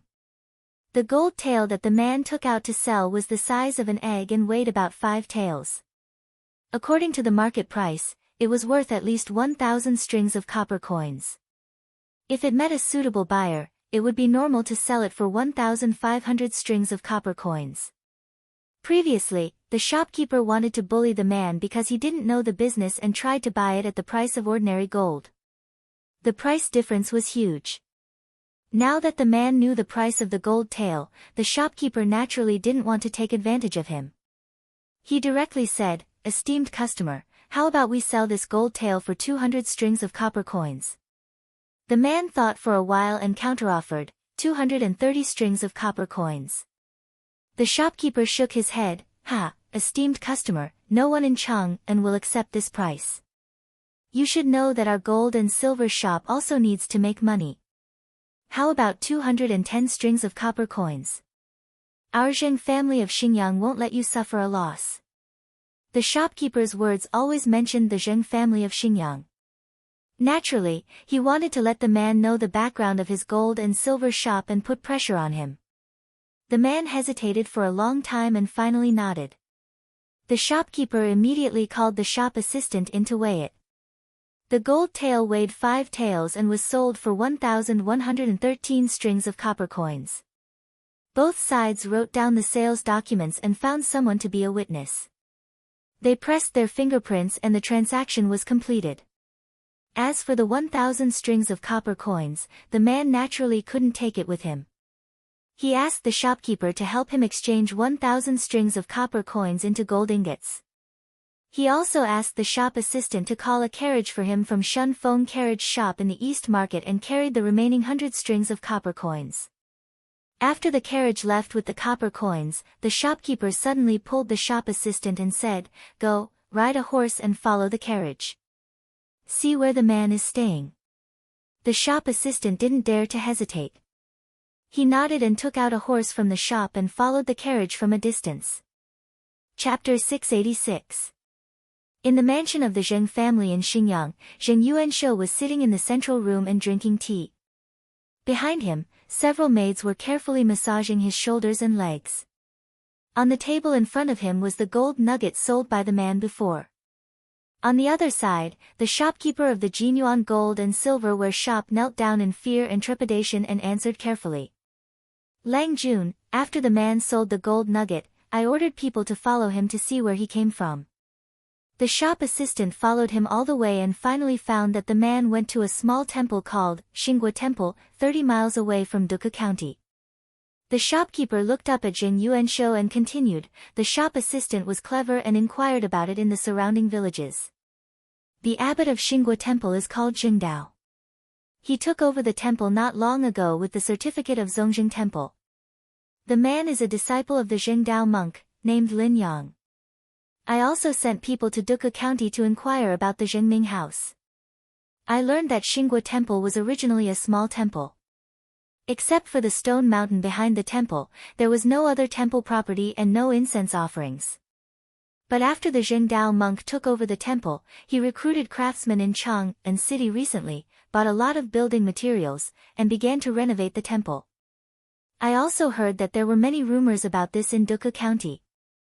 The shopkeeper's words finally made Zheng Yuanshou a little interested. He slightly raised his eyelids and asked, "What rumors?"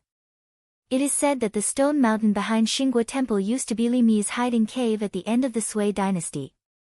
There were various treasures hidden in it. Now it was discovered by the Zhengdao monk." "But..." Zheng Yuanshou glanced at him, "But what?" "But I think that the rumors are not true. I estimate that there is a gold mine vein hidden in the stone mountain." The shopkeeper replied. "Oh. Why do you say so?" Zheng Yuanshou became more interested. The shopkeeper pointed to the gold nugget on the table and said, "Lang Jun, there are many rumors among the people that this gold nugget is formed by meteorites falling from the sky. In fact, it is not. I know that this gold nugget is produced from gold mines. I have been in the business of gold and silverware for many years, so I know a lot about gold mines. Wherever nugget gold was found, there was bound to be a gold mine. Therefore, nugget gold was also known as mother of gold. I'm guessing that there is an 80% chance that this dog-head gold was dug out by the righteous path monk from the stone mountain. Zheng Yuanshou reached out and picked up the gold nugget. After rubbing it for a while, he asked, "Isn't it possible that the monk dug it up somewhere else and sold it to repair the temple?" The shopkeeper shook his head. "Lang Jun, this gold dog's head was only sent to be sold today, but that righteous monk had already started recruiting craftsmen to repair the temple half a month ago. Your humble servant went to Dukkha County's government office to inquire about it. That day when the monk went to receive the temple, he did not have any valuables with him, and his layman disciple's clothes were very shabby. But today, when I saw Lin Yang, he was wearing brand new silk clothes, which are very expensive. Obviously, he bought them recently." In other words, that righteous monk and his disciples suddenly became rich half a month ago. Zheng Yuanshou nodded. "Yes, what you said makes sense. Hehe, this is interesting. It was rare to find a gold mine in the property of a small temple. In your opinion, what is the output of the gold mine in the stone mountain? Is it a big mine or a small mine?" "Lang Jun, since there is a gold nugget, the output must be not small. The gold mines in Poyang, Lishui, Bonan, and other places are all famous in the world. But when these gold mines were first excavated, they all found gold nugget." The shopkeeper's words were naturally not nonsense. Any gold mine that could find gold nugget was a famous big mine in the world. Once the gold nugget was confirmed, it was a big deal for gold mining. Zheng Yuanshou nodded his head. "In that case, we have to make a good plan. Hehe, I'm afraid that a small Xinghua temple won't have the fortune to hold a gold mine. Lang Jun is right, but that stone mountain is the property of Xinghua temple. I'm afraid it's not easy." The shopkeeper carefully replied. The property of the temple was not taxed, nor was it managed by the government. Even if the Zheng family of Xingyang was one of the 5 families and 7 watchful families, it was not easy for them to seize the property of the temple. If the news was leaked, they would be attacked by all the monks in the world. Even the Zheng family of Xingyang would not be able to bear it. Zheng Yuanshou did not comment on this and just smiled lightly. "It's just a monk. You don't have to worry about it. I have my own decision. You did a good job. Go back to the public account and get 100 strings of copper coins as a reward. You can leave now." The shopkeeper naturally did not dare to say more. After thanking him 1,000 times, he left. Zheng Yuanshou pondered for a moment and then asked someone to invite his cousin, Zheng Shanghua. The 2 leaders of the Zheng family whispered to each other for a long time in the central room. Then, they summoned a few more troops and gave them some instructions. After that, the troops left to carry out their orders. In the next few days, more information was reported to Zheng Yuanshou and Zheng Shanghua. The troops of the Zheng family had secretly searched the stone mountain behind Xinghua Temple and found a hidden tunnel. It was obvious that the tunnel had been excavated for a long time. There was a tunnel of more than 100 meters in the stone mountain, and there were many scattered ores and mining tools in the tunnel. When they entered the tunnel with torches, they could see the golden reflections on the walls of the tunnel. The troops of the Zheng family did not disturb the monk and his disciple in Xinghua Temple, but secretly took away 2 ores from the tunnel. After being identified by the craftsmen of the Zheng family, they confirmed that the 2 shiny ores brought back from the tunnel were gold ores. Gold ores were usually divided into mountain gold and placer gold. Mountain gold referred to the gold vein in the mountain. Placer gold was divided into water gold that was panned in the water and placer gold that was dug on the ground. Mountain gold was the rarest gold mine in the mountain range. Usually, the gold produced from mountain gold was lumps. Whether it was mining or smelting, it was much easier than placer gold. The craftsman who identified the ores said that the gold content in these 2 ores was very high. He estimated that this was a rich gold mine and the gold reserves in it would be very large. Since ancient times, when gold was extracted from ores in Huaxia, the gold ores were crushed into the size of soybeans and then ground into powder with a stone mill. Then, the ground stone powder was put on a hanging board and washed with water. Because the proportion of gold was large, it would be left on the hanging board. Finally, the collected gold sand was smelted and cast into gold ingots. The craftsmen of the Zheng family extracted nearly 3 to 4 grams of gold from the 2 fist-sized gold ores that weighed about 3 to 4 kilograms. The content was very shocking. It should be known that an ordinary gold mine might not be able to extract 1 tael of gold from 1 ton of ores. In the craftsman's words, only a few rich gold mines controlled by the imperial court could produce gold ores of such quality. It was very rare. After hearing the news, Zheng Yuanshou and Zheng Shangguo's eyes were full of greed. Sure enough, there was a rich gold vein in the back mountain of Xinghua Temple. This news was really amazing. Zheng Yuanshou could not help laughing and said, "Cousin, God really helps me. If the monk's disciple didn't happen to come to our shop to sell this nugget gold, I'm afraid we wouldn't know about it." "Ha, yes. That monk is also an idiot. How dare he show such a treasure to others? It seems that God really helps our Zheng family. Last time, we were cheated by that little bastard surnamed Li and lost hundreds of thousands of copper coins. We almost couldn't continue in our hometown in Xinjiang.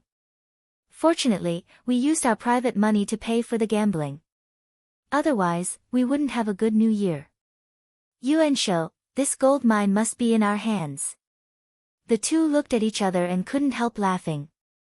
In their opinion, it was easy to catch a monk. The gold mine belonged to their Zheng family. Chapter 687. In Zheng Yuanshou and Zheng Shangguo's opinion, how could a little monk dare to fight against the Zheng family of Xinjiang? If the monk knew what was good for him, the Zheng family of Xinjiang would naturally repair the Xinghua temple and give the monk some money. At least, the monk and his disciple could be rich. But if the monk was not sensible and did not want to give the gold mine to them, it was simple. They would send someone to kill him and burn the temple. When the stone mountain became ownerless, the Zheng family would buy it and excavate it. However, the latter would easily attract others' attention. Zheng Yuanshou and Zheng Shangguo did not want to make more trouble. It was more appropriate to let the monk know the difficulties and give the gold mine to them. In their opinion, with the Zheng family's power and influence, forcing a monk with no background to bow his head was simply a matter of lifting one's hand and capturing him. The next day happened to be a rest day. Zheng Yuanshou and Zheng Shangguo were worried that a long night might cause trouble, so early in the morning, they led the people of the mansion and rode to the Xinghua Temple in Duke County. But when they arrived at the Xinghua Temple, Zheng Yuanshou and Zheng Shangguo could not help but feel shocked. At this time, there were already many people outside the Xinghua Temple, which was under construction. They had surrounded the Xinghua Temple and prohibited unauthorized people from entering. Zheng Yuanshou and Zheng Shangguo both recognized the people who surrounded the Xinghua Temple. They were the troops of Duke Lu's mansion. The troops of Duke Lu's mansion did not seem to expect that they would meet the Zheng family of Xinjiang here. Immediately, someone ran into the temple, but the others did not know whether they should stop Zheng Yuanshou and others. They seemed to be at a loss for a moment. Those troops of the Qing family hesitated for a while, but someone still came forward to salute Zheng Yuanshou and Zheng Shangguo and said, "Greetings, Mr. Zheng. May I know what brings you to the Xinghua Temple today?" "Ha, I'm here to offer incense and worship Buddha. But I don't know what your duke is doing here today." Zheng Yuanshou forced a smile. "Mr. Zheng, my Langjun is also here to worship Buddha today." The words of the troops of Duke Lu's mansion made Zheng Yuanshou sneer in his heart. It was impossible for the old man Qing Jijie to come here to worship Buddha. Moreover, if they wanted to worship Buddha, there were many big temples in Chang'an City. No one would believe that they would come to this shabby temple in the remote countryside to worship Buddha. He and his cousin, Zheng Shangguo, looked at each other, and both of them knew that something was wrong. There was an 80% chance that Qing Jijie had somehow found out about the gold mine. He probably came here today for the same purpose as them. Zheng Yuanshou didn't say much. He and Zheng Shangguo were about to walk into the temple. The troops of Marquis Lu's mansion wanted to stop them, but they couldn't find a reason to do so. However, they still blocked the gate of Xinghua Temple and refused to give way. Zheng Yuanshou angrily said, "What? Do you dare to stop this old man? Did Xinghua Temple become the property of Marquis Lu's mansion? Otherwise, don't blame this old man for denouncing High Duke Lu. At this time, they heard Qing Yaojin's laughter coming from the temple gate. Ha ha ha, Mr. Zheng, why do you argue with my troops? Qing Yaojin separated the troops and strode out of the temple. After greeting Zheng Yuanshou and Zheng Shangguo casually, he asked, Mr. Zheng, why are you not in Chang'an City today? What are you doing in Xinghua Temple?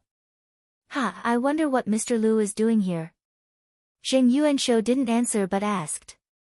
I'm here to eat vegetarian food and pray Buddha. Can't I? Qing Yaojin glared at him. Zheng Yuanshou didn't buy it.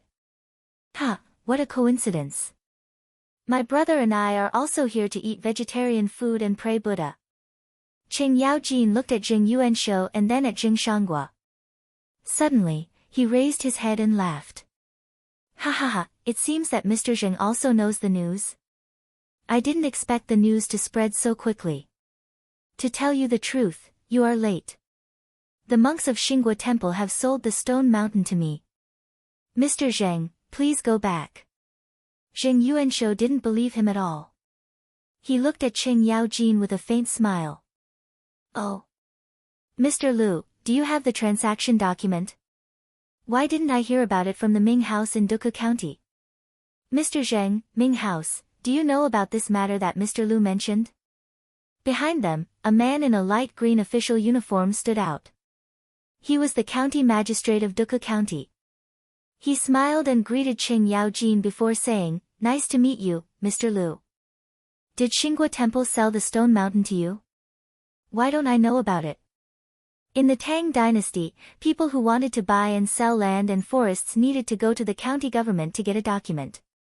The county magistrate of Duke County happened to be a member of the Zheng family in Xinjiang. Today, Zheng Yuanshou came to threaten the Orthodox monks, so he naturally asked the county magistrate of Duke County to come with him. Qing Yaojin was thick-skinned enough. He didn't panic when his lie was exposed. I have reached an agreement with the monk. I will go to the county government to go through the formalities. Zheng Yuanshou said with a smile, Haha, since you haven't gone through the formalities, it doesn't count. Mr. Lu, since my cousin and I are here, I'm afraid you don't want to eat it alone, do you? Hearing this, Qing Yaojin couldn't help glaring at Zheng Yuanshou. When the two sides didn't give in to each other, another person came out of the temple. It was Li Wangyu. Zheng Yuanshou and Zheng Shangguo were even more unhappy when they saw Li Wangyu here. They thought they could monopolize the high-yield gold mine. Why did this thing become known to everyone? What the hell? Nice to meet you, Mr. Zheng. Ha, you are in such a good mood today that you came to Duke County for sightseeing. Li Wangyu was polite and greeted them. When Zheng Yuanshou saw the situation, he decided to lay it all out on the table. I didn't expect to meet Minister Lu and County Count Hu today. In this case, I won't hide it. You can't monopolize the gold mine. The Zheng family in Xinjiang must have a share. Since the matter had been leaked, Zheng Yuanshou knew that it was impossible to monopolize it. However, the Zheng family would never let go of this high-yield gold mine. At this time, Zheng Yuanshou's bottom line was to take at least 1/3 of it. After all, whether it was Qing Yaojin or Li Wangyu, the Zheng family in Xinjiang couldn't rely on their power to suppress them. Thus, cooperation became the only option. Qing Yaojin and Li Wangyu looked at each other. Li Wangyu nodded silently, indicating that he agreed with Zheng Yuanshou. The Zheng family in Xinjiang couldn't drive Qing Yaojin and Li Wangyu away. On the other hand, they couldn't drive them away. Qing Yaojin raised his head and laughed. He made an inviting gesture to Zheng Yuanshou and Zheng Shangguo. If that's the case, please come in. We'll have a good discussion. Haha, that monk. Before Qing Yaojin could finish his words, the sound of horse hooves came from not far away. Everyone looked toward the source of the sound. This time, everyone's face darkened. Chapter 688. The ones riding the horses were none other than the patriarchs of the other 6 families. Apart from the Zheng clan of Xingyang, the Chui clan of Boling, the Chui clan of Qinghe, the Lu clan of Fanyang, the Li clan of Longxi, the Li clan of Zhao County, and the Wang clan of Taiyuan were all present. When Wang Rinyu saw Li Wangyu, Qing Yaojin, and the others in front of the Xingguo temple, he was stunned at first, and then he laughed and said, "I was going to worship the Buddha in the Xingguo temple today, but I didn't expect to meet Master Cui, Master Lu, and Master Li on the way. What a coincidence." Zheng Yuanshou's face became more and more ugly. He originally thought that this matter was only known by Qing Yaojin and Li Wangyu. A big cake was going to be divided into 3 parts. Unexpectedly, Wang Rinyu and the others had also come. How were they going to divide the pie? As for Wang Rinyu's claim that he came to Xingguo temple to worship Buddha, Zheng Yuanshou didn't believe it at all. Although the 5 families and 7 great families were of the same breath and branch, in the face of the temptation of gold, how could they not have their own little schemes? Cui Xian, the clan master of the Cui clan in Qinghe River, also stroked his beard and said with a smile, "Xingguo temple is so lively today. I didn't expect to meet all of you here." Everyone began to exchange pleasantries. However, Qing Yaojin snorted coldly and said, "Gentlemen, don't talk nonsense about coming here to pay respects to Buddha. This daddy will say it clearly. Since all of you are here for the gold mine, then let's discuss it together. But I'll say this first. Don't even think about giving me my share." Qing Yaojin's words were very rude, but Wang Rinyu, Cui Xian, and the others pretended not to hear. They chatted and laughed as they walked into the temple. Zheng Yuanshou and Zheng Shangguo looked at each other and both felt that there was something strange about this matter. It was such a secret matter, and their Zheng family of Xingyang had only discovered the gold mine by accident. How could it cause such an uproar and almost everyone in the city knew about it? After thinking for a while, Zheng Yuanshou pulled Wang Rinyu and asked in a low voice, "Lord Wang, how did you know that there is a gold mine in Xingguo temple?" Wang Rinyu looked at him meaningfully. "How did eunuch Zheng know?" At this point, Zheng Yuanshou did not hide it from him and told him the truth. It was a disciple of a monk from Xingguo temple who went to the Zheng family's gold and silverware shop to sell nugget, which made the shopkeeper notice something strange. After investigating it, he found the gold mine. When Wang Rinyu heard that, he twirled his beard and said with a smile, "To be honest, Duke Zheng, that monk has also sold gold at my Wang family's gold and silverware shop. Although it wasn't nugget gold, it was a bag of gold powder. My Wang clan's shopkeeper is naturally not someone to be trifled with." With a single glance, he recognized that this is gold powder collected from a gold mine. As long as it is smelted, it will become top-grade gold. Of course, I had to order someone to investigate it, so I noticed the existence of Xingguo temple. After meeting Cui Gong and the others, I naturally asked them about the reason, and they gave me the same answer. It's ridiculous that the monk actually used such a method. He didn't expect that most of the gold and silver shops in Cheng and city were owned by our aristocratic families. Wang Rinyu's words made Zheng Yuanshou somewhat understand. In order to deceive others, the monk and his disciple of Xingguo temple deliberately changed several gold and silverware shops to sell nugget gold, gold powder, and other things. However, they did not expect that behind these gold and silverware shops, there were aristocratic families. The gold they sold was like prey falling into the sea. The smell of blood attracted the aristocratic families, and these sharks swarmed over, wanting to swallow this piece of fat meat. However, Zheng Yuanshou immediately frowned and said, "No, Duke Lu and the guy surnamed Li don't run a gold and silverware shop." How did they know this? Wang Rinyu could not help frowning when he heard that. After thinking for a while, he replied, "You'll know when you ask." "Duke Zheng, are you still worried that there is a trap?" "Ha, it's better to be careful." At this time, Zheng Yuanshou already had some doubts in his heart. There seemed to be something wrong with this gold mine. Wang Rinyu nodded.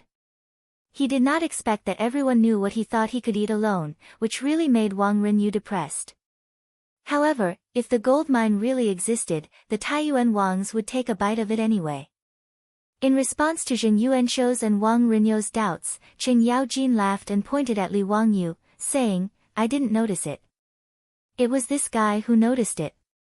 Li Wangyu smiled and cupped his hands to Zheng Yuanshou and others, saying, Duke, the monk and his disciple of Xinghua Temple have found many carriages to transport copper coins from Shun Feng carriage shop in the past few days.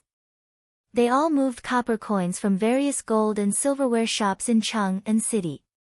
It would be strange if I still didn't guess that there was something wrong with it. I asked Uncle Cheng to find someone to investigate this matter. Naturally, it's clear. Hearing Li Wangyou's explanation, Zheng Yuanshou and others suddenly understood, and at the same time, they secretly scolded the monk for being an idiot. When selling gold, he knew to go to various gold and silverware shops to sell it. Why didn't he change the carriage shop? Of course, Zheng Yuanshou and others also knew that in Noda's Chang'an City, there was no other four-wheeled carriage shop except for Shun Feng carriage shop. Everyone was calculating in their hearts. They all knew that it was impossible to monopolize the gold mine. Now, they just needed to find a way to distribute the benefits.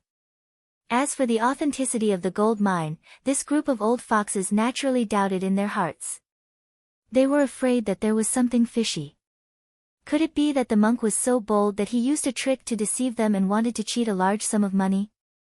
In the great Buddha's hall of Xinghua Temple, several troops of Duke Lu's mansion had already detained a monk. Beside him was a man, who was obviously Lin Yang, the disciple of the orthodox monk. As soon as he saw Qing Yaojin return with a large group of people behind him, the monk frowned and saluted with one hand, saying, Amitabha. Poor monk greets Duke Lu, County Earl Hu, and all of you. Duke Lu, poor monk has already said that there is a gold mine in the back mountain of our temple. Poor monk will not hide this from you. But poor monk will not sell the gold mine. Please forgive me, Duke Lu. Qing Yaojin suddenly became furious, saying, Damn you, you bald donkey, how dare you? I am willing to buy your gold mine with real money. Why don't you sell it? Do you think my knife is not fast enough? The monk silently chanted the name of Buddha again, and his expression became calm, saying, Amitabha. Buddhism has a saying, if I don't enter hell, who will? If killing this penniless monk can relieve the anger in Lu Guogong's heart, then this penniless monk is willing to give up this stinky body. However, this penniless monk definitely cannot sell this gold mine to Lu Guogong. Hearing this, Qing Yaojin became even more furious. With a clang, he pulled out his knife from his waist and glared at the monk, saying, You bald donkey, how dare you? So what if I kill you today? After killing you, this temple will be ownerless. Are you afraid that I can't get the gold mine? Amitabha, Duke Lu is wrong.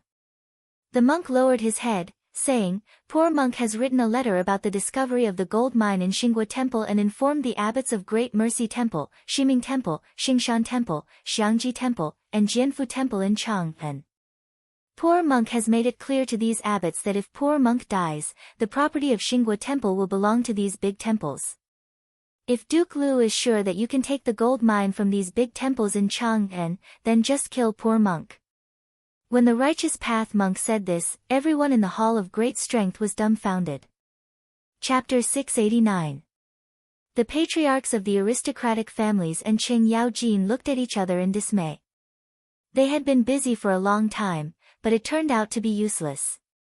If things were as the monk said, even the 5 surnames and 7 Wangs would not be able to get any benefits from it. After all, compared to the Buddhism sect that had believers all over the Tang Empire, the noble Duke of Lu or the 5 surnames and 7 Wangs would not be able to snatch food from the mouth of the Buddhism sect. At this moment, Zheng Yuanshou and others no longer doubted the authenticity of the gold mine, but they felt more and more uncomfortable. Such a big piece of fat meat was in front of them, but they couldn't eat it. It was really strange. Qing Yaojin was even more furious because of the monk, and he directly put the Shao knife in his hand on the monk's neck. Bald donkey, how dare you bully me? Do you think my knife is not fast enough? The monk directly closed his eyes, silently recited sutras, and did not answer at all. Zheng Yuanshou, Wang Renyu, Cui Xian, and others looked at each other.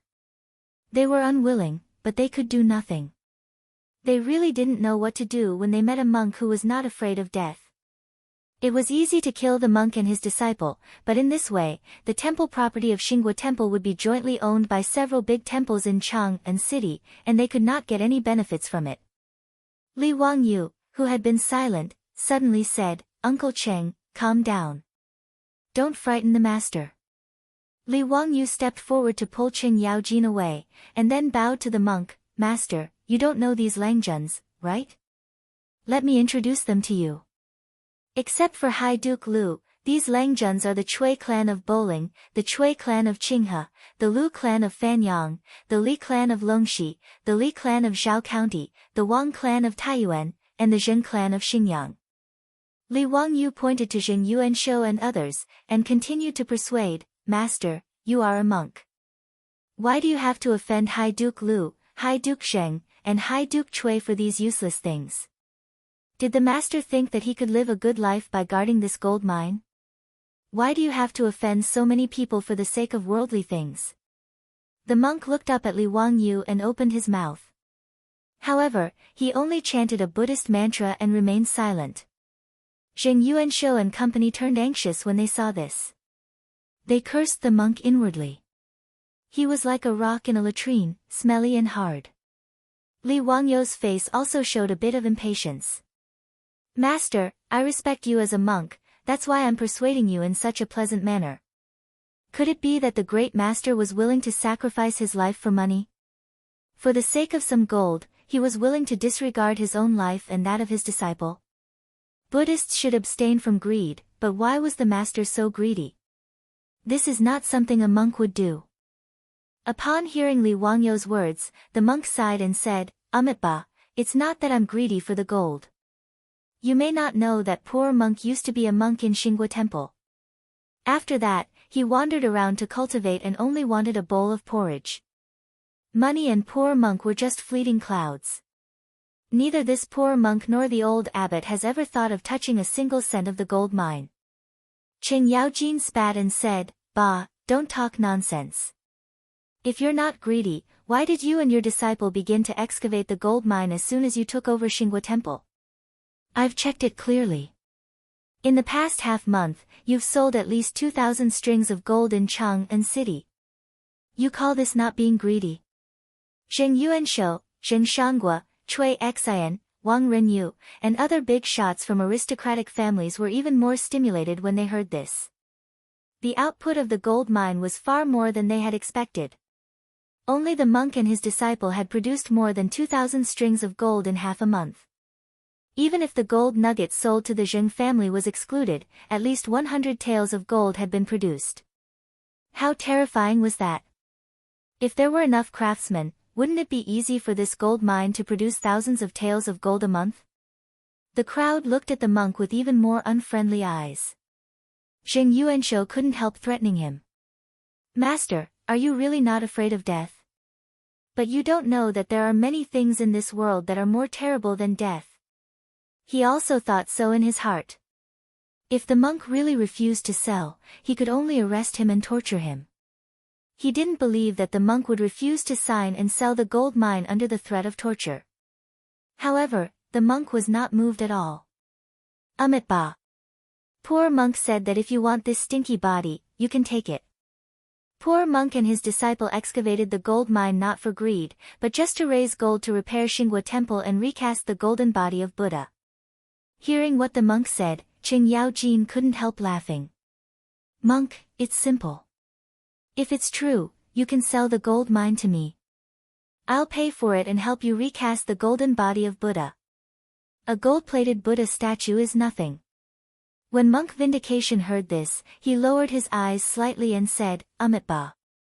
My noble lady, I made a great vow in front of Gautama Buddha to reforge Gautama Buddha's golden body. However, it's not a gold-plated Buddha statue, but a pure golden body of Gautama Buddha." When he said this, it gave everyone a fright.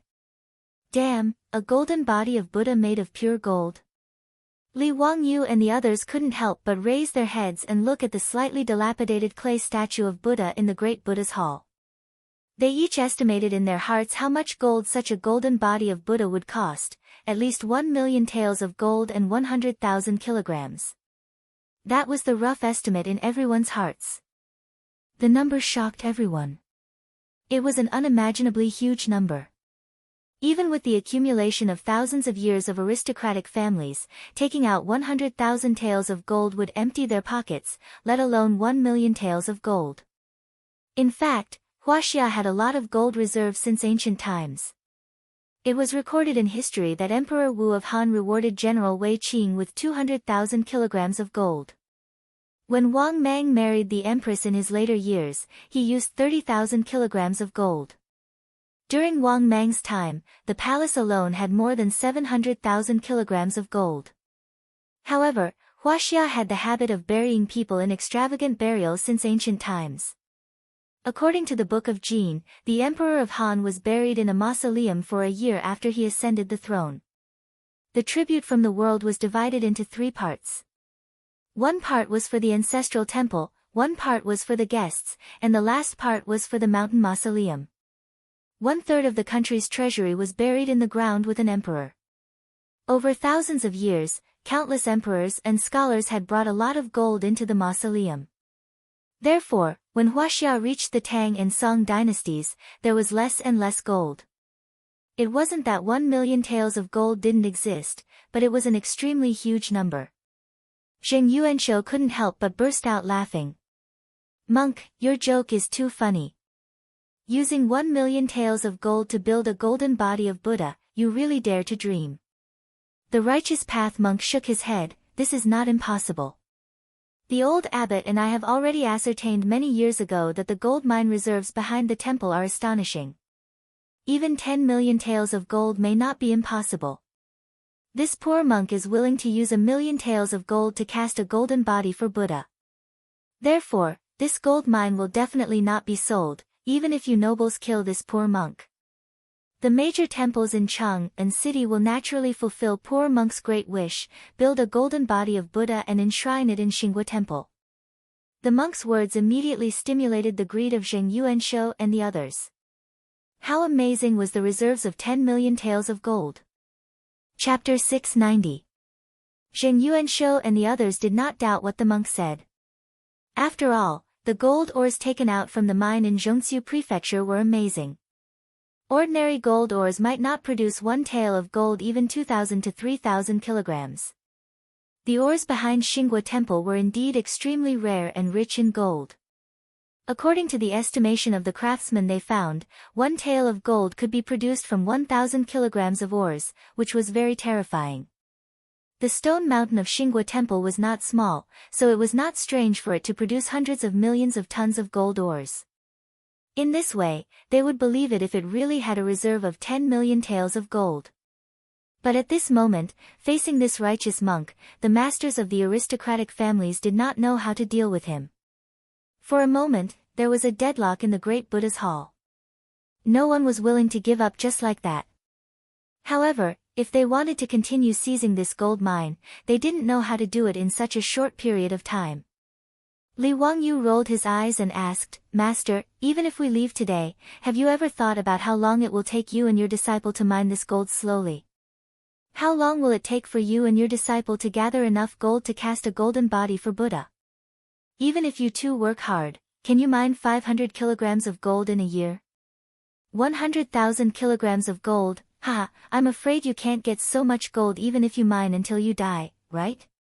Well. Hearing this, the monk hesitated. It seemed that he did not expect Li Wangyu to say this and did not know how to answer. Qing Yaojin stared at him and said, "You bald donkey, didn't you just say that you only want to build a golden body for Buddha? Why are you so hesitant now?" Amitabha. The monk murmured the name of Buddha in a low voice. "Well, if you are willing to pay for the renovation of Xinghua Temple and cast a golden body for my Buddha, I can sell the gold mine to you." The monk's words stunned Zheng Yuanshou and the others. 100,000 kilograms of gold in exchange for the gold mine. If the gold mine really had a reserve of 10 million taels of gold, it seemed that it was not impossible to exchange it for 1 million taels of gold. Although none of them could take out so much gold, it didn't seem impossible if they pooled their resources together. However, Zheng Yuanshou, the old fox, suddenly felt that something was wrong. He carefully thought about the process of this matter and felt that there was something fishy about it. There were too many coincidences. How could it be so coincidental that they all discovered the existence of the gold mine? And all of them gathered here today. The more Zheng Yuanshou thought about it, the more he felt that something was amiss. He suddenly thought of a possibility. What kind of gold mine was this? Could it be fake? Did the monk's disciples sell nugget gold and golden sand just to lure them to Xinghua Temple?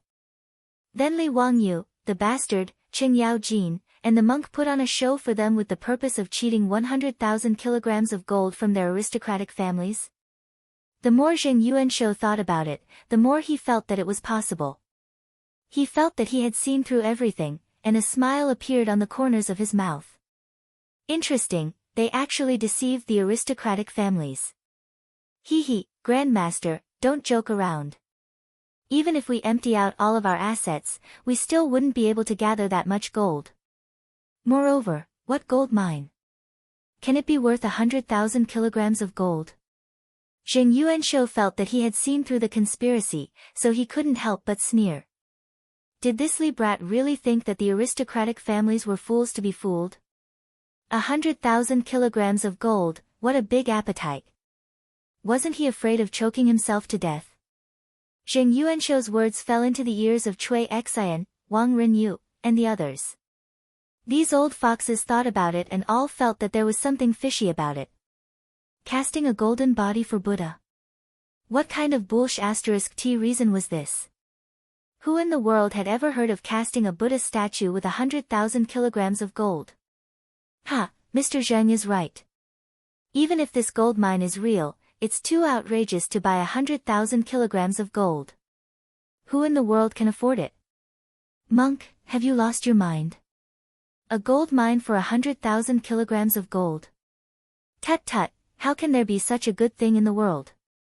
Zheng Yuanshou and others said sarcastically, but they unconsciously looked at Li Wangyu and Qing Yaojin with the corners of their eyes. Everyone was smiling, thinking that they had seen through the conspiracy of Li Wangyu, the bastard, and wanted to see what else they could say. But what Zheng Yuanshou did not expect was that Li Wangyu and Qing Yaojin's performance was completely different from what they imagined. Qing Yaojin directly opened his mouth and scolded, "You bald donkey, what kind of daydream are you having? 100,000 kilograms of gold, why don't you go rob someone?" Li Wangyu also laughed out loud, "Master, are you still dreaming? 100,000 kilograms of gold, you really dare to say it? Do you know how much 100,000 kilograms of gold is? Besides, even if everyone is willing, who can take out so much gold? What's more, taking out so much gold to exchange for a gold mine that can produce an unknown amount of gold, do you think we are all idiots?" Li Wangyu and Qing Yaojin's words made Zheng Yuanshou and others stunned. Why was it different from what they thought? This little bastard surnamed Li actually directly said everyone's doubts. Could it be that this matter really has nothing to do with him? Everyone couldn't help but look at the righteous monk again, wanting to see what he would say. The monk hesitated for a long time, seeming to be thinking about the pros and cons, but he didn't speak. The disciple of the righteous monk, the man named Lin Yang, suddenly spoke. "Master, the gold mine can't be sold. This is the temple property left by the old abbot. How can it be sold?" The monk sighed and said, "Alas, how can I not know? But Count Huxian is also right. With just the two of us, master and disciple, when will we be able to gather enough gold to cast Buddha's golden body?" Lin Yang said, "Master, you can borrow gold from Lu Guogong, Count Huxian, and other nobles. The gold mine will be excavated by the nobles. The gold they excavate will belong to them, which is the capital. After the nobles dig out 100,000 kilograms of gold and return the capital, the nobles will take 60% of the remaining gold as the interest of the gold they borrowed, and 40% will go to the temple. Isn't that enough? In this way, the gold mine will be the property of our Xinghua Temple, and the nobles will also benefit. Master, your great wish can also be realized. Isn't that a happy ending?" His words were unexpected to Zheng Yuanshou and others, but after thinking about it carefully, it seemed to make some sense. Li Wangyu, who was on the side, suddenly asked, borrow gold. Even if the temple borrows the fragrant kitchen, there must be something as collateral, right? Master, what can you use as collateral for this 100,000 kilograms of gold? I'm afraid that even if you sell this Xinghua temple, it won't be worth 1,000 taels of gold, right? Master, don't talk about the gold mine. Who knows how much gold will be produced from the gold mine in the future? If it's not enough, won't we lose everything? Li Wangyou's words made Jing Yuanshou and others nod their heads. It was true. However, Lin Yang couldn't help laughing and said, you nobles are confused. Isn't the gold you lent to my master as collateral? The gold will be cast into a golden body of Buddha and placed in the great Buddha's hall. How can a Buddha statue weighing 100,000 kilograms grow legs and run away? If there is no gold in the gold mine, you can move the Buddha statue back and smelt it again. Then you can take the gold back, right? Lin Yang's words made Jing Yuanshou and others' eyes brighten. It seemed that it was true. Chapter 691. Jing Yuanshou thought that the monk's disciples' words were very reasonable. If their aristocratic families spent 100,000 kilograms of gold to buy the gold mine, they would be spendthrifts. Who could guarantee how much gold could be produced from the gold mine? But if they lent the gold to the monk and cast the Buddha statues, the gold would still belong to their aristocratic families. It was fine if the gold mine could produce a large amount of gold. On the contrary, they could dismantle the Buddha statues made of pure gold at any time and melt them into gold ingots. At most, they would consume some fire. Wang Renyu twisted his beard and said with a smile, this is a good idea. But if you want to borrow the gold, we want 80% of the gold produced by the gold mine. Xinghua Temple can only take 20% at most. If it weren't for the fact that the monk was stinky and stubborn and had the support of Buddhism, Wang Renyu wouldn't even want to give him 20%. Before the monk spoke, Li Wangyu said, Lord Wang, you are wrong. We have to lend the gold and be responsible for recruiting people to open the mine. 20% is too much. In my opinion, 10% is enough. Jing Yuanshou and others looked at each other and felt that Li Wangyu was really more evil than them. The gold mine belonged to Xinghua Temple, but they only gave others 10% of the profit. Evil, it was really evil. However, Li Wangyou's words were what everyone was thinking. They nodded in agreement and said, what you said is reasonable. 20% is too much. Mining also costs a lot. It's enough for Xinghua Temple to take 10% of the gold. Lin Yang was also dumbfounded. It was reasonable for him to propose 40% and 60%. However, these nobles were greedy and only wanted to give Xinghua Temple 10% of the profit. They were really shameless. He still wanted to argue, but he heard the monk of the Orthodox sect recite the name of Buddha, Amitabha. Lin Yang, don't say any more. I don't care whether the gold is gold or not. As long as it can cast a golden body for our Buddha, 10% is fine. The monk looked at the crowd again, bowed and said, as you said, as long as you lend the gold to poor monk, the gold Buddha statues will be used as collateral after they are cast. If there is not enough gold in the gold mine, the gold Buddha statues will be returned to you. Jing Yuanshou and others looked at each other and nodded in agreement. Anyway, there was no risk in this deal. They just needed to transport the gold to Xinghua Temple first.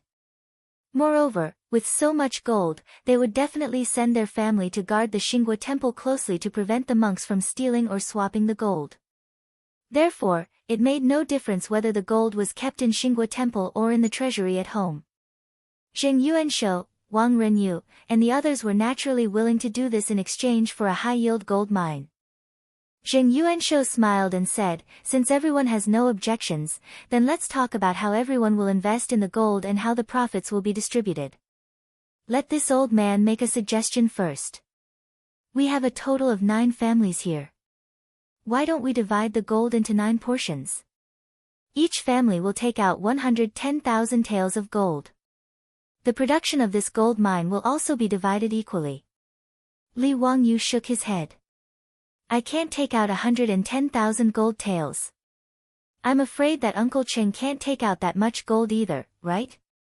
Ha, even if it is the Zhu Gong, can they really take out so much gold? Wang Renyu and the others looked at each other and made their own plans. If one were to talk about 110,000 gold taels, it would be really difficult for them to come up with such a sum. They would have to take out all of their trump cards to be able to come up with that amount.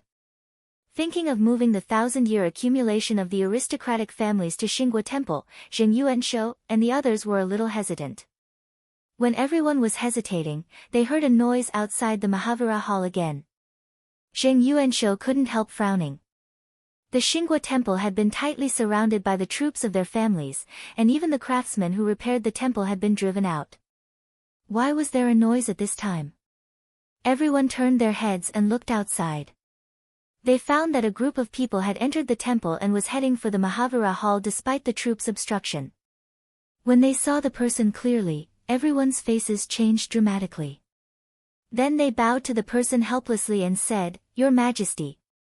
It was Pai Lupi, the emperor of the Tang dynasty, who could enter the Xinghua temple without the troops' obstruction. Fang Xianling and Du Ruhui were beside him. When the orthodox monks heard that the bearded man who entered the hall was the emperor of the Tang dynasty, they were shocked and hurriedly bowed to Pai Lupi.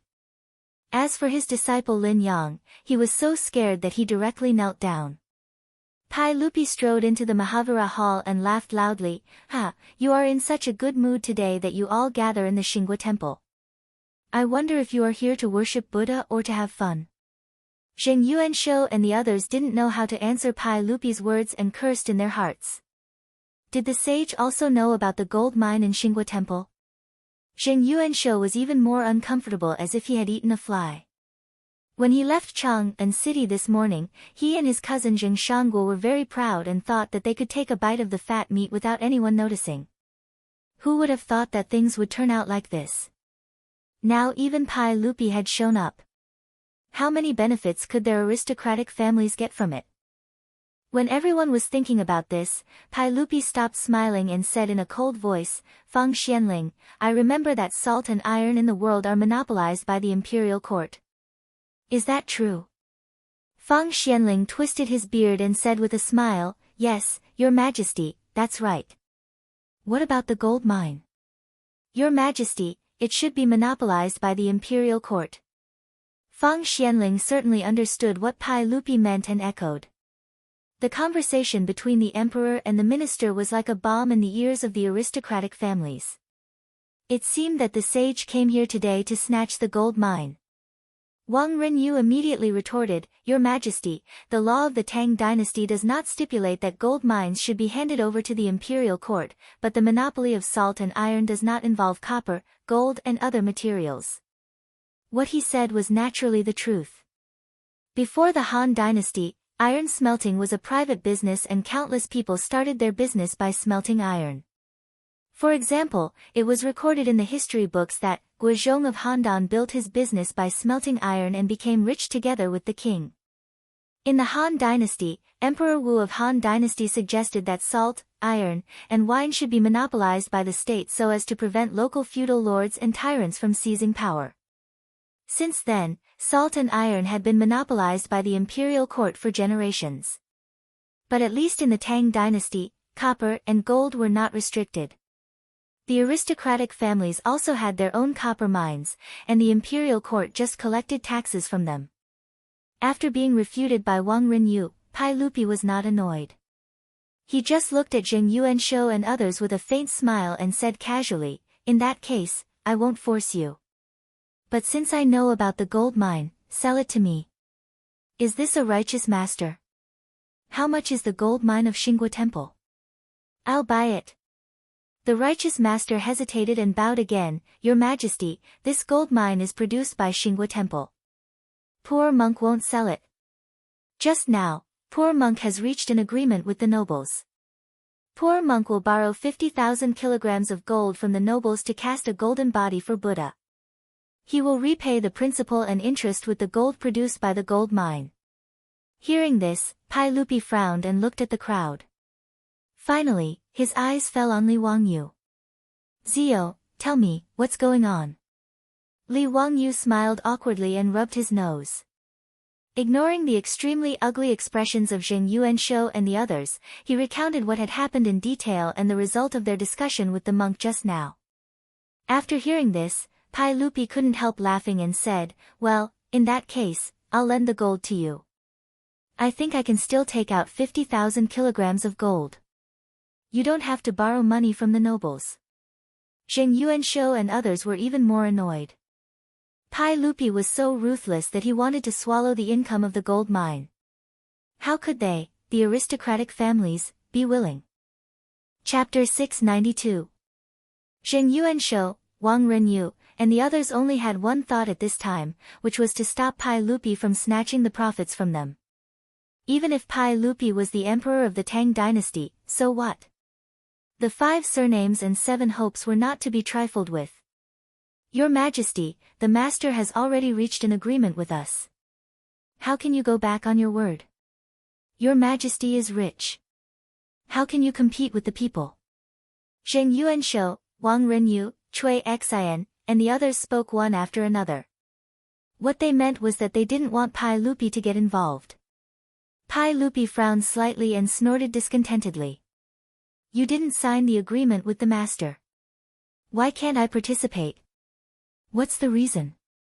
Zheng Yuanshou and the others were speechless, but Li Wangyu persuaded him, "Uncle, it's true that the masters have made an agreement first. Why don't we all take a step back? Uncle, you also have a share in it. How about lending some gold to the master?" Zheng Yuanshou and the others looked at each other. Although they were unwilling, they could only nod helplessly. Everyone knew that if Pai Lupi contributed another share, they would be able to get less gold from the gold mine in the future. Li Er nodded slightly and then said, "Since that is the case, we will not force you. We will only take a share of this matter. However, Master Fang and Master Du will naturally each take a share of this matter. Well, let's count it as 12 shares. Each of you will take out 80,000 taels of gold. What do you think, my dear ministers?" Although Zheng Yuanshou and the others were unwilling to accept Pai Lupi's golden words, they could only nod helplessly and agree. They could take out 80,000 taels of gold and didn't need to raise money everywhere. However, the profit of the gold mine in the future would be much less, which made Zheng Yuanshou and the others feel the most uncomfortable. However, it was useless to say more since it had come to this. Zheng Yuanshou and the others were afraid of causing more trouble. If the officials and nobles knew about it later, they would really be caught unprepared. Therefore, in the great Buddha's hall of Xingguo Temple, Pai Lupi and the others wrote down the document of lending the gold with the county magistrate of Duke County as the witness. They stamped the document and officially confirmed the matter. Everyone, including Pai Lupi, was led by the monk to the tunnel behind the temple to witness it with their own eyes. Just like what Zhong Chu had reported, the nearly 100-meter-long tunnel, under the illumination of the torches, the 4 walls were filled with all kinds of dazzling golden light. Obviously, these were all gold ores. After seeing the mine with their own eyes, they no longer had any doubts. "Master, we will send the gold to Xingguo Temple in 3 days. However, this old man has to say this first. This gold must always be under the supervision of our prefecture's central Song sect. Even if we cast the golden Buddha in the future, the use of gold must be supervised by our prefecture's central Song sect. Master, you don't have any objections, right?" Zheng Yuanshou instructed the good faction monk. The monk bowed and replied, "Amitabha." Poor monk naturally has no objections. This is the safest way. Poor monk is also worried that so much gold piled up in the temple will attract the attention of thieves. It can't be better if you send people to guard it. Very good. Then we won't disturb your cultivation. 3 days later, the gold will be sent here. Zheng Yuanshou and the others looked at each other, bowed to Pai Lupi, and then left. Today's trip to Xingguo Temple was really beyond the expectations of these aristocratic families, and they felt a little speechless. They originally thought that they could easily take away a gold mine, but they didn't expect that they would have to lend the gold in exchange for the profit of the gold mine. However, the reason why Zheng Yuanshou and the others agreed to this was that, on the one hand, they were reluctant to give up the huge profit that the gold mine might bring. On the other hand, they also felt that the so-called lending of gold was just changing a place to store the gold, and there was no risk. If the monk of Xinghua Temple could steal the gold from many troops of the 5 surnames and 7 wangs and the imperial guard sent by His Majesty, it would be strange. Although the cost was not small, Zheng Yuanshou and the others were still very satisfied with the result that they didn't come here in vain. After all, if the gold mine could produce enough gold every year in the future, it would be enough for the aristocratic families to make a lot of money. After the 5 surnames and 7 wangs left, Pai Lupi suddenly looked up to the sky and laughed. Ha, as you expected, these people really fell into the trap. Tut tut, 80,000 taels of gold. If Mr. Zheng and Mr. Wang knew the truth, they would be so angry that they would vomit blood, right? Qing Yaojin also laughed and said, wow, ha ha ha, my acting for a long time was not in vain. Even if the 5 surnames and 7 wangs lost 80,000 taels of gold, I'm afraid that they would lose a layer of skin. In the Hall of Great Strength, everyone was laughing. Even the righteous monk and his disciple Lin Yang were the same. Obviously, the so-called gold mine and the borrowing of gold were just a trap set against the aristocratic families. Of course, the gold mine was not real.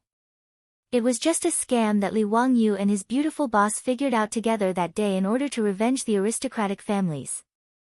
The orthodox monk was obviously Monk Wen Zai, who Li Wangyu found in the Jianfu temple that day, and Lin Yang was naturally Lin Dainyu. When Monk Wen Zai cheated the Li clan of 200 taels of gold in Hu County, he disguised himself as an orthodox monk. Xinghua Temple was indeed the place where Monk Wen Zai used to cultivate.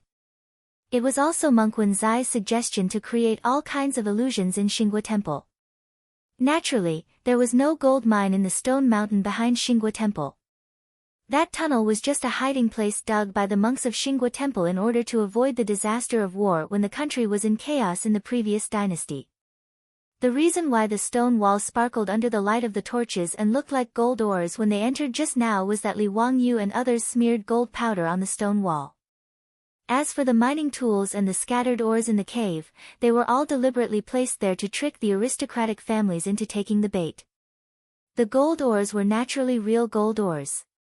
However, Li Er had ordered people to carefully select them from the gold mines of the imperial court. They were the best ores. As for the nugget gold and gold sand that were sold in the gold and silver shops, they were produced by other gold mines for the same reason. Pai Lupi ordered people to secretly send them to Monk Wen Zai and his disciples as bait to attract the aristocratic families. Their purpose was to cheat the so-called loaned gold from the aristocratic families. This was the plan that Li Wangyu, Pai Lupi, Qing Yaojin, Fang Xianling, and Du Ruhui discussed in the bathroom of Lai Hot that day. Pai Lupi did not hesitate to agree to this kind of thing that could make the aristocratic families suffer a big loss and make a lot of gold at the same time. Qing Yaojin and Fang Xianling followed Pai Lupi's lead. Anyway, even if the plan failed and the aristocratic families saw through the trick, they would not lose anything. Why not? When everyone was laughing, Li Wangyu said with a smile, "Uncle, don't be happy too early. It is unknown whether the aristocratic families will really send the gold 3 days later." Pai Lupi waved his hand and said, "Zio, don't worry. As long as Jijie and I send the gold, these aristocratic families will definitely be fooled." "Humph, don't I know them well? They are just a group of idiots. How can they let go of such an opportunity? I can't wait to see how those aristocratic families will behave when the gold disappears in the future." When everyone heard this, they burst into laughter again. Chapter 693. The scheme that Li Wangyu set up for the aristocratic families was, in fact, borrowed the concept of the most famous Ponzi scheme of the later generations. Ponzi scheme was the name of investment fraud in the financial field.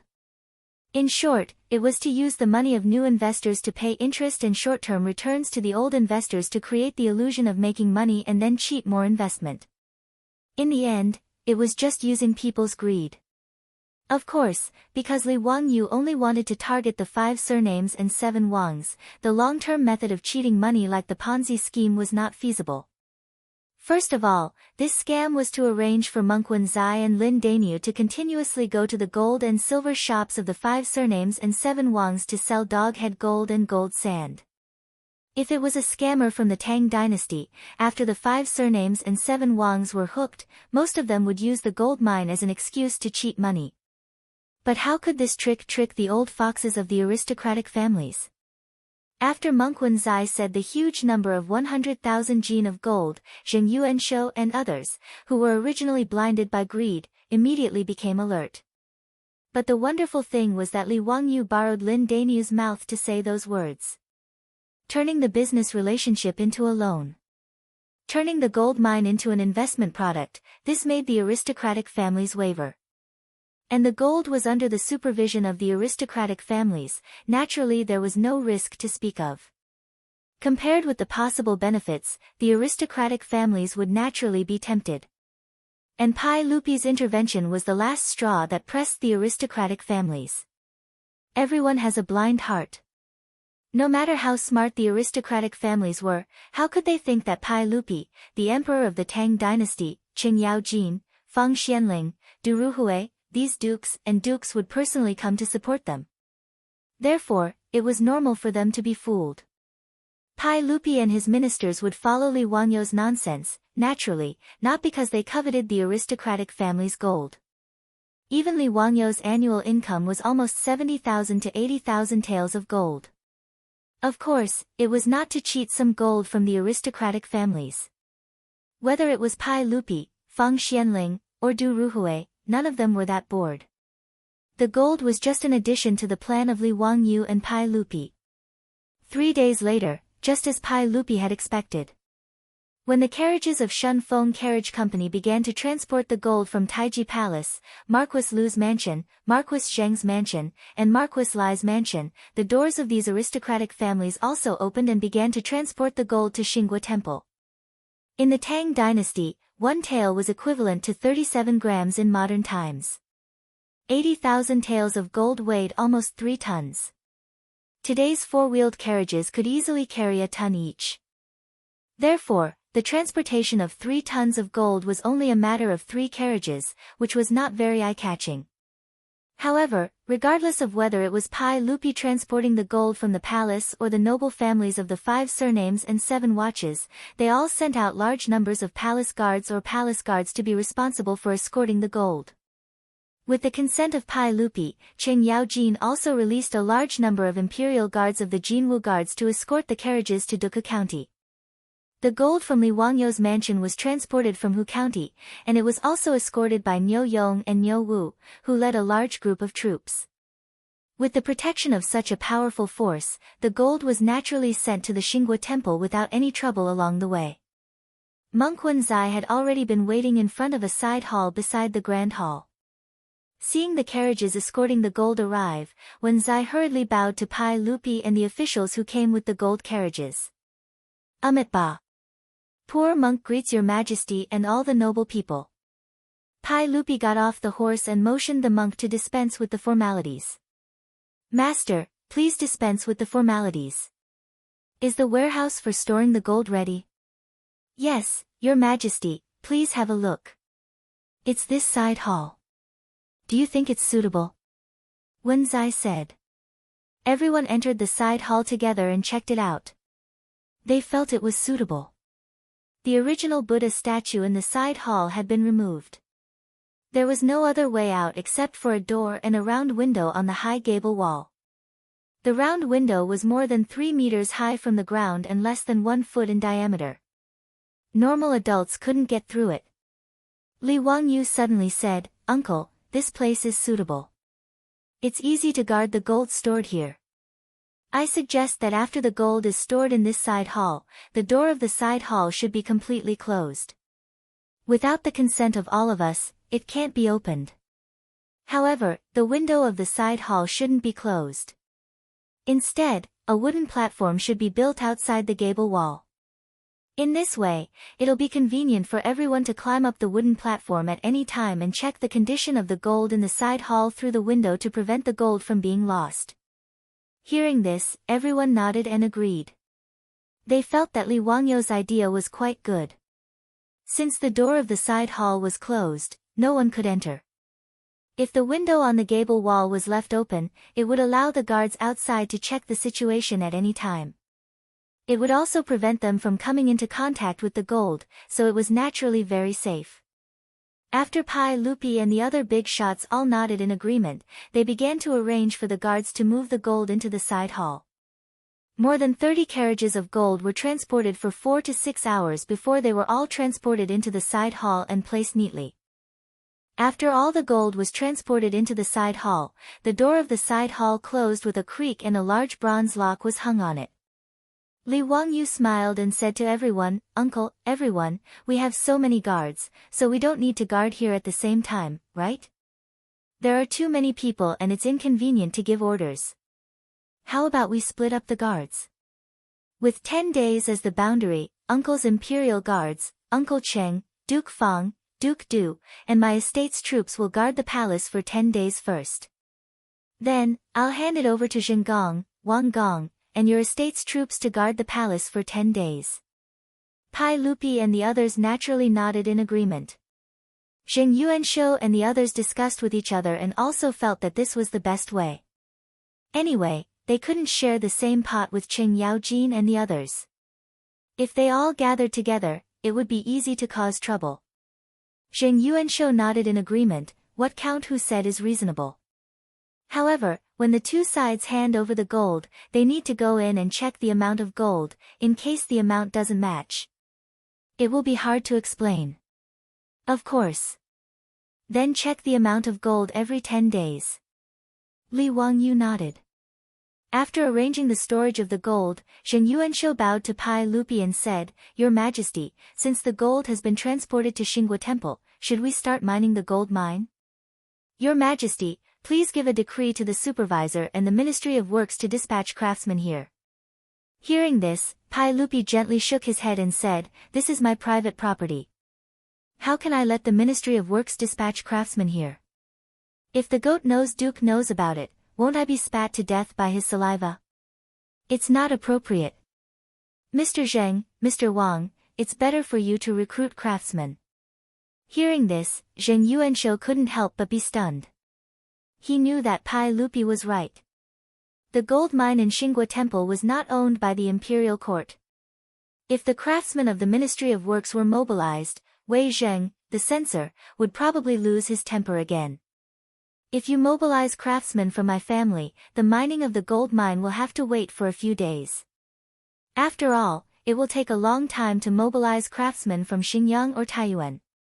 Zheng Yuanshou was a little helpless. He naturally hoped that the gold mine could be started immediately.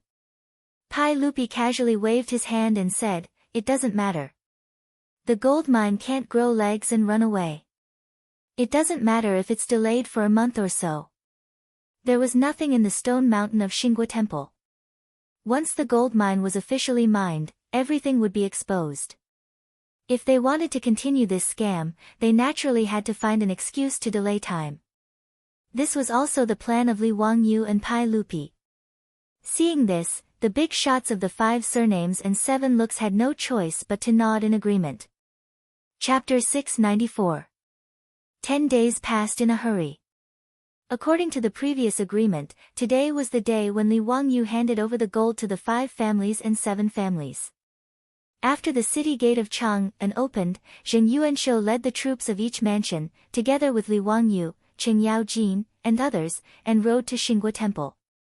In order to protect the gold, each mansion of the 5 families and 7 families sent 20 troops. There were millions of taels of gold in Xingguo Temple, so Zheng Yuanshou had to pay attention to it. They checked the seal on the door of the side hall.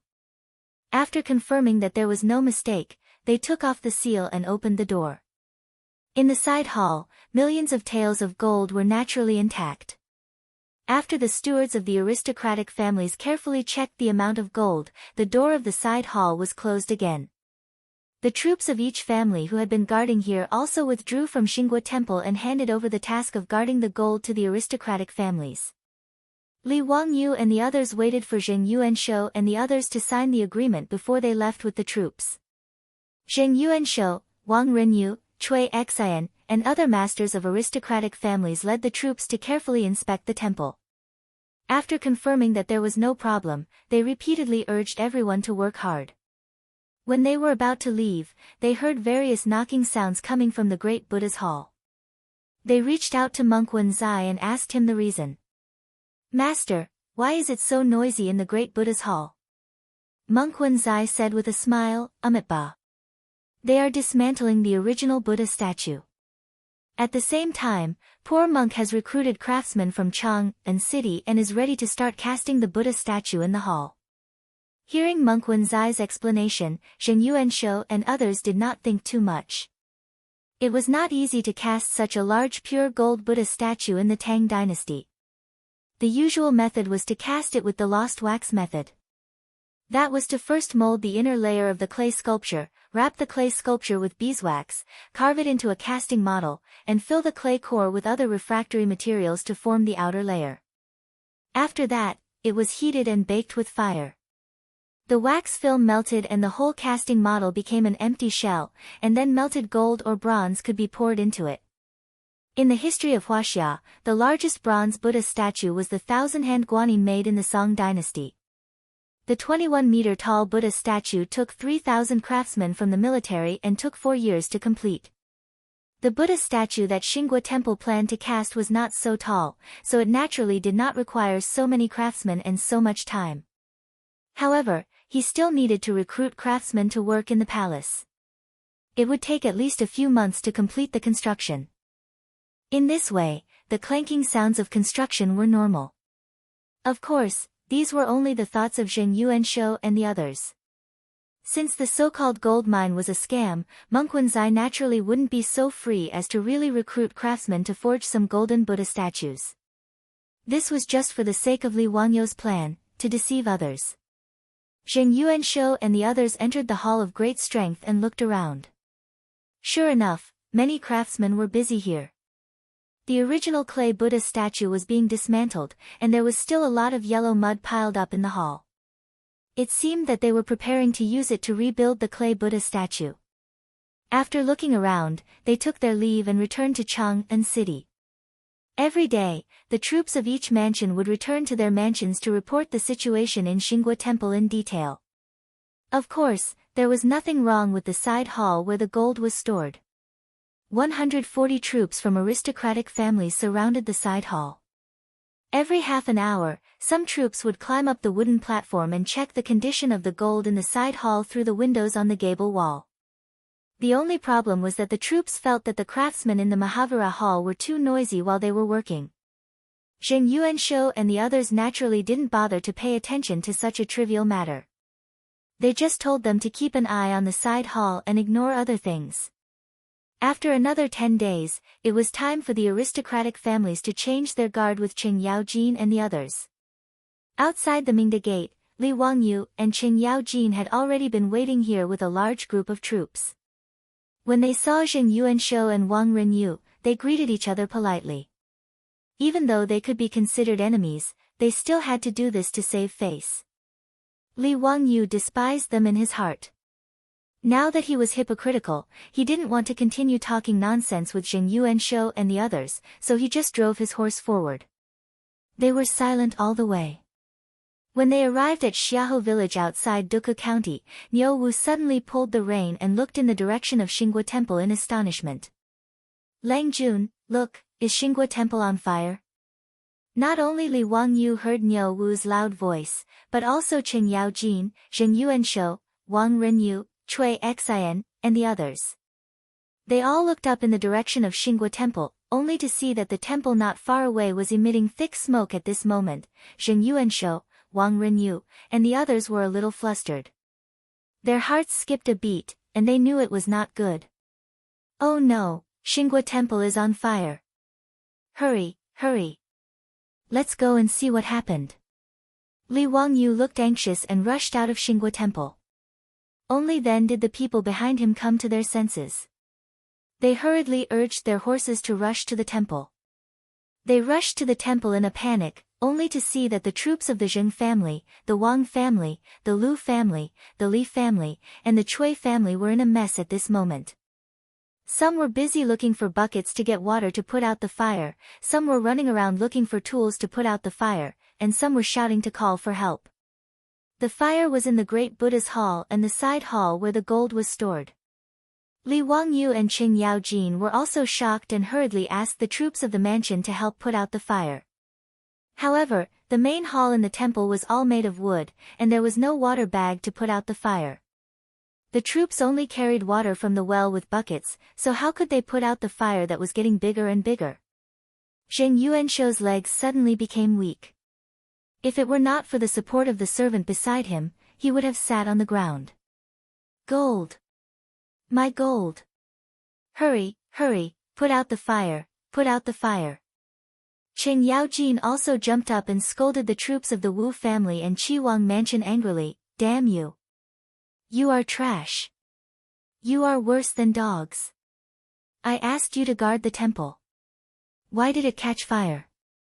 If something happened to my gold, you should be careful of your dog heads. Li Wangyu heaved a long sigh and consoled, Sigh, this fire can't be extinguished in a short time.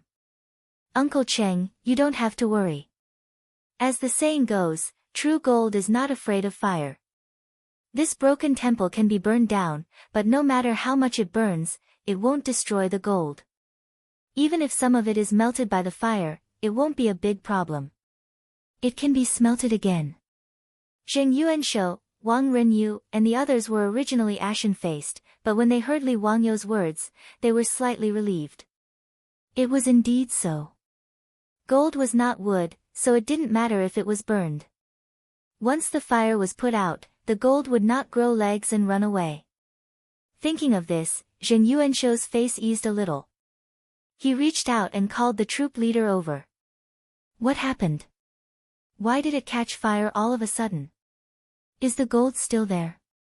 The troop leader immediately knelt down and answered in fear and trepidation, Lang Jun, I don't know why it caught fire.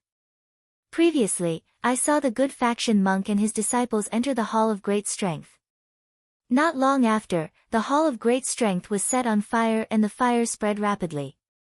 I was about to put out the fire, but the fire spread quickly and directly ignited the side hall. The gold should be fine. Before it caught fire, I and the troops of the Wang, Cui, Lu and Li families checked on the wooden platform. That's good, that's good.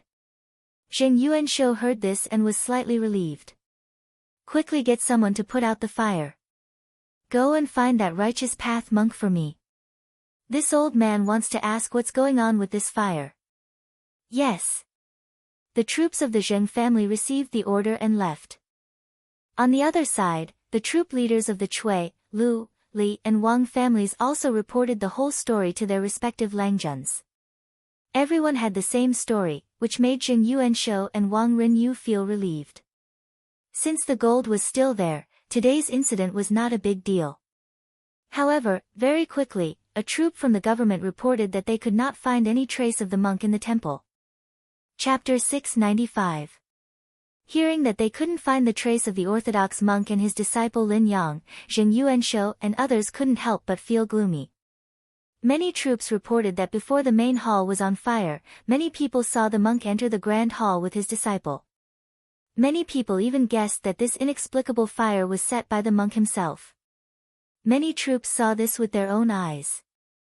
After all, the side hall where the gold was stored was right next to the grand hall.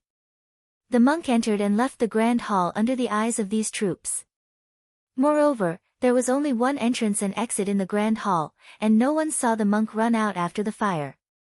At this moment, Zheng Yuanshou and others had no time to care whether the fire was set by the monk or not. They could only desperately urge the troops to put out the fire. Although Li Wangyu and Qing Yaojin brought nearly 100 troops to help today, due to the lack of fire-extinguishing tools, it took them 2 hours to put out the fire. The grand hall and the side hall where the gold was stored in the Xinghua temple were almost burned to the ground, leaving only a few broken walls smoking. Those troops were anxious to put out the fire, so their faces were blackened by the smoke. Their clothes were torn by the sparks, and many people's hair was burned. At this time, Zheng Yuanshou, Wang Renyu, and other masters of aristocratic families didn't care whether their troops were injured or not. They repeatedly urged the troops to move away the still smoking ruins and carry out the gold in the ruins of the side hall. Li Wangyu also asked his troops to help clean up the ruins and dig out the gold. Fortunately, there were more than 200 troops in the Xingguo temple at this time, so the speed of cleaning up the ruins was not slow. Soon, all kinds of broken pillars, bricks, and tiles were still smoking, and the floor tiles of the side hall were exposed. However, to everyone's surprise, the gold ingot of 1,000,000 taels of gold was nowhere to be seen. After receiving the report from the troops, all the big shots of the aristocratic families seemed to have gone mad. They didn't care about the filth and all rushed over like a swarm of bees. The floor tiles of the side hall had been cleared, but there was nothing. Not to mention the piles of gold, they didn't even see a single gold ingot. Wang Renyu shouted angrily, "Where's the gold? Where's my gold? That's impossible. Keep digging for me. If you can't dig out any gold, you better watch your heads carefully." Zheng Yuanshou angrily waved the horsewhip in his hand and fiercely whipped his own troop leader. "Where's the gold? Tell me the truth." The leader of the Zheng family's troops didn't care about the filth on the ground. He knelt down and replied with a sad face, "Lang Jun, I don't know. Before I went into the water, I looked through the window and saw that the gold was all in the side hall. If you don't believe me, you can summon the subordinates of the Wang, Li, Cui, and Lu families for questioning. Even if I ate a bear's heart and leopard's gall, I wouldn't dare to do anything. I'm really wronged." Cui Xian, Wang Renyu, and the others all had extremely gloomy expressions. They summoned their own troops for questioning, and sure enough, their answers were the same. Qing Yaojin was furious.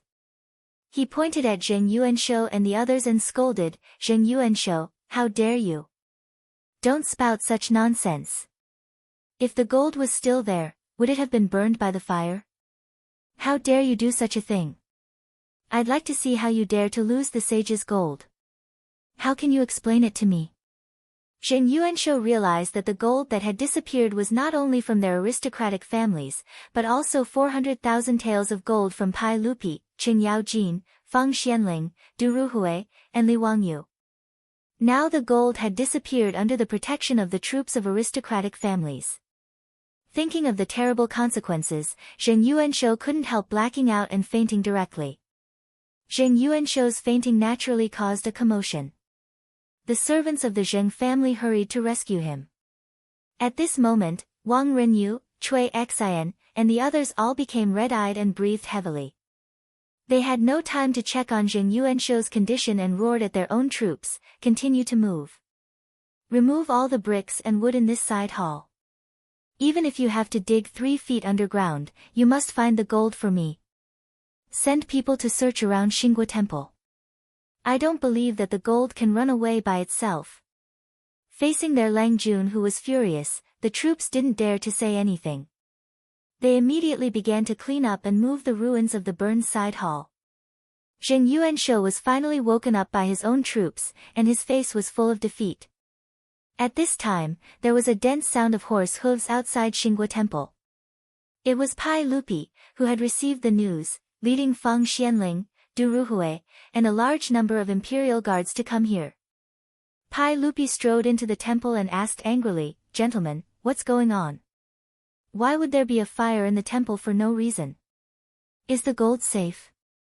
Zheng Yuanshou and others looked at each other, but didn't know how to answer. Li Wangyu said with a wry smile, "Uncle, the side hall where the gold was stored was all burned down. After the fire was put out, the troops were cleaning up the fire, but now there is no trace of the gold." Pai Lupi seemed to be stunned, and then said angrily, "How is this possible? The gold is not wood. How can it be burned away? Keep digging. I'd like to see who is playing tricks in it." Zheng Yuanshou and others naturally didn't dare to say anything, and could only continue to urge their troops to clean up the fire. 2 hours later, the small ruins of the side hall were finally cleaned up, revealing the original cyan floor tiles in the side hall. Although the floor tiles were also burned black by the fire, there was no trace of gold on them. Qing Yaojin said angrily, "Bastard, don't tell me that all this gold will be burned and flow down to the ground? Dig down. I don't believe that the gold can have legs. Pai Lupi's face became more and more livid. Hundreds of troops and imperial guards found tools and began to dig 3 feet into the ground according to Pai Lupi's order. But it was still a futile effort. Of course, it was impossible for so much gold to be burned and flow to the ground. The floor of the side hall was dug a few feet deep, but there was still no trace of gold. Pai Lupi glared at Jing Yuanshou and others, and said with a cold tone, "Everyone, give me an explanation. Where did the gold go? I'll die 10,000 deaths." Jing Yuanshou, Wang Renyu, and others looked at each other and didn't explain. They directly knelt on the ground and kowtowed to Pai Lupi. "Don't talk about dying 10,000 deaths. I'll ask you, where did the gold go? I really don't know. I've asked the officials in the residence, and they all said that before the fire, they confirmed that the gold was in the side hall." Jing Yuanshou couldn't continue. Even he didn't believe his own words. Unless they really saw a ghost, how could the gold disappear because of a fire? That was 1,000,000 taels of gold, more than 30 tons of gold. How could it mysteriously disappear without a trace? Jing Yuanshou, Wang Renyu, and others didn't know how to explain, but they saw another troop come to inform them. After the fire in the Hall of Great Strength was extinguished, they went in to investigate and found 2 charred corpses. They should be the Righteous Path monk and his disciple. Chapter 696. Pai Lupi looked livid and issued several orders in succession. Ask people to surround the Xinghua temple and don't let anyone go. Then go to the Ministry of Justice immediately and ask Li Daozong, the Minister of the Ministry of Justice, to send all the experienced criminal cases to me. Today, we must find out where the gold is. Immediately, the palace guards took the order and rushed to Chang'an City. Today's matter was really too big. There was actually someone who was so audacious as to take away 1,000,000 taels of gold, including the saint's gold. It was really a shocking case that could scare people to death. At this moment, the more than 100 troops of different families were all removed their weapons by the palace guards brought by Pai Lupi. They were escorted to an empty place in the Xinghua temple and knelt down, waiting for their punishment. As for Jing Yuanshou, Wang Renyu, Cui Xian, and the other masters of the 7 aristocratic families, they were also confused and uneasy. At this moment, they were also confused and didn't know what had happened. They didn't believe that the troops of the 7 families were all attracted by the gold, so they colluded to hide the gold and then set fire to try to destroy the evidence. There was so much gold, and there were troops from the 7 families standing guard here. There were dozens of fully armed troops guarding the side hall 24 hours a day. How did the gold disappear? Back then, they had used more than 30 carriages to transport it over. Then how did the missing gold get out of the Xinghua temple? Moreover, Du Chu of their mansion said with certainty that before the fire, the gold was still in the side hall. What was going on? Jing Yuanshou and the other masters couldn't figure out the reason. Knowing that such a shocking case happened in the Xinghua temple in Duke County, Li Daozong, the minister of the Ministry of Justice, was also shocked. He didn't dare to delay and hurriedly gathered people and led the Ministry of Justice here. After seeing Li Daozong, Pai Lupi immediately ordered him to interrogate the troops of the aristocratic families and check the scene. They must get to the bottom of the matter and find out the whereabouts of the gold. Daozong, you can send people to interrogate anyone in this case. Remember, anyone. I don't care what method you use, but you must find the gold for me. Yes, this subject obeys. Li Daozong braced himself and replied. Li Daozong had roughly learned about the case, and he also felt that it was strange. Naturally, he did not dare to neglect Pai Lupi's order. After nodding, he immediately commanded those experienced criminal cases of the Ministry of Justice to take over everything in Xinghua Temple and begin to investigate the case. The Ministry of Justice's experienced criminal cases separated the aristocratic family troops and interrogated them separately. They took their confessions and investigated the fire in the side hall. However, because Zheng Yuanshou and the others had ordered the troops to move away all the wreckage in the side hall, and Pai Lupi had ordered people to dig 3 feet into the ground, they could not find any valuable clues in the wreckage of the side hall. As for the 2 charred corpses in the Hall of Great Strength, the coroner of the Ministry of Justice made a discovery after careful examination. Reporting to Your Majesty, after the coroner examined the 2 corpses, he found that they were not burned to death, but were killed by a sword. That is to say, they were killed and then burned by fire. Li Daozong came to report. Pai Lupi frowned and said, "This is strange." The troops of the Zheng family and the Wang family said that they saw the Orthodox master and his disciples enter the Hall of Great Strength before the fire started. Since the person had already been killed, then who set the fire? Who killed the great master? I don't know. I think someone must be lying. Li Daozong did not believe what those troops said. He had repeatedly confirmed that when the aristocratic families came to take over Xinghua Temple 10 days ago, the gold was indeed in the side hall. Moreover, Zheng Yuanshou, Wang Renyu, and the others also saw it with their own eyes. The steward of the aristocratic families also entered the side hall to check the amount of gold. In the next 10 days, in addition to the troops of the aristocratic families, there were only the Orthodox master and his disciples in Xinghua Temple, as well as the craftsmen who were recruited by the Orthodox monks to cast the gold Buddha statues in the temple. Those craftsmen only came to work in the temple during the day. Moreover, they worked in the Hall of Great Strength and were supervised and searched by the troops of the aristocratic families. It was absolutely impossible for them to touch the gold. These craftsmen were also questioned by the Ministry of Justice and confirmed that it was impossible for them to steal the gold under the eyes of more than 100 troops of the aristocratic families. What was more bizarre was that no matter how the experienced criminal officers of the Ministry of Justice interrogated them, the troops of the aristocratic families insisted that before the fire in the side hall, they had confirmed with their own eyes that the gold was in the hall through the window on the gable wall. The more the officials of the Ministry of Justice interrogated them, the more confused they felt about this case. They could not understand it at all.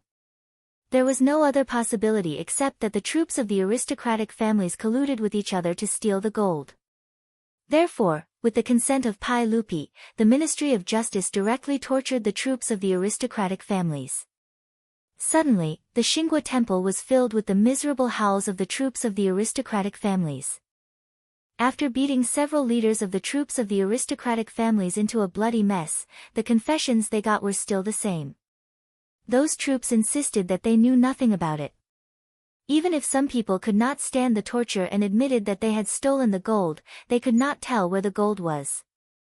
Obviously, they were just talking nonsense. Zheng Yuanshou and the others became more and more embarrassed because the troops of their own mansion were tortured by the Ministry of Justice. However, Zheng Yuanshou, Wang Renyu, and Cui Xian all remained silent at this moment. Now, not only the gold of the aristocratic families disappeared, but also the gold of Pai Lupi, Cheng Yaojin, and others had disappeared. How could they say anything at this moment? The sun was very good today, but in the warm sunshine of March, the faces of the masters of the aristocratic families became paler and paler. They were silent, and no one knew what they were thinking. Pai Lupi turned to look at Li Wangyu and asked, "Zio, what do you think? This case is really strange." Li Wangyu just shook his head silently, but the uncle and nephew secretly exchanged a look when others were not paying attention. Even though Pai Lupi looked solemn, the corners of his eyes were full of excitement. Obviously, today's situation was another trap set by him, Li Wangyu, Cheng Yaojin, and others. However, Zheng Yuanshou and the other masters of the aristocratic families jumped into the trap without noticing it, like the beasts in the forest. How could Pai Lupi not feel happy about this? Summoning the Ministry of Justice to inspect the scene, investigate the suspects, and trace the gold was just a show for the aristocratic families. In short, as long as the gold could not be found, the aristocratic families would have to take the blame for the loss of the gold. Whether they were willing or not, there was no excuse for it. In fact, the million taels of gold were still in the Xinghua Temple at this time. Chapter 697. The Ministry of Justice had investigated the gold theft case in Xinghua Temple for more than half a month, but they still had no clue. The case soon became known to almost everyone in Chang'an City. This incredible case immediately became the hottest topic in Chang'an City, a huge city with a population of millions. Both the officials and the people on the street were extremely excited and gossipy after hearing this shocking case. After all, it involved millions of taels of gold, which made people yearn for it. However, just like the opinion of those experienced criminal cases of the Ministry of Justice, no one could find any other suspects except for the more than 100 aristocratic families' troops who were responsible for guarding the Xinghua Temple at that time. Unless there was really a ghost, how could millions of taels of gold disappear into thin air? And the monk and his disciple, who were killed by swords and knives after entering the great Buddha's hall, were their bodies burned? Did they become ghosts and set the fire? Under the guidance of various evidence, even Zheng Yuanshou, Wang Renyu, and others believed that the gold was really hidden by the 7 aristocratic family troops who colluded with each other. Even all kinds of rumors in the street directly pointed to the aristocratic families like the 5 surnames and 7 watches. Without the instructions of the masters of aristocratic families, how could so many aristocratic family troops dare to do such a horrible thing? But no matter how the Ministry of Justice tortured them, and even beat several aristocratic family troops to death, they did not get any useful confessions.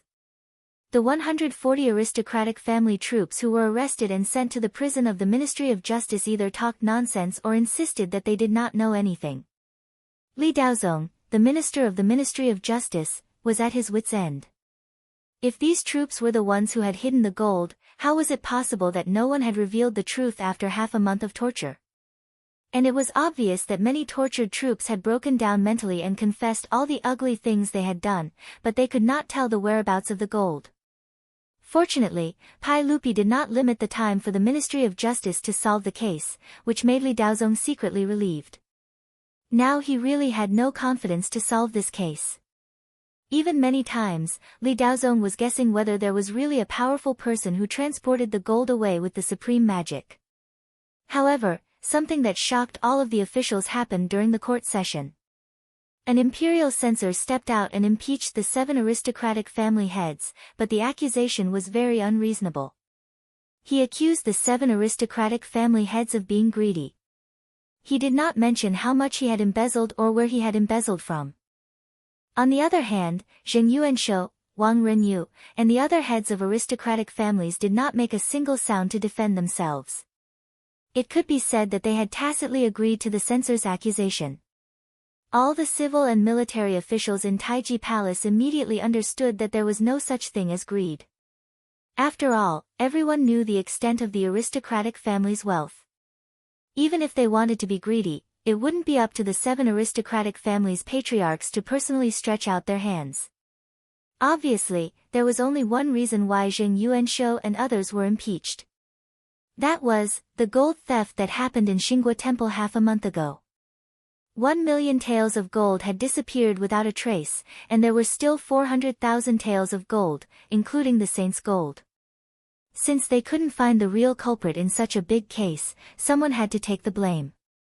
The gold was stolen under the watch of the 5 aristocratic families and 7 aristocratic families.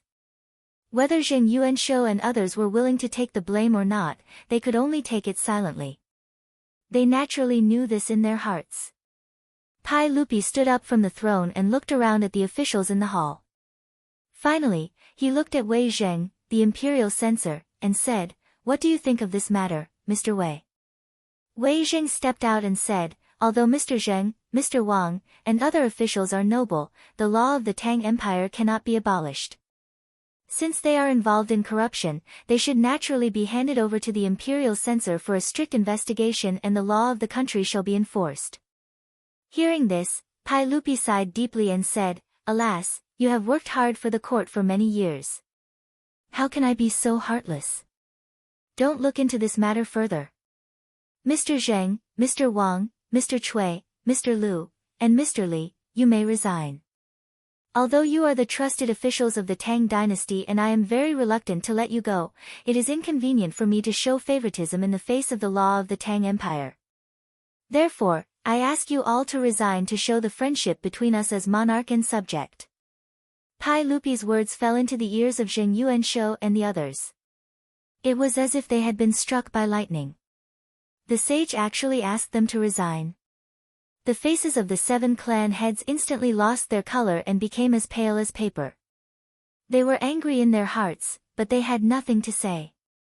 After a long time, the 7 clan heads, including Zheng Yuanshou, Cui Xian, and Wang Renyu, finally bowed to Pai Lupi with great difficulty and squeezed out a hoarse voice from between their teeth. This official thanks your majesty for your grace. This official is too old and begs for bones. Of course, the clan heads could afford to pay for the 400,000 taels of gold that they lost. Although they also suffered heavy losses, it was not a big problem for them to gather another 400,000 taels of gold. But now, Pai Lupi did not mention the gold at all and instructed the imperial censor to impeach them for corruption. Obviously, he meant to use 400,000 taels of gold to buy the 7 of them to resign. Even if Wang Renyu, Zheng Yuanshou, and the others were unwilling, what could they do? Even if the 5 families and 7 hopes were the clan heads, whose poems and books had been passed down for thousands of years, and had unparalleled influence in the scholarly circles, what could they do? Even if Zheng Yuanshou and the others had faintly realized that they had been cheated, and the culprit behind the scenes might be a sage above the imperial level, what could they do? As long as the clan heads could not find the missing gold, they could not wash away the suspicion on them. Was it wrong to use 400,000 taels of gold to buy the 7 of them to resign? In the Taiji Palace, all the civil and military officials, including more than 100 officials from the clan heads, could not say a word at this moment. All of this was naturally planned by Li Wangyu and Su Changqing. They wanted to take this opportunity to sweep Zheng Yuanshou, Wang Renyu, Cui Xian, and the other clan heads of the clan heads out of the imperial court. In fact, the case of the mysterious disappearance of gold in Xinghua Temple was worthless. It was just a simple camouflage. During the 10 days when Li Wangyu and the others guarded the gold, they had already dug out an underground secret chamber under the Grand Buddha's Hall, and there was a passage connected to the side hall not far away. The soil that Zheng Yuanshou and the others saw in the Grand Buddha's Hall that day was not the soil used to mold clay figurines, but the soil dug out from the ground. Those so-called craftsmen were not real craftsmen, but the trusted subordinates of Pai Lupi transferred from the 100 Cavalry Department to disguise themselves. After Xinghua Temple was handed over to the troops of the clan heads to guard, the men of the 100 Cavalry Department disguised themselves as craftsmen and went to the Grand Buddha's Hall to work every day during the day.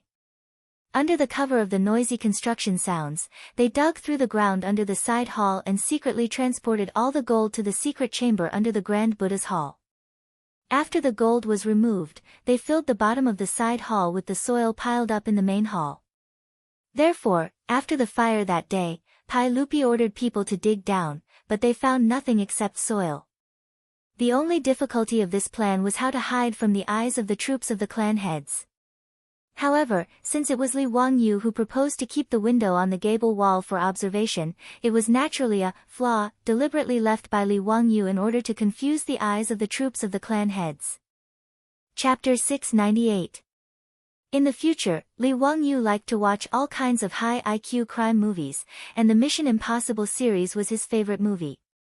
He remembered that in Mission Impossible 4, there was such a plot.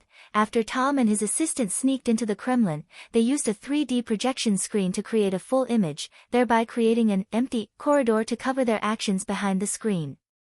Li Wangyu had thought of this, so he deliberately proposed to keep the circular ventilation window on the mountain wall, so that the guards outside the side hall could observe the gold situation in the side hall at any time.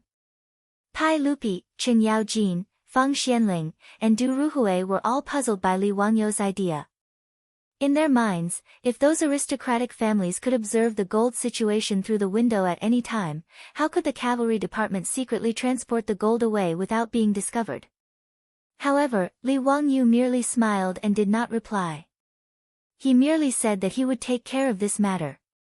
While everyone was still in doubt, Li Wangyu secretly took a picture of the scene at the window with his mobile phone. Then, he returned to Dingzhou village and used the 3D imaging mode to draw on the black curtain with gold powder. he drew a curtain that was enough to deceive the eyes. After all, there was no glass in the Tang dynasty, so when the door was closed, the side hall was naturally dark. Even during the day, through the window on the gable wall, only the faint gold could be seen. When Li Wangyu taught the cavalry department how to use the curtain to block the view in front of the window, Pai Lupi and the other bosses were shocked by such a strange visual deception. Cheng Yaojin opened his eyes wide and looked carefully for a long time, but he couldn't see any flaws. He couldn't help but laugh and scold, "Son of a bitch, you are really amazing. How did you come up with such a method? I have looked at this canvas for a long time, and I can't see that it is fake." Pai Lupi shook his head, as the saying goes, seeing is believing. "I didn't expect that my eyes could deceive me." Fang Xianling and Du Ruhui were equally shocked. Who would have thought that the pile of gold in front of them was just a piece of canvas? But since Pai Lupi and the others couldn't see through it, the other troops naturally couldn't see through it either. After the men of the 100 Cavalry Department entered the side hall through the tunnel, they immediately used a wooden frame to place the curtain that Li Wangyu had drawn in front of the window on the mountain wall, blocking the view of the aristocratic family troops. Due to the narrow window and the darkness in the side chamber, the curtain Li Wangyu painted perfectly fooled everyone's eyes. Even though the gold stored in the side hall had been emptied, the aristocratic family troops guarding outside the main hall still believed that the gold was still in the side hall and did not suspect anything. The leaders of the troops from the aristocratic families could not figure out until they died.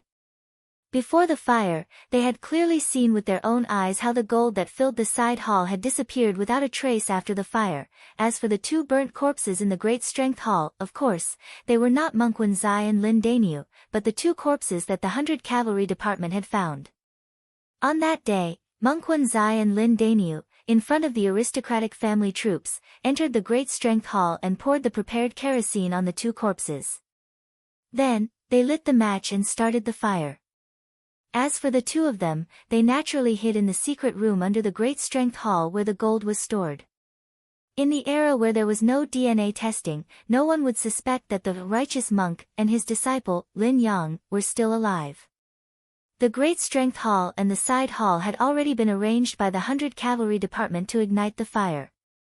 As the fire started, it naturally ignited the side hall. The fire burned all the traces in the side hall, as well as the curtain that was placed by the window, leaving no trace of evidence.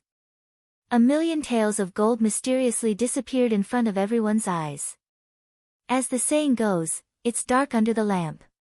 Even if Zheng Yuanshou, Wang Renyu, and the other masters of aristocratic families racked their brains, they could not imagine that the gold had already been moved to the Great Strength Hall that was also burned in front of them. What was more, they could not imagine that the monk and his disciple, who were already dead in their eyes, were still alive now. The gold hidden under the Great Strength Hall of the Xinghua Temple was naturally secretly taken out by the 100 Cavalry Department and sent back to the Taiji Palace and the other mansions. This time, Li Wangyu and his companions had cheated the aristocratic families quite miserably without risking anything. The 600,000 taels of gold from the aristocratic families made Pai Lupi and Li Wangyu a windfall. Each family got more than 100,000 taels of gold. Although Li Wangyu was not short of money now, how could he not accept the gold that was given to him for free? As for the so-called gold mine in the Xinghua Temple, it had not yet been discovered to be fake, because several major temples in Chang'an City were now arguing with the 5 surnames, 7 Wangs, and Li Wangyu. Mengquan Zai's claim that he had sent letters to the major temples in Chang'an City to inform them of the gold mine was naturally false. It was just an excuse to fool Zheng Yuanshou and his companions. However, after the fire in the Xinghua Temple, the letters signed by the Orthodox were sent to the major temples in Chang'an City and to the abbots. They learned that the Xinghua Temple had a gold mine, and now the temple was burned down and the original Orthodox abbot had died. How could the abbots of these major temples sit still? They all rushed to the Xinghua Temple and asked to take over the property of the Xinghua Temple. Wang Renyu and his companions were naturally unwilling. In the eyes of the aristocratic families, even if the gold was lost, as long as the gold mine was in their hands, they could still make up for the loss in the future. Therefore, they held the document signed with the Orthodox monks and refused to give up the gold mine. However, the abbots of the major temples insisted that since the gold loaned to the Orthodox was lost under the watch of the aristocratic families, the document should not be valid anymore. Unless the aristocratic families took out another 1,000,000 taels of gold, the gold mine should be handed over to the major temples in Chang'an city according to the letter written by the Orthodox monks. Since the two sides argued, Pai Lupi naturally did not say anything and pretended not to know anything. Therefore, the case went from Chang'an city to the censorate, which gave Wei Zheng a headache. On one side, there were the 5 surnames, 7 Wangs, Lu Guogong, Zheng Guogong, Lai Guogong, and even the sage behind them. On the other side, there were several major temples with countless believers. Both sides had their own opinions, but they were all reasonable. Wei Zheng wanted Pai Lupi to make a holy judgment, but Pai Lupi kicked the ball back to him. The reason was very reasonable. This matter involved himself. As the emperor of the Tang dynasty, he naturally could not become a topic of ridicule. Therefore, the case was put on hold again. No one cared about the Xinghua temple for the time being, and the gold mine could not be mined. Several years later, the 5 surnames and 7 Wangs finally reached an agreement with the major temples in Chang'an city. They would mine the gold mine together and share the profits equally. Finally, the Xinghua temple gold mine, which had been put on hold for a long time, could be started. Naturally, there was nothing in the Bulsh *T gold mine, except stones. It was not until then that Zheng Yuanshou, Wang Renyu, and others who had retired long ago realized that they had been cheated by the monks. Zheng Yuanshou was so angry that he spat blood on the spot and fell seriously ill. But these were the stories for later. At this time in the Taiji Palace, Pai Lupi was in a good mood. He forced all the heads of the 5 surnames and 7 Wangs to retire. Although there were still hundreds of officials from aristocratic families in the imperial court, Pai Lupi even felt lighter without the 7 heads as their backbone and their constraints in the imperial court. In the Taiji Palace, Pai Lupi pretended to comfort the heads of the 7 aristocratic families and praised them for their contributions to the imperial court. At this time, Li Wangyu was seeing them off outside Chang'an city. Chapter 699. At a pavilion 10 miles north of Chang'an. As the saying went, there was a pavilion 10 miles away and a pavilion 5 miles away. The pavilion was a place for travelers to rest and also a place for the Tangs to bid farewell to their friends and relatives. Today, Li Wangyu was here to bid farewell to the Qiuzi merchant Bai Mohu, the monk Wen Zai who was preparing to go west to catch up with Master Xuanzang, and his disciple Lin Dainyu. Bai Macho's injuries from being tortured by the gangsters that day had already recovered. His throat that had been burnt by the medicine, after Sun Simiao's treatment, although he could now speak, he could only speak in a low and hoarse voice. Li Wangyu bowed to Bai Mohu and said, "Lao Bai, you were almost imprisoned because of me and suffered such a serious injury. It's all my fault. Please accept my bow as an apology." Bai Mohu quickly bowed back and replied with a hoarse voice, "Please don't say that again, I don't deserve it. How can I blame you? It's all because of those bad guys. On the contrary, I should thank you for your help. Otherwise, I wouldn't be able to see the light of day again." Li Wangyu smiled and said, "Let's stop bowing here and there. Lao Bai, when you return to Chang'an next spring, I'll invite you to drink again." Bai Mohu smiled and pointed at the wine sacks hanging on the hunchback. "Count Hu, the wine you gave me is enough to make me drunk."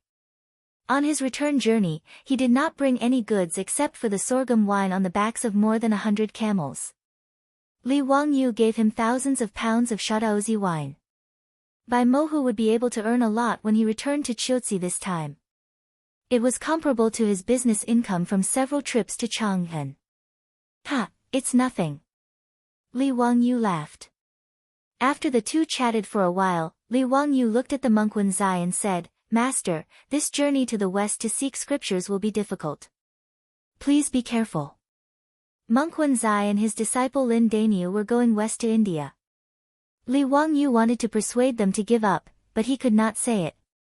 He didn't have a good impression of Buddhism. The temples of the Tang dynasty didn't produce anything and only relied on worshippers. The monks did not pay taxes, nor did they submit to the corvée. Instead, they owned countless temple properties and drove a large number of good people to work for the temple. They even set up a fragrant kitchen with a high interest rate. Buddhist temples were as beautiful as palaces and extremely luxurious. From Li Wangyou's point of view, it was no wonder that Emperor Wuzong of Tang would order the annihilation of Buddhism 100 years later. These monks were too greedy and naturally had a way to die.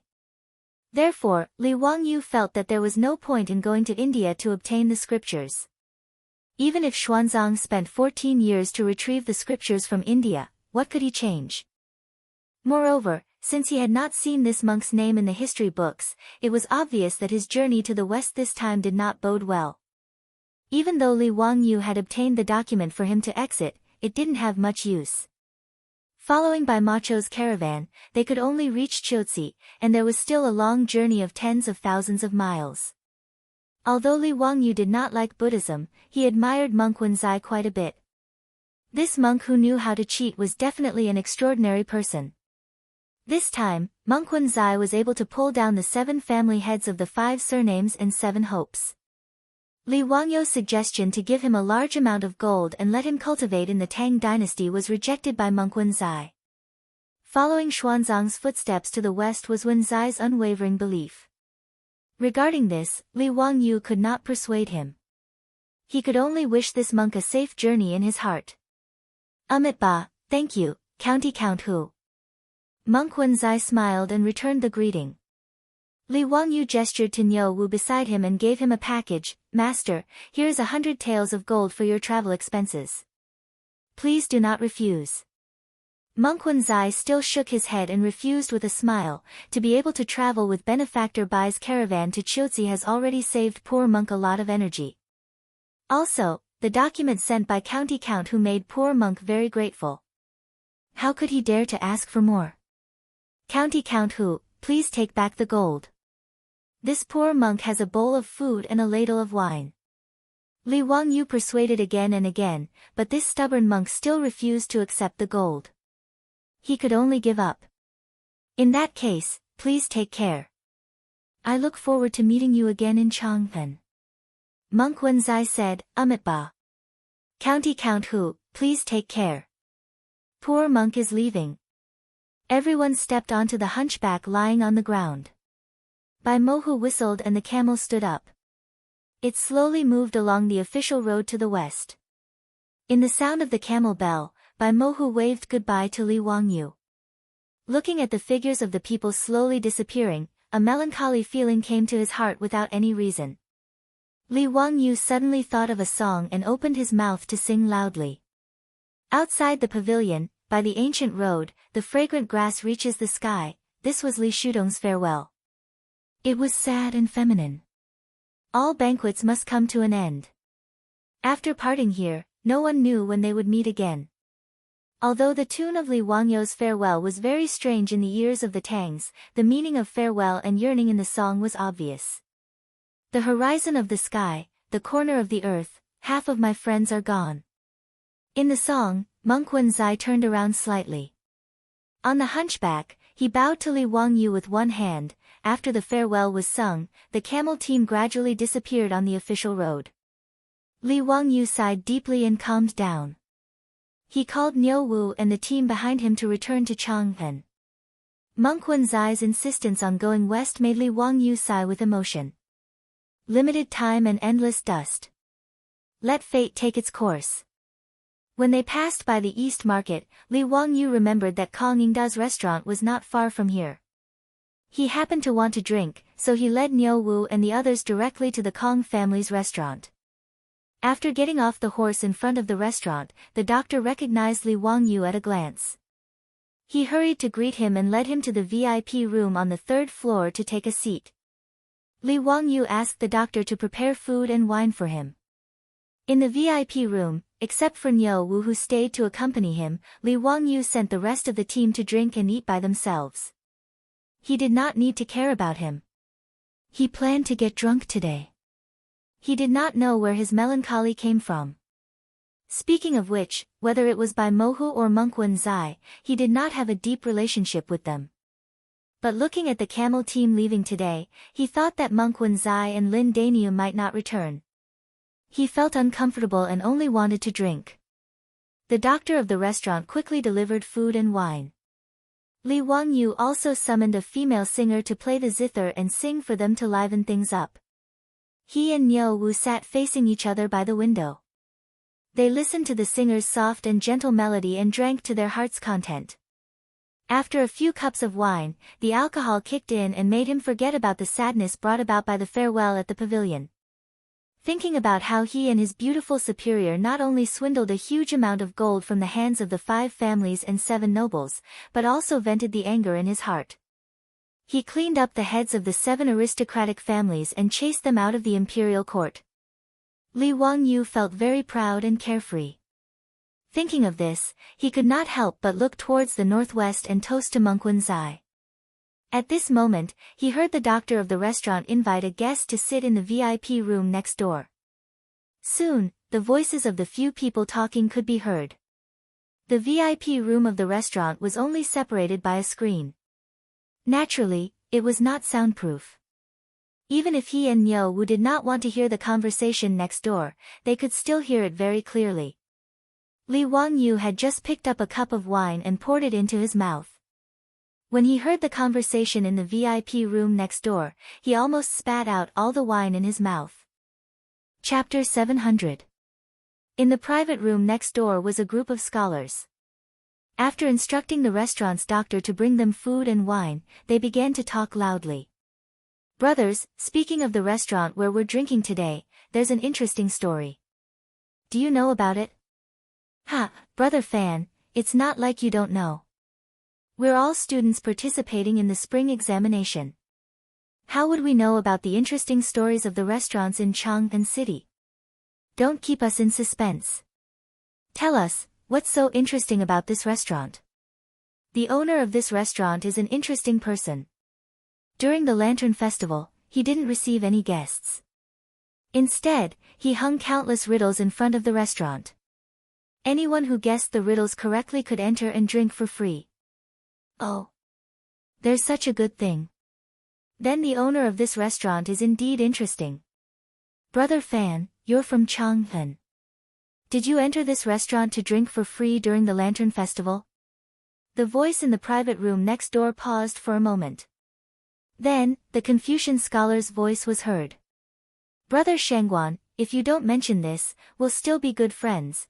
When Li Wangyu heard this, he almost spat out the wine in his mouth. Could it be that the man next door also transmigrated from the future? Why did these words sound so familiar? Why do you say this, Brother Fan? We've all seen Brother Fan's essays and poems. If nothing unexpected happens, you'll definitely pass the spring examination.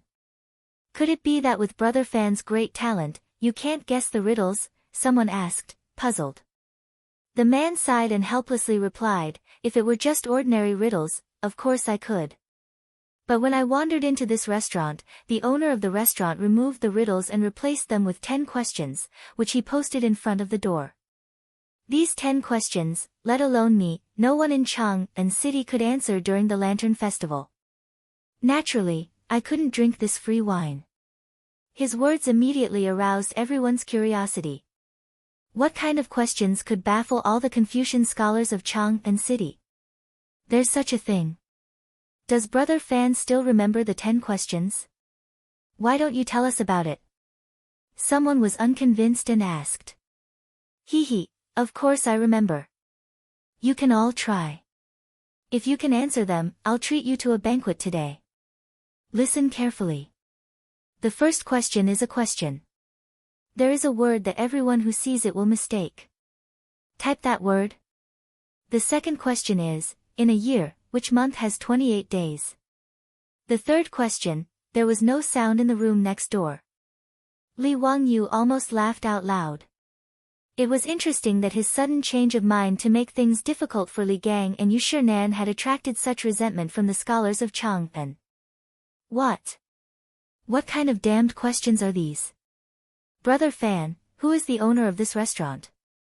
Why would they come up with such a difficult question? Some people couldn't figure it out no matter how hard they racked their brains. After hearing the answer, they couldn't help but be speechless. It was quite a while before they asked indignantly. I don't know who the owner of this restaurant is, but I do know who came up with these questions. Oh. Brother Fan, quickly tell me, who is so despicable? When the owner of the restaurant set the questions that day, he had already written that these difficult riddles were all written by the county earl who founded the country. Brothers, what do you think? Do you have any ideas? What? County earl? Li Zio. No wonder, it was written by the little immortal poet. That makes sense. How can I compare to the little immortal poet's great talent? Li Wangyu was stunned by this person's words. Little immortal poet? Is he talking about me? Since when did I have the title of little immortal poet? But immortal poet is immortal poet, why add the word little? Li Wangyu shook his head, feeling a little smug. He raised his head and drank another cup of wine. I can copy the title of little immortal poet just by copying poems, but I wonder how the immortal poet Li Tai Bai will live in the future. This guy's skin is getting thicker and thicker. Not only is he not ashamed, but he is also somewhat proud. A voice came from the room next door. Brothers, you may not know, but in Chang'an, no one calls Li Zio little immortal poet. Behind his back, they all call him Bai's County Earl. Li Wangyu heard this and could not help but raise his eyebrows. He pricked up his ears and wanted to hear why he was called Bai's County Earl. Brother Fan, are you trying to reconcile? What do you mean by Bai's? Bai's is an ancient mythical beast. It knows astronomy, geography, and trifles. After being tortured by his 10 questions, the students in Chang'an were both impressed and annoyed. They wanted to scold him, but they did not know how to do so. They did not know whether to laugh or cry, so they simply called him Bai's County Earl. So it is. It is very vivid. Interesting your sister. You are the mythical beast. You are not a human. Li Wangyu ridiculed in his heart, but he shook his head helplessly. It seems that the brain teasers really made these scholars of the Tang dynasty uncomfortable. Even Niu Wu, who was beside him, looked like he was trying to hold back his laughter. Li Wangyu looked at him and rolled his eyes. In the room next door, a group of Confucian scholars was still talking about him. Brother Fan, I wonder what poems the little immortal poet has written recently. Of course there are. Have you heard of Li Zio's 2 poems about the Lantern Festival? I have not heard of them. Brother Fan, please recite them for us. The voices in the room next door naturally reached the ears of the singer who was playing the zither for Li Wangyu. As a woman, she naturally loved Li Wangyu's 2 poems about the Lantern Festival. Hearing this, the singer did not wait for Li Wangyu's order. She immediately plucked the strings of the pipa in her arms and began to sing Green Jade Case, New Year's Eve. As soon as the song started, no one in the room next door spoke. They all began to listen to the singer's voice. Looking for her thousands of times, suddenly looking back, she is in the waning light. The song was sung 3 times before she stopped. Suddenly, there was a burst of applause in the room next door. This is the little immortal poet's new work. Amazing, truly amazing. It really makes people unable to stop loving it. The little immortal poet really is the little immortal poet. TSK, with this poem about the Lantern Festival, how can we write poems during the Lantern Festival in the future? That is indeed the case. Since the Bai's County Count wrote this poem about the Lantern Festival, from now on, who would dare to write a poem about the Lantern Festival? Wouldn't that be like displaying one's slight skill in front of an expert? Immediately, someone gently knocked on the partition screen and said, "Sorry to disturb you. Could you please ask the singer to sing the other poem as well?" The singer raised her eyes to look at Li Wangyu. Seeing him nod, she plucked the strings again and began to sing Xing Cha Zi, New Year's Eve. Last year on the Lantern Festival, the lights of the flower market were bright as day. The moon was high above the willow branches, and people made an appointment at dusk. The room was silent again. Everyone listened attentively, afraid of missing a word. Since they were all students participating in the spring examination, their knowledge was naturally quite good. After listening to the two poems about the Lantern Festival, the room was abnormally quiet. It was so quiet that one could hear a pin drop. After a long time, Li Wangyu heard a sigh coming from the other room. The Lantern Festival's poetry will be finished from now on. The sentence, "The moon was high above the willow branches, and people made an appointment at dusk," made people's hearts yearn. The little immortal poet really lives up to her name. In the field of poetry, Li Ziyo should be called teacher. Since ancient times, the word teacher was extraordinary. It meant that the one who reached the top was the teacher. The scholar was the elder, so he was called teacher. Li Wangyu was 17 years old. For these scholars to be willing to call him teacher, one could see his current position in their hearts. Chapter 701. When Niu Wu heard the words from the room next door, he could not help but wink at Li Wangyu. Li Wangyu pretended to be calm, putting on a straight face and coughing lightly. He looked like he did not care, but he was actually feeling really good inside. Naturally, he felt really good hearing someone praise him in secret, but he still put on an act. Niu Wu knew his Lungjuan's temperament, so he just grinned and did not expose him. On the other hand, the songstress looked at the master and servant pair weirdly. The Confucians next door were praising County Earl Hu, so what was the meaning of their expressions? Another voice came from the room next door. "I heard that the imperial court is preparing to attack the Turks again. Do you know about this?" When Li Wangyu heard this, he frowned. He did know about this matter. In the 8th month of the 3rd year of Zhengguan, Pai Lupi ordered Minister of War Li Jing as the general manager and Zhang Gongjin as the deputy general manager to attack the Turks. It was also in this battle that Pai Lupi finally took revenge for the humiliation of being forced by Jelly Khan to sign the Wei River Alliance, destroying the Turks in one fell swoop. However, Li Wangyu did not know about this matter from Pai Lupi, Qing Yaojin, or Li Jing. He only knew about it from history books. How did these Confucians know about such a secret of the imperial court? It had only been 3 months, and the matter of attacking the Turks had already caused such an uproar. We do not know about this matter, so how did Brother Shengguan know? Brother Zhu, have you forgotten that Brother Lu and I are both from Hunan? When the two of us left for Chang'an, the Zhitsong House of Hunan had already started to recruit soldiers and was preparing to move to Longyu. As such, I believe that they are going to attack the grassland. When Li Wangyu heard this, he understood why this Confucian scholar could guess this matter. This Confucian scholar surnamed Shengguan was smart to be able to guess that the imperial court was going to attack the Turks. During the early Tang dynasty, the soldiers were farmers who cultivated the land. They trained during the farm breaks and joined the army during wartime. Since they were going to use soldiers against the Turks, the imperial army in Chang'an was clearly not enough, so they had to recruit soldiers from the various prefectures. Due to the current traffic situation in the Tang dynasty, it would take up to a year to prepare for the deployment of troops. Therefore, it was normal for Hebei province to begin recruiting troops after receiving the order. Naturally, such a large-scale conscription of prefectural soldiers could not be hidden from the world. In ancient times, it was a joke to try to keep it a secret before a large-scale war. Li Wangyu knew that he had thought wrongly before, so he was too lazy to pay attention to it and continued to drink his wine with Niu Wu. The few Confucian scholars next door were discussing the matter of the imperial court dispatching troops to the grasslands, and the topic of conversation eventually came back to Li Wangyu. Speaking of the imperial court sending troops to the grasslands, I think of the poem, Leaving the Fortress by the Little Immortal Poet. Speaking of which, it is quite strange. As far as I know, the Little Immortal Poet is only 17 years old this year. He has never been to the border and has no experience in the army. How could he write such a vigorous poem?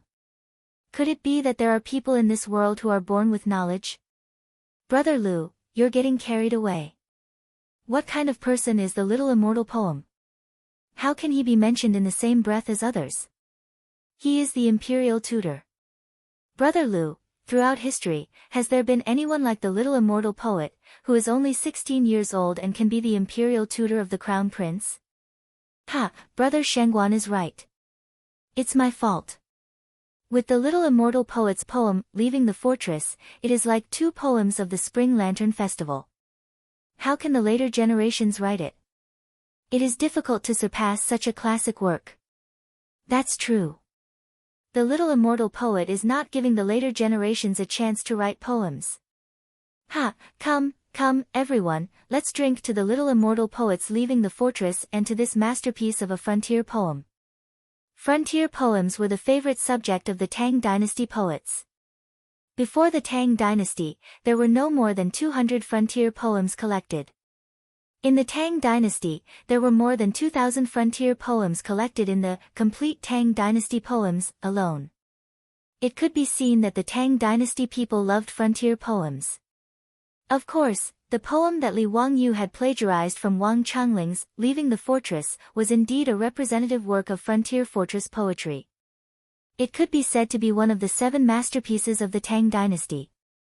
It was normal for the Confucian scholars to give it such a high evaluation. There was a burst of noisy drinking in the room next door. When Li Wangyu heard it, he couldn't help but laugh. At this time, Li Wangyu was already drunk. His brain was dizzy from the stimulation of alcohol. When he heard those Confucian scholars say that there were no classics in frontier poems, he couldn't help but want to show off. He didn't care whether he would scare others or not. He picked up his chopsticks, knocked on the bowl and plate, and loudly recited. The yellow river far away among the white clouds, a lonely city of 10,000 mountains. When these 2 lines of the poem came out, the room next door, which was noisy just now, suddenly became quiet again. These 2 lines described the magnificent scenery of the frontier fortress in the northwest. From the rolling waves of the Yellow River to the lonely city on the frontier, it created a sense of desolation and loneliness. The several Confucian scholars looked at each other, the hands holding the wine cups stiffening. A lonely city connected the frontier fortress with the sorrow of separation. This poem was very wonderful. They couldn't help but all perk up their ears, ready to listen to the next line. Why should the Chang flute blame the willows? The spring breeze does not cross the jade gate. The nostalgia of the frontier soldiers seemed to spread out.